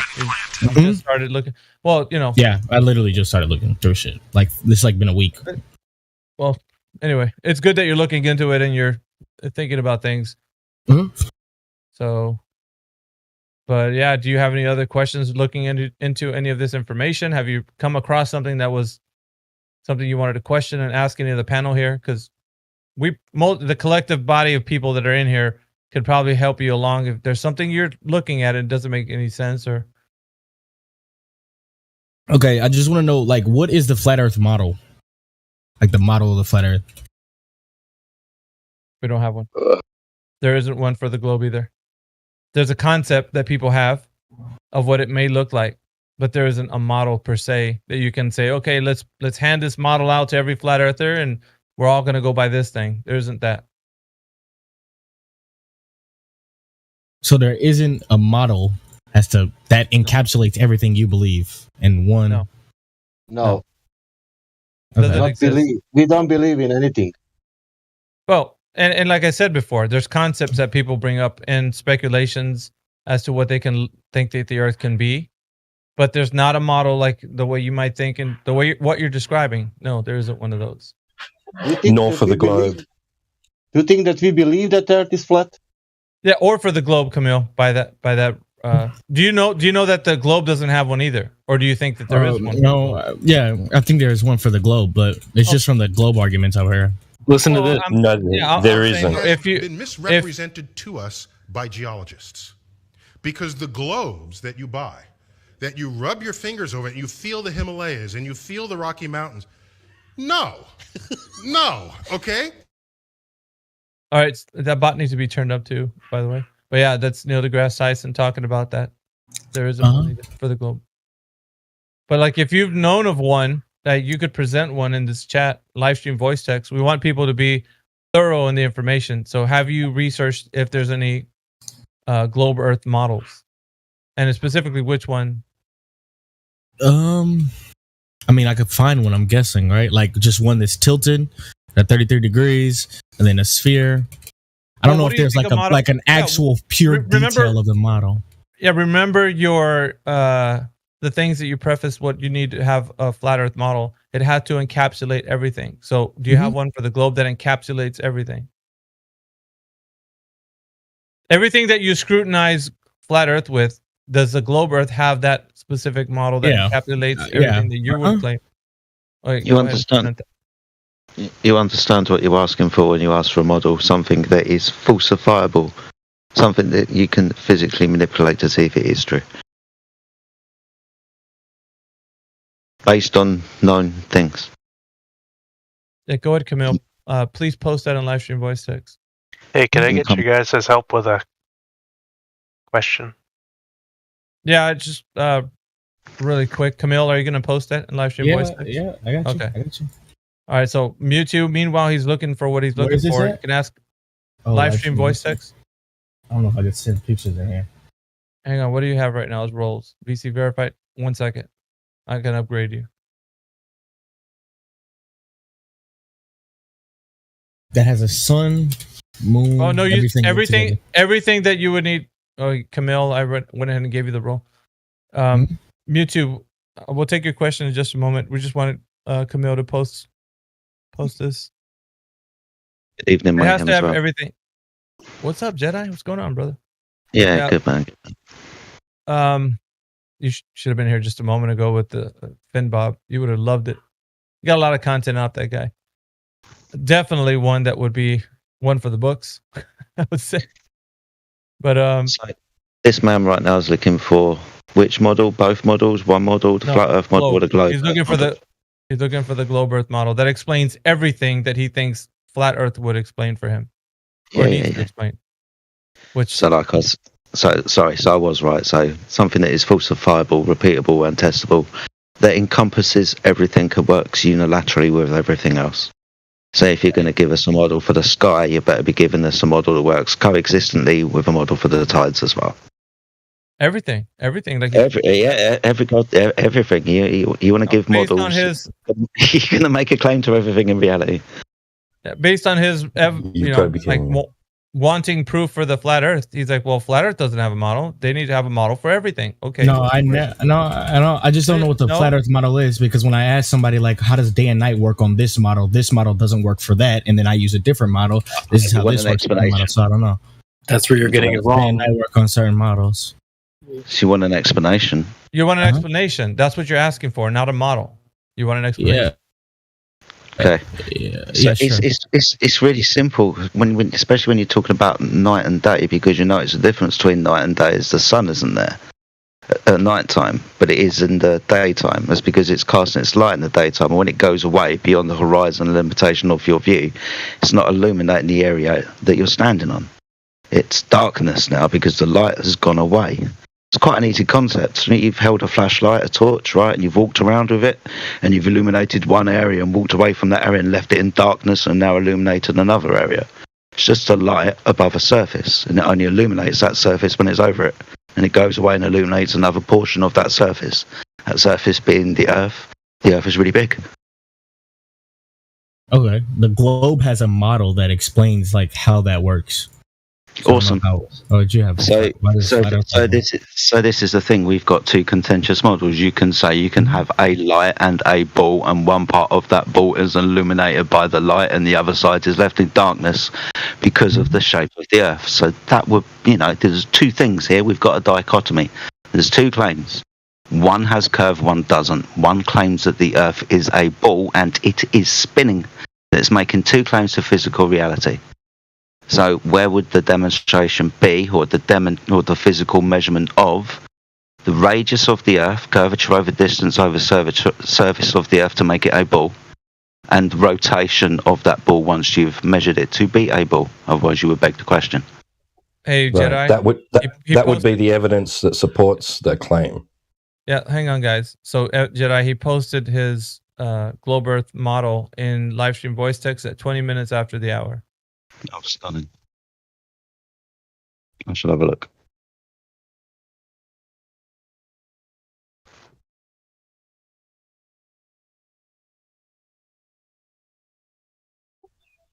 That explanation isn't evidence. This is your... So, you understand how this isn't necessarily a model? Yeah, I don't know what the question. The problem is I don't know what question you're asking me, right? Like when you say like a model that encapsulates everything, do you want me to find you an actual model of like the whole universe and everything that is your around standard, us? yeah, that's what your standard was for flat Earth. The standard for flat Earth is just like it just encapsulates everything you believe about the Earth, right? Like so, if you believe in night and day, just show that on a model, and then like if you believe in the firmament dome, you build that model on your firmament dome. See, this is the thing. We're very limited in the physical claims that we can make about our reality. Mm-hmm. Okay? So we would say that we don't necessarily need a model because the model is a reification. When you look under the definition of what a reification fallacy is, it literally says the map is not the land, is not the terrain. So when we make claims on physical reality, go outside and test it. We don't need a model to explain reality. Reality does what it does.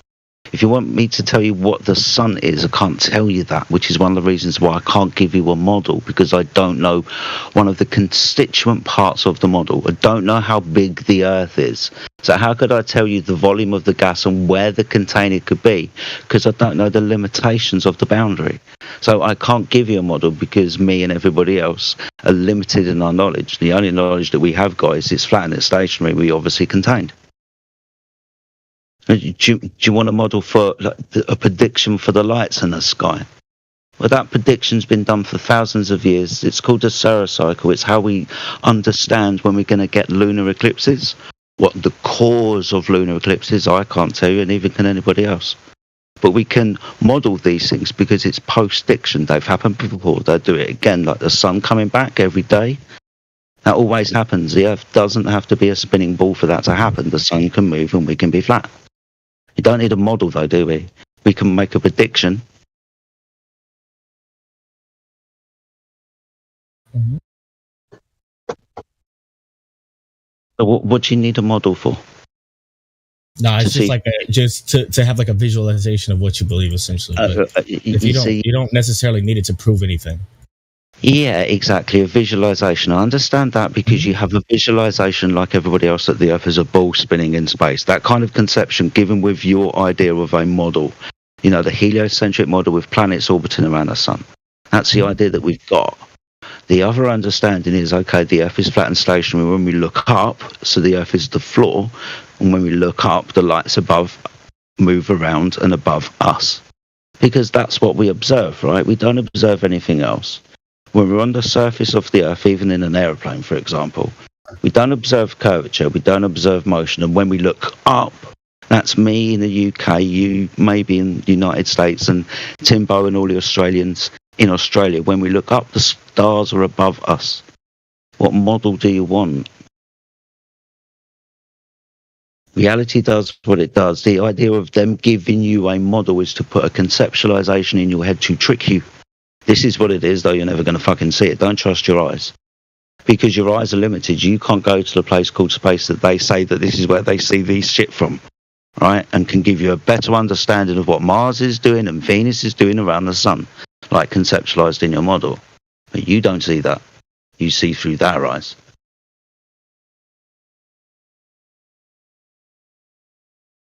Models are tricks, my friend. You want to understand what reality is, go outside and test reality. Reality will tell you what it is. Don't trust space wizards to tell you what the earth fucking is, mate.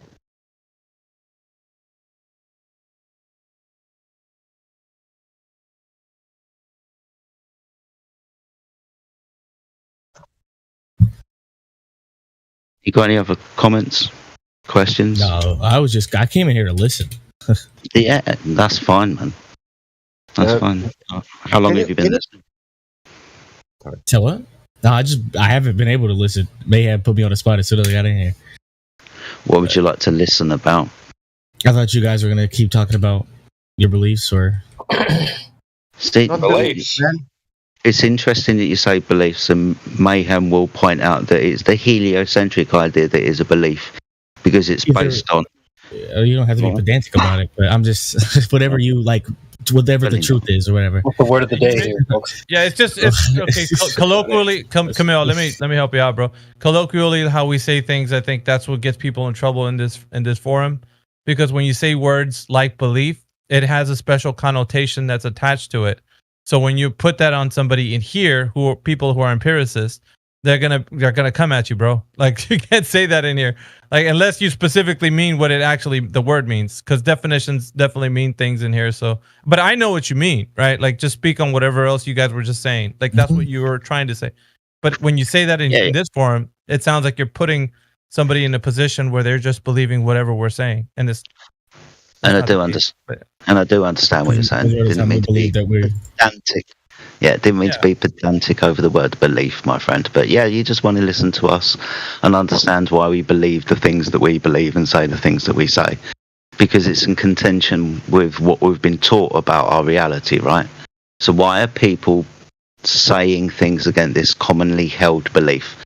Probably something that's taken for granted. Most people haven't even questioned the idea that the Earth is a spinning ball. But these guys, us here in this server, we have. And when we say that we've questioned this, we turn around and say it's not that then. The Earth is flat and stationary, and you want to understand why. Yeah, we get it. All right, I'm releasing some people out of CogDis, so I don't know if they're going to be addressing here or not. Can I just have a minute with Camille as well? I just wanted to explain, like, so you go outside and you experience the Earth is flat and stationary. So they tell you live on a spinning ball with curvature and flying through outer space. But you don't experience that. So what we observe, our observations of reality are flat and stationary. So for you to go against your senses and think that it's spinning curvature ball in the vacuum of space, you need some pretty good evidence. We don't really need that evidence, but we have it. We have it that it's flat. So that's the difference between belief and observation and knowledge as well. Mm-hmm. All right, we do have some new people in here. Let's see if we can get to him. Well, Raisin's got cognitive dissonance, probably for a reason, but I gave him VC verified until he messes up again. Then we'll take that away again and give him CogDis. Raisin, we got, I don't know this person's name, Ceralosa Varisu. Ceralosa, I'm going to mute you right now. Sounds like a disease. You're able to use your mic. Go ahead and speak if you want to. Welcome to the chat. Ceralosa, are you there? Ceralosa Varisu. Maybe I shouldn't have said that. It's right in this corner here. Sorry. It's right here, dude. Bitch. Oh, bitch. I think he's playing games. No, that was Mewtwo. Sorry, dude. I didn't know it unlocked the mic for you guys. My bad.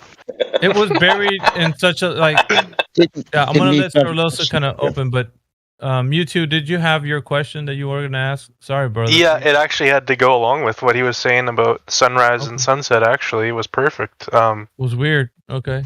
Synchronicity. So, I have a friend in Nigeria, and he's my guy over there. So, did he send you his bank details? Yeah, he's my Nigerian prince, dude. So, we just keep track of the sunset, sunrise, sunset, and it's pretty accurate to what it shows online. So you have my sunset, which is 9:30. What do you mean by pretty? What do you mean by pretty? Sorry, what do you mean by pretty accurate? Well, because they go off of, they go off of what you're looking at the physical sun, and I'm going off of kind of what the Terminator line, like the darkness. So I'm not going off of the physical sun that you're seeing. I'm going off of the night, so complete darkness, and then sunrise when you start seeing that light again. Yeah. What's a Terminator line? I don't know, just the imaginary line that might exist between night and day. Where? So that's just kind of what I'm going off of. So it's about about 9 hours, 8.5, 9 hours. That's not the full description though. Where does this imaginary line take place on? Yeah, that's another thing I want to know is where is that line? I'm asking you. Like you're the one saying Terminator. 8 hours. I would say 8.5 hours, 9 hours between us. So when I stop seeing light, and he starts seeing. Yeah, he's not saying no, I'm not a globe. Outside. I'm not going to say it's on a globe. Okay, so Terminator lines don't exist outside of the globe. You know that, right? Okay. Do you know that? Well, I'm just imagining what it might look like on a globe. I guess I'm just imagining. Yeah, exactly. Pretending. That's the thing. That's the point that I'm gonna just imagine. I'm just gonna imagine. But if you're imagining that, you're using these terms that elucidate the fact that it's actually specific to a thing that you're talking about. So I caught that. I'm just maybe you didn't say it that way, but I caught that. I know I'm that getting to a point you might like. I hope so. Okay, so I'm saying that when it gets dark here, and then it becomes night, it starts getting light where he is in Nigeria. Amazing. About 8.5 hours, 9 hours later. So the speed that they give us, right? I'm going to do it in kilometers because I'm from Canada. And you want to be awkward. Yeah, going to be awkward. So 1,670 kilometers an hour is what they claim the globe. 1,000 miles. Yeah. Yep, 1,000 miles. Yeah. So if you do the 9 hours or 8.5, however you like, 9 hours, round it up, and times it by the 1,670 kilometers an hour, it's 15,030 kilometers. Right. So that's the distance. That's supposed to be the distance that it's traveling along the. Right now, it would be Cancer, the Tropic of Cancer. Yeah. Okay. So, close, anyways. So you go on Google. I was gonna share my screen, but if you go on Google Earth and you do the distance from that latitude, and you go to Nigeria, it's like 24,000 kilometers. The distance that it's traveling. Yeah, that's fine. Good. Why would it be fine though? If it's it's fine because we don't need to. You're continuing to say like you're going to make a point. We already know what you're going to say because you just asserted right now. Go to Google Earth. We already know where this is going. It works on the globe model. That's what you want to say. It doesn't. You know work on the globe model. So you're saying now it does not work on the globe model. Why would that work on if it's dark here and then it turns light there in 9 hours? That would mean it's going that distance in 9 hours, and that's what 15,000 kilometers. But the actual distance is 23,000 kilometers that they give us.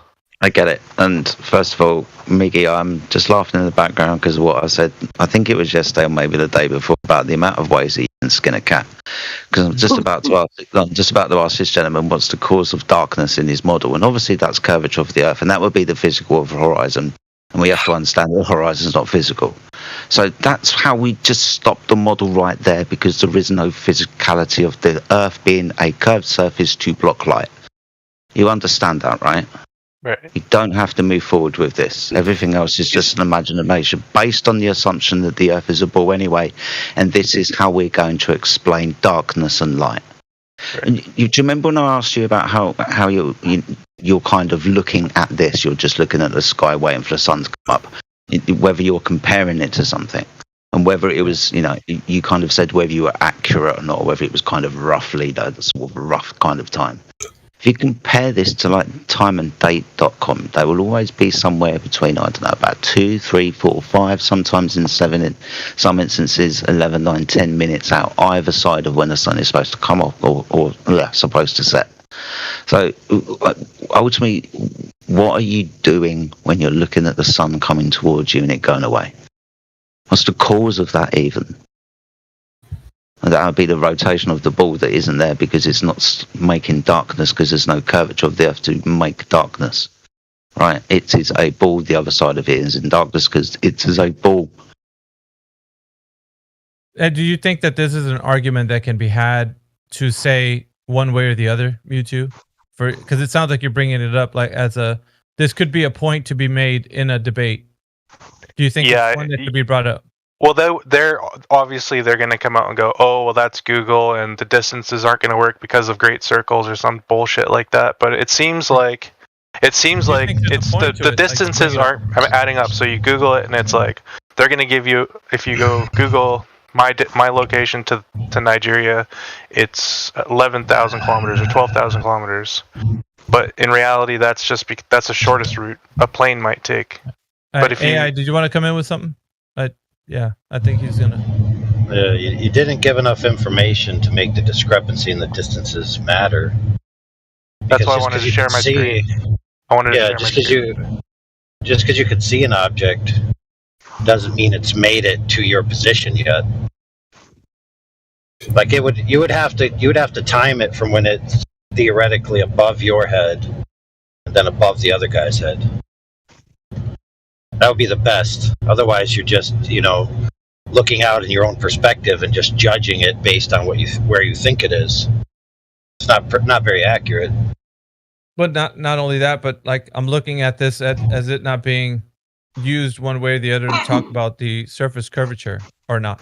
Like as in, are we going to disprove the Earth being a globe? Are we going to talk about the flatness of the Earth? Like we're not. This isn't in any way going to get us to that information that's pertinent to like a foundation argument. Yeah. Like, this is more of like the explanations that have been given. Like if we're going to say that it doesn't work this way, or another way. No, there's definitely ways. There's definitely ways to disprove the globe model. Yeah, I was looking at day and night because it should be uniform, right? There should be some sort of. Well, yeah.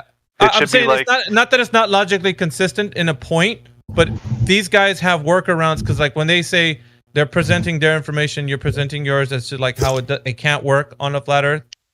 And Camille, you might want to mute your mic. You're burping on the mic, bro.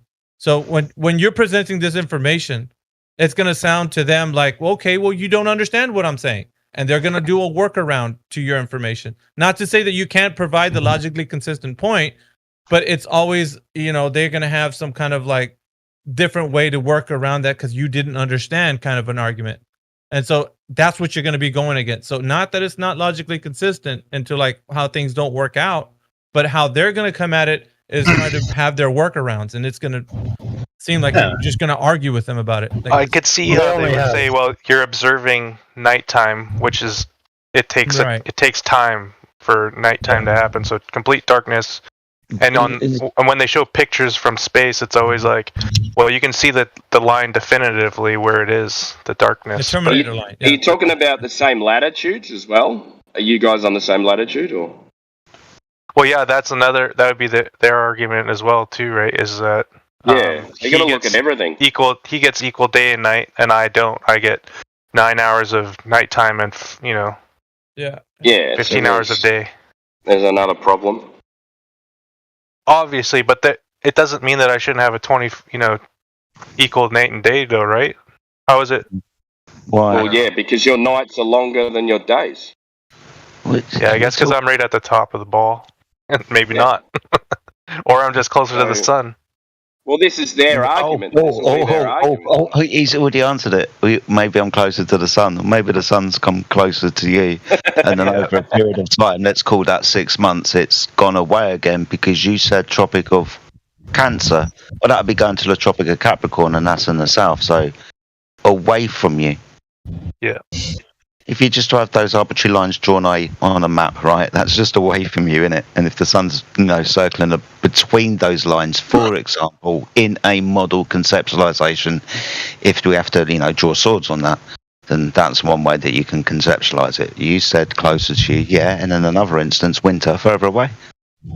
Yep. By the way, as odd as this is going to sound, this is already jumping past the assumption that daylight is sunlight. Yeah. I like that. I like that one.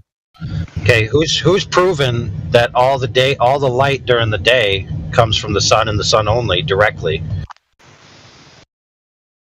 The answer is nobody. We see light before we see the sun. Right, now, of course, there's explanations for why that is, right? But there's no validation for that. There's correlation at best. You can actually prove that you can have daylight without the sun. That's actually something that can be proven. Did you guys know that? Maybe not. You making a claim, Mayhem? I'm having like an baller reaction to this. I have, and I could simply be able to provide the evidence in an instant and lightning fast using lightning. So lightning at night, if you were to take a still image of lightning when it actually strikes, it completely turns everything into daylight. Oh man, does it work? Everything around you, like if it was daytime. Yep. You want to know something? If the sky is charged, then it could be light. Yeah, well, they also claim that lightning is like 10 times hotter than the sun. Yeah. But not just 2 days ago, we had a guy claiming to be an astrophysicist or something like that, that because the sun is so hot, it has to be so far away. And we know this because he got an element band reading from spectroscopy in his lab. So he tells us that the sun has to be super far away to be as hot as it is for the elements, but he mimicked the same elements in his lab. So wait a minute, does the lab have super far away too? Exactly. Yeah. Yeah, if you guys don't, if you never looked into this, I would just advise you guys try to take a picture when there's lightning at night. You'll see what I'm talking about. Light everything up completely like it's daytime. And that still that you take when the lightning strikes, you'll see it for yourself.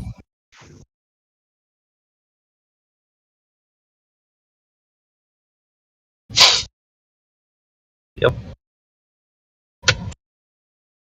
Now, there's actually a flat earther dude, Rory Cooper. He used to have a channel called Flat Earth Perspective or something like that, or My Perspective. And he had some good videos about the concept that there's two light sources on the Earth. And he did a lot of examples with how you light objects, right? And if you have direct light and indirect light, or a primary light and a secondary light, to get certain effects. And he demonstrated that you need that to get the effects that we see in our regular daily life. Now, Globers would argue, well, of course, that's just sunlight reflecting off atmospheric particles and the ground and etc., and giving you a secondary light source. And I mean, that's plausible, sure, but it's not definitive, because rest assured, whenever we give them a supersedery observation that defeats their globe geometry, they always say, oh, you didn't trace the ray of light all the way back to the source, so you don't know your claim is true. But notice how they never apply that same standard to themselves. They say, I know all the light that I see in the day comes from the sun. Did I trace it back to the sun? No. I just know it. Why? Because what else could it be? You don't have a next explanation, so I'm just going to assert this as truth.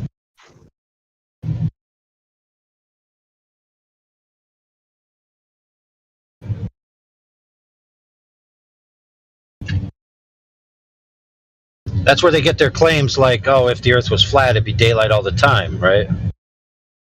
because the sun would be the sun would be big and have enough lumens or whatever to fill the entire Earth, and it would have straight rays all the way to the surface, right? So there'd be nowhere where it was dark. But again, that's got a lot of assumptions going on in it. Especially one with just saying the sun, the being definite article, that being the sun. We might not even know if that's an actual object we're looking at.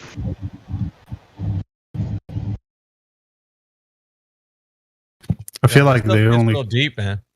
Go ahead, obvious. Yeah, it gets a bit deep. Yeah, I was just going to say, I feel like they only continue to assert that, it would be daytime all over the Earth, when they're still stuck in that kind of mode of switching out the sphere Earth in the solar system with just a flat disk. Lightning and a isn't, massive sun, still. lightning isn't even the only thing that can bring daylight. There's been like these other phenomena that you've seen in the sky that they call like, I don't know, meteors or whatever, that illuminate the night sky once it gets to a certain altitude. Like it hits like a layer or whatever, and it just like ignites and everything turns daylight at that point. Layer. It's interesting you say layer, right? Yeah, because there's other electrical magnetic phenomena. We bring this sometimes in instance to do with the firmament. Can we see it? Because we bring up, sprites and elves and those electrical lightning phenomena that go upwards and seem to pan out when they reach a certain altitude. Like if you were to throw a bag of flour up against the ceiling and it was to explode outwards instead of go further inwards. So sometimes there seems to be the idea, like probably AI was bringing up, a layer that is electrified by possibly the sun, and we see that electrification before the sun's closer because the expanse of that electrification expands into our region or location of view. Who knows what it is? Like some people call it the ionosphere, right?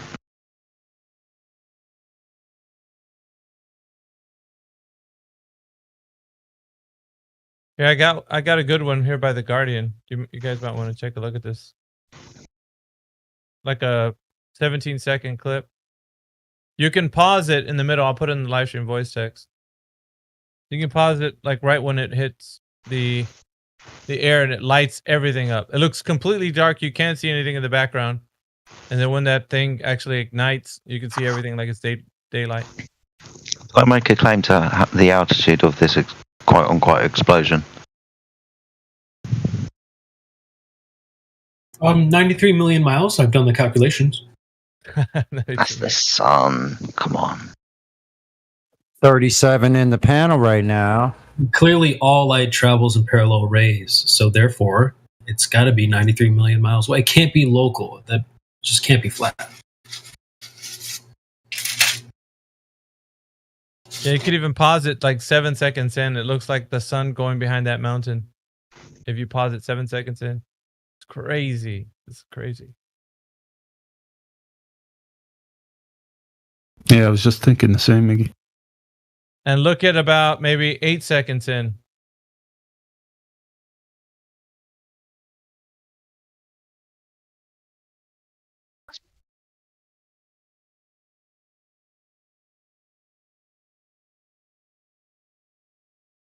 Yeah. Yeah, they're calling it a meteor, but I wonder what it actually is. Yeah, he's saying calling it a meteor. I wonder what it actually is. But look at, I want you to pay attention to something that is important here. Look at the different colors that are displayed from the time that it's coming and it ignites to the point where it dissipates. So you see this igniting of the sky, then it just like slowly dims, and you can see the different colors that are being displayed, as in, the horizon, like when you see the sun moving off to the horizon, but like when it's above you at midday, what it looks like.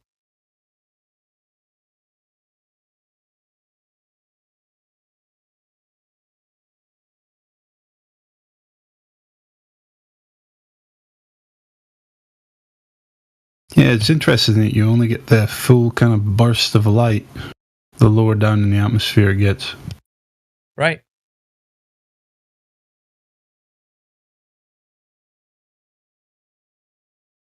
wonder how high it is.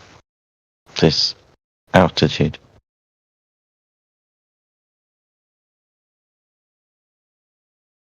Obviously, Globers would argue that that's the lower layers are the densest layers. Therefore, that's where it's meeting the most friction. Yeah.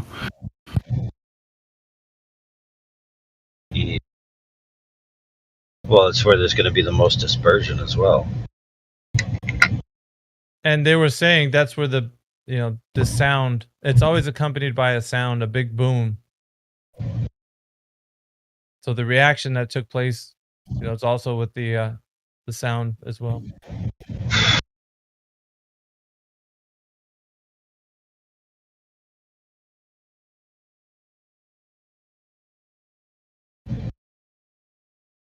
There's many new people in the chat from Cogdis. I see a couple of names that I don't recognise. Mayhem, Algalore, Bodovin.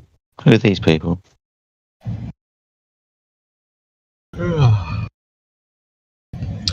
All Glory, I think, is a concaver, but hasn't said anything.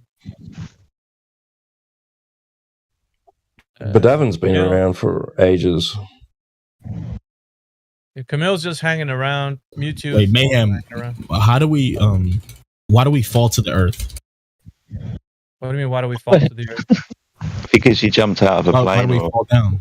Because you jumped through the atmosphere. Did you jump, or are you just saying we're falling? Like, I want to know where you're coming from. Like, are you saying we're doing something, or we're not doing nothing and we're falling? We're not doing nothing and we're sitting. Like, we're consistently being pushed by force, right? We're being pushed. That's why we're on the ground.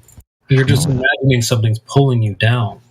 Or something pulling you down. I don't know. That's what I'm asking you. Why do you think we stick to the earth and not? No, the or is just or nothing's happening. Like it's you're imagining something's pulling you down or nothing's happening.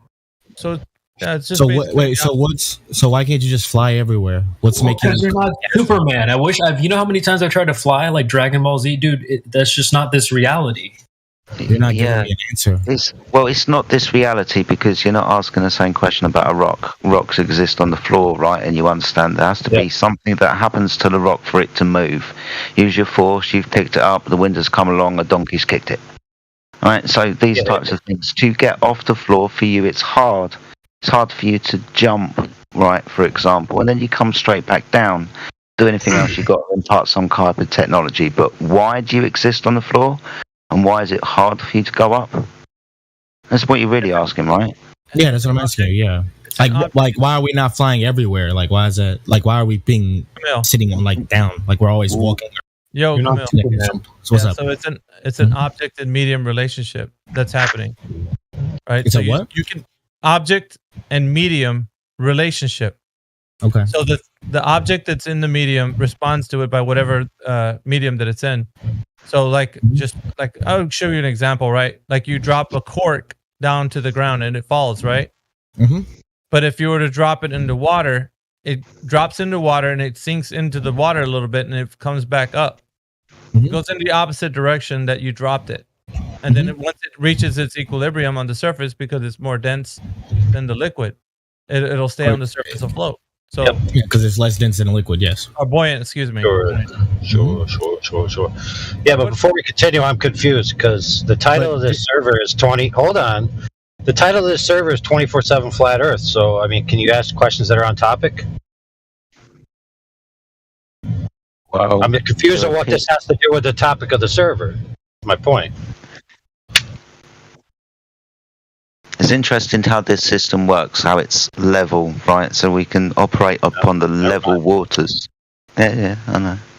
But those waters are level, and how we interact with them is interesting. We can drop things into that water. A rock will sink, but the HMS Belfast will float, for example. Mm-hmm. Why we can do different things within this reality, like Miggy pointed out, is because it's the relationship between the object you and the medium it's in. You have to remember that you exist on the surface where the rocks are and the trees grow out of, and where there's troughs where the water exists, the water being level. So it's just the operation of how reality works.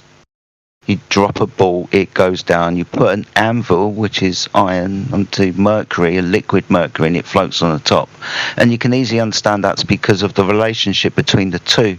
One is still denser than the other, even though it's a fluid. Right, we understand that. It's quite simple. We understand as well that to have gases, we have to contain those gases because above the level surface of the Earth, where the atmosphere and the gases, well, that disperses freely in all directions and isn't observably affected by gravity, the thing that is said to be holding you to the floor. The gas that you're in is going everywhere. So there has to be something else at play, but it's ultimately your relationship between you and the medium that you're in, standing on the surface in the atmosphere, probably going for a swim one day. You just have explanations, Camille. That's all you have for the globe. They're just explanations that don't have any evidence behind them. And some people are fine with that. They're just fine with hearing the explanation and they're like, okay, cool beans. I don't need to look into it because some guy figured it out. And then you say, okay, well, what's the opposite to that?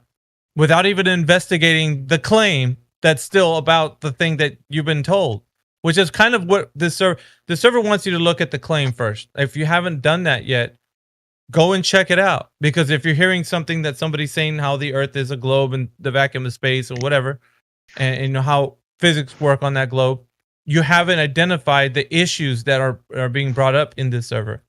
And that's why when you ask this, you're like, okay, they told me something. Now, what are you guys telling me? And like, well, the thing that they told you, have you examined it and scrutinized it? Have you seen if it's possible? And if that is the case, then we could come back with a rebuttal and saying how it's not. But like, if you haven't done that, like that's what I'm saying you probably need to do right now. Go examine the claim and see what they're saying about the globe. You know? Yeah, for globe earthers. Well, yeah. I mean, they believe that gravity is pulling them down, right? Well, yeah, exactly. But why? In space time, as more things have more mass, they bend space time, and they attract more. Kind of like if you have like a piece of rubber and you put like a big ball inside or on it, and then you put a small ball on it, it attracts that small ball. Yeah, I know. It's a two-dimensional explanation, and like AI is going to point out, no, it doesn't. No, it doesn't. I just don't understand how things are like consistently falling. You have to understand when you say try and understand this, because gravity isn't a flat Earth claim; it's a heliocentric ball Earth claim, because we don't understand how Timbo in Australia can be upside down 180 degrees from me in Australia, from me in the UK, and he's in Australia. So upside down on a ball that is rotating with tidal waters in between us that are attached to a ball, kind of against physics, where if you rotate and throw a ball with water and people attached, they come flying off. So you have to understand. Well, yeah, there you go. Well, gravity. No, wait, hold on. You don't even let me finish. But I'm just saying, well, gravity is kind of physics, right? They use gravity for a lot of physics things. Well, ultimately, the phenomenon is just the same, isn't it? Me and Timbo are on opposite sides of the Earth, and up is down, and we throw things up. You have to understand the physics of being on a ball would be, as you are rotating on this ball, traveling in a direction, you are going to feel different forces upon you. Right? It's going to be pushing up underneath you in one instance, and 12 hours later on the other side of the ball, it's going to be leaving you behind. But gravity is the thing that is said to be not making you feel a thing. And then it's said to be making the gas attached to the ball without a physical container, even though there's no physical observation of gas actually doing this, because it goes in all directions on the down like gas. So yeah, gravity is the claim that keeps the ball together. Flat earthers don't make the claim to gravity. Why are we on the floor? Go on, Mickey. No. Perhaps it's the disconnect that you have from the understanding the word gravity. It's not really an issue for us, because that's the effect that we're talking about. That's observable. Something you can have an object and medium relationship. You can observe that. If you call it gravity, that's what you might want to call it. It doesn't really matter the term you put to it. How we observe things falling in the medium of air, right? But then you want to find out the cause of the effect, and they attribute something else to that. They're saying, well, the cause is this theory of gravity. So the theory of gravity is Einsteinian, where everything is bending and warping the fabric of space-time. And the mass of the Earth is causing the this bending and warping. But like, we're talking about the effect here. You and I, when we speak about gravity, we're talking about things we observe. When you drop a pen through the medium of air, you're seeing something happen, right? That's the effect. It's the cause of that effect is what they're putting another explanation on. It's like another layer that they're saying, now we know the cause because this is the cause. And they're telling you this idea, and you're just like, well, okay, I know that I see the effect, and I can see the effect. Why are you guys denying the effect? We're not denying the effect. We're denying that they're calling this cause, a ball Earth with, bending and warping the fabric of space-time. That's what we're saying is not the case, because you have to provide evidence for that. And the only thing you can see is dropping something in the medium of air. Do you know what I mean? Like, so when you say gravity, when you say gravity, when I say gravity, that term is not in and of itself bad. It's called little g, right? Big G is when they're talking about the theory of gravity. And that's the part where it goes wrong, because they can't provide evidence for that. Does that make sense, Camille? Like, we don't talk past each other when you say the word gravity, because that can bring the idea that we're thinking you're saying the theory. We're really talking about just the effect. You know what I mean? Yeah, and then people are putting the cause to it. Yes, exactly. That's exactly right. And you guys don't have a cause for it, right? So, you just think it's just observable in how objects react in a medium. Right, it's an object and medium relationship, for sure. Yeah, because there's an objective up and down here, right? So this is the difference. So they play a little Jedi mind trick on people by trying to conflate what we observe with objects rising or falling on an observably flat surface. And they tell a fantastical story about space-time warping and bending and how that applies to a globe. But when you think about it, none of us have any access to that. That's a concept from a man's mind. What we observe is things rising and falling. And now you'll understand that if you observe yourself dropping something on an observably flat surface, that doesn't tell you that the surface is curved, does it? Yeah, which we don't have an issue to, Camille. Sure. Scientifically, you understand that whenever we say scientifically, we're going to point to a cause of a phenomena. So, like Wolfgang has just pointed out, there is an up and down, and we can manipulate things within the mediums of the Earth and show an up or down. But scientifically, it's only when we manipulate something. I'll give you an example. If I was to have a fish tank and it had water in it, and I've got a boiled egg, I drop the boiled egg into and it goes to the bottom. Now that's the situation. If I were to then add salt water and make the water more dense, what would happen is the egg will then rise. Now scientifically, all I've done is change the density that is the medium that the egg is in. So therefore, scientifically, it's the relative density. So that's the simplest way that you can kind of show any interaction with the physical and natural world. Something will cause something else to happen, right? Yeah. Especially when we're talking about up or down.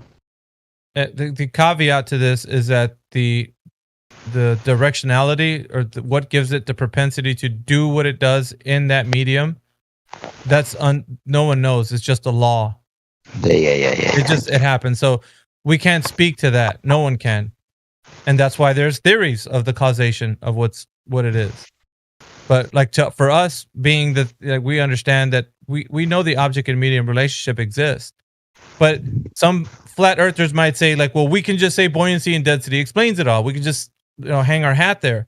But it's not the case with the causation of what gives things a propensity to move in the directionality that they do in a specific medium and object relationship. Do you know that point, Camille? And that's why Mayhem says it's a law of nature. Yeah. Mm-hmm. So do you understand, Camille, that if we drop something, and the fact that we're not floating in the sky doesn't tell us anything about what the Earth is? Yeah. If you don't if you think that gravity isn't a thing, then yeah. But if there is gravitational pull specifically, it would have to be a globe, because it would. Well, it's just like observe what we observe. I.e., if you drop your phone, that doesn't tell you anything about the nature of the ground, does it? No. No. So it's only when you get to the point of, okay, now this happens because there's a bending and warping of space-time around a globe. Those are two different things. And dropping the phone doesn't get you to bending and warping space-time around a globe. We all agree that things are rising and falling. It's just the causal mechanism. So you understand that it's kind of non sequitur when we're discussing what is Earth to say, well, why does my phone go down? Because the two aren't really related. They are very much related, but that's if you add the causative link of gravity. No, only if you assume that story as it pertains to a ball that you True, so it's not a non sequitur. Well, it is non sequitur because you have to assume the ball. We're talking, like, you need the ball first. You need the gravity first.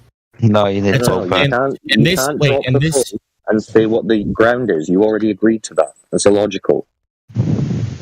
Yeah, but if you add the explanation of gravity, Yeah, there you go. if you add the explanation of gravity, that's the causative. Big G. Either way, it's not a non sequitur because gravity literally explains why the Earth is a ball. He's saying no, hang on. He's saying it this way. I think I understand, Camille. So hopefully I can clarify for you, because you're saying it like if you're going to talk to these guys, you have to speak of it in a way they can understand. You're going to talk about both big G and little G, right? You can't just say it's only little G that you're operating with. So you have to explain to them why is it the case that big G doesn't operate on the Earth that you think you live on. Like, yeah, is that what you're saying? Like when you're talking to Globers, because I think that's kind of how you're coming at this, and it sounds like maybe it's coming from you. I don't know. You can. Yeah, so that's like the globe Earth example, right? Like the globe Earthers would say that gravity is literally the only that specifically could prove that the Earth is a globe, essentially, right? If we believe in gravitational pull, essentially things are going to pull themselves into spheres. Hence, why everything technically is a sphere in space. But you're only seeing an everything object has gravitational pull. That's the point, right? It doesn't tell you anything about the surface. Oh my god! If I give you the reason why something drops, you can now form different opinions. That's what I'm saying. So Well, if you just tell me a story, you're going from you the just tell me a story about why it drops, and you have no evidence for the story, that's not proof of the story. That's an because the phone entirely dropped. different. That's an entirely different argument. What you said was that it was a non sequitur. It was a non sequitur because it's a different argument, like you just said. If you equate a phone falling, and you equate a phone falling, and then you compare that to the Earth. But if it was the case that the phone was falling because of gravity, then you would get into a whole. But you don't know that. Right? You only know the phone is falling. That's the point. Sorry. Right. So you can't look at the phone falling and say, therefore, Earth is this shape. True. That doesn't work. Yeah. Mm-hmm. Yeah. So that's what I'm saying. So, is there anything other than? I don't know what side you're coming at this from. If you believe in the globe or you don't, but I think he's kind of more like just asking questions. It's just critically thinking. Essentially, I'm just trying to figure out how the fuck. Yeah, that's cool. No, I think he's he is seeing it the way that we're saying it. So I don't know. Maybe it's just the way he's phrasing it that it sounds like he's. No, that's cool. I just wanted to make sure that he understood that the link that he maybe think exists between us seeing things rise and fall and saying what that means about the Earth is fallacious. But it sounds like he understands that. So, other than something rising or falling, what would you say we could do to prove that it was a globe? What if it? Wait, say that one more time. So, other than dropping something or us just being on Earth, what can we do that could prove that the Earth is a globe? Like, what proof is there? Camille. You can, I guess, you look at other celestial bodies. And you realize that if they're spherical, and then but it's always going to be gravity at the end of the day. No, like essentially how we discovered Neptune, right? Saturn had a change in its orbit. Before you travel off, Saturn had a change in its orbit. Dude, before you travel off, no, he's asking you how would you demonstrate that the surface that you're standing on has got curvature, as in we're a ball. Not pointing to something. Hold on, and not pointing to something else like a light in the sky, and giving us another reason to ask the same question. Because we can look at the moon or Mars or Jupiter or whatever and say that spheres why can't the Earth be a sphere? But we still have to physically demonstrate that the surface that we're standing on was actually a curved surface. All you're doing is pushing the blame away and giving us another reason to ask the same question. So he's asking you, what's a good way to demonstrate that the surface that you're standing on is curved? A ball. Like those things. That's what I thought you knew. I thought he was going to come back with something, but it didn't sound like that. How simple do I have to put it? Like those things in the sky, right? What is the Earth like? Is it like those things in the sky? Well, we've still got to measure the Earth, not point at something and make a declaration. Say that one more time. Like those things in the sky. So is the Earth like those things in the sky? We're asking, and the way that we would prove this to be true is to measure the surface of Earth. Looking at the lights in the sky is just giving us that question again, isn't it? Not necessarily, but yeah, sure. If I could just quickly explain, depends on what you're saying. I just quickly take this with Camille. So Camille, think about it like this. So similar to why the last thing was illogical, looking up into the sky at the luminaries to try to figure out what's under our feet is also technically illogical. Because think about it. If you were in a room and you looked up and you saw lights in the ceiling and they were curved lights, that wouldn't tell you anything about the ground necessarily beneath your feet. Same way, if you go to a planetarium and you see the luminaries on a screen around you, the floor of the planetarium is not a curved floor. So there's a load of reasons why looking up at the sky to tell us what's under our feet isn't going to work, because we have to make a load of assumptions about what we're looking at.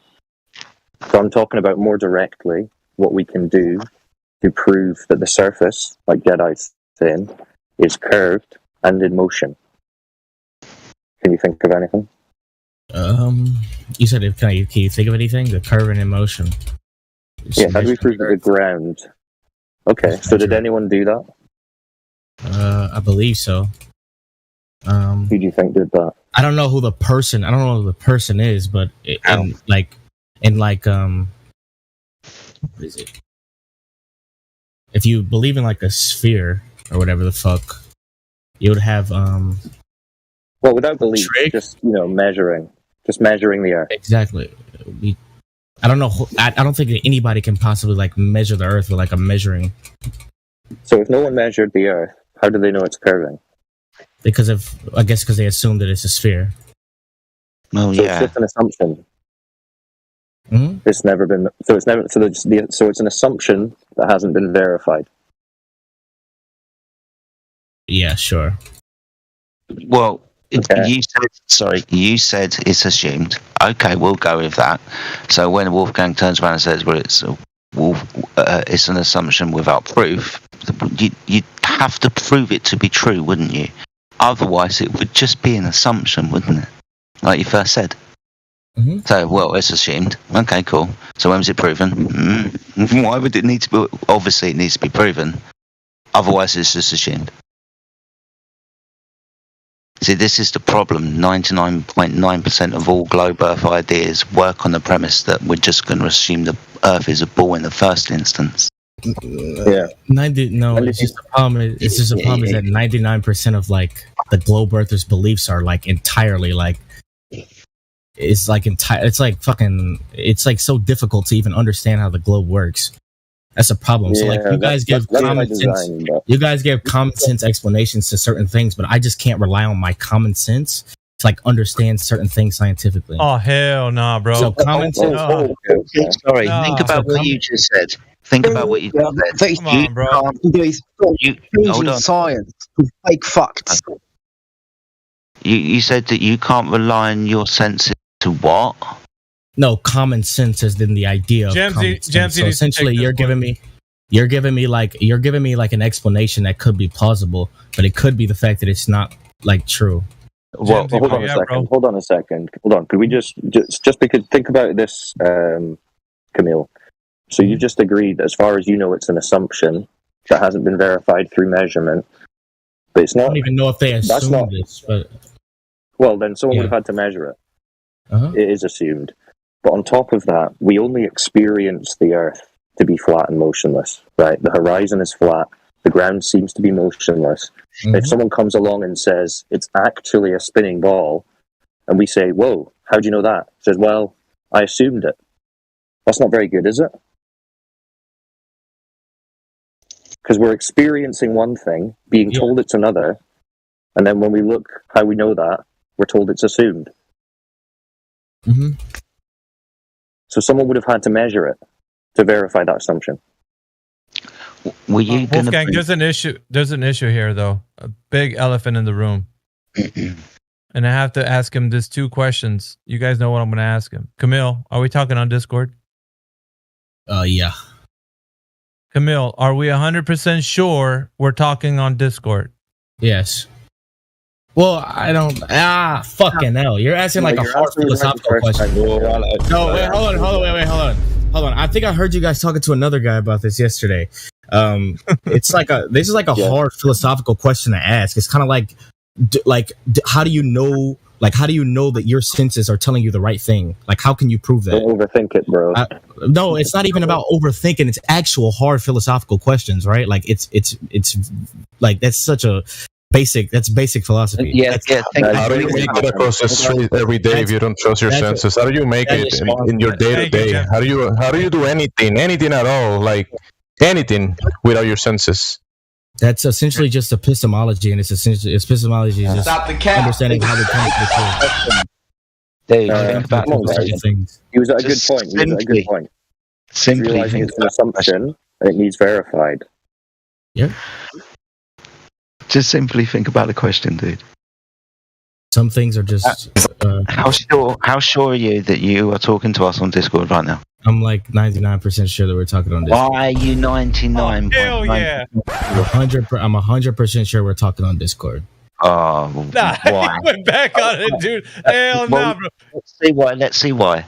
Why is there a difference between 99.9% and 100? What's the difference? We're 100% talking to each other through Discord. Yeah, like, for example, if I was to give you, I don't know, an apple, that would definitely be an apple, right? Yep. Yeah, the laws of nature and the things in the physical and natural world are the things in the physical. They're not going to be or do something else as opposed to the laws of nature, right? The apple's not going to turn into a fucking Bugatti now, is it? No. We can't conceptualize it as something else. And even if we were to conceptualize it as something else, that wouldn't mean the apple would be any different. Right? Okay. Mm-hmm. So, yeah, you're right. You are 100% sure that you are doing exactly what you're doing now. Of course you are. You know, think about the computer that you're using, the technology. All of these things have to work in the way that they work for us to communicate right now. Right? We understand these things. The apple's the fucking apple, mate. Yeah, so the point is you can trust your senses to a pretty reasonable degree. Yep. And yeah, we just get some crazy people telling us that nothing can be real and we can't know it after they realize that they can't prove the globe. You seem like some people just go down that path when they realize they can't prove the globe. They just say, well, nothing is real then. I don't know anything is true. And it's a bit of a mental spiral, so I'm glad you're resisting it. Wait a minute, Camille. Do you? It's a whole different line of philosophy, but no, yeah, I knew that. That's why we can't pose it to him, Wolfgang, like he's gonna agree because I know he's not. And this specific point that you just brought up, he disagree with it, right, Camille? Disagree with what? What specific point? That nothing is. Yeah. That nothing is real. That's right. No, I believe that point, or no, I don't believe that point. Like nothing is real. It doesn't make any sense. No. I wouldn't say that. What would you say? What do you mean? What would I say? What would you say? I would say that things are real that are in the material world. Okay, so if they're real, can you know them to be real 100%? Can you know them to be real 100%? Yeah. I gotta think about that question. Oh. Why? Don't think about it. I think we were if things are real, can you know them to be real 100%? Yep. Sure, yeah. Hey, why did you struggle, bro? Because I actually think about like you don't like sure, it's whatever. Like it's just I wish you would like look at me like a person, right? Instead of like a person to argue against. Okay, so I'm in here. Okay, so I I'm want in you to here. actually think about stuff, Okay, man. That's why okay, I'm exactly. asking you. Okay, if you think so, and you were like, "Why did you think about it?" Well, when you ask a question like that, I'm gonna think about it. You expect me not to? Well, think you about didn't it? do that with gravity. You're like, drop it, gravity for sure. Gravity. Wait. I absolutely did. Hence why I asked you that, right? Hence why I asked you what makes us fall to the ground. You were like the laws of nature. That makes sense. Sure. What are you talking about? Absolutely. Yeah. But the interesting, you're just not. The interesting part about this is that if that part undermines his reason and his cognitive abilities, he's going to agree with things to a percentage, and it's going to be a false kind of like confirmation. So if he does not see the world in a very real way, then everything that you pose to this person will be just like, yeah, it could be that. Your truth is your truth. My truth is my truth. We're good. So that's why this is kind of a flaw in a logic thinking. So he's going to continuously go through life thinking like, well, I'm fine if you guys believe the earth is flat, but I don't think so. Your truth is your truth. My truth is my truth. And that's why. It's not a personal truth right now, because you can't say like it's not an opinion, it's the truth. If you're joking about something like the grass is green, if you have your opinion the grass is blue, it doesn't mean it's true. You know what I mean? It's all right. Opinions don't influence on truth. Truth is truth. It's not customizable. Yeah. Sure. Yeah, so that's what we're talking about. We're talking about the physical and natural world and what we can know, what we can observe, what we can verify. So do you not think it's odd that in however many years you've been educated? So what? We lost you, Wolfgang. Can you hear me? No, you just came back. Go try again. You're back. Right. So, Camille, do you not think it's odd that in the years that you've been alive, being educated, or living on a spinning ball, they've never said, this is the guy who's measured it, or this is when they measured the curve, this is when they measured the spin? Do you not think that would be highlighted? Yeah, probably. If there was, that was like be like an amazing feat, right? Like, yeah, you'd be like, wow, this is the guy who measured the curve. Amazing. Mm-hmm. It's odd that they wouldn't tell us that. Well, obviously, you're still looking into this. You haven't really done the research. What I'll tell you is, no one's ever done it. Sure. When you go looking on Google, they'll tell you this Greek guy back in the day used sticks and shadows, but he assumed it and then calculated what he thought it would be. So, isn't that crazy? No one's ever measured rotation or curvature of this apparent spinning ball. When all we experience is curvature, but I don't think we measured the entire Earth. You think someone's measured curvature? If I'm not mistaken, if I'm not mistaken, we have a measurement for that. I don't know who specifically did that. I don't know who specifically did that. I don't know the person. Okay. Well, no one has done that. Stop the cap. No one has measured the curvature of the Earth? Duh. Yeah. Yeah. That's why we're here. This is why we are here. Hell no. The opposite is true. The Earth has been measured as not a globe. Yeah. So not only has no one measured curvature, the people who've actually tried to do this, who've actually gone out and said, right, I'm going to measure curvature, they've come back having only measured a flat surface, and they get labeled flat earthers and ridiculed. So the people who are actually trying to prove it are the people who you're now going to start interacting with if you pursue this any further. Because we were as shocked as you. We were like, well, someone must have measured it. Surely. 2020, whatever. But no one's measured it. Isn't that crazy? If what you're saying is true, yeah, that would be crazy.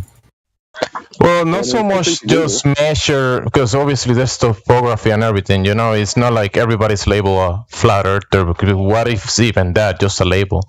So when you have people using, you know, doing the laser test across, let's say, a river, a frozen lake, or many examples from shore to shore, from lake to lake, will and even from coast in the ocean, you never measure any curvature between any point. So that's why the measurements that have been done and all the examples and what everything is based upon, that there is no curvature. So the claim of the curvature is just because you haven't checked it yourself, right? Someone said so you believe that guy, and that's the base of it. True. Yeah, and what we would recommend is that you learn about the globe model in terms of what it predicts for curvature, obstruction on the surface, and you test it yourself. Right? You can test your line of sight that's supposed to be obstructed by curvature at a certain point, geometrically because of the curve, and you can just go out wherever you live and test it. Find a decent-sized body of water, get a pair of binoculars or telescope, and test it. So you can know, but that's up to you.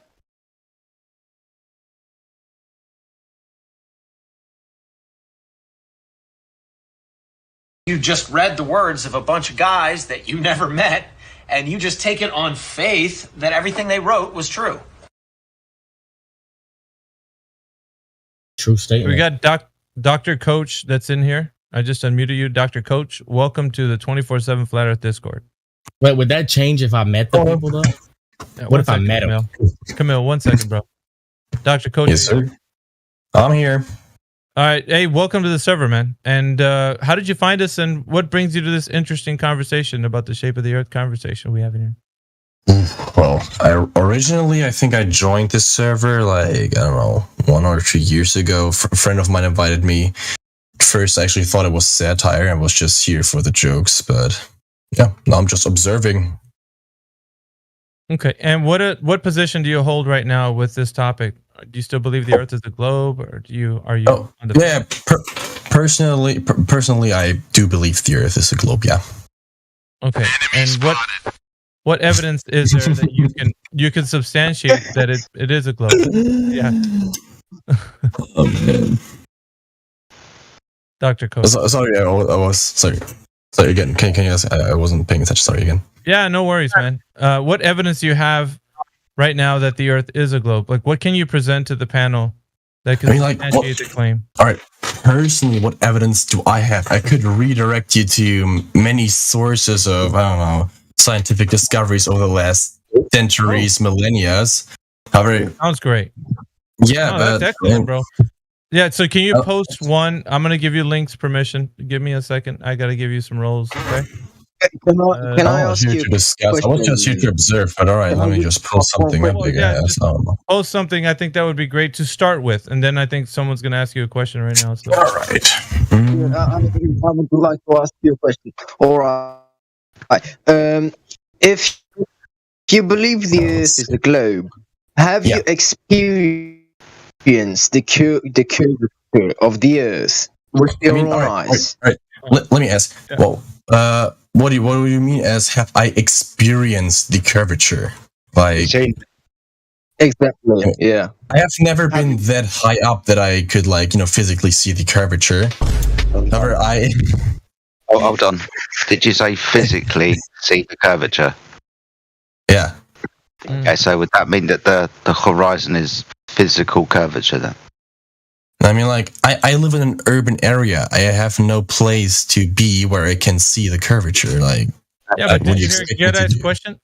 Coach, did you hear Jedi's question? He was asking you specifically a question. I don't know if you responded to him or you didn't hear him. I don't know. Wait, can you ask again? There were a lot of things going on. Sure. Is that physical curvature that you see when you gain altitude that you haven't gained yet? So, in your imagination, you assume that when you go up, you see the Earth physically curving, yeah? I mean, I've been in a plane. Have you seen the Earth physically curving? No, like already said, I haven't because I have not been high enough. Okay, cool. Right. It's a simple question, isn't it? Yeah. It is simple. Already answered it. Well, you haven't been high enough to see a curve. Okay, sorry. Well, yeah, if you haven't been high enough to see a curve, how do you know it curves? It goes. Well, no, I believe in basic science. We've been going through this in just basic physics classes, how the Earth is round due to the principles of gravity and whatever. And I just believe in that because I have no reason to not believe in that, you know? Okay. Belief, it sounds like a faith. Oh, Jensen, do you want to add something? My bad. No, if we can point out that when we're talking about the shape of something, you're making a claim about a shape. You don't use science to do that. You don't use science, the scientific method, to measure something, right? So just to point out, you're making a claim of science of dimensions of a ball. It's proving the dimensions of a ball, but that's not what you use the scientific method for. Yeah, I can measure a table, and I'm not doing science, sir. What? You said? I make a quick point? Well, what do you mean by that? Hold on. I'll help you with what you meant. You said basic science. What is basic science? I mean, I would say as basic science is what I learned in school from grade 1. No, physics would be, I guess, from grade, like, I don't know, 5 to 12. It depends on what kind of, school system you live in. In Germany, it would be like from grade 5 to 12 or something. What is the basic science? There are fossil records. Is science something? Yeah, all right. So what we learned in school, we learned about basically how gravity works, and I mean to a specific kind of extent, and that it Why are you still talking? Huh? Dude, I asked you about basic science, and you told me about what you'd learn. Yeah, I literally told you what I know about basic science is what I learned in school, because that's my definition of basic science. Like, I don't know what you want me to tell you. Because it's the point in contention. So I would say basic science is something that adheres to the scientific method. The thing that we all get taught in school, not the history of stuff and all of that type of, the knowledge that we've gained from people in the past. Because ultimately ultimately that knowledge is gained through the scientific method. That's what basic science is, isn't it? Yeah, but like the thing that is being taught in school are the scientific methods that have been proven to be true over centuries or millennia or whatever. Like, I don't get your point, bro. You're like exposing yourself because there's I have nothing to expose, man. For fuck's sake. Methods. Hold on. Let me just quickly interject something. You said you don't have a reason not to believe, but you do, because you just said you've never experienced it. What do you mean I don't? You've never experienced it to curve.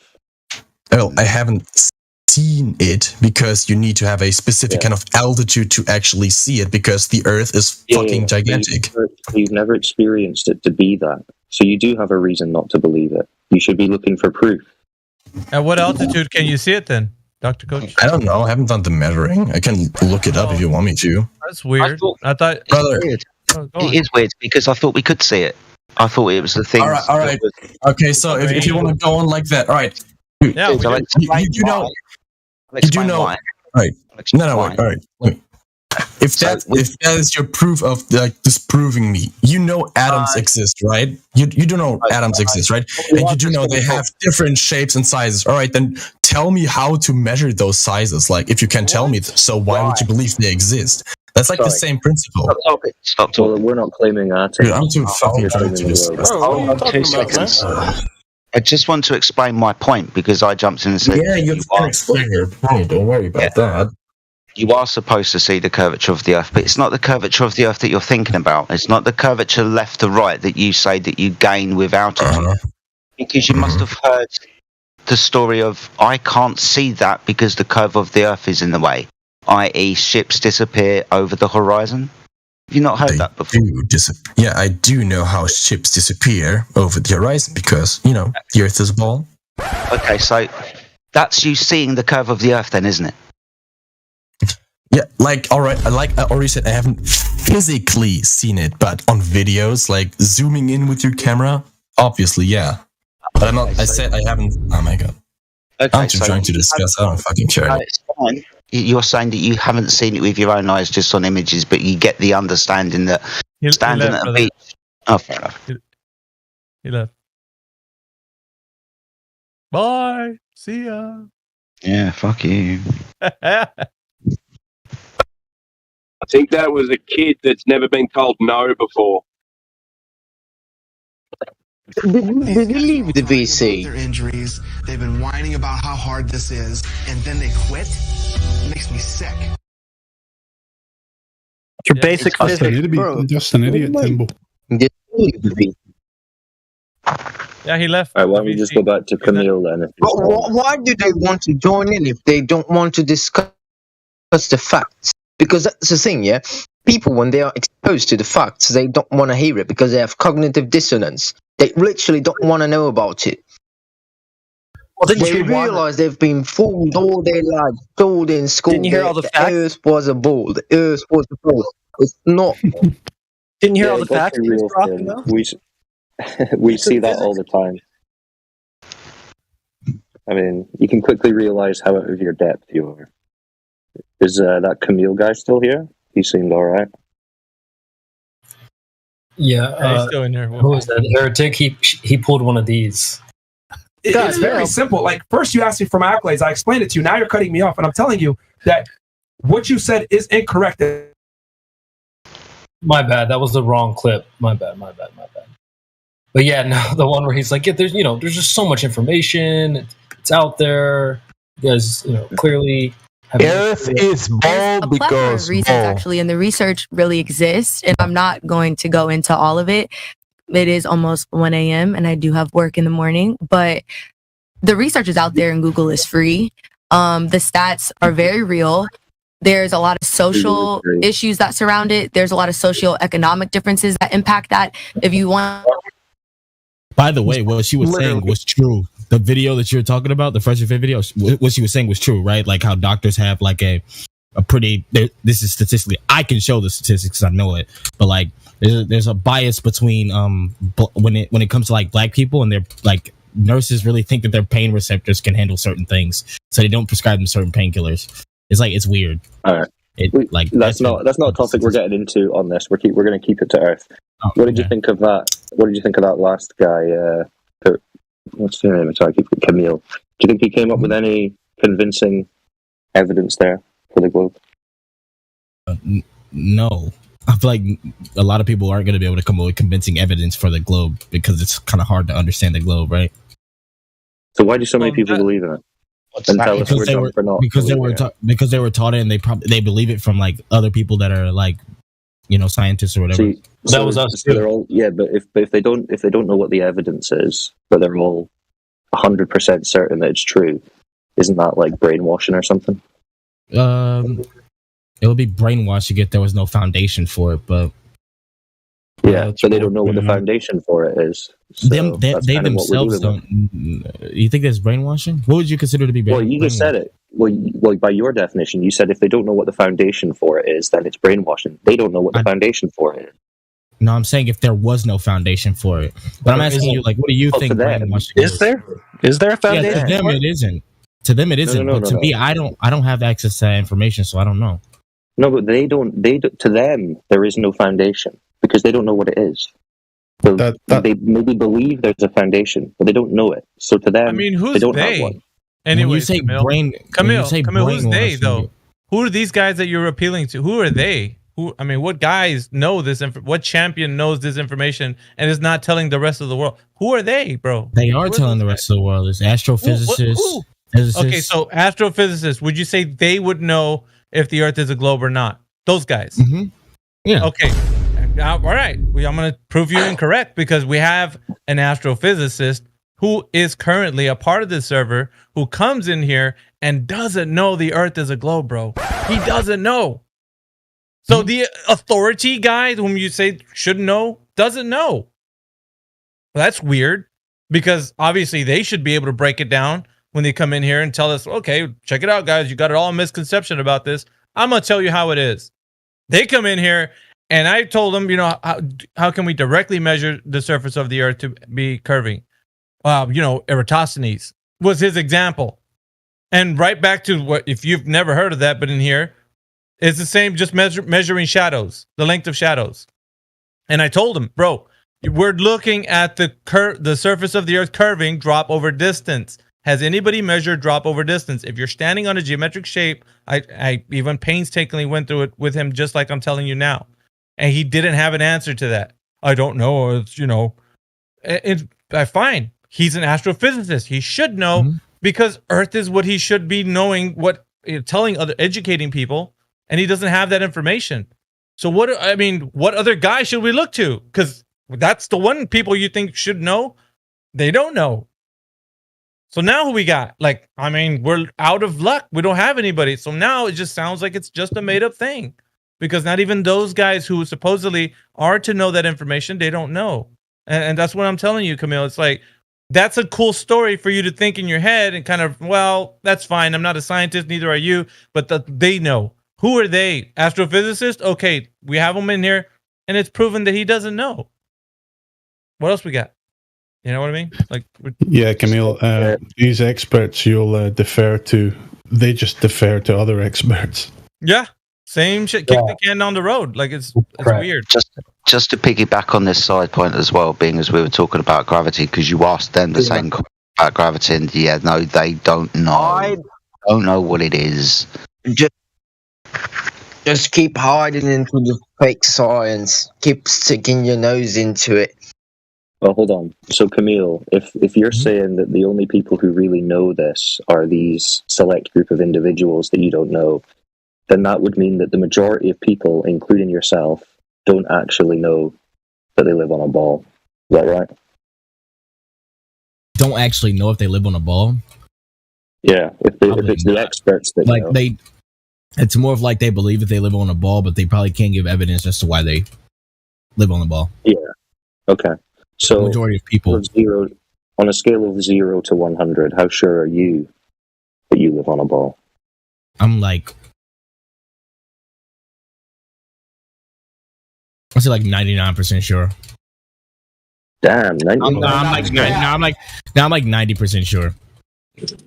What's giving you the most confidence? I'm 10% sure. I'm 10% sure that it would probably don't, right? So what's giving you what's the main thing that's making you think 90%? Appealing to authority. Right, appealing to authority. 50%. We got to play that clip for him, Wolfgang, so he can hear it for himself. That the astrophysicist didn't have an answer. He's got to hear it from his mouth, so he can be like, oh, "Okay, I just heard." Well, I don't really care about one astrophysicist. What you mean, bro? You just appealed to him. There's an entirety. I didn't appeal to that person specifically. I was appealing to the entirety of astrophysics. Camille. Oh, so not that guy. Some other guy. Some other astrophysicist. Yeah, some other people. Kind of like when you have I don't know if you know anything about studies. When you take studies, you get those studies peer reviewed, right, by other people that are in that field, so they can go through your methodology and make sure that you're doing everything right. That's the appeal to authority. So authorities appealing to other authorities then too. Okay. Yeah, 90% certainty based on an appeal to authority. Logical fallacy.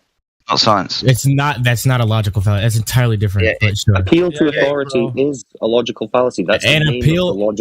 An appeal to a fallacious authority is the fallacy. That's my point. So yes, it is an appeal to authority. It's a fallacious authority. This astrophysics isn't science. You can't do a scientific experiment with things you can't physically touch. You're just down here on the Earth making predictions and calculations based on mathematic presuppositions that the Earth is a ball and this is the model that you should have to see with kind of rose-tinted glasses every time, because that's what it is. So it is an appeal to a fallacious authority because it's not a scientific authority. They wouldn't have a scientific experiment to demonstrate anything to be true. They couldn't do. Why are you appealing to physicists? I think that's messed up. That you would, even as an astrophysicist, you would, the guy who supposedly you were appealing to right now, that we said was in this chat. His name is ITR. He's an astrophysicist. He's been there for 5 or 6 years, bro. So he should already know that. But you said, no, not him. I don't want to hear him. Let me hear another one. And you want to hear one that's going to be like, no, Camille's correct. The Earth is a globe. That's the one you want to hear. That somebody confirms your bias. But I'm kind of upset, man, because I'm like, dude, how is that? You just threw this guy under the bus. You don't even know anything about what he's on about. You have to hear him. And when he then says he doesn't know, you have to listen like, okay, well, this guy who's an astrophysicist who should know what he's talking about doesn't.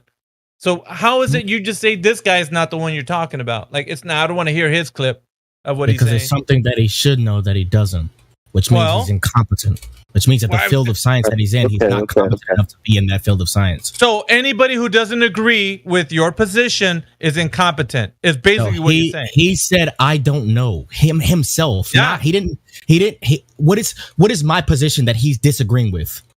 He should know that the Earth is curving at a set rate due to the fact that it's directly measured. Is that a disagreement with me? Yes, because you think it's 99% that it's a globe. How is this a disagreement with me? You think the Earth is a globe? What is he disagreeing with me on? He doesn't. He's saying that he doesn't know how. He's saying that he doesn't know. He's not making a claim. He's saying that he doesn't know. He's not disagreeing with me. He just doesn't know because he's incompetent. If I say no, but you guys both agree. You don't know, so you're incompetent. You guys both yes, absolutely. When it comes to this field of science specifically, yes. When it comes to astrophysics or physics or anything like that, yeah, I'm incompetent. I have no idea what the fuck. Camille, it's chill. Listen. That's fine. If you want to go and find another astrophysicist, I don't know, Neil deGrasse Tyson or something, that you think has proven it, you can show us what their proof is, if that's what you think it takes. But it's not even that just that field of science. It's specific, it has to do with like a bunch of fields of science. But we're talking about the 90% of your. You said you're 90% astrophysicists can explain astrophysics, right? Oh, so now he can't tell you about the Earth. Hey, can I ask Camille one question, please? So we can't tell you about the Earth, Camille. Well, I kind of want to get through. Probably can tell you about the Earth, but he probably doesn't understand certain things in different fields of science, right? So like if you ask an astrophysicist about geology, he's probably let's just write off astrophysicists altogether. Let's kick them out of the camp. No, you're intentionally being honest. Mayhem, do you agree? Hold on. Hey guys, it sounds I can't hear anything. I really can't hear anything. Wolfgang's trying to get some control here, so guys, let Wolfgang do his thing. Okay, so listen, Mayhem, why don't you think? That's my question. Why don't? Hold on. Listen, Why don't you think it's flat? We're just.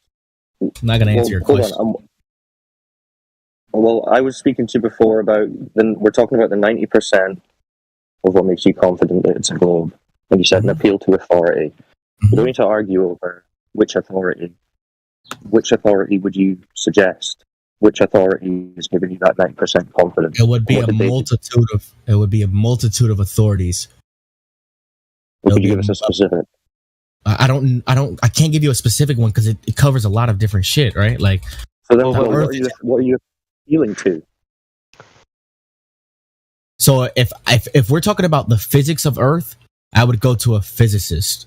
If we were talking about, I'm asking, who are you appealing to have a 90% surety that it's a globe? I'm appealing to the multitude. We're looking to call a witness to the stand, so you need to be a little bit more specific than. I don't have a specific. It depends on what you're asking me about. The Earth is multifaceted. You said appeal to authority. All right. I'm asking. So do you understand that the Earth isn't just like this one thing that you can explain in one field of science? Sorry, but this is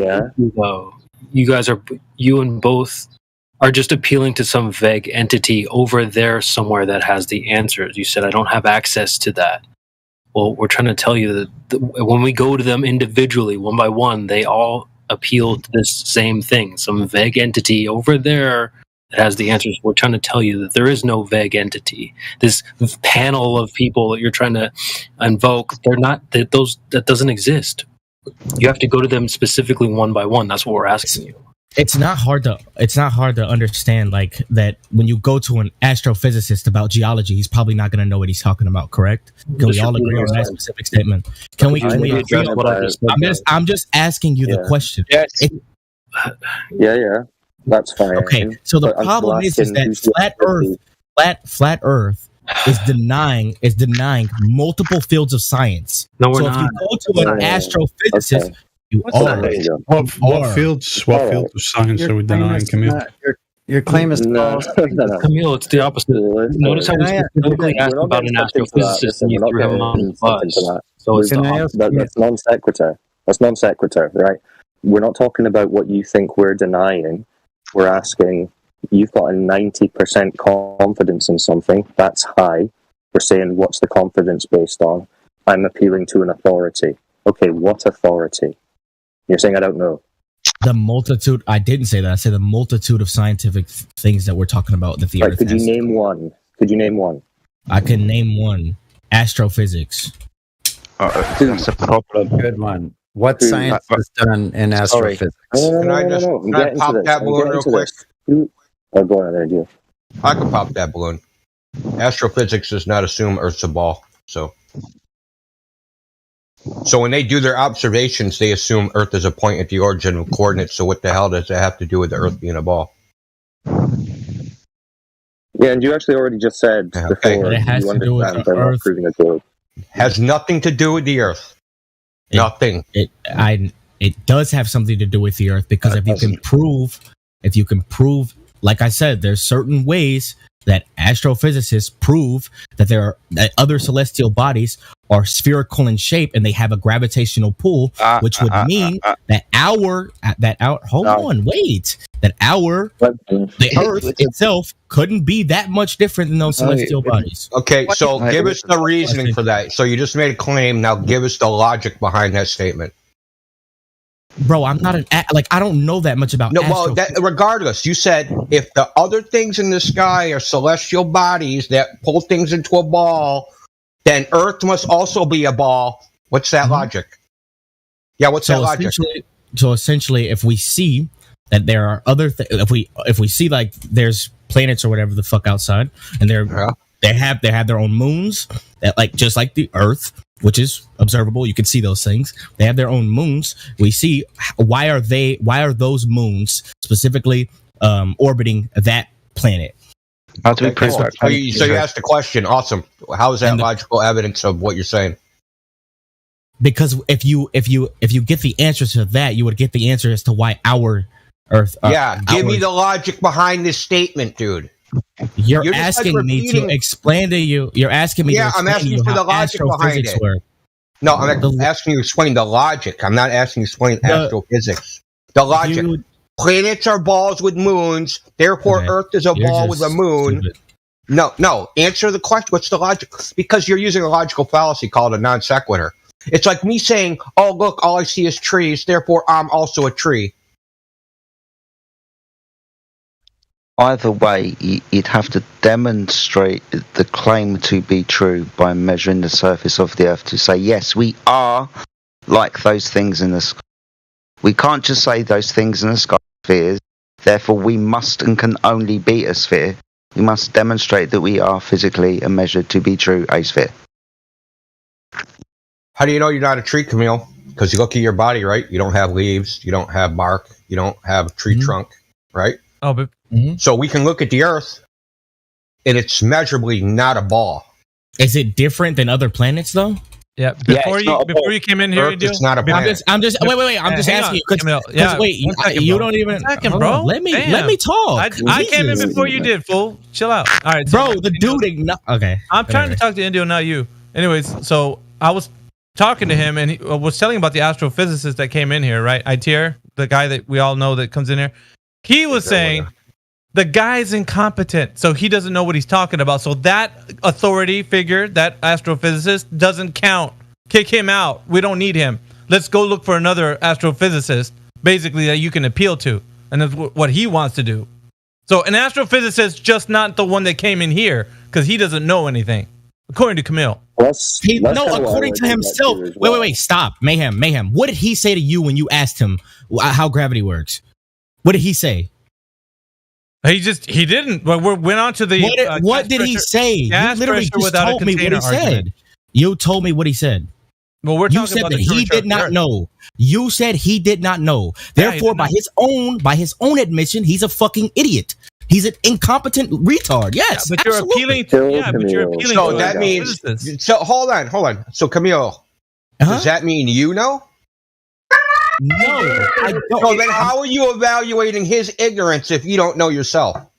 Because if you're in a field of science that is literally based off of studying these certain things, you go to school for fucking forever to get a master's degree in astrophysics to be an astrophysicist. If you do that and you don't even understand basic gravity concepts, I don't know what the fuck is going on. Oh, so you do know. So you have to be an idiot.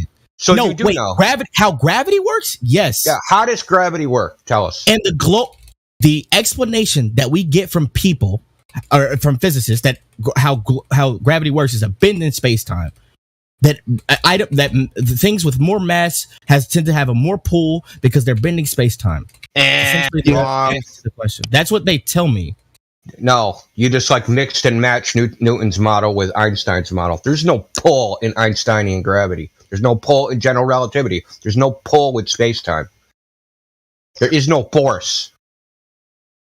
The space-time creates the pull. That's what you are. Wait, do you know? No, it's not a pull, dude.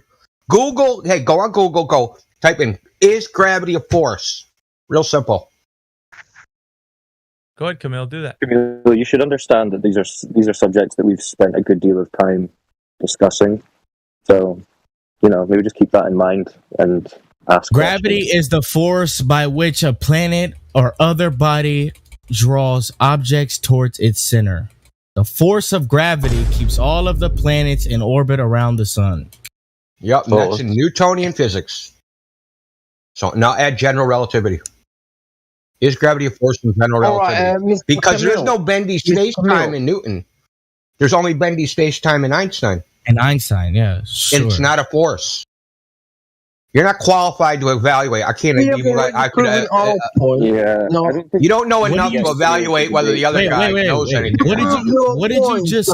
Wait, he said that he said that he didn't know himself. If you say that you don't know something, I'm going to assume that you don't know it. Nobody knows. Nobody knows, dude. Bro, okay. Wait, hold on. You're saying that I can't verify if he doesn't know something.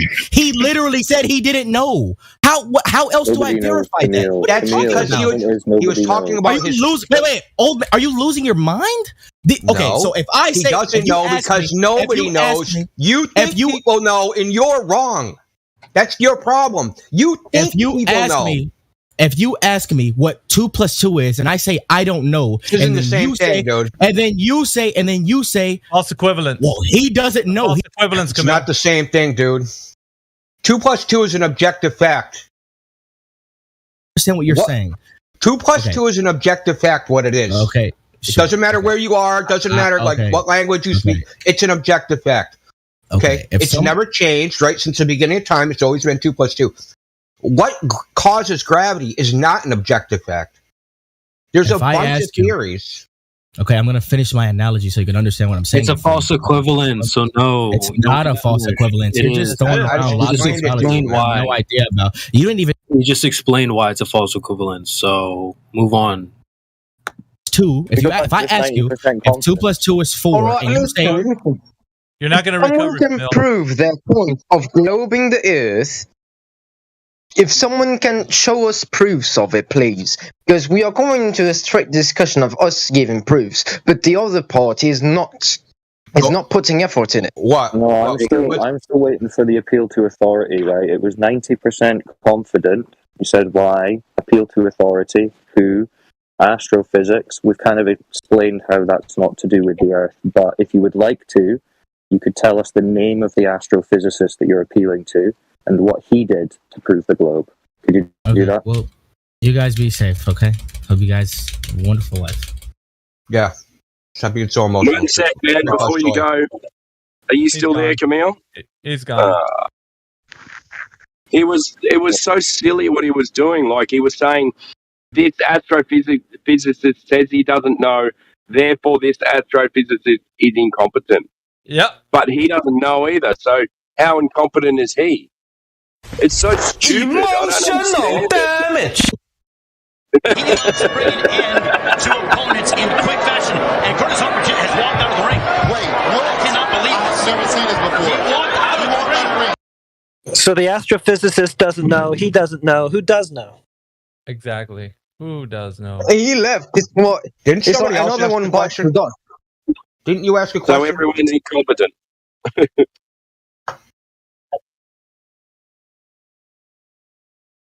Well, just Dude with the that's all we Cyrillic ask him. writing, We are you a call- Glober? Are you a Glober or Flat Earther? Guy, I can't say your name, dude. I don't speak Russian or whatever that is, Greek. Oh yeah. You're talking about me. Yeah. Didn't you have a question, like, about proof or something? I'm pretty clear in it. I'm pretty clear. I know the Earth is flat. I've experienced the flatness. Everyone has experienced the flatness. No one can deny that when they are at the beach, they can't they can't experience flatness because what you see is flat. You can't like curve unless you're drunk. Unless you're drunk, you see like a curve or a square or triangle, whatever. But it's flat, man.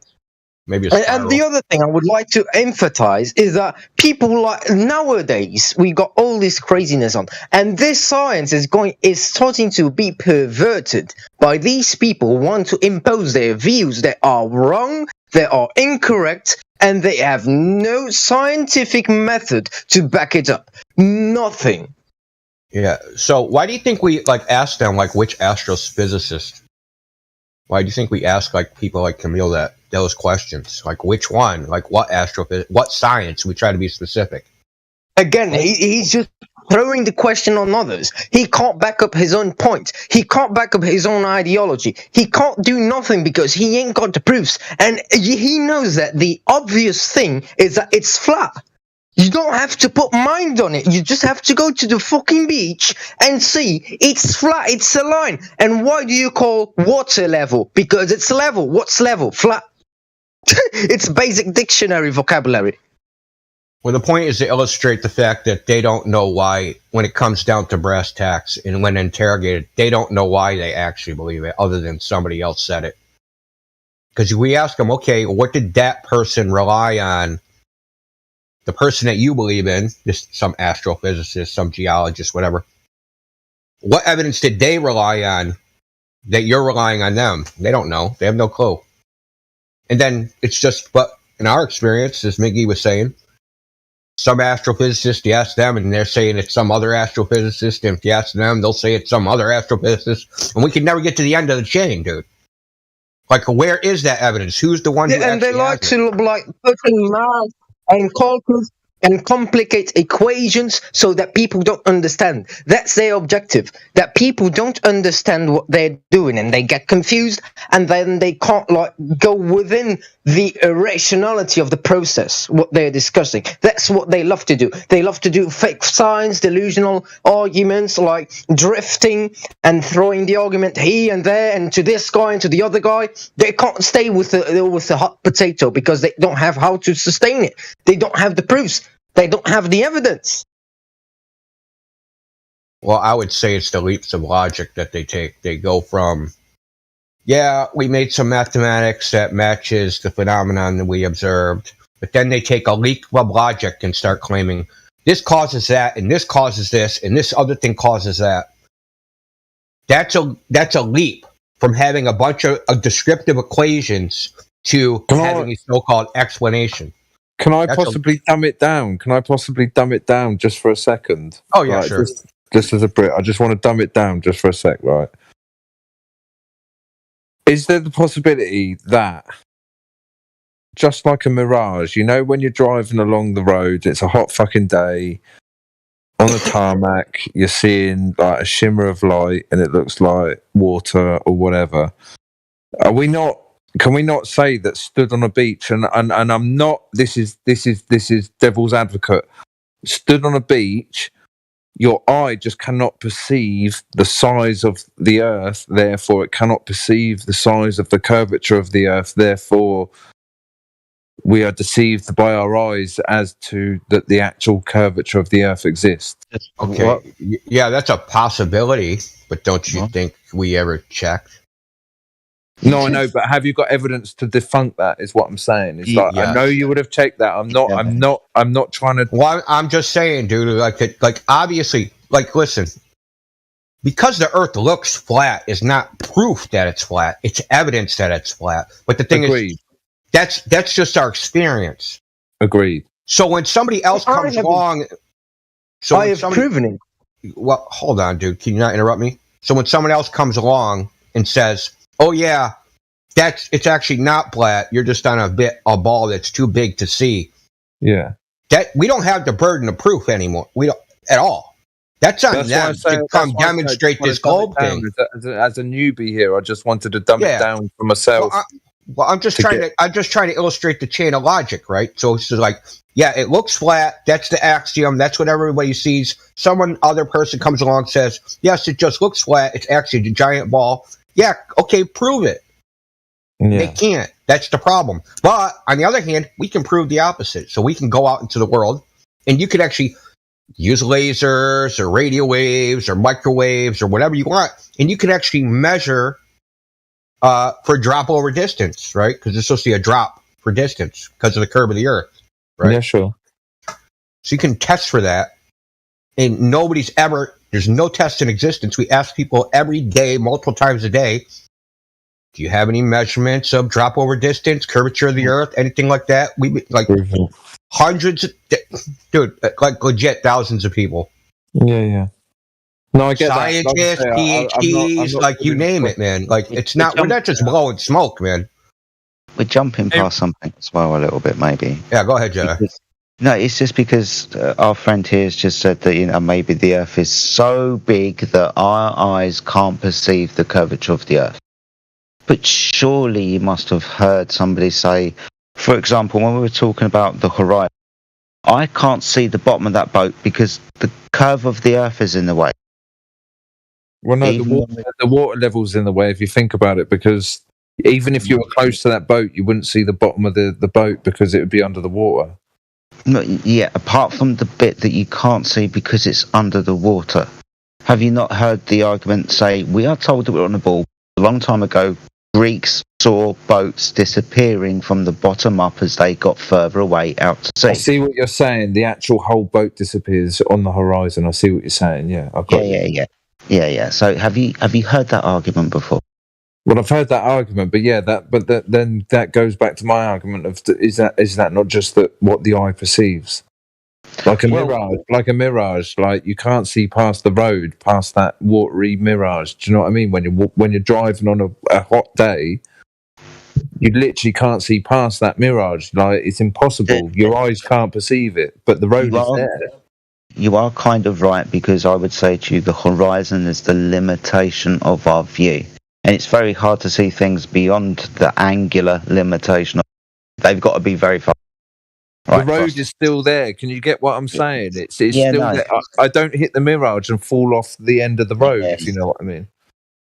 But you understand that when you turn around and say that we can't see the curvature of the Earth because the Earth is big, we're told that we should be able to see the curvature of the Earth because it's in the way of things when we make life. I agree with that. Yeah, that's what they tell us. Real quick, I'm just going to announce all the new people that are a part of the server right now that are in this panel, so that I can unmute their mics and at least they can enjoy a conversation if they so choose. As I unmute you, you guys can take part in the conversation, or just wait till the conversation breaks and then you can interrupt and ask a question. Mercury Retrograde, welcome to the server. You're brand new. I'm going to mute you for now. But you do need to be VC verified in order to hold on to your microphone. If you leave, it'll be discontinued. Mercury Retrograde, are you there? Just saying what's up to all the brand new people that are joining. Mercury Retrograde, are you there? So no more Mercury Retrograde. I love that shit. Let's see. Who else? We got Taki, I already said hi to. Oh, that's it. All the other new people left, it seems, when they started. Oh, Beelzebub? Beelzebub, are you there? Welcome to the server. You can unmute your mic and say what's going on. What's up? How you doing? Hey, Hey, how you doing? hi. Thanks for being very welcoming. I'm just here Sure, no to worries. just knowledge, really. You know. Okay. Yep. In just a moment, you can also, maybe just introduce yourself and what position you have as far as the conversation goes, like what you think the Earth is, and we'll move along with other people. But just to introduce you into the server, so we know, what your position is. Do you think the Earth is a globe? Are you on the fence, or do you know the Earth is flat? Like, what is your position on the topic? Well, I mean, I think from when you are young, you just kind of, even through education, you just grow up believing that, the Earth is round. But listening to like you guys talk and reading things up on the internet and just hearing, you lot discuss it, it's obviously got me thinking, and I'm definitely starting to think it's it kind of makes sense as well when you think about things like being on a plane. Surely you would see some sort of curve of the Earth, and then even like the way that the plane would go, it would surely go down every, like curve around and not just go straight. But yeah, I'm still kind of on the fence. But yeah. Okay. Yeah. Welcome to the server. And you can also, go on mute if you want. Locally mute yourself. I'm going to give you a VC verified tag, so in case you want to chime in again later on. Thank you. Yeah. Thanks. No worries. Yeah, all right. I would like to add in something I've got to say, all right? Go on. All right. Many people say they have not experienced the proofs of it, but I have experienced the proofs of flat Earth. I did 2 experiments. One in Vladivostok in Russia, a peninsula. Near the port, I zoomed in with a camera. I think it was a Nikon something, 2000. Well, I don't know the number precisely, but it was a Nikon camera. And things I shouldn't be able to see if it were curved. It was like 6 inch per square mile. I think that's the heliocentric model. But hey, all right, that's even worse. And things I shouldn't be able to see, I saw, and that's what stopped me in thinking it was flat, because in that moment I was like doubting about it. And the second experiment, that was the decisive one.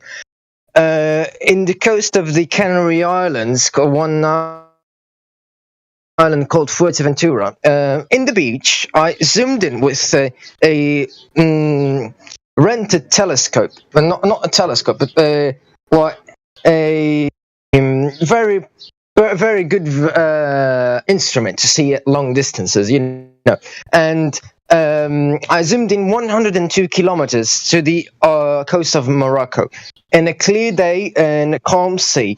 I've planned that for months, and in that day I could see very very little, but for instance I could see children playing at the beach on the other side in 102 kilometers. Dude, just for me and for everybody else, because I'm sure we're dying to know, what optical instrument did you use? More poignantly, what was your altitude sea level? What optical instrument did I use? Yeah. And what was your altitude above sea level? And 3, have you got that in me? I was 1.5 meters above, because it was like a little bit lower than my head. But yeah, it was like a standing 1.5 meters, and you saw 100 kilometers to the other side. Is that what you're saying? Yeah, but not the whole beach. Very hard to believe, but have you got that? No. Actually, I saw it. It was a clear day from the coast of Fuerteventura to the coast of Morocco. I don't remember very very well the city, but I saw it. But I didn't see all the beach, but because of the waves and thing. But I didn't experience it. I thought children were playing on it. What? I thought you said children were playing on it. Yes, children were playing on it. The beach you can't see. Maybe you I said missed. you couldn't really see the beach, but you saw children playing on it 100 kilometers away. Yeah. When you look at sometimes when you are a certain perspective and you're looking with an instrument, you can move across your visual periphery, and you're gonna be able to see areas that are closer to you. And if it's a clear day, you can move away from that area, and you're gonna see areas that are further. And then you move a little more, you see further away. And depending on the equipment, you can see really far away. I don't know what he's saying about 100 kilometers away and what type of equipment he had, but I can see. Yeah, you can see pretty far. In a clear day. Yeah. No one's saying it's in contention that you can see pretty far. It's just it's very interesting. 1.5 meters off the surface of the water, and you're seeing 100 kilometers to the coastline of Morocco. I'm not very sure. Meters or something? It was 1.5 or something like that. But I will put a margin of. You were standing on the sand. You weren't standing on 3 meters above sea level because I was standing on the sand. Yeah, that's fine. So check this out. Let me just throw this out there. That the Canary Islands, right? That's where you are, the Canary Islands. Yes, I can share the picture. I can share not the picture because I have no picture. So in the Canary Islands, the air is normally. Let's put it this way: in the Canary Islands, you either can't see shit or you can see really, really far. There's almost no in between. Oh wow! So that's why there's like the largest telescope in the world is on top of it. It's a 10.2 meter telescope. Gigantic. Anyway, that's in the Canary Islands. And there was a guy, his YouTube channel used to be called Divine Plane. And he got a lot of good stuff from the Canary Islands. So he got a sailboat sitting on the horizon from 100-foot elevation, 27 miles away. But it's like right on the horizon. It's a 24-foot sailboat. It's a tiny-ass sailboat. It should be like, hundreds of feet under the curve of the earth. The horizon's supposed to be something like 12 miles away. But, like, he took, like, his channel ended up getting deleted because of, that germ thing. He couldn't shut up. So a lot of flat earther channels got deleted during that. His was one of them, but he had a lot of observations in the Canary Islands, which were pretty far. I'll tell you what, it's not to piss on anyone's bonfire about a long distance observation. But the longest he did get one island to the other, but it's not, I don't know if that's 100 kilometers. It might be something like 60 kilometers. And he did get the beach, I remember. But I don't think he was at sea level. I think he was like slightly above, like maybe, I don't know, 7 meters or 10 meters above sea level. It's just a real bummer, man. We've lost as much evidence as we've created, which is kind of sad in a way. People go through. Correct me if I'm wrong, but I don't think I've ever seen a shot that distance from that height. Yeah, that's a little low, and it's hard to imagine like how you can how the waves aren't going to block something. And that's the point as well. And again, I hate to piss on anyone's bonfire, but when you hear things like, I saw children playing on the beach, but then I didn't actually see the beach, I kind of wonder what he's saying. So maybe it's a language barrier. Again, I don't want to piss on your bonfire. What? But when I hear a contradiction, Actually, I could see people, kids. I could see kids because they were little. And I mean, how big is that beach? Like, what's the slope, man? I mean, that's the desert. At the other side, you can see a desert. It's a desert. Playing in the desert, and it just looks like a beach because the whole country's desert. The whole country's beach. That's actually the whole country's beach. That's it. Hey, they could use that for the tourist industry. Come to the beach. Come to Morocco. We're all it's right on the ocean. All this sand. But yeah, let's get some of the new people. So just to tie a bow on that, if you have a wave a kilometer away and it's 1 meter high, it's going to block 100 meters, 100 kilometers away. You can't waves actually do block things. It's not like unheard of, right? Of course not. You can put your thumb in front of your eye and block out the fucking sun. Yeah, we get it. Simple, right? Small little. It might be a meter wave, but yeah, 100-foot or 100-story building.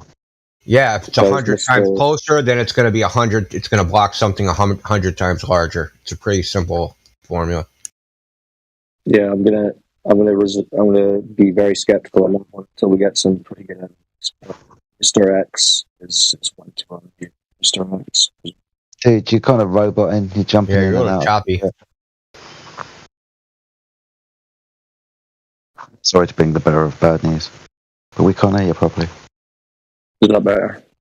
I'm just searching if I can see Oh, the exact quantity of kilometers that it was. I'm pretty sure it was 102. Is that better? Yeah. For now. Sweet. So I unmuted Mr. X. Mr. X, how's it going? Yeah, thank you, bro. Thank you. Hello, mate. Yeah. All right, man. All right. Oh, I'm just happy it's Mr. X and not X Mister. I wonder what brings back Mr. X to the server. Yeah. Well, somebody sent me the link. I'm in for a nosy, if you know what I mean. All right, Jen. There's Jen. I've been speaking to Jen most of the day, so this is why I'm here. All right, sweet. So you've been looking into the topic. Right, yeah, I've just come in like halfway through what you're going on about. I'll just listen for like a bit and then I'll have a wee say.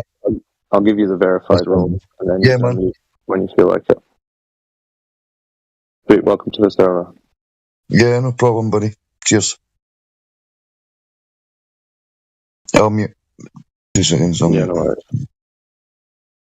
Appreciate you joining the server, mate. Was there anybody else who sounded like Panto? That's what I thought.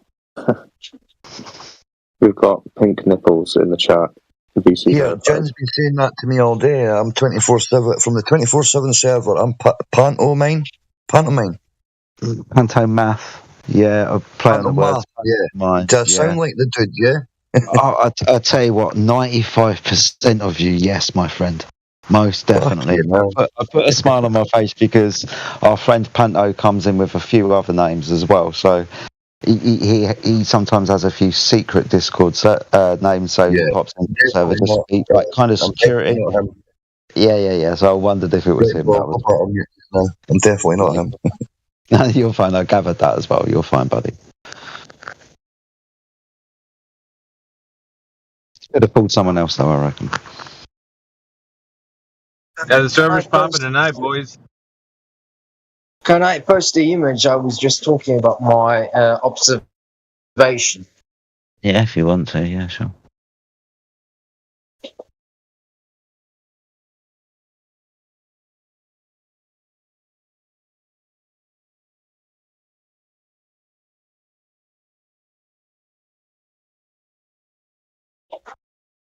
So one sec, I'm trying to post, but I can't just like disable. You need permission to do so. Maybe one of our moderators can wave them back for you.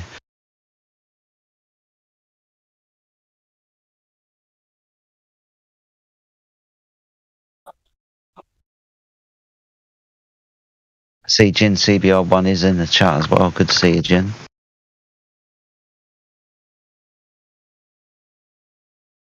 Hi, Jen. How are you doing, mate? What's the name of the guy that wanted the perms? Sunrush. I gave it to him. I would change my name so it can be like more typeable. Wait, one sec.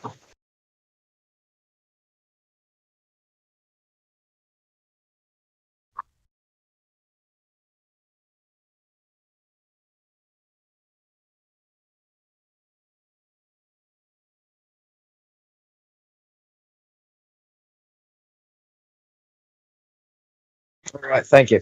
I might post it. There you go. That was my observation from the island Fuerteventura to the Tarfaya beach.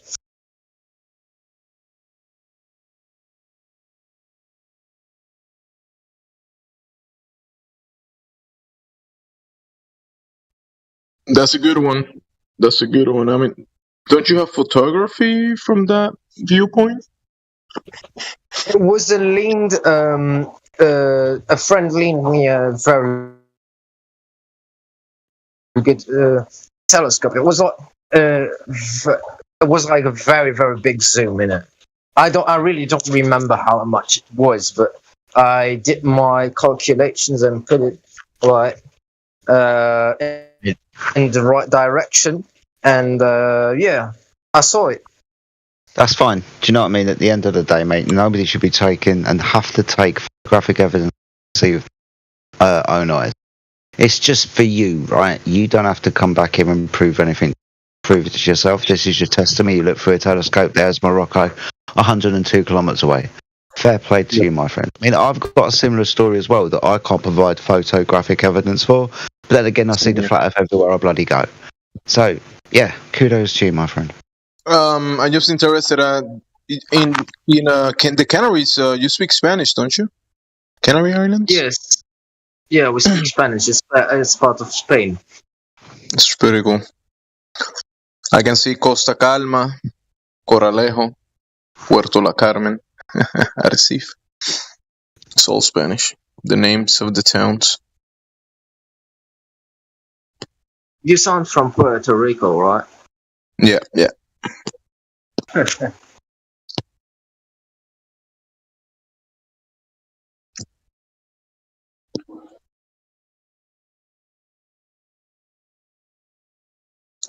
But yeah, I used to live there, and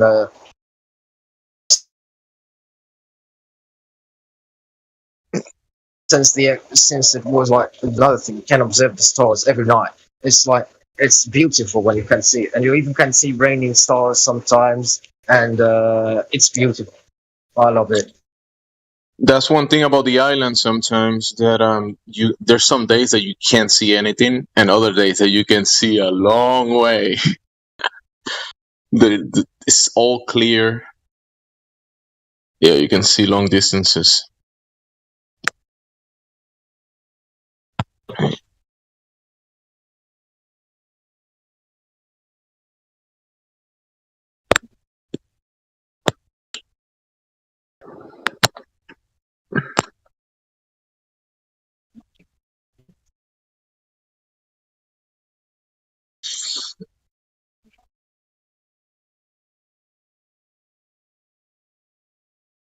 I gotta charge my device.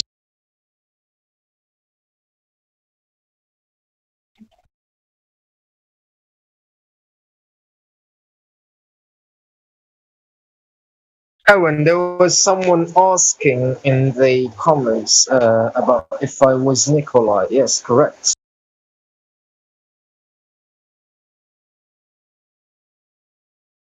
My other account got problems and stuff, and that's why. Yeah, this is me. I used to be Kim. Oh. I used to be Kim on here, Kim Hopkins. I just thought I recognized your voice, so I was wondering if that was you. Oh. I remember. Hello. I remember you. Yeah, I'm the Southern girl, Alabama over here.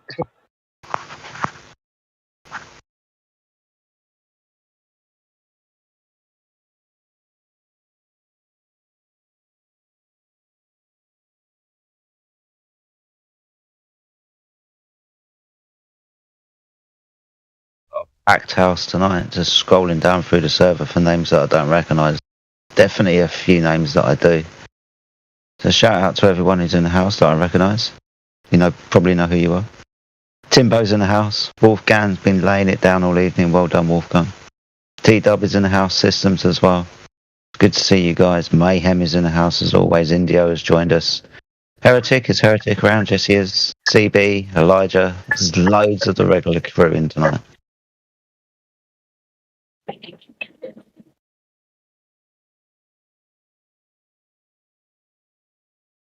Is Jin CBR in it, is he?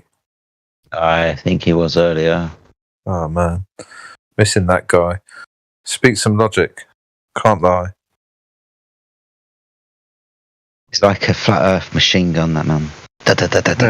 Yeah, but he's more like a fucking shotgun though, scattergun. He's gonna hit something, but it's like you're just never gonna know. Do you know what I mean? It's like it's out there.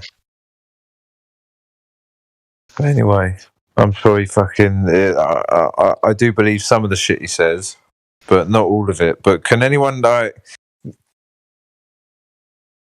seriously? You can't say that standing on a beach proves that the world's flat. No. Oh well, you can say that standing on a beach could demonstrate that the Earth is most definitely not a ball. Well, it just demonstrates that your eyes can't compute what it's seeing. Wait a minute. Just like evolution, like autistic people. Well, let's not go. No, let's not go to evolution and autistic people. Can I bring another perspective into this? Hold on, we got to address what you just said though before we move on. Okay, fair play, fair enough. Because it's the opposite. Sorry, Jedi, go ahead. My bad. No, it's fine. It's very simple. Standing at the beach, you can start talking about how far we can see and how our eyes work. But we have to understand why you and I started having this conversation in the first place. Because they claim that we can't see something because the physical curve of the Earth will be in the way. Now, if we're to understand our claim clearer, we can apply a bit of math to the claim. Not in the way, but too big for the eye to see. Yeah, but not in the way. There's nothing in the way. You just can't see it because it's too too. Sorry, but that's not what they. I'm sorry, but you're a little bit late to the party. We're trying to tell you how it is, bro. No, that's fine. I'm listening. Don't. Please don't dictate. I know, but I can get a citation for you, but just.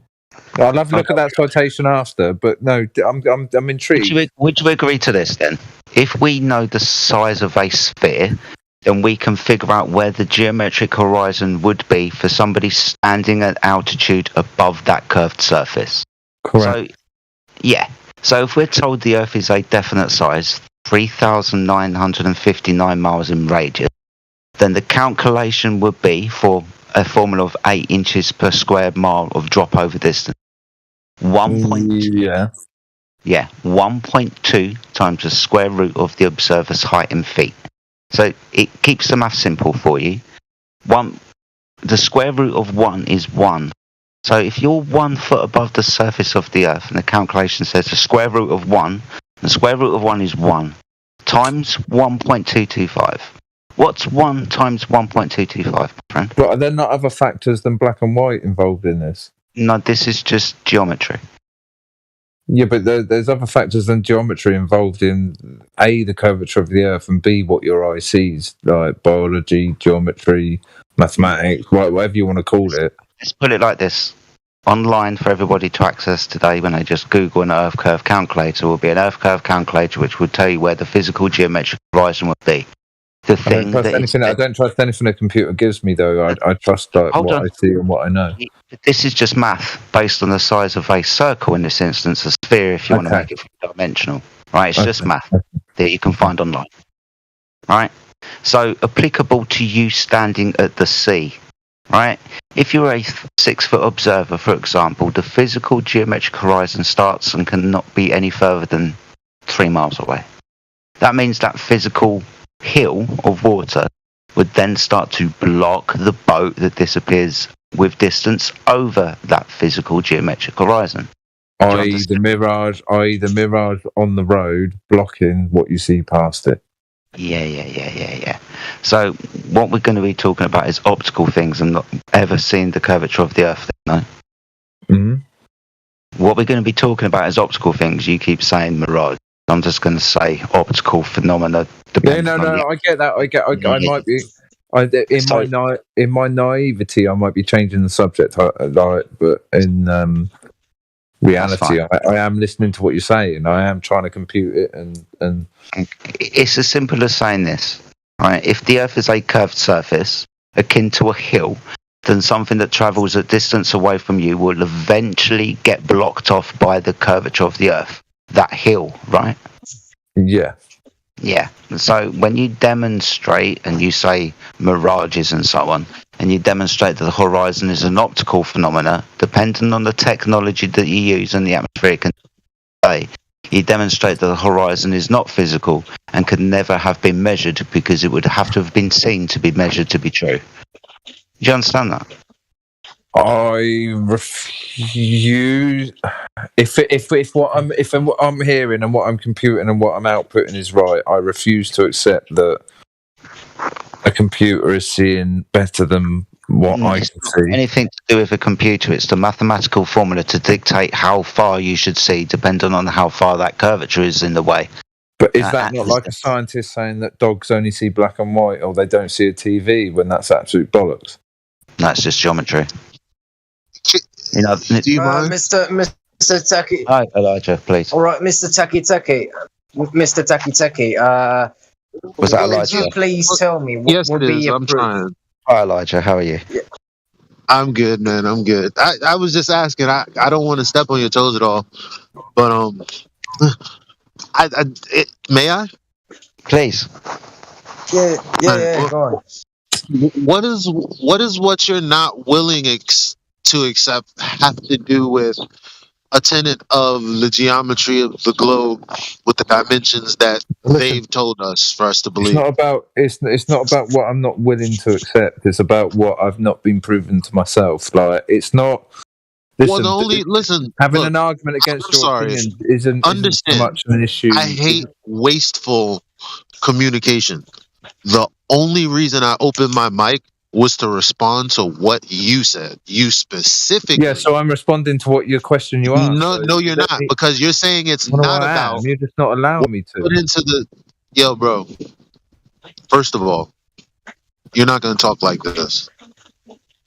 Okay, you asked me a question and I went to respond, and but I'm telling you, and everybody can understand how unreasonable you're being at this point. Because all I did was listen to what you. And I listened to your question and I responded, and you're not allowing me to.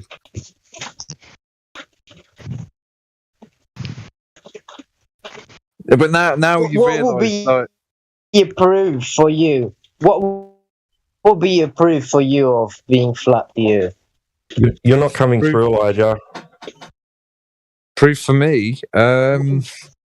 Fucking hell, that's mind-blowing. What will prove you? Yeah, that's a mind-blowing question in itself. Like, Nick, listen, I don't know. That I'm not here to cause arguments with people. I'm not here to call into question people's. I just wanted to address something really quickly. I felt like we just need to set the table for you just a little bit, because I heard you say, you can't prove or tell it's flat just by going to the beach, but it's actually the other way around. That is a response, a rebuttal to the original claim that when you go to the beach, you're seeing curvature. There's a curvature there.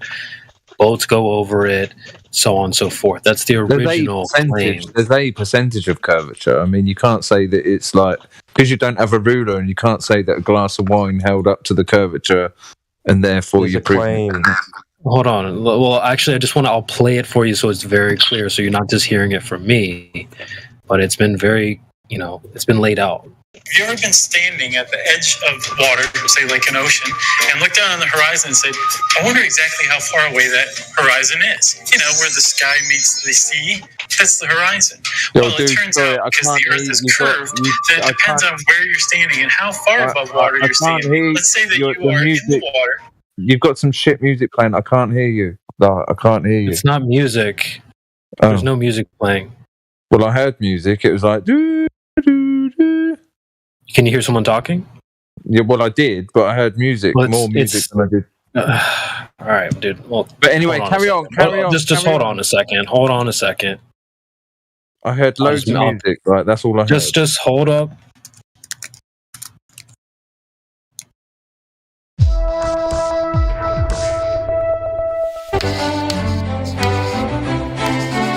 Oh fuck! It was like just listen. Just shut up and listen. Stuff, and I'm here to answer a very pressing question. Have you ever been standing at the edge of water, say like an ocean, and looked down on the horizon and said, "I wonder exactly how far away that horizon is"? Where the sky meets the sea. That's the horizon. Well, it turns out because the Earth is curved that it depends on where you're standing and how far above water you're standing. Let's say that you are in the water, right? And you're up to, say, your eyes are about 8 inches above the water's surface. Well, again, remember the Earth is curved, and despite the ocean seeming flat, they actually curve themselves, which if you've ever really looked at the horizon, it kind of goes like this a little bit, which is pretty cool. But it also goes like this, right? So if your eyes are 8 inches above the water, right then you're about a mile away from that horizon point where the sky meets the ocean as far as you can tell. If you're standing up above water and you're like I am about 6 feet tall, that means your eyes are about 5.5 feet above the water's edge, which means that you're about 3 miles away from the horizon. Isn't that amazing? Going from 8 inches above water, 5.5 feet above water, is the distance between 2 miles between you and the horizon. Mind-blowing if you... Okay, so this is the original claim. We're not going to the beach and saying that's flat. It's a rebuttal to the original claim that you're going to the beach and seeing curvature. Right, for my and then the math that you were just being provided was based off of what this video claimed as well. Can I have the oh fucking hell, what's his name? Austin Powers theme tune, please. I didn't make the video. Listen, this is not a flat earther video. This is a video saying that when you go to the beach, you're seeing curvature there. Was that not somebody years ago? Was that not somebody in here speaking? No, seriously, like play the. Are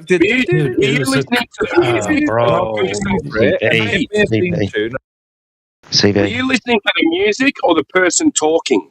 Okay, I muted him, dude. He's obviously spiraling. So there we go. He might even be drunk. I think we've got a few new people in as well. If somebody wants to.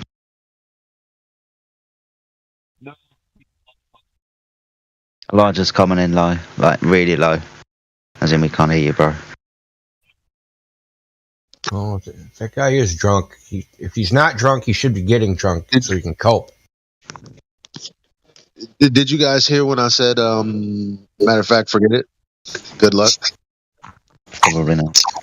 Good evening, homeless veterans. Because like I was talking and then I don't know at what point I lost service. Yo. What's cooking, folks?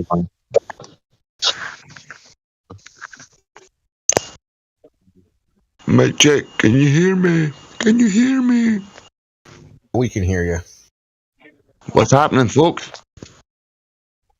What's up, man? How are you? All right, bro. Aye, fuck. Just chilling, man. Chilling. Okay, so we're taking batters right now. So like, who's the batter? Who's the next batter? Taking what? Sorry, did you say batters? Batters, like American baseball. Batter up. We're going through the whole lineup, man. So we got Mr. Crazy Emoji, Fire Crazy Emoji or something. So I'm gonna. Well, therefore. I don't know what he is. I'm gonna find out. So, emoji dude with no name, whose name is just a bunch of. The hell is that thing? I don't even know. Do I want to know? Probably not. Yeah, he ran away. Never gonna know then. Well, I tried. Oh man, I went to see a flat today, and the guy who came to show me it was a Hasidic Jew with all the hair and the hat and fucking like all the clothing and stuff. And I started hitting him with the flat earth, and he started acting like a complete and utter fucking asshole, mate. He ended up jumping in his car and drove away. He was fucking raging, man. Oh, sounds normal. You're not getting that flat. Yeah, that's what normal people do. When they hear information, they run away from it. That's what normal people do. He was okay to begin with, like the first maybe 10 minutes, but then he started acting really stubborn. He's like, "You believe what you want to believe." I'm like, "Well, bro, I don't believe that the earth's not moving, man. That's reality. I accept it. You don't."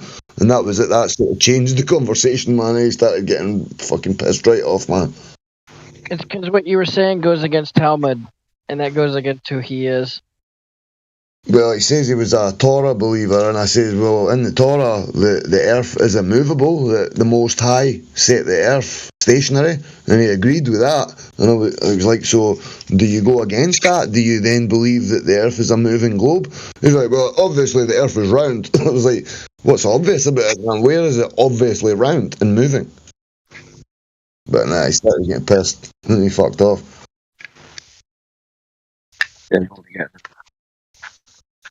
Quite funny. We've got Distill. Disputed. Oh, Wolfgang, you're coming in a bit broken and choppy if you're trying to introduce Distill. Yeah, I was just trying to introduce Distill. Looks like he jumped out.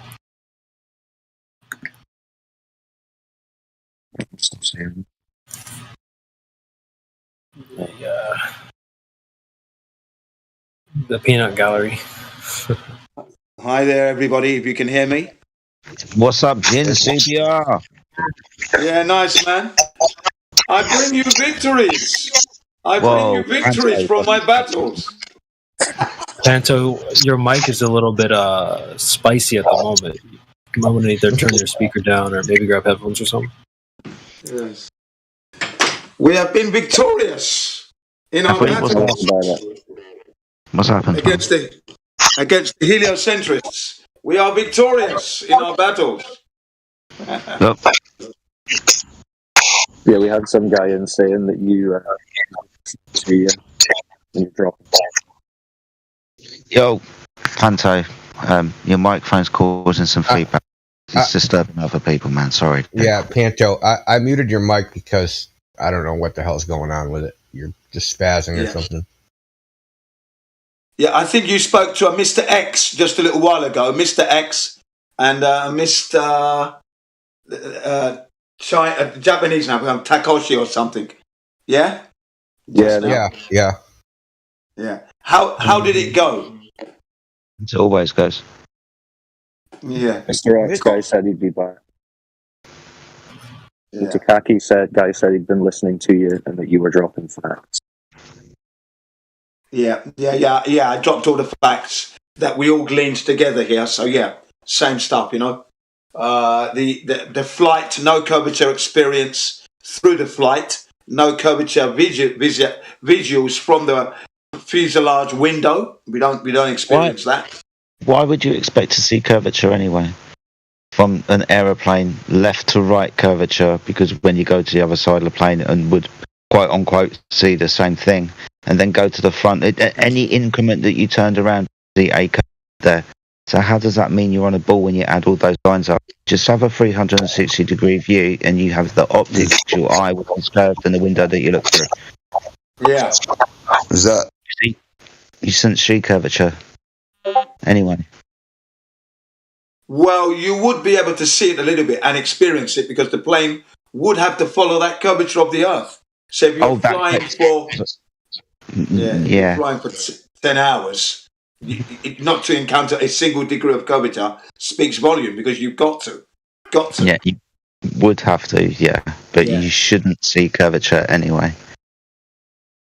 360 degrees around you. Yeah. You might see it with stop and look, but keep stopping and looking. Is my mic still doing that? Yeah. No, not now. Oh, hold on. I'm going to let a customer from this or from lobby. I'll come back with someone. A few new people in. Yeah, and the simple long distance observations.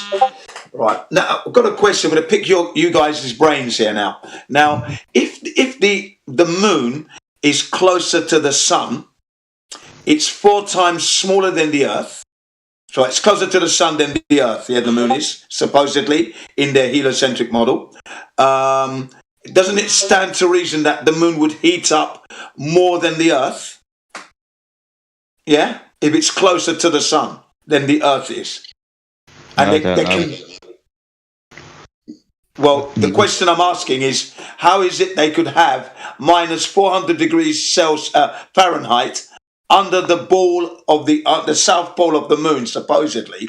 Okay, 400 degrees Fahrenheit. That's 260 degrees Celsius. Okay, minus 260 degrees Celsius. Frozen water, but yet the Earth, which is further away, has abundance of water and it's not frozen, and we don't have those temperatures. Well, Jen, if I think I can handle the first half of that. So, like, think about the distance of 93 million miles from the sun.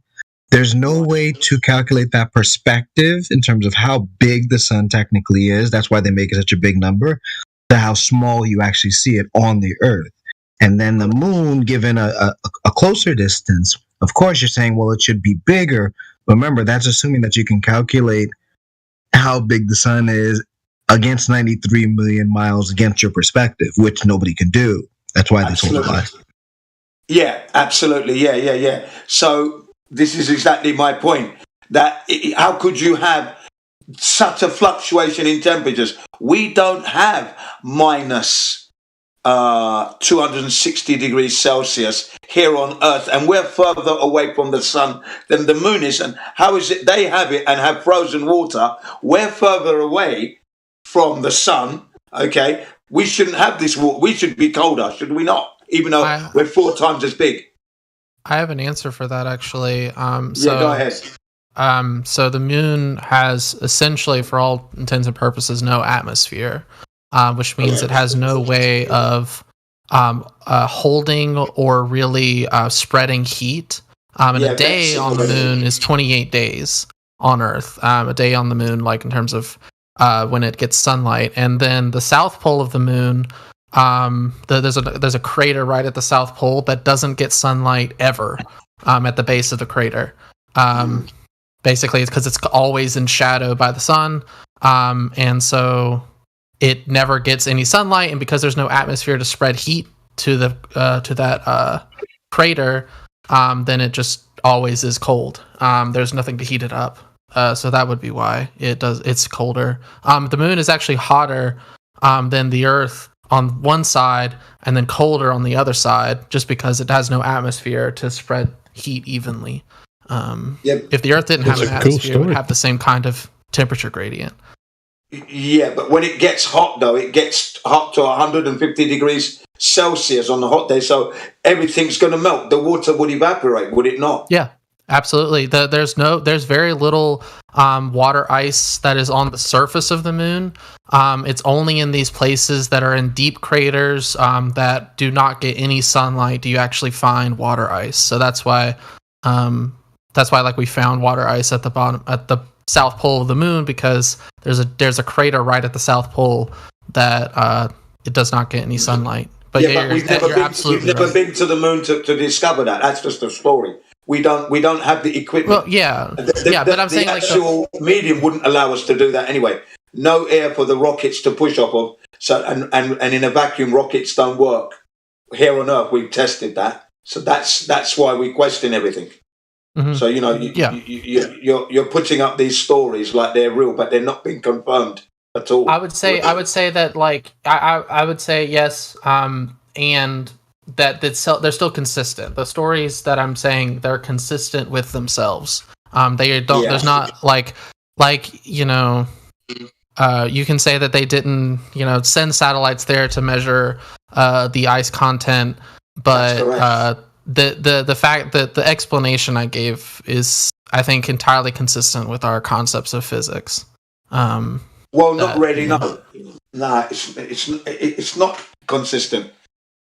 I think it's inconsistent, because then you've got the Earth, which is further away, and it doesn't have the temperature of minus 260 degrees, and it should do because it's further away. Well, I would say that the Earth has an atmosphere that helps spread heat more evenly, and also I'm not sure what you mean by further away, because in the heliocentric model, the moon during half of its orbit is closer to the sun by a marginal amount, and then half of its orbit it's further. The moon goes in between the Earth and the sun. Yeah, that's right. So it's there's on average it's the same distance, because it's half half further away, half closer. So it's on average about the same distance. And when we talk about the distance to the sun, I think it's 93 million miles to the sun from the Earth. Supposedly. I don't remember to the moon, but it's a fraction of that. It's like 400 times further from, like, the Earth is the sun is 400 times further away from the Earth than the moon is. So, like, got any measurements for those figures? Any measurements? I didn't measure that myself. No. So I they're would just love to. claims. There's the thing is that it's incredibly expensive to do actual, like, to do direct measurements of the distance. You can't, like, the only time we were able to do direct measurements would be like there was one of the Apollo missions put basically like a kind of like a mirror, not really like a mirror like our visual light mirror, but like a reflector supposedly a reflector that basically allowed us to measure the distance exactly to the surface of the moon. Are you sure? Yes. One of the Apollo missions did leave, They did those tests before they claimed to do any Apollo missions. So why do they need the Apollo missions? Also, what do you mean? Do you know what the entire medium is between you and the moon? Or are you just assuming it? We know that there's the atmosphere of the Earth. That's the only, like, significant medium. Next to a vacuum? The rest of it's vacuum. Yes, next to a vacuum. Okay, yeah. How do you have that happen? So I think one of the things is that I've seen in this Discord is people talk about, like, gas will fill up a container, which is true. Yeah. Gas does fill up a container, but the thing is gas is matter. It reacts the same way as matter does. And it fills the gas on the Earth. The thing is that I think you can not be. You have to be, like, intellectually honest here, because if you've been in an airplane, you know that the air pressure up in an airplane is a lot lower than the air pressure Let me ask you a towards the question ground. about that. Let me ask you a quick question about that. Do gradients form in containers? Do gradients form in containers? Yeah. Not on small containers. They do, but very small. Like, okay, so again, the effect is like we're talking about a difference between a 38,000 got it. That was the answer I needed. Great. So gradients form in containers. So let's do what you said. Let's be intellectually honest here. Admit gradients form in containers. Therefore, the presence of a gradient doesn't indicate the absence of a container. Okay, let me I wanted to finish my point, though, because I would. Yeah, but I just finished it for you. The gradient doesn't actually. That's not fair to me to not. No, but Blue, you're gonna point to the gradient and use it as it's not in contention. The gradient is not going to be evidence for lack of containment. You can't use it as a claim and also proof. Yeah, well, it's a thing that happens in a container. Therefore, it doesn't tell you there isn't a container, right? So, what else you got? Okay, I understand your point now, but I would like to say that you can measure a gradient. The thing is that I'm not saying that the gradient proves that there's not a container. I'm saying then don't bring it up. My point about it. What's the point of bringing it up? It's not in contention. We both agree there's a gradient. Next. I want to finish my point. That's You're why taking too long. But you guys always think saying it one more time. Hold on, guys. Let him get it out. Can I ask you one question? I would like to finish. Let him get it out. God damn it. Let him get it out, guys. All right, so I would like to say that the reason I brought up the gradient and why air is affected by gravity just like we are affected by gravity. And by gravity, I just mean the effect that we see of things falling towards the surface of the Earth. Air falls towards the surface of the Earth. It is attracted towards the surface of the Earth. That is why it's thicker at the surface and thinner up higher and higher and higher. And eventually it just becomes nothing, almost nothing, because the thing is that the air doesn't have the right speed to get out of the gravity well around the Earth. Understand the claim. Is there a demonstration to back the claim?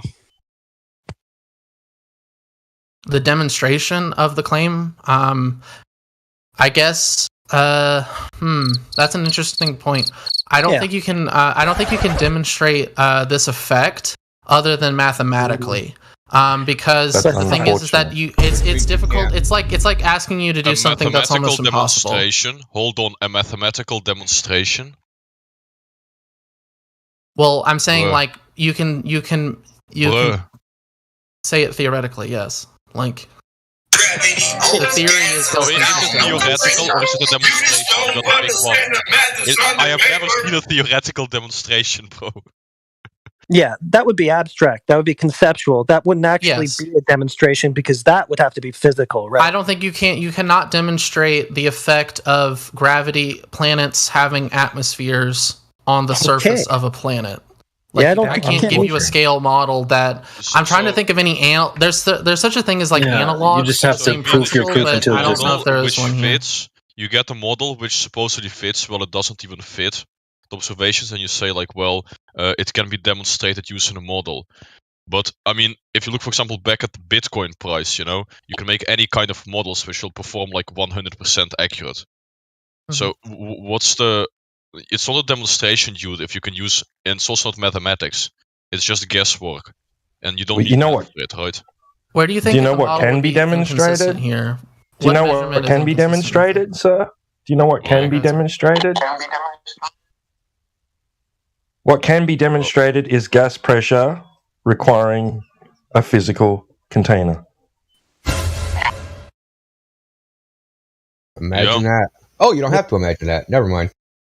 Yeah, we can physically demonstrate that. But yeah, real quick, can I just get this in? Can it be physically demonstrated that gravity can act as a container for air pressure? Yes. Yes. You just don't understand. I mean, I don't think it's not. Can it be demonstrated? Yes. Can I do it? Yes. On the surface of the Earth? No. Well, that's more like a no then. Well, I mean, the thing is, why does it need to be demonstrated to you on the surface of the Earth? Where else do you have to? There is nowhere else. You're basically saying, "Oh, if I could poof my proof into existence, then I would." Well, you can fly up in a rocket and spend millions of dollars to fly up in a rocket and go into space. You can talk about that. No, you can talk. No, you can talk about it.